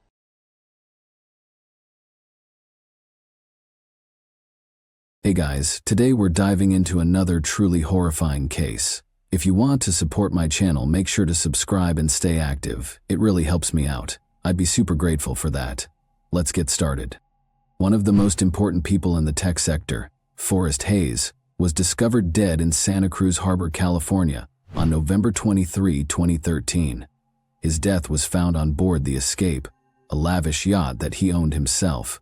When Forrest was discovered unconscious in one of the cabins, attempts to resuscitate him failed. The captain of the yacht called local police informant as the initial responders. A number of perplexing circumstances surrounded the body's finding. Without any indication of struggle, Forrest was discovered laying on his back. There was a noticeable injection mark on his arm, but there was no syringe or medical equipment in the area. As a result, detectives were instantly prompted to think about whether this was an accident or an intentional conduct. There was chaos in the cabin where Forrest was discovered. He had company, as evidenced by the lipstick traces on one of the two wine cups on a tiny table in front of him. A sense of seclusion was created by the meticulously drawn curtains covering every window and the low illumination. There were no obvious indications of violence, yet the scenario was strangely contrived. Forrest regularly used the yacht for private excursions, the captain told the authorities. He said that although Forrest liked to be alone himself on the yacht, he would entertain people from time to time. However, once Forrest set out on this specific voyage, the captain did not witness anyone boarding or departing the boat, and the coroner's preliminary investigation indicated that a drug overdose might have been the cause of death. It was unclear at the beginning of the investigation, nevertheless, if this overdose was an accident or deliberate. More doubts were generated by the fact that there was no syringe found next to the body. Was it removed on purpose, or was it never there in the first place? Investigators started looking into Forrest's life, contacts, business transactions, personal ties, and the circumstances surrounding his death in an effort to find leads. Who had been with Forrest in his last hours was the crucial question. The lipstick-stained wine glass and the absence of obvious evidence at the scene suggested a woman was present, but neither the harbor personnel nor the captain saw anybody get off the yacht after Forrest got on board. Examining Forrest's phone, which was discovered close to his body, was the first step in the inquiry. An initial look through his texts and applications turned up nothing unusual, but the investigators made the decision to delve further into his private life. Investigators believed Forrest might have had a secret side to his life that might provide hints about what had transpired. Despite his impeccable professional image, it became clear from a thorough examination of Forrest's relationships and routines that his apparently ideal existence might have been hiding some surprising truths. In their efforts to comprehend what happened aboard the Escape that tragic evening, law enforcement made finding these their top priority. On May 10, 1962, Forrest Hayes was born in Dearborn, Michigan. He demonstrated exceptional learning skills at a young age, and his innate charisma, curiosity, and talent for handling challenging situations made him a leader among his peers. His captivating personality and drive for perfection were often praised by teachers and classmates, and these attributes set the groundwork for his eventual success in the workplace. Forrest enrolled at a prominent university to study computer science and engineering after graduating from high school. He rapidly became proficient in the state-of-the-art technologies of the time and started working on his own projects, which attracted the interest of significant tech firms. Early in the 1980s, when the information technology sector was just starting to take off, his career really took off. Forrest's 2005 hire by Apple was a turning point in his career. Apple was expanding quickly at the time and was creating groundbreaking devices like the iPhone and iPad. Forrest was hired by the corporation to work in one of the main divisions, in charge of developing cutting-edge technologies. He immediately gained the respect of his coworkers and leadership, due to the substantial contributions he made to Apple's projects. Forrest was more than just an accomplished expert. He was a pioneer. He was a vital team player because of his exceptional ability to come up with novel answers to challenging problems. Co-workers recalled his unwavering commitment to putting innovative concepts into practice that improved the usability and accessibility of Apple's products. Forrest developed technology during his time there that went on to become industry norms, but Forrest's aspirations prevented him from taking things easy. He soon accepted an offer from Google to work for the multinational internet behemoth. He joined Google X, a division devoted to creating cutting-edge technologies, after 7 years at Google. In his position, he oversaw projects including smart devices, driverless cars, and other cutting-edge technologies. Forrest's accomplishments include helping to create self-driving car systems, a revolutionary development in the realm of autonomous mobility. According to colleagues, Forrest Hayes had the ability to motivate a group of people and lead them toward challenging objectives. He promoted a positive work atmosphere as a leader who was fair but firm. Forrest gained the respect and affection of his team since he didn't hesitate to take on the most difficult assignments. He was able to successfully oversee large-scale projects that influenced the direction of technology because of his ability to blend strategic thinking with meticulous attention to detail. Forrest's family life and career accomplishments were closely related. He married Denise Hayes in 1996, and the two of them had a close relationship based on support and understanding. Asha, Lily, Roscoe, Lauren, and Daniel were the couple's 5 children. Forrest was a loving parent in addition to being a prosperous businessman. He always found time for his family in spite of his hectic job schedule. He loved spending time with his children, planning family vacations, and establishing customs that strengthened their bonds, according to individuals who knew him well. Forrest seemed to have a happy family life. Situated in one of California's most prominent communities, their $3 million 0-cents home provided a peaceful and comfortable sanctuary. But trips aboard his yacht were the source of Forrest's greatest happiness. For him, the yacht was more than just a means of transportation. It represented the unity of the family.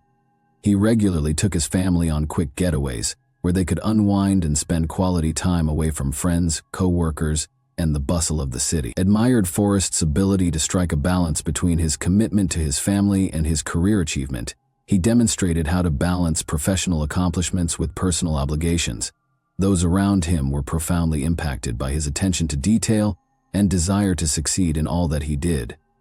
But notwithstanding, Forrest occasionally confided in intimate friends about feeling empty despite the external peace. Though it didn't provide him total fulfillment, he felt as though he had accomplished everything he could have imagined. This restlessness might have contributed to his pursuit of novel hobbies and experiences, which ultimately had disastrous results. Using the app Seeking Arrangement was a big part of Forrest's covert existence. For casual relationships that frequently include financial support, this network connects wealthy people with younger companions. Forrest used the app frequently. He had been texting dozens of women, setting up meetings and negotiating the conditions of their contacts, according to an examination of his account. These connections went beyond simple friendships. Forrest was renowned for providing his companions with lavish assistance, including meeting in private, paying for their expenses, and giving them pricey presents. His yacht escape was one of those places. After serving as a family vacation boat for brief excursions, Forrest turned it into a private hideaway where he hosted ladies he had met on the app. He was able to avoid unwanted attention since the yacht gave him the privacy he needed. The police eventually learned that the yacht was frequently used for these kinds of meetings from the captain, who was employed by Forrest. He remembered that Forrest sometimes traveled small distances with women or sat with them alone for numerous hours.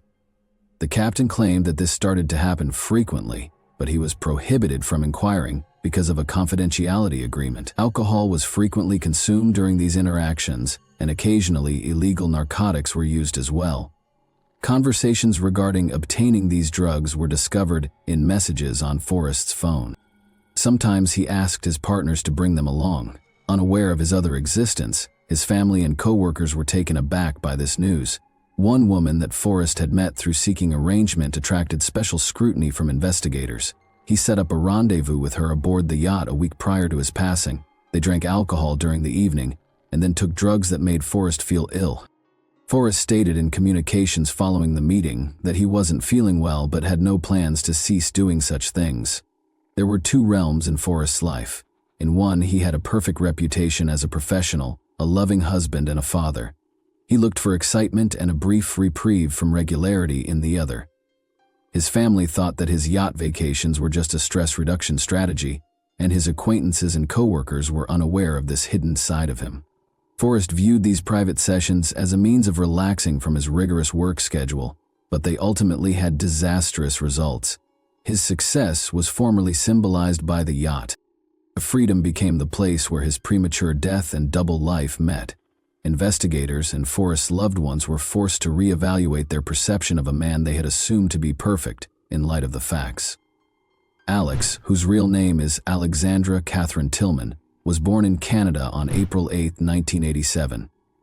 Leslie Ann and Bart Tillman adopted her at a young age, thus her biological parents were unknown. Alex received a secure and caring upbringing from her new family, complete with a cozy home and stable finances. The family enjoyed a high social status because Bart was an executive at a large corporation, and Leslie Ann worked in retail.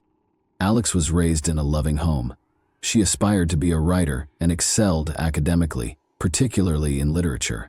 Her teachers were aware of her rich imagination and innovative ideas. She also enjoyed playing sports and took an active part in school tournaments. Parents encouraged their daughter's goals, supported her education, and were proud of her. But for Alex, adolescence marked the start of a string of issues. She first took marijuana when she was 14. Although it was more of a haphazard choice, it eventually brought to a slow entry into the forbidden world. Alex started using lighter drugs at first, but by the time he was 16, he was using harder ones. Her life underwent a significant transformation during this time. She started skipping school, avoiding the sports sections, and separating from her parents, Leslie and Bart Tillman, who did everything in their power to support their daughter. They sought the help of psychologists and brought her to counseling, but things kept getting worse. They sent Alex to a private rehabilitation school in Maine in a last-ditch effort to make things better. This school was well known for teaching teenagers with behavioral issues in a severe manner. The parents believed that removing their daughter from her familiar surroundings would aid in her transition back to a regular life. However, the anticipated outcomes of the stay at the institution were not achieved. Unable to adjust to the new surroundings, Alex quickly went back home and resumed her old way of life. Alex had finally left school at the age of 18. She experimented with many paths, such as journalism, but soon lost interest. She struggled with addictions continually, which prevented her from establishing a personal or professional life. Her attempts to achieve were consistently foiled by a return to medicines. Alex relocated to San Francisco in 2010. She wanted to dedicate herself to the entertainment industry in order to begin a new chapter in her life. She started a YouTube account during this time, posting videos about makeup and her daily life.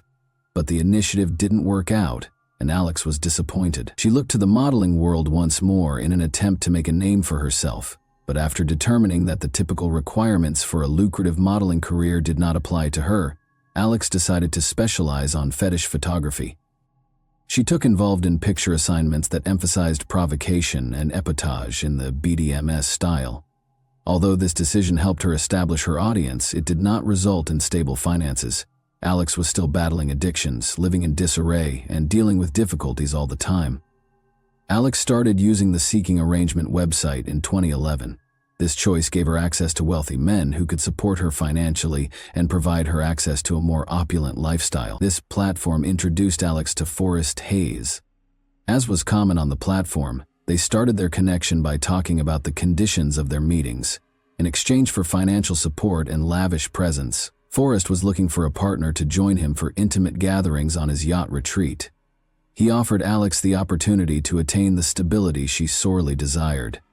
Their sessions were informal and frequently included light chat and wine, but as investigators eventually found, their encounters soon took on a new dimension.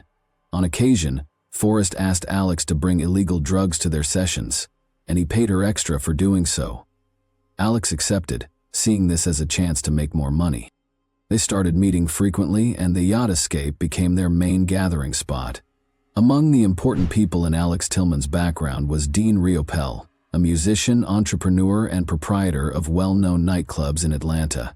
Because of their significant age difference, their romance, which started in 2011, immediately attracted attention. Alex was only 24 at the time, while Dean was 51. They both seemed to thoroughly embrace a colorful and intense lifestyle, though, and didn't seem to mind the difference. In addition to being a prosperous businessman, Dean had a strong interest in rock music. His band frequently played at his clubs, which were essential to Atlanta's music culture. Dean was well known for his vivacity, charisma, and passion for an unrestrained lifestyle. Dean took a major role in Alex's life, as she sought both stability and attention. Their relationship reflected the idealized anarchy of rock and roll, wild parties, travel, and a carefree lifestyle. However, there were serious issues underlying their relationship's glitzy exterior. Alex frequently started arguments, according to Dean's friends and co-workers.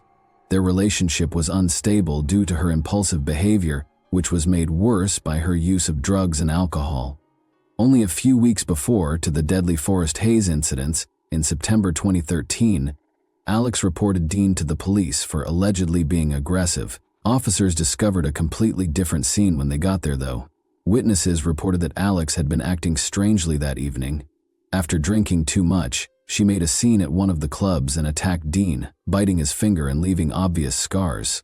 Alex was thus accused of assault and making a false report. This incident brought to light the persistent strain in their relationship, which was collapsing under the weight of constant disagreement, despite their shared affection.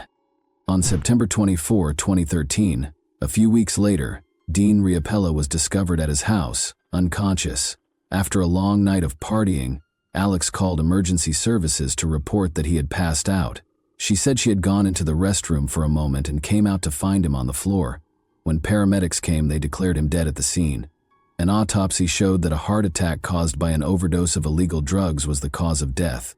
But Dean's family and friends had some qualms about this judgment. They maintained that Dean avoided even simple painkillers and had a great dislike of utilizing medications. The official decision about his death seemed contradictory, given his strong position on the issue. Despite their worries, there was insufficient evidence to support foul play. Therefore, the matter was closed. Originally deemed an accident, Dean's death came to light again in 2014, when Alex was taken into custody in relation to the Forest Hayes case. The police discovered parallels between the two incidents during the inquiry.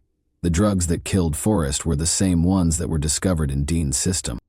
The investigation into Dean's death was reopened as a result of this discovery. Suspicions were also heightened by Alex's enigmatic social media posts. She said, "Death is always near," in a post that was shared a few months after Dean's death. You might be surprised to learn how near it is.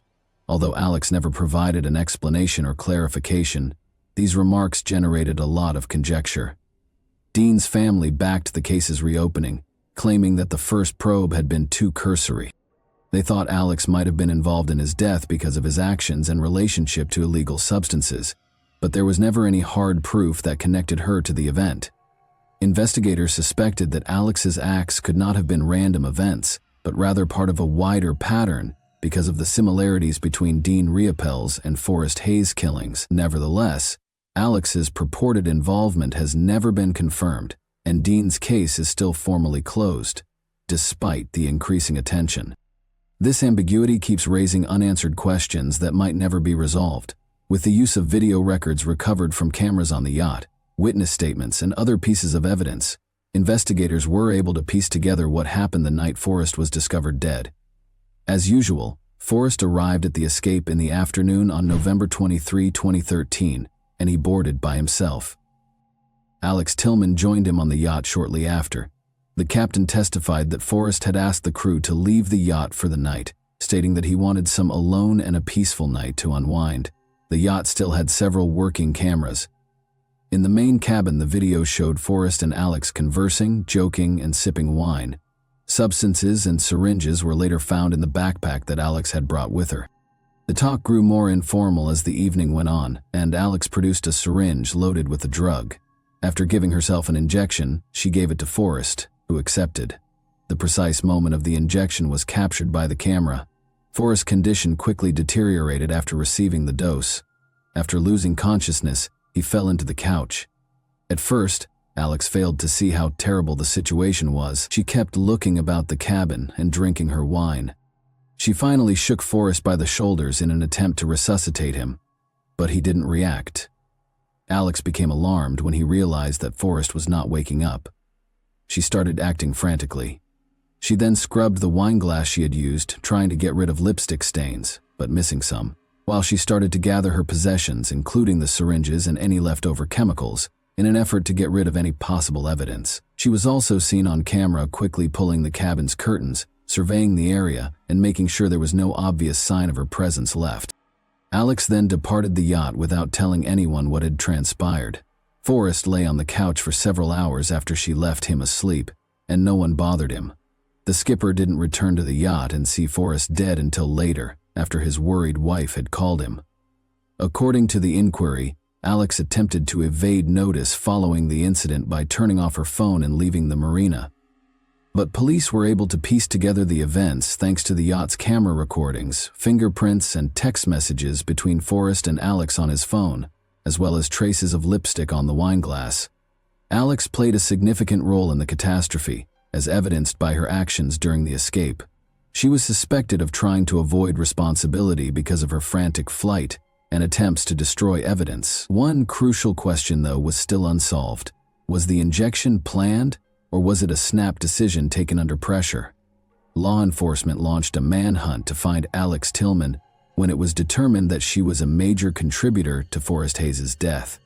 Suspicions that Alex was involved were further cemented when she went into hiding right after the incident. Her phone was off and her once accepted social media profiles were inactive, making it more difficult to find her. But investigators came up with a strategy. They concentrated on Alex's Seeking Arrangement profile, which was the site where she had first made contact with Forrest. The secret to finding her was this app. Investigators constructed the persona of an affluent man looking to make new friends, using a fictitious profile. Alex accepted to meet despite his best efforts to stay out of the spotlight because he couldn't resist the chance to make money. She set up a rendezvous at a remote spot in California after days of messaging. Alex was arrested by police enforcement when she showed up for the rendezvous. Everything went without a hitch. Despite not resisting, Alex's behavior throughout the arrest was described as calm and uninterested.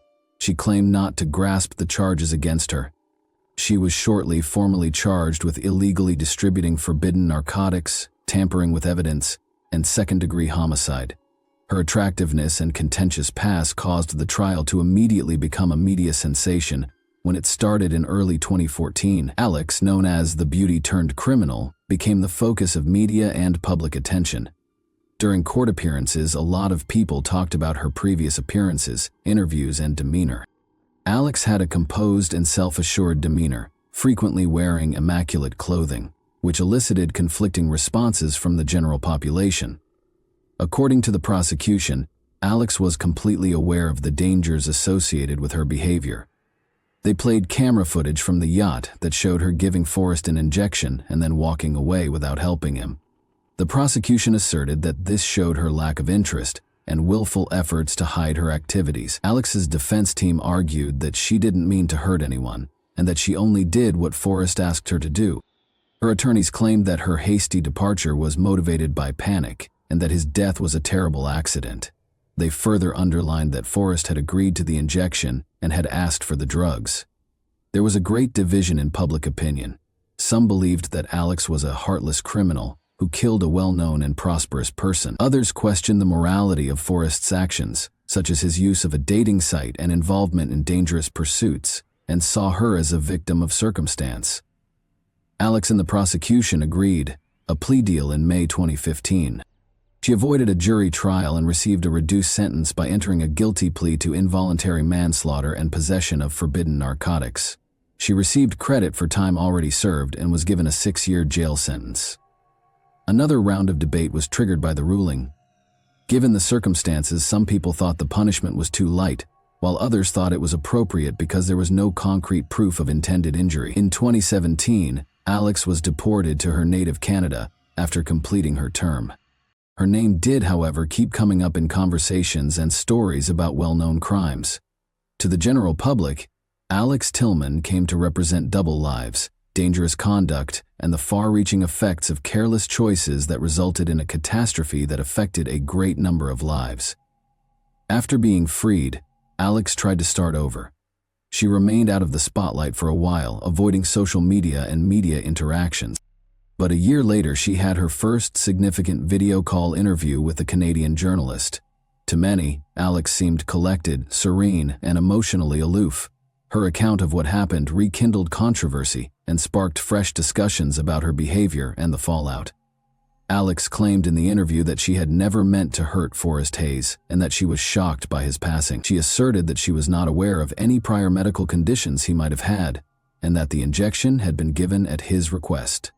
Alex said she thought Forrest knew his boundaries and had control over his behavior. Additionally, she denied intentionally attempting to conceal evidence, stating that her actions were motivated by panic and ill-advised decisions made in a moment of crisis. However, the evidence in the case contradicted her allegations. Video from the yacht showed Alex leaving the area without trying to contact for assistance, in addition to deleting any record of her presence. Her justifications were criticized harshly by the Forrest family, who saw them as an attempt to deflect blame and cast further doubt on her sincerity. Her comments regarding Dean Riopel were equally contentious. Alex revealed in the interview that his passing had hurt her and that their relationship was tumultuous but sincere. She did not, however, respond to inquiries regarding the circumstances of their last encounter or the reason behind Dean's overdose. Suspicions were only heightened by her silence. According to Dean's family, who had previously demanded that the case be reopened, Alex's remarks left more questions than they answered. It's still unknown how far along the Dean Riopel death investigation is. The Fulton County District Attorney's Office stated in 2018 that the matter was being reviewed, but they did not release any additional information. Rumor has it that investigators failed to find fresh evidence that would support or contradict Alex's involvement. The public was kept waiting for answers, and Dean's family was left in a condition of uncertainty. Alex Tillman currently lives in Canada and keeps a low profile. Her social media accounts are still inactive, and journalists have had varying degrees of difficulty reaching her for additional comments. She continues to be a contentious person who significantly divides opinions despite her modest profile. Others view Alex as a cold, cunning person whose actions led to 2 catastrophes, while others regard her as a person caught in the wrong situation. Many issues remain in the situations of Dean Riopel and Forrest Hayes. Dean, were their deaths really unintentional? What part did Alex really play in these sad incidents? Thanks for watching, everyone. Your support means a lot to me, and you can help my channel grow by hitting that like button, dropping a comment, and sharing this video. Your engagement really makes a difference. See you soon.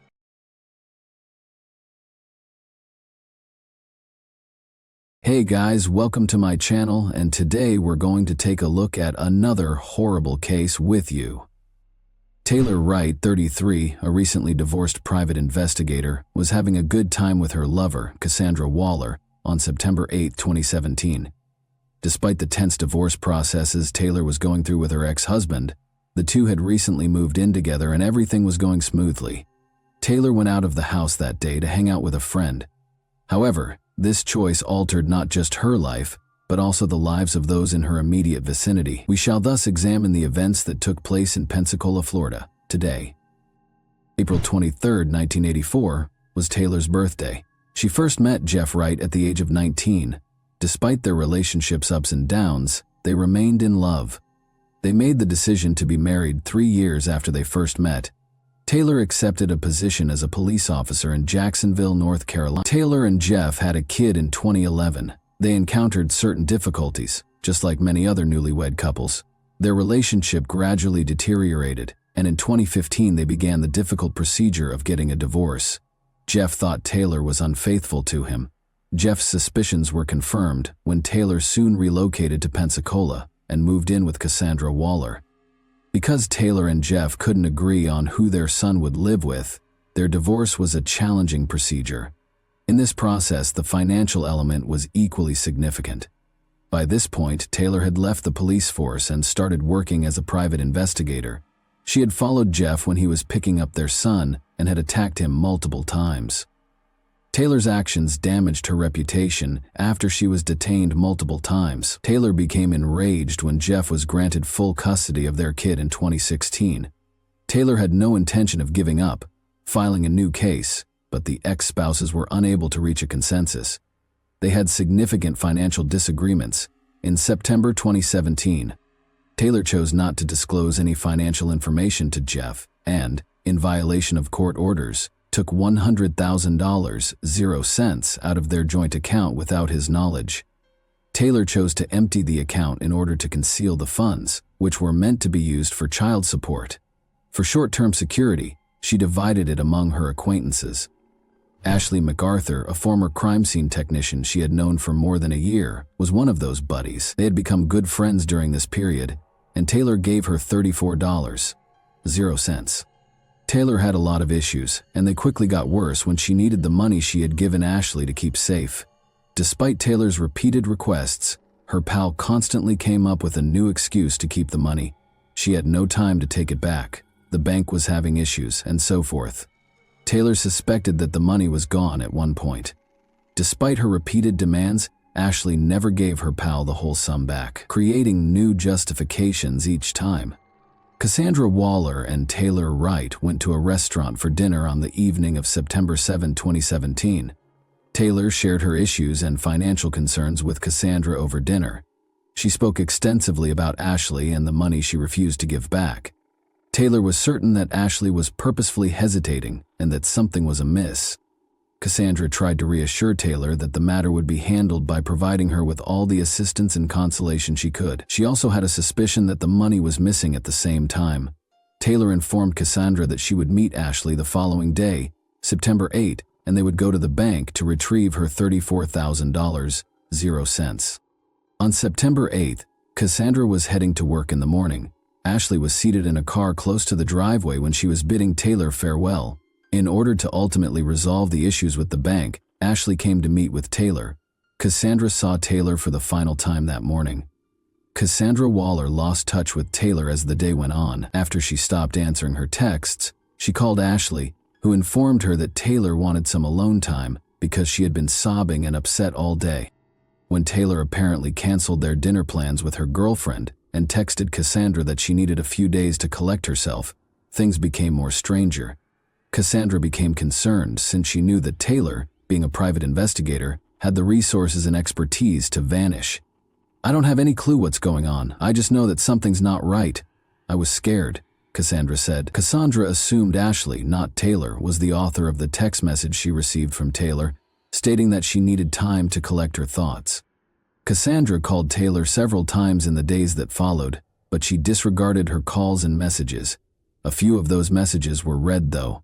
All of Taylor's possessions were still at home, but she had not arrived. To check on Taylor, Cassandra wanted to meet her.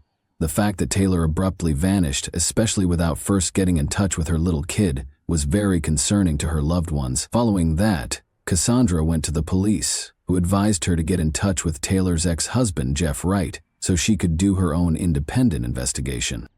Jeff informed Cassandra that their son had attempted to contact Taylor as well but had not received a response. He then gave Cassandra a shocking warning, asking her to exercise caution since Taylor might become upset with her for bringing the police into her affairs. Disturbed, Cassandra started phoning local hospitals and kept looking for her companion. Authorities launched an investigation after Cassandra filed a missing persons report after a week had gone by with no trace of Taylor. Because Cassandra lived with Taylor and knew a lot about her, the investigators questioned her. Additionally, they searched their home and discovered cash, a revolver, and Taylor's identity credentials. Cassandra claims that the firearm was never used and was purchased only for self-defense. There was nothing else suspicious discovered. However, why didn't Taylor bring her ID, cash, and possessions with her if she had made up her mind to travel somewhere? Cassandra sat in the questioning room asking herself a lot of questions in her head. It soon became clear to her that the police were searching for information that would enable them to connect her to Taylor's disappearance. She nevertheless persisted in helping the investigation to uncover the truth. Following confirmation of her account, the investigators turned their attention to Taylor's friend Ashley MacArthur and her ex-husband Jeff. Since ex-partners are frequently implicated in these types of situations, the idea that Taylor's disappearance was caused by her ex-husband seemed very plausible. They had money disputes and were still battling for custody of their son. However, as Jeff had been in North Carolina the entire time, the theory that he was responsible for Taylor's disappearance was swiftly disproved. Ashley MacArthur was the last person left on the list of possible suspects. Ashley was the last of Taylor's friends to see her before she disappeared, so they made contact with her. Ashley appeared to be acting strangely when she was questioned at the police station. She appeared unconcerned by her friend's absence and was flirty and cheerful.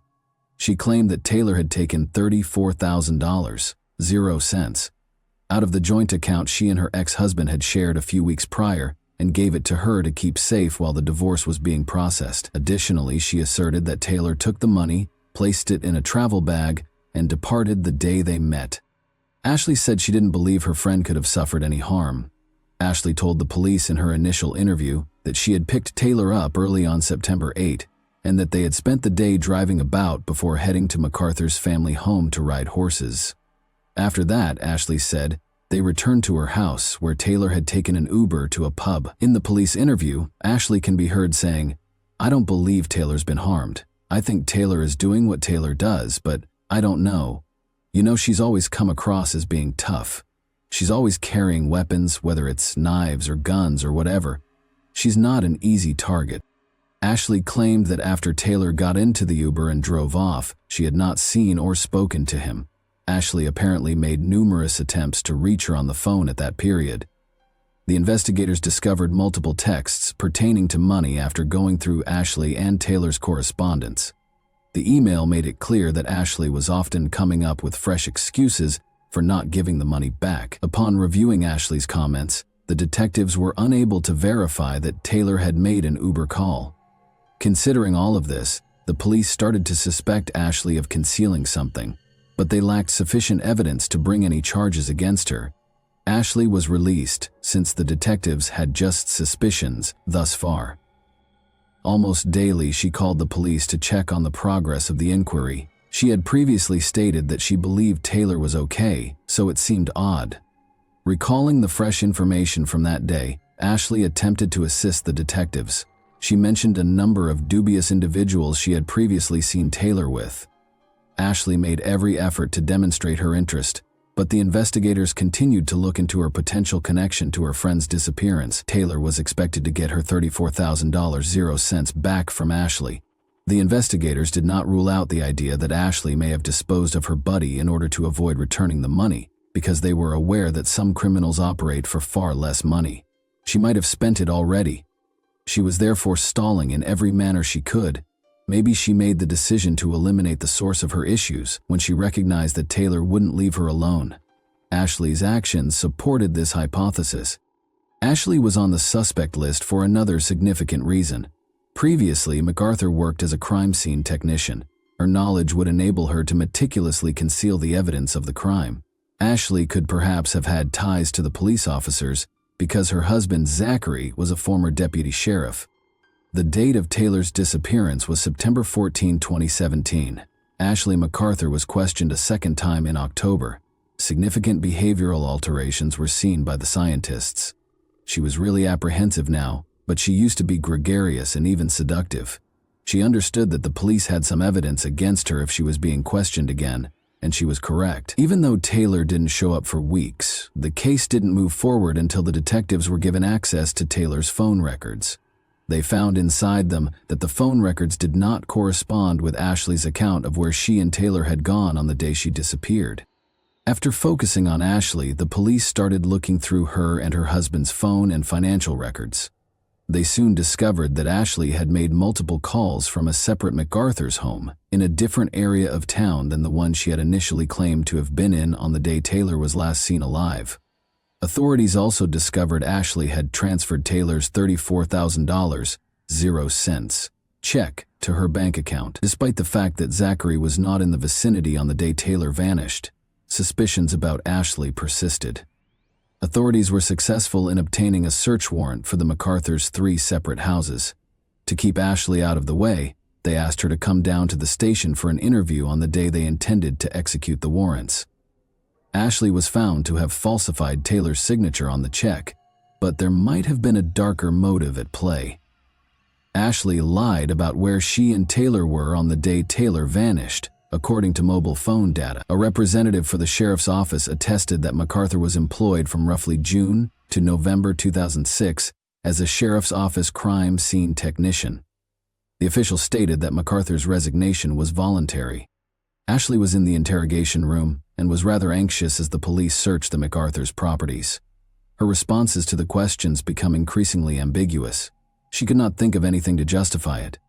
Ashley maintained that Taylor had taken an Uber to purchase illegal substances before returning to the property when police brought up the disparities between her claims and the data gathered during the investigation. The detectives were intrigued by the fact that she had never discussed it previously. They were interested in learning why this crucial information had been kept secret. In response, Ashley said she didn't want to damage Taylor's standing. Taylor's work as a private investigator might have suffered if everyone knew that she occasionally used illegal substances. However, if Ashley's companion was expected to return but never did, why didn't she notify the police immediately? She might have been in danger after all. Ashley made an effort to express her worry, but she made no effort to locate her companion. She was summoned in for questioning, but why didn't she pay attention to what was going on? The detectives were certain Ashley was lying to them, and all these questions were still unsolved. The woman wanted a lawyer and refused to answer any further questions after realizing the police knew she was lying. Despite Ashley's denials, a search team searched the farm, where phone records indicated Ashley and Taylor had been together on the day of Taylor's disappearance. Investigators were compelled to free Ashley after they first came up empty-handed. It was October 19, 2017, early in the morning. The policeman who kept searching the farm with police dogs later that day discovered something unsettling. It was a tiny pit that had just been excavated and sloppily concreted using a construction instrument. When the police began excavating there, they discovered a human skull with a bullet hole in it. The bodies were in a shallow grave that had been concreted over after being covered with dirt and construction debris. Clearly, someone was making every effort to conceal the body.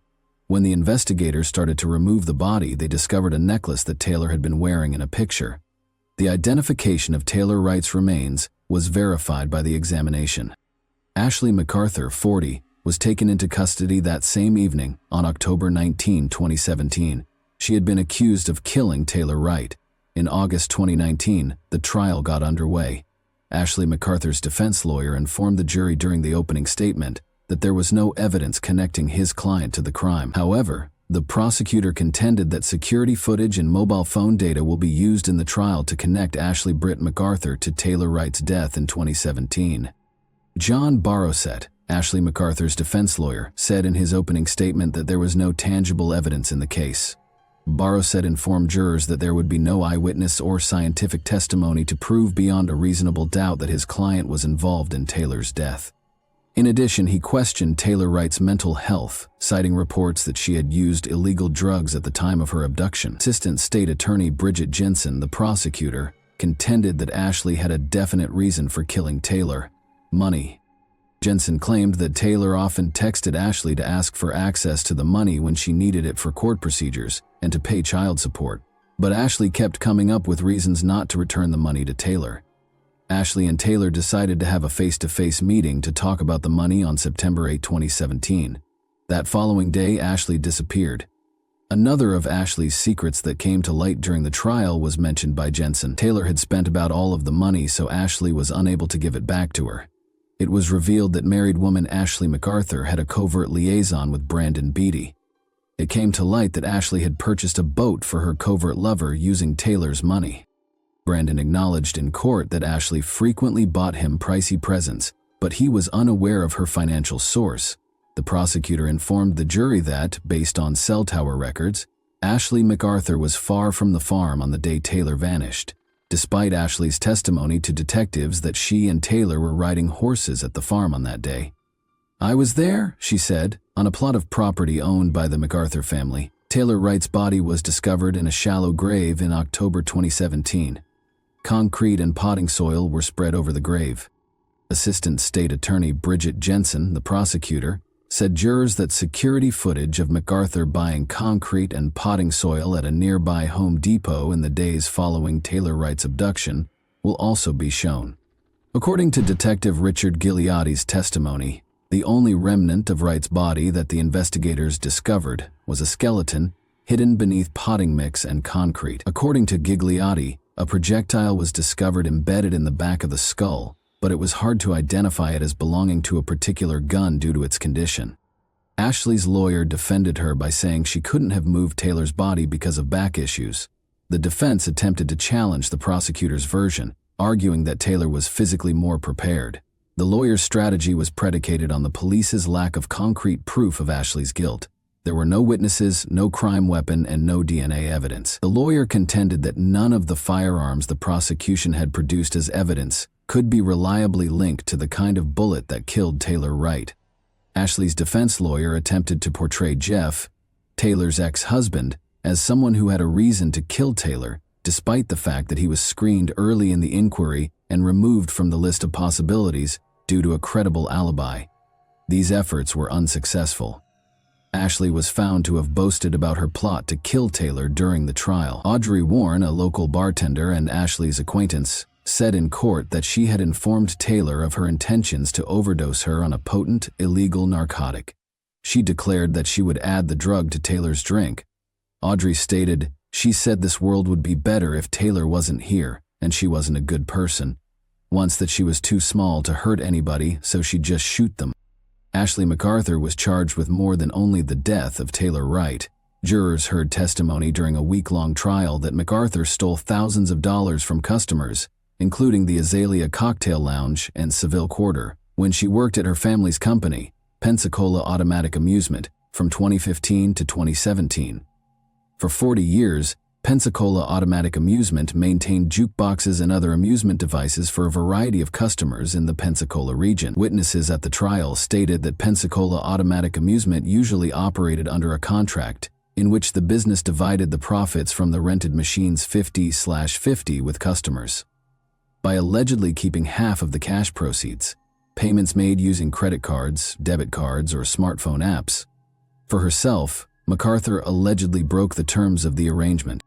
According to charge filings, prosecutors said that MacArthur pocketed over $300.00 that belonged to Seville and roughly $13.00 in revenues that should have gone to the Azalea between July 2015 and June 2017. On the day that MacArthur was supposed to meet with the Azalea's management over the missing revenue, a fire broke out at Pensacola Automatic Amusement, according to evidence presented to the jury. According to a state fire marshal's office investigator who testified before the jury, there were two distinct fires, one in a second-floor open area and one in a downstairs hallway. Traces of diesel fuel or kerosene were discovered by an analyst who examined samples taken from the fire scene. Witnesses claim that MacArthur visited the location to investigate after the company's security alarm went off twice in the late evening and early morning hours before to the fire. In her testimony to investigators, she claimed that although the structure appeared to be in good condition both times, she called the fire department at around 9 in the morning after noticing fog surrounding the building. She allegedly informed investigators that irate former workers might have started the fire. "This is a very dangerous individual," said Larry Johnson, the proprietor of the Azalea Cocktail Lounge and a former member of the Pensacola City Council, who called MacArthur a world-class con artist. "I believe there are other people who have been harmed and haven't come forward. She's a world-class con artist. She conned me, and I believe she deserves a significant prison sentence." Judge Jan Shackelford heard the arguments and gave MacArthur a sentence of 84 months in state prison and 3 years of probation. Let's return to the case of Taylor Wright now. After more than 2 hours of deliberation, the jury returned a guilty judgment. A jury found Ashley guilty following a 4-day trial, and the judge sentenced her to life in prison with a mandatory 25-year sentence. Due to the jurors accidentally seeing a picture of MacArthur brandishing a shotgun, MacArthur filed an appeal and requested a fresh trial. Additionally, she contended that the trial court had mistakenly allowed the victim's text messages, some mobile phone records, and statements she made to police officers. She was unable to appeal the decision. MacArthur is still serving her life sentence with a minimum of 25 years in jail at Lowell Annex Correctional Institution in Ocala as of 2024. And that wraps up today's chilling story. If you enjoyed this video, don't forget to like and subscribe so you never miss a new upload. Also, let me know in the comments, what part of this story shocked you the most?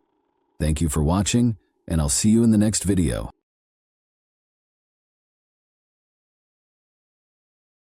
Hey guys, welcome to my channel, and today we're going to take a look at another horrible case with you. On February 26, 1984, a neighbor living below Susan Agin's apartment at 3412 Ocean Harbor Drive in New York called the Nassau County Police Department with a worrisome report. When the authorities arrived on the site, they discovered something very terrible.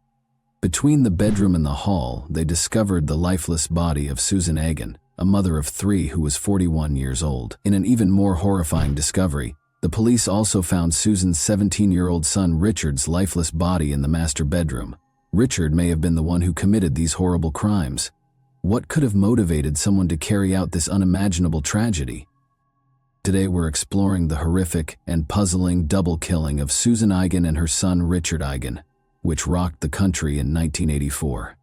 Let's get started without further delay.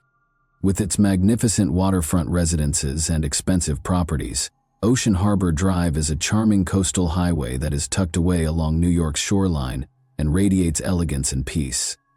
The wealthy and those looking for a tranquil coastal lifestyle are drawn to this highly sought private area. But occasionally, the charm of New York's Ocean Harbor Drive can mask the dark sides that lie beneath its splendor. The tragic and eerie story of Susan Agin and her son Richard serves as a sobering warning that evil may lurk even in the most bucolic places. Born in 1942, Susan K. Agin experienced a turbulent life. As her marriage to L. Agin broke down, she had the courage to stand up for herself and leave her spouse. Alongside her 3 children, Richard, Karen, and Michael, she started living on her own and starting over. She accepted hope for a better future at 3412 Ocean Harbor Drive in Long Island, Fresh York, where her fresh beginning began. She gradually blended in with the neighborhood and made friends with her neighbors in her tranquil surroundings. Her attempts to make a fresh start appeared promising, and she felt a feeling of community when neighbors would periodically stop by her house. She had no idea that the appearance of a typical life she had laboriously built would soon be cruelly destroyed. On February 26, 1984, 11-year-old Michael Agin was returning home from a local hockey game when the innocence of a normal Sunday was shortly to be transformed into a nightmare. He was confronted with a horrible and terrifying scene instead of the comforting embrace of his mother. His mother, Susan Agin, was lying dead in the hallway. The young youngster would be haunted by the unthinkable scene of her body being brutally battered and strangled for years to come. He hurried to a neighbor's house right away and begged for assistance. The Nassau County Police Department responded to the distress call from Susan's downstairs neighbor, whose identity was withheld. Upon entering the house, they saw Susan's motionless body in the hallway on the 2nd floor, directly in front of the master bedroom. It was immediately apparent to the cops that she had been assaulted. But as the police entered the master bedroom, the most sinister discoveries were still to come. The police discovered Richard, Susan's 17-year-old son, dead when they entered the bedroom. Officers Otto Cole and Myron Ed Carter of the Nassau County Police Department asked for help after making sure the area was secure. Following his arrival at the crime scene, Detective Herb Dobb began a thorough investigation. A white bedsheet that was found near Susan's body and smeared with blood was recovered by the forensic team. They also gathered pieces of hair from the bandana that had been used to choke her. Additionally, bodily fluids were discovered within the house and gathered as proof. The bedroom looked like it had been ransacked, like a scene from a failed heist. A pocketbook's contents were strewn all over the bed, and the doors to the dressers were left open. 2 latent fingerprints were found by the forensic team during the crime scene examination. The first was taken from a banker's seat that was discovered among the strewn-about objects on the bed, and the second was taken from the plastic bag that Richard Agin had been suffocated in, which was still covering his face. The collected evidence was then forwarded to the lab for additional processing and analysis. Investigators conjectured that Richard had suddenly returned home during his mother's assault. In light of this notion, He was killed after seeing the crime in order to stop him from speaking. Although this notion appeared to be supported by the preliminary evidence, it would be difficult to prove. Forensic analysis did not have the sophisticated and advanced methods that are now available in 1984. Because of this restriction, it was more harder to draw firm conclusions from the material that was gathered. The traditional procedures and technologies that investigators had to use might not have yielded as accurate and comprehensive information as contemporary forensic techniques. Detective Charlie Costello of the Crime Lab's Fingerprint Division was testing latent fingerprints taken from the bag used to strangle Richard and another from the bankruptcy taken from Susan's purse in August 1984 because he thought they might be those of the intruder. Costello used the Automated Fingerprint Identification System, AFIS, to process the prints, but no matter how hard he tried, he could not discover a match in the system. The detectives chose to expand their investigation by getting fingerprints from local residents who had a history or background in burglary because there were no prior criminal records related to the murder. The goal was to find a possible match, or lead, that would assist them reduce the number of suspects by comparing these fingerprints with those recovered from the crime scene. Despite being time-consuming, this approach was meant to broaden their investigation's scope and raise the likelihood of discovering a link to the offender. The investigators tested a large number of fingerprint samples from possible suspects over the course of months, but they were unable to match the fingerprints recovered from the crime scene. They brought in as many samples as they could throughout time, but none of them produced any findings. Unfortunately, they ran out of fresh fingerprints to analyze after over a year of thorough investigation, and the case ultimately ended without any clues or potential suspects. Detective Charlie Costello decided to try his luck again on January 22, 2002, after 18 years, and ran another fingerprint through AFIS in the hopes of making a breakthrough. He was quite relieved to receive a favorable outcome this time. Costello was able to match a fingerprint from a school bus driver application with the fingerprint on the evidence. Louis Talisi was the applicant's name. Investigators discovered that Louis Talisi was 42 years old at the time of the incident and had a history of drug use after finding this match.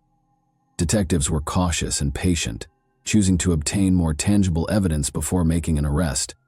After Louis Talisi was named as the cold case's lead suspect, in order to identify body fluid stains on the evidence gathered from the murder scene that would otherwise be invisible to the human eye, McCarthy used an ultraviolet beam in February 2002 for DNA analysis.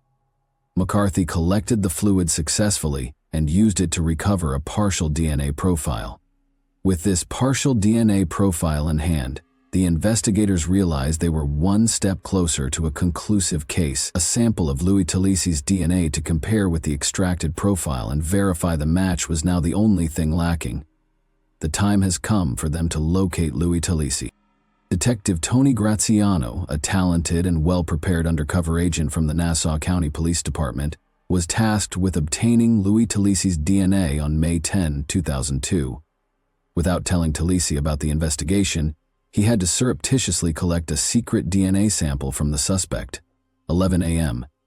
Detectives Graziano and Sergeant Guido began their investigation by walking through Louis Talisi's home on May 10. This walkthrough was intended to help them become acquainted with the house's layout and collect any information that would be helpful when they spoke with Talisi. Detective Graziano took the initiative to build a relationship with Talisi after the walkthrough. In undercover operations, developing rapport is essential, since it helps you win the suspect's trust and confidence during the encounter. In order to establish a relaxed and welcoming environment, Graziano conversed with Talisi on a variety of subjects. The detectives were conscious that they needed to handle the matter tactfully and make sure Talisi didn't know what they were really trying to do. Gaining Talisi's trust sufficiently to get a secret DNA sample without arousing suspicion was their aim. Detective Graziano and Sergeant Guido continued their informal tour of Talisi's house, and Talisi smoked a cigarette while they spoke. They then went out onto the street, where Talisi finally threw away the cigarette butt without thinking anything was wrong. Their carefully crafted scheme was going according to plan. Sergeant Guido recovered the abandoned cigarette butt in a discreet manner after Talisi had left the area. Detectives Guido and Graziano lost no time in heading straight to the crime lab. Saliva and epithelial cells were meticulously separated from the cigarette butt filter in the crime lab. To ensure that any possible impurities were eliminated, The DNA included in the sample was isolated and purified. Now that the cigarette butt's DNA profile was ready, it was time to compare it to the partially extracted DNA profile that had been taken from the crime scene evidence earlier. When the time came, as anticipated, the comparison showed that the two DNA samples were an unquestionable match. The findings unmistakably connected Louis Talisi to the crime scene and the killings of Susan and Richard Eigen, proving that he was the murderer. Louis Talisi was ultimately taken into custody on June 5, 2002, following the development of a strong case and tangible evidence against him. He was taken downtown by law authorities to the Nassau County interviewing room to be questioned. The detective's evidence, which included the vital fluid sample that connected Louis Talisi to the crime scene, was presented to him. Talisi showed his slyness by spotting a possible defense tactic right away. He admitted to knowing Susan and shrewdly asserted that he was physically involved with her. He said that this clarified why his bodily material was found in Susan's house and implied that it had nothing to do with the killings. Talisi added that he was a Brooklyn resident at the time of the killings and had met the Igners through acquaintances who shared a residence with them. Afterwards, Talisi had previously met the Igners multiple times. He was not an invited guest on the day of the murder, the detectives claimed. Although the cold case detectives didn't trust Talisi's statement, they were aware of the possible complications it could cause in court. They knew it was important to handle it carefully. However, they had one more piece of information that was crucial, a trump card that, if used properly, would prevent Talisi from fleeing. 2 hair strands, obtained from the bandana used to strangle Susan Eigen, were turned over to DNA analyst Terry Melton on July 3, 2002. Melton then used the hair samples to create a DNA profile. Comparing this freshly acquired DNA profile with Louis Talisi's pre-existing DNA profile, the Eigen double murder case was turned over to the Nassau County District Attorney's Office following the conclusion of the investigation and the development of a compelling case against Louis Talisi. The team led by the district attorney went over the evidence and got ready for the trial. Trial proceedings started when the case was added to the court's docket. For Susan and Richard Eigen, Assistant DA Robert Biancavilla created a painting depicting death that Talisi fashioned. Louis Talisi refused to admit to the killings in spite of the growing evidence against him. Michael Washore, his defense lawyer, presented a plan to raise a reasonable doubt in the jury's mind. Washore offered an alibi to refute the prosecution's case by claiming that Talisi was trying to have a family get-together on the day of the killings. Washore also raised the idea that other people who knew the Eigners might have committed the crimes in an attempt to disprove Talisi's involvement. Louis Talisi had the chance to make a brief appearance in court during the trial. He acknowledged the great loss experienced by the families of Susan and Richard Eigen and offered his sincerest condolences. He did, however, continue to stand by his claim that he was innocent of the crimes for which he was charged. In his speech before the court, Susan's son Michael Eigen described a disturbing memory that had plagued him ever since the killings. He described an instance in which he and his adolescent companion ended up on a boat with Louis Talisi 4 years after the horrific events. This unexpected meeting happened after Michael disclosed that Talisi's cousin lived next door to him. Michael's testimony indicated that Talisi seemed distressed, smoking and drinking, and spoke extensively about himself and his apparent sorrow in life. Michael proceeded to speak to the jury in the courtroom. Behind him, poster-sized pictures of his brother and mother. He talked about how the defense's representation of his mother during the trial had a profound impact on him.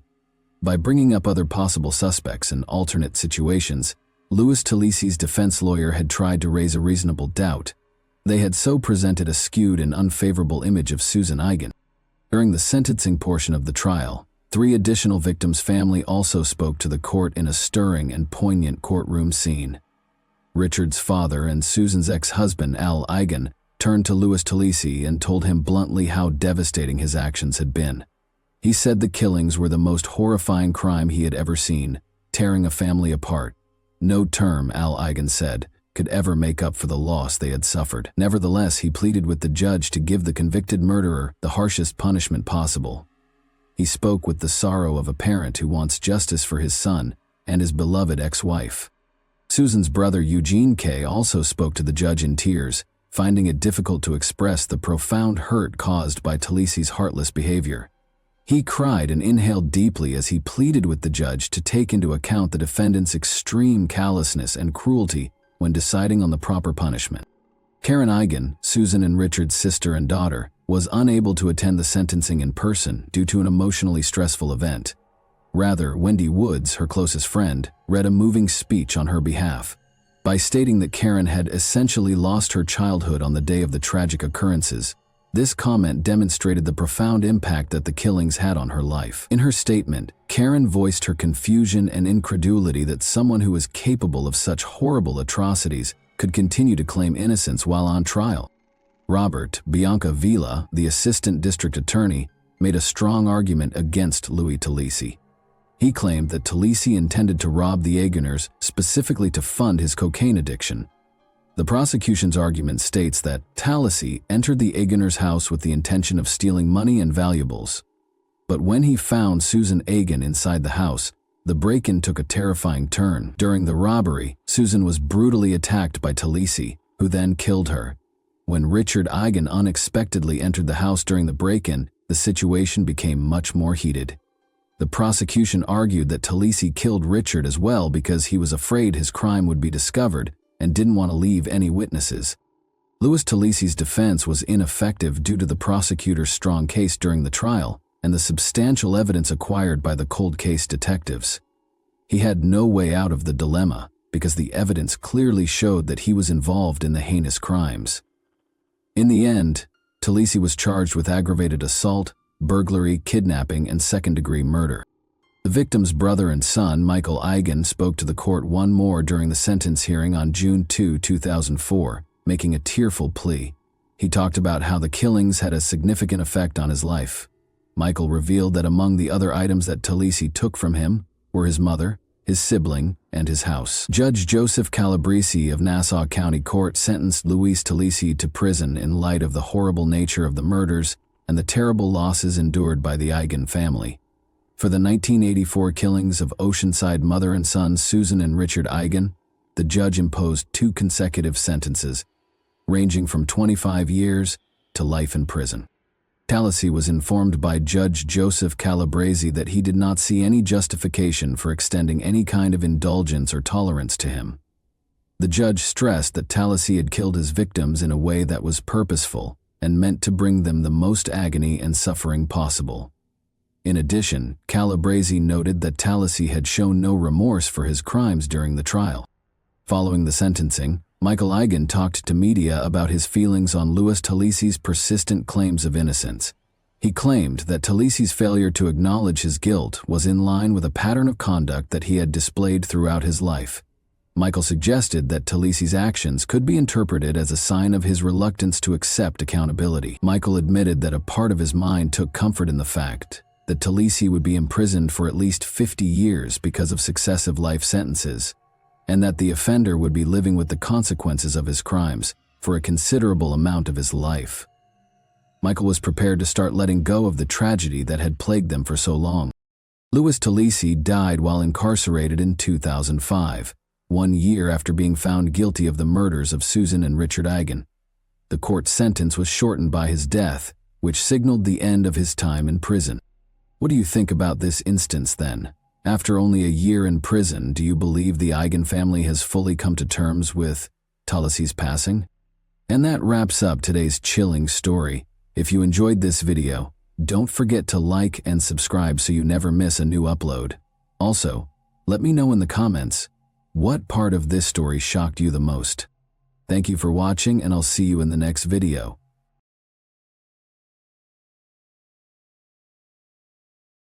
Hey guys, welcome to my channel, and today we're going to take a look at another horrible case with you.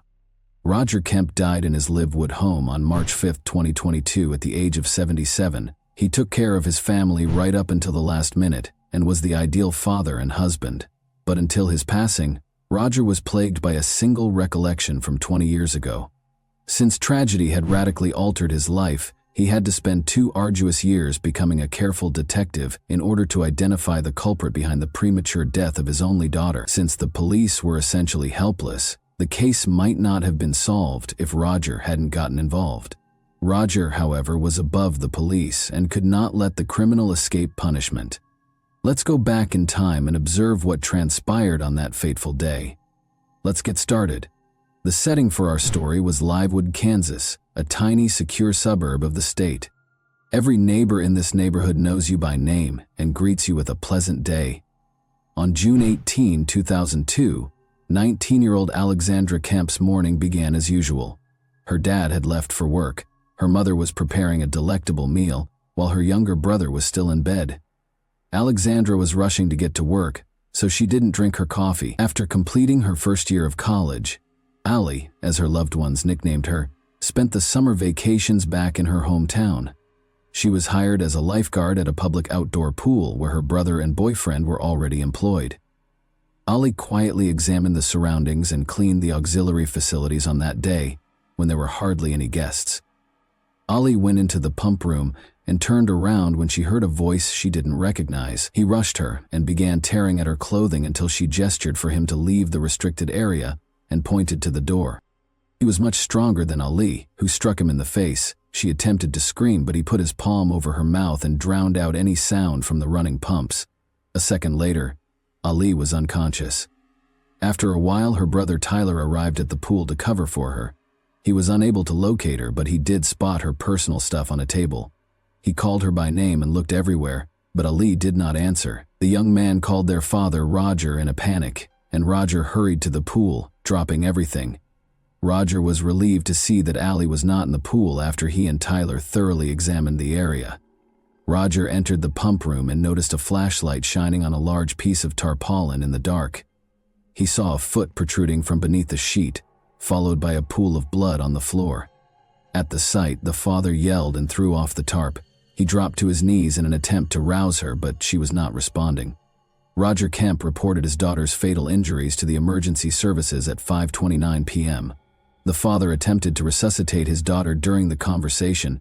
Blood still trickled from the wounds he had caused, but he covered her lovingly with his jacket. During their conversation, Roger begged her to stay.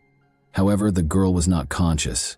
Allie Kemp, 19, was pronounced dead at the hospital after the deceased was transferred there immediately. She never returned, but I hope she was still awake and could hear me. According to Roger, a pool of blood was found close to Alexandra Elizabeth Kemp's multiple blunt force head injuries that occurred soon after she arrived at the neighboring hospital. She had a ripped top. Her neck showed evidence of strangulation and she was without pants or undergarments. Her nails were ripped off and several of her fingers were fractured, indicating that she had been severely beaten before being deprived of her life. Items were scattered haphazardly in the pump room where Allie's body was discovered. It became evident that Allie and her attacker had engaged in a heated battle, during which she persisted, but he outmatched her in strength. The victim's body was sent for forensic analysis after her life was deemed over, and the murder scene was carefully examined. Regretfully, neither the pump room nor the pool's grounds contained the weapon used in the crime. However, investigators had to figure out why a blood-stained container of ointment that was typically stored in the first aid box was discovered at the crime scene so strange. For examination, the ointment tube and its cap were gathered. In my 35 years of service, this was probably the most horrific crime that could occur in the Livewood community, said Police Chief Craig Hill, who examined the crime scene and offered his sympathies to the parents of the deceased Ali Kemp. Both the public and the investigators were left with too many unanswered questions by this atrocity, which rocked the sleepy community. Since the motive for the crime against the young woman was one of the primary questions, the inquiry was perplexed. Robbery was initially thought to be the motivation, but since her pocketbook and everything in it were undamaged, this notion was totally disproved. After obtaining the forensic examination report, it was determined that Ali had not experienced intimate partner violence, despite the second alleged motivation being an attack. Even seasoned investigators found the incident weird and intriguing because there was no motive for it, let alone either of these two. Therefore, who had the right to brutally end the life of a young woman whose life had only begun? On October 11, 1982, Alexandra Elizabeth Kemp was born in Livewood. Ali, the Kemp family's only daughter, was the much-anticipated first child. She grew up in the picturesque, tree-lined suburb of Livewood with her parents and two brothers in a loving household. She received honors when she graduated from high school. Was chosen as the most attractive girl in the 7th grade and loved poetry and soccer. In 2002, Ali followed her aspirations and enrolled at Kansas State University. Her family and boyfriend were waiting for her when she returned to her hometown of Leawood after completing her first year of university. 4 blocks from her family's house, she accepted a position as a member of the service staff at the neighborhood pool. Her brother and boyfriend were already working at a local pool, and it was a great job. Ali was therefore a young, bright woman who could not have had any adversaries because she was raised in a loving and caring environment. To obtain a more comprehensive picture of the day of the crime, investigators spoke with Ali's friends and acquaintances and kept investigating several ideas on the assault.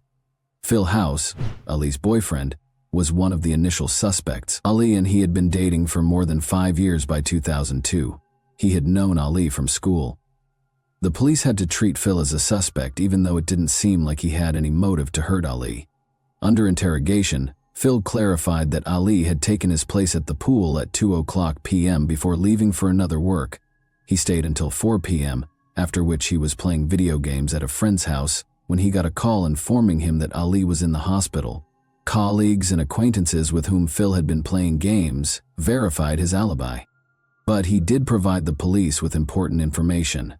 As it happened, Phil was unable to answer when Ali contacted him at 2:52 p.m. because she did not answer the phone when he contacted her again at 3:44 p.m.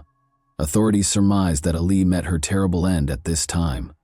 This hint did not help the police discover the perpetrator, despite their determination to solve the case as soon as possible. As there should have been enough on a summer day at a public pool, there was optimism in the testimony of possible witnesses.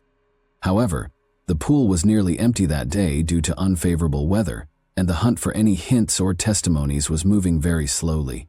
A few days later, it was determined that 2 workers from a lawn care firm were in the parking lot on the day of the incident. After re-interviewing the pool personnel and the neighborhood, when they were taken in for interrogation, they reported seeing an automobile circle the parking lot at approximately 2:40 p.m., occasionally pulling away and then coming back. The suspect vehicle, a beige 1980 Ford truck, was well described by them. The authorities now had a crucial piece of information, even though they were missing the car's license plate number. But one of Ali's pals provided even more useful information. A description of the suspected culprit was aided by the testimony of Laurel Wynn, a friend of Ali's. As it turned out, Ali called her friend Laurel at around 3 p.m. that day to ask her to keep her company while she worked at the pool. Since it was a foggy and chilly day, there weren't many people there. After some time, Laurel's automobile finally pulled into the pool parking area. There was no answer when she called Ali. Laurel thought it would be funny to blow loudly on a lifeguard whistle, since she didn't see Ali outdoors. Just then, a man came out of the pump room while feigning to be on the phone. Laurel suspected he was Ali's supervisor, so in order to keep her friend out of trouble, she hurried out of the pool. Laurel was able to recall the man's face as he turned around and waved to her as she left the pool area. Presuming she had spotted the offender, Laurel went without waiting for a call from her friend. Based on Laurel's account, the police produced and released a composite sketch in the hopes of identifying the offender. This led to the creation of an extremely precise sketch of the alleged culprit. Local television aired the sketch and the description of the suspicious car. The likelihood of finding and apprehending the offender was definitely improved by this publicity. And it's true that the police got a ton of reports from folks who thought they saw this man. This brought the investigation's first suspect, a young guy named James Drider, to light. Drider looked a lot like the composite sketch and had an old Ford pickup. He worked as a mechanic at a tiny auto repair business in Olata, which is about a 20-minute drive from Livewood. Police contacted the believed culprit at his place of employment after acquiring his address. James, however, had an alibi and strongly denied any involvement in the incident. James Drider was removed from the list of suspects, despite his close likeness to the composite, since his manager verified that he was at the auto business on June 18 because he was at work all day. The hunt went on. Roger persisted even as the path cooled over the course of several months. He pursued new leads while investigators worked on each one. Roger carried out his own research with tenacity. His frequent visits to the police station included a variety of suggestions for apprehending the offender. Roger's persistent efforts earned him a spot on America's Most Wanted, where he not only told Ali's story, but also displayed the composite sketch of the suspected criminal. Both local and national television networks carried the well-liked program. Police stations were inundated with fresh communications. Every message was carefully examined, but for different reasons. Almost instantly, every fresh suspect was thrown out. Phil House, Ali's 5-year boyfriend, also helped. He started a virtual quest by contacting college students via email. A reward of $50,000 was offered for any information that led to an arrest, and he encouraged them to view the America's Most Wanted show that focused on Ali's case and look at the composite sketch. The case came to a standstill once more in spite of all attempts. But cops learned something new about the once familiar James Drider 6 months after Ali was killed. As it happened, news organizations in nearby Colorado covered the hunt for a man who had committed 3 assaults in January 2003. Ryder, who had been ruled out as a suspect in Ali's murder and was now sought for assaults, was identified by Roger from the wanted sketch. The police were certain they had identified their suspect despite the driver's alibi on the day of Ali Kemp's murder, but they still needed to establish James's involvement. Investigators were unable to match DNA since the man was not in the database, because he had no past convictions. In order to compare this person's DNA with that recovered from the crime scene, they needed to examine him once again. James Drider was by this time evasive and nearly impossible to find. 3 weeks passed before the cops located him at a Utah gas station. When Drider didn't pay for his fuel, the employees arrested him and called the police. James Drider was charged with 3 assaults and may have been responsible for Ali Kemp's death. Police were dismayed to discover no similarities between his DNA sample and the sample taken from the crime scene. Ali Kemp was not killed by James Drider, a serial killer. This was a significant setback, because police had to start the case afresh after it had come so close to catching the suspect. Days stretched into weeks, and weeks into months, and the police still had no fresh leads in the case of Ali Kemp. Roger, Ali's father, tried everything in his ability to find his daughter's attacker, even though the police's interest in the case gradually diminished after 2 years. Despite having few choices, he kept in touch with USA Today, which released the composite sketch of the suspected suspect. Roger looked frantically for a man with a big face and a hint of baldness. He put up wanted signs all around the city. As a loving father, he wanted to preserve his daughter's narrative in the public memory in addition to apprehending the offender.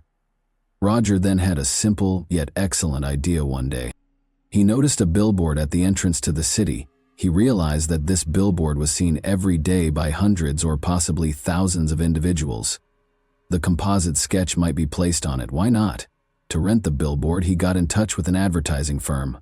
After hearing Mr. Kemp's tale, the company's management offered to place the poster for free on 8 billboards along the highways close to. Roger's efforts eventually started to pay off, with an estimated 10,000 people viewing his billboards each day. Police began to get reports of persons who looked like the drawing 2 years after Ali Kemp was killed. A young man called Benjamin Appleby was among the many tips that came in as a result of the billboard, television commercials, and a larger prize. Ted Hoover was the name of this person who resided in Bantam, Connecticut. The 29-year-old man lived under the alias Hoover in order to evade being charged with a personal crime. Beginning in 1997, he possessed a Ford truck that was the same beige color as the car the suspect was thought to be driving. As it turned out, Ted Hoover was employed in 2002 to do pool maintenance, especially at the pool where Ali was killed. Equipped with this knowledge, detectives visited Ted Hoover's residence to interrogate him. He acted unsure and clearly anxious during the chat. Ted was asked to submit a DNA sample at the conclusion of the conversation in order to be removed from the suspect list. He attempted to avoid this request by making excuses, but it was obvious that he was unprepared for it. He first requested some time to reflect and asked that samples be held until he could consult with his attorney. The investigator called Ted Hoover's attorney the following day, who told him that Ted was against willingly giving the police a DNA sample because he did not want his DNA included to the national database.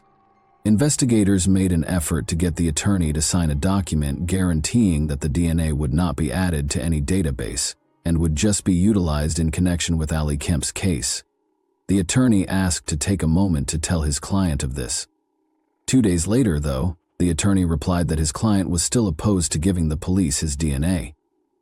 The investigators were certain that this person had a secret. They recalled having a conversation with Ted Hoover at the location of Ali's death many years prior. He did not appear suspicious at the time, but the police had questioned him in relation to Ali's case without making the breakthrough they were hoping for. The detectives were forced to get an order for the mandatory collection of Ted Hoover's DNA, and when they returned to his home on March 24, 2004, they discovered it was deserted. The man was gone. During the search, Ted Hoover was formally listed as sought on suspicion of killing Ali Kemp, but Roger remained involved. He went back to the tried and true strategy of posting posters on billboards in nearby states. He bought more than 500 billboard ads. In Colorado, Oklahoma, Arkansas, Missouri, Iowa, and Nebraska, Ted Hoover's face was on exhibit. Since the entire billboard campaign now cost over $100,000, 0 cents, Roger Kemp had to spend all of his funds and even sell the house his family had occupied for more than 20 years in order to pay for such a big manhunt. And it wasn't for nothing. Missouri notified the police in August 2004 that someone had recognized the individual from the billboard. The report did note, however, that this person was now going by Benjamin Appleby instead of Ted Hoover. When the police arrived at the house given in the tip, they did in fact find the man they knew to be Ted Hoover. The cops lawfully took a sample of his saliva and immediately detained him on suspicion of murder. When the DNA from the crime scene and that of Benjamin Appleby, also known as Ted Hoover, matched, their suspicions were validated. Benjamin's past encounters with the law included intimate partner crimes and robberies. He was arrested by Connecticut police on a previous warrant after being accused of indecent exposure. He admitted to the police when they questioned him about Ali's murder that he had tried to flirt with the girl he liked, but she had not reciprocated. Benjamin lost control and attacked her when she pushed him away when he attempted to touch her. Benjamin was later accused of both attempted assault and murder. On both charges, he was found guilty. "I choked her. I suppose I have no idea why I did." In a recorded interview, Benjamin Appleby stated as much. Appleby claims that he touched her, but not very deeply. "Ang Lee," he said, and when she objected, he started beating and strangling the 19-year-old. The investigators then discovered the terrible explanation for the antiseptic ointment's open state. When Ali passed out and Appleby required lubricant, he attempted to attack her. Benjamin Appleby defended himself by claiming that he just lost it, went back to his car, and drove off. On the last day of the trial, Benjamin Appleby, also known as Ted Hoover, was found guilty and given a 50-year prison sentence on December 10, 2005. According to Kansas law, he was found guilty and given a 50-year prison term without the possibility of release until 2054. But after serving his term for a number of years, Benjamin Appleby has questioned whether his punishment under the Kansas Hard 50 legislation was fair. He contended that Kansas law automatically mandated that his sentence be changed because the elements that resulted to his Hard 50 were decided by a judge rather than a jury, as mandated by a prior U.S. Supreme Court decision. Prosecutors argue that the Hard 50 should be maintained and that Benjamin Appleby's case is exempt from the state statute. Roger Kemp cautioned the public that lowering Benjamin Appleby's prison sentence would endanger other young girls and women. Roger Kemp's battle and his search for the guy responsible for his daughter's death came to an end at this point.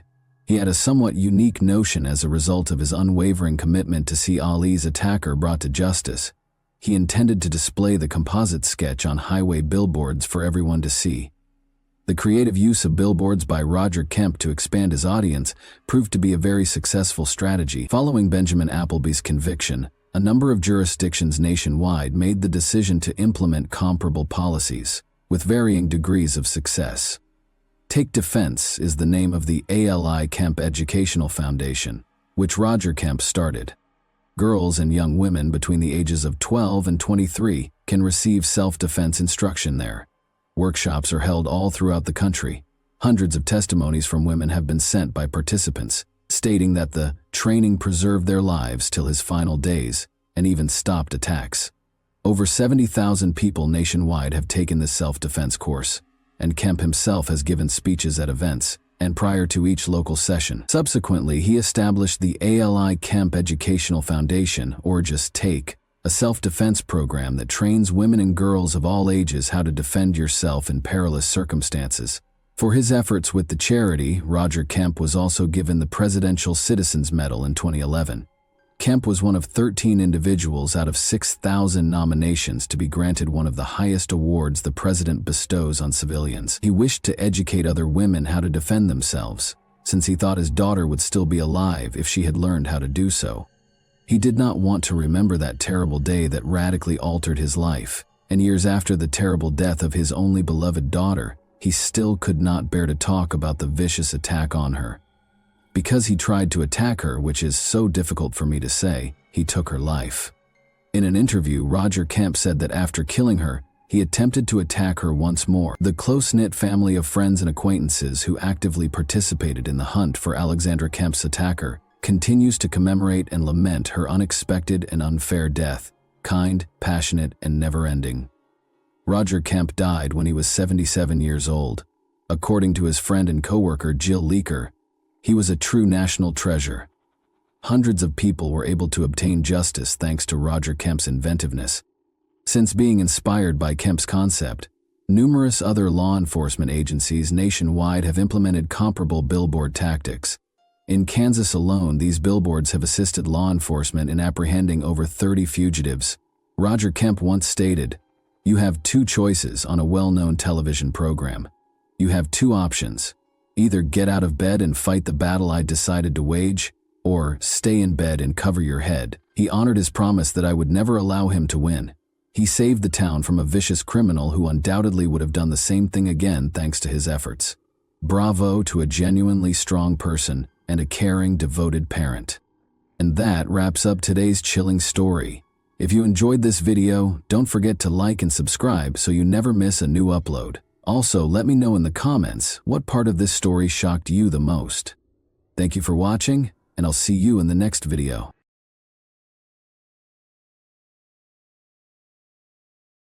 Hey guys, today we're diving into another truly horrifying case. If you want to support my channel, make sure to subscribe and stay active. It really helps me out. I'd be super grateful for that. Let's get started. Mississippi's charming seaside village of Ocean Springs was well known for its peace and easygoing way of life. It was the type of community where neighbors watched out for one another and life went more slowly. Lauren Johansson, a kind young woman who seemed to improve the world simply by existing, was one of its occupants. Because she loved animals so much, Lauren spent a lot of her time volunteering at nearby shelters. One day, she hoped, she would build a sanctuary where all stray animals may find refuge. However, everything changed on the morning of July 3, 2024. Lauren's phone was inaccessible, and she failed to return home.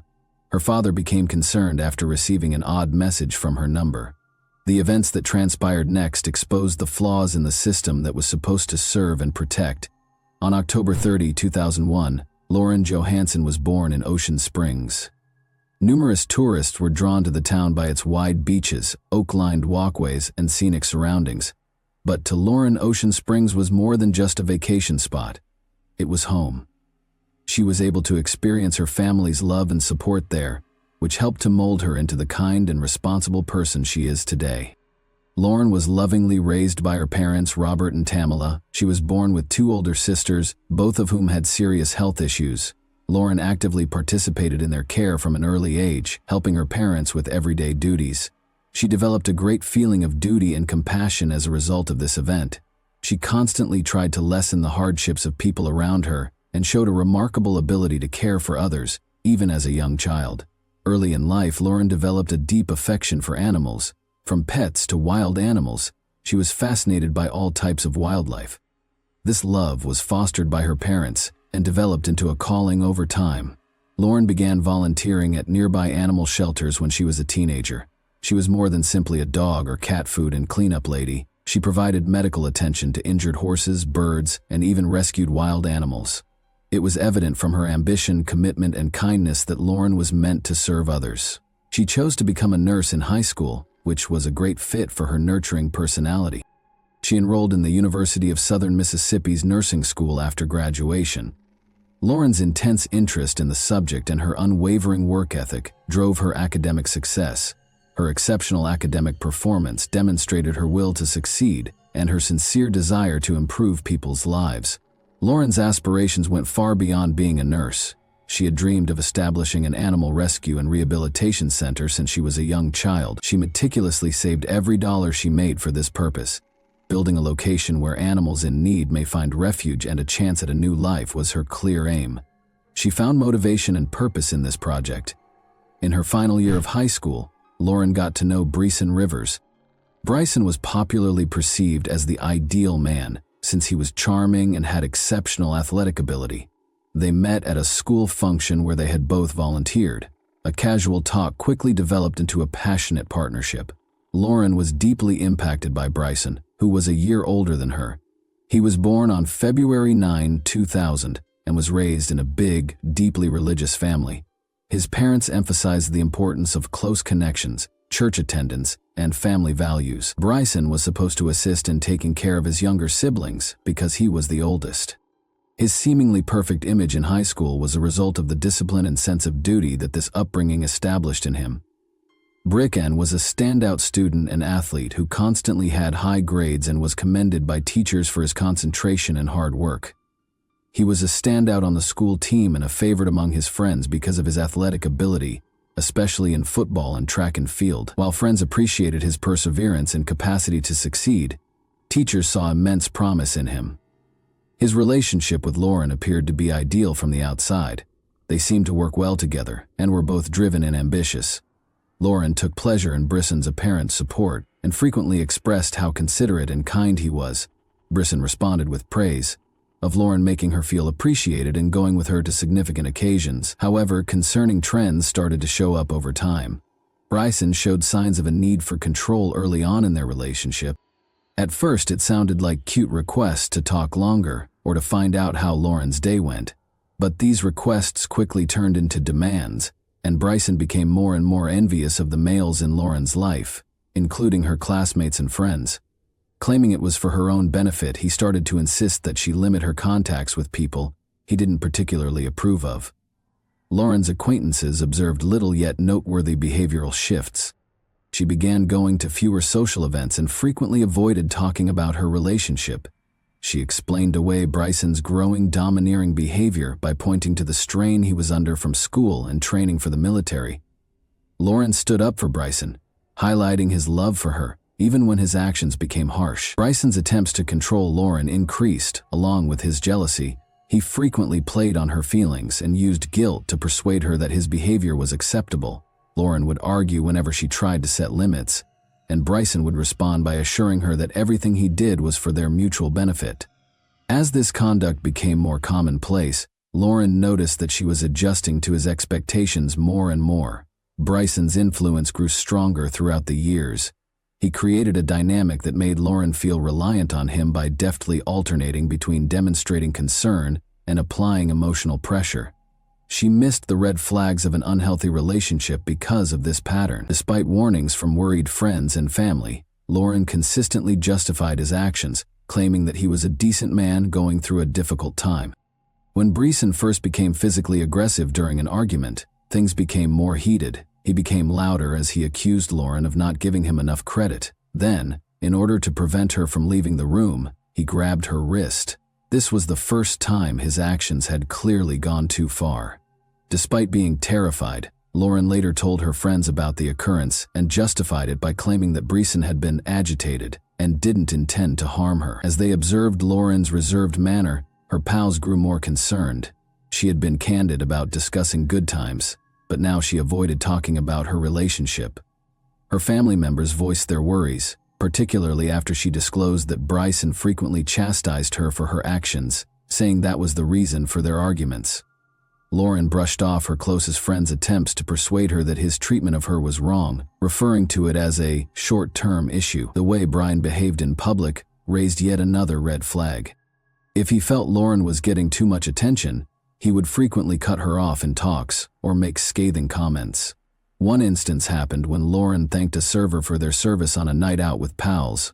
Bryson was annoyed by this insignificant gesture, and he used the remainder of the evening to express his annoyance by making passive-aggressive remarks about her. Robert, Lauren's father, also started to notice changes, and although he had never seen Bryson act aggressively, he had a gut feeling that something wasn't right.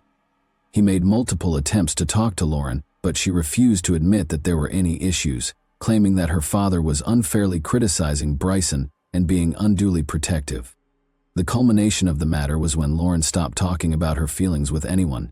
She would either quickly shift the topic or defend Bryson by claiming that his actions were due to stress, fatigue, or frustrations at work whenever her friends or relatives brought up her relationship. She started to think that it was her duty to keep him from losing his temper. For Lauren, these aggressive and manipulative behaviors formed a vicious cycle. She eventually gave in to Bryson's influence and grew more and more cut off from people who could have been of assistance. Her loved ones could see her internal conflict, but they were powerless to change her choices. Unaware that she had already resorted to emotional and psychological dependence on her boyfriend, Lauren thought she could manage the problem independently. Bryson and Lauren organized a trip to Nashville in December 2023. Lauren was on winter vacation from college, while Bryson was on leave from the military. While Bryson saw the vacation as an opportunity to show himself as a kind partner, Lauren saw it as a chance to escape her everyday routine. They intended to unwind together, tour well-known sites, and take in the city's vibe for a few days. The journey began without any problems. They visited well-regarded restaurants, strolled the streets, and investigated nearby landmarks for the first few days. Bryson felt at ease and delighted in their time together, but there was tension between them beneath the surface. Despite feeling the weight of his expectations, Lauren ignored the warning signs. In order to watch a football game that was significant to Bryson, the couple made the decision to go to a nearby tavern on December 11. Bryson, a former athlete, was a devoted supporter of his team and would not miss a game, not even on vacation. The evening was uneventful at first. They ordered drinks, watched the game, and sat at a table. Although there was a tinge of fatigue in her eyes, Lauren seemed at ease. When Lauren needed to use the restroom, the atmosphere suddenly became heated. She asked a server for directions and did what he instructed. Bryson's unjustified suspicion was aroused by an innocent coincidence a few minutes later, when the same waiter occurred to walk down the same corridor. Lauren saw that Bryson's attitude had altered when she went back to the table. He appeared tight and annoyed without any justification. He also alluded to alleged adultery and charged her with purposefully vying for the waiter's attention. The dispute swiftly became heated, and despite Lauren's efforts to soothe him, Bryson became irate and raised his voice. Later, witnesses observed that although Lauren seemed to be attempting to defuse the situation, Bryson persisted in his charges. The couple eventually made their way out of the bar and toward their nearby parked automobile. The tension between Lauren and Bryson reached a breaking point as soon as they got into the automobile. Bryson stole Lauren's phone, stopping her from calling for assistance, and locked the doors, making it impossible for her to flee. He started screaming at her, his rage quickly turning into physical violence. Despite her cries and frantic attempts to defend herself, Bryson began to strike her. Lauren tried to get attention by hammering on the windows and honking the horn, but sadly no one was present to listen or assist. Following a few minutes of mistreatment, Bryson ignored Lauren's cries for her release and turned on the ignition before heading into empty streets. He threatened to leave her body in the woods where no one would ever discover it, which was a terrifying idea. He finally stopped into a deserted parking lot where the attack went on. Lauren attempted to retrieve her self-defense weapon from her backpack in a last-ditch effort to defend herself. But before she could get the bag back, Bryson saw it and snatched it out of her hands. Lauren was subjected to constant brutality for about an hour during the incident. In addition to hitting her, Bryson made unsettling threats while becoming frighteningly detached. Recordings from Lauren's phone showed him icily remarking at one point that the swelling was beginning to make her head seem like a bowling ball. Bryson called his mother during the attack, which led to Lauren's surprise rescue. In the background, Lauren yelled, pleading with Mom to call the police. Even though Bryson's mother didn't know the precise location of law enforcement, she knew something was seriously off and called them. In the meantime, Robert, Lauren's father, located her using a family monitoring program on their phones. The officers heard Lauren screaming from inside the car when they got there. Bryson was still holding her as the officers opened the door. Lauren was bruised and covered in blood. There were obvious evidence of serious damage on her face and torso. Bryson was immediately detained. Lauren was taken to the hospital, and she was hardly able to speak. Medical personnel were astonished by her injuries. It was evident what she had been through from the numerous bruises, swelling, and other indications of severe suffering. Lauren declined to file charges in spite of everything, stating that she didn't want to jeopardize Bryson's life or military career. Bryson constantly attempted to get in touch with Lauren while she was being held, taking advantage of unknown loopholes in the jail's rules. He deceived her throughout his calls by vowing to change and making a vow to never harm her again. Lauren gave in to his pressure and changed her original remarks, which had a big impact on the case's course. After being arrested, Bryson Rivers was detained pending trial on assault charges. The court granted him the chance of bail in spite of the seriousness of the accusations and the overwhelming evidence against him, which included Lauren's testimony and audio recordings. At first, $250,000 was his bond, which kept him in custody while his case proceeded. Bryson appealed the bail amount 6 months later with the help of his legal team. The bail was reduced to $150 when the judge granted the motion. Many, including Laura's family, were taken aback by this ruling since they thought that a lower bail would encourage more aggression. Bryson's mother did, however, pay the sum, and he was let free pending trial. Bryson was subject to wearing a GPS email ankle monitor to track his movements as part of the terms of his release. He was not allowed to leave Nashville, to go near Lauren, or to try to get in touch with her in any manner. However, these conditions were not appropriately implemented because to bureaucratic mistakes. The stringent limitations were not completely disclosed to the officer who took Bryce into the monitoring center. As a result, there were no limitations placed on the GPS monitor to stop him from leaving the city, and it was incorrectly programmed. This mistake was brought on by a lack of departmental collaboration. The monitoring center did not get the documentation outlining the conditions of Bryson's release in a timely manner.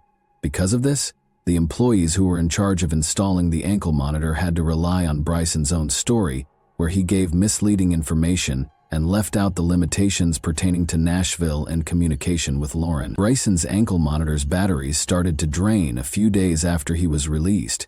He disregarded the message that the smartphone needed to be charged. Authorities couldn't follow him after the monitor completely died. Despite becoming aware of the problem, the monitoring center did not respond right away. Because they failed to notify law enforcement promptly, Bryson was free to break the terms of his parole.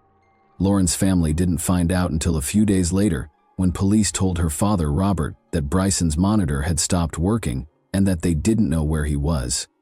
It was shocking to learn that authorities were not handling the case with the necessary urgency, so instead of acting right away, they left a voicemail on Robert's phone, briefly outlining the circumstances. Lauren's family decided to handle things themselves. Robert demanded prompt action from the local police department in order to find Bryson. In order to avert a catastrophe and find any hints on Bryson's whereabouts, he also insisted on checking Lauren's car's GPS system.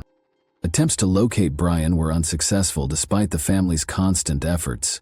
His location remained unclear for days after the ankle monitor malfunctioned. Robert emphasized the immediate danger to his daughter's safety and urged law authorities to act more forcefully on several occasions. When law enforcement officially confirmed that Brian had broken the conditions of his parole on July 2, the situation became more heated. His phone had been switched off by then and it was unclear where he was. His arrest warrant was issued by the police, but it was too late to stop what transpired. Robert, Lauren's father, attempted to reach her on the day she vanished, but his calls were not returned. Later, he got an SMS from her phone that made him suspect right away. Lauren didn't sound like the author of the message. Startled to find out where Lauren was, Robert called his other daughter, who lived in the same apartment as her. When Lauren's sister awoke, the front door of the apartment was open, the security cameras were turned off, and Lauren's car was nowhere to be seen. She called Robert right away, and he called the police right away to report Lauren missing. Police took a long time to respond, even though the family's desperation and the evidence they presented were convincing. Law enforcement didn't agree to start following Lauren's automobile until over 24 hours after she was reported missing. A number of structural flaws in the way authorities handled Bryson's case culminated in these delays. Although Lauren's family had taken every precaution to avoid a tragedy, their efforts were thwarted by law enforcement's inaction. Lauren's automobile was eventually found by authorities using its GPS signal on July 3, 2024. The car was parked just outside of town in a secluded spot close to the Wolf River Cemetery. The area was renowned for being remote, encircled by thick forests and distant from any major thoroughfares. Law enforcement officials and Lauren's father, Robert, were quickly mobilized by the disturbing finding. A man abruptly bounded out of the car and fled into the bushes as police drew closer. He was being pursued by Brick and Rivers officers, but the dense undergrowth made the pursuit challenging, and he soon vanished from view. In an attempt to locate his daughter, Robert, who had arrived at the site just behind the police, hurried to the automobile. He saw a terrifying scene when he opened the door. Lauren's body was in the back seat, covered with black trash bags and a sheet. She was nearly unrecognizable due to the extensive injuries to her head and face. Nothing in his experience could have prepared Robert, a doctor who is used to seeing injuries, for what he witnessed that day, he later acknowledged. Some cops started recording the incident while others carried on looking for Brishan. Lauren had suffered a severe beating before to her death, as evidenced by bloodstains found on the upholstery and inside the vehicle. Even as his own condition worsened, Robert refused to leave the area until the investigation was over, despite the mental and physical toll it had taken. Bryson was found after many hours of searching. He was eventually found deep in the woods by helicopters using thermal imaging technology. 9 hours after the search started, Brian was captured by the officers that encircled the location. He didn't resist and seemed cool and collected when he was arrested. Brian Rivers later gave his version of events when being questioned. He asserted that he knew Lauren would be spending the day alone when he got to her house that morning. She had been ignoring his calls for a few days, which had increased his ire and misgivings. Bryson found it hard to believe Lauren was attempting to put her distance from him. He waited for her to leave the home and then went out to speak with her. He claimed that Lauren attempted to leave and refused to talk to him about anything. Bryson then took hold of her arm and pushed her into her vehicle. Despite Lauren's protests, he locked the doors and got behind the wheel. In order to avoid being overheard, Brian said that he had taken Lauren to a secluded area outside of the city, but the discussion soon descended into a dispute. Brian's ire was only heightened when Lauren insisted on being released and threatened to call the police. He started screaming at her, saying she had betrayed him. Brian pushed Lauren back into the seat when she tried to open the door to get out. This was a pivotal event in time. The situation became unmanageable after he hit her. According to his account, he was attempting to soothe her but ultimately resorted to physical force, striking her again after the attack until Lauren lost consciousness. Bryson claimed that after first attempting to resuscitate her, he chose to dispose of her body after learning she was dead. He put her in the back seat of the car after wrapping her in a blanket he had taken from the trunk. After driving farther into the countryside, Bryson pulled over at a deserted spot close to Wolf River Cemetery. With Lauren's body inside, he left the car there with the intention of coming back later to remove any remaining evidence. But before he could execute his scheme, the police, who were monitoring his activities, found the car. Widespread public indignation was triggered by the news of Lauren's untimely murder and Britchen's detention. Media coverage not only addressed the crime but also emphasized the many shortcomings in the legal system that led Britchen to avoid appropriate supervision following his release on bond. In the midst of their sorrow, Lauren's family made a public appeal for the community to solve the structural problems that led to this tragic event. Additionally, Bryson's mother, who covered his bail, came under heavy fire. Many questioned whether she was completely aware of the possible repercussions of her conduct. Although the world widely condemned her choice, Lauren's family never publicly placed the responsibility on her. Numerous Ocean Springs locals, along with friends and relatives, attended Lauren's burial to express their sorrow over her passing. Lauren continued to be a representation of generosity, altruism, and a commitment to assisting others, to everyone who knew her. One of Lauren's biggest loves in life was animal welfare. Therefore, her family chose to create a foundation in her honor to fund these initiatives. Under the meantime, Bryson's trial preparations were under progress. The court adopted an especially severe attitude because he was already being investigated for his prior assault on Lauren. But the public was outraged at the sheer fact that he had been given bail in the first place. Many demanded changes to bail regulations in order to stop future tragedies of this nature. In December 2024, Bryson Rivers was put on trial. He was charged with attempted evidence destruction, first-degree murder, and kidnapping. A verdict has not yet been rendered in the ongoing trial. Lauren's tragedy expanded beyond a single family's tale. It spurred important discussions on the system's response to victims of domestic violence and the significance of addressing early warning indicators. Her experience is a sobering reminder that disregarding the first warning indications of danger can have disastrous results. Despite witness accounts, tangible proof, and audio recordings of the attack, one of the most important concerns is why. Following his initial arrest, Bryson was permitted to post bail. Due to a lack of departmental cooperation, this judgment not only damaged public confidence in the legal system, but also allowed the offender to carry on with his activities. Fauci. Lauren's death was the result of a series of mistakes, including a failure to enforce bail conditions and a delayed response to Bryson's GPS monitor breakdown. The accused people's monitoring mechanism has also drawn criticism. The shortcomings in current procedures were brought to light by Bryson's GPS device's incorrect configuration, the disregard for low battery warnings, and the delay in acting upon his disappearance. This tragedy could have been avoided if authorities had acted quickly after the equipment malfunctioned.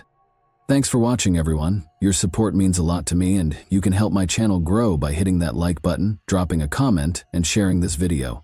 Your engagement really makes a difference. See you soon.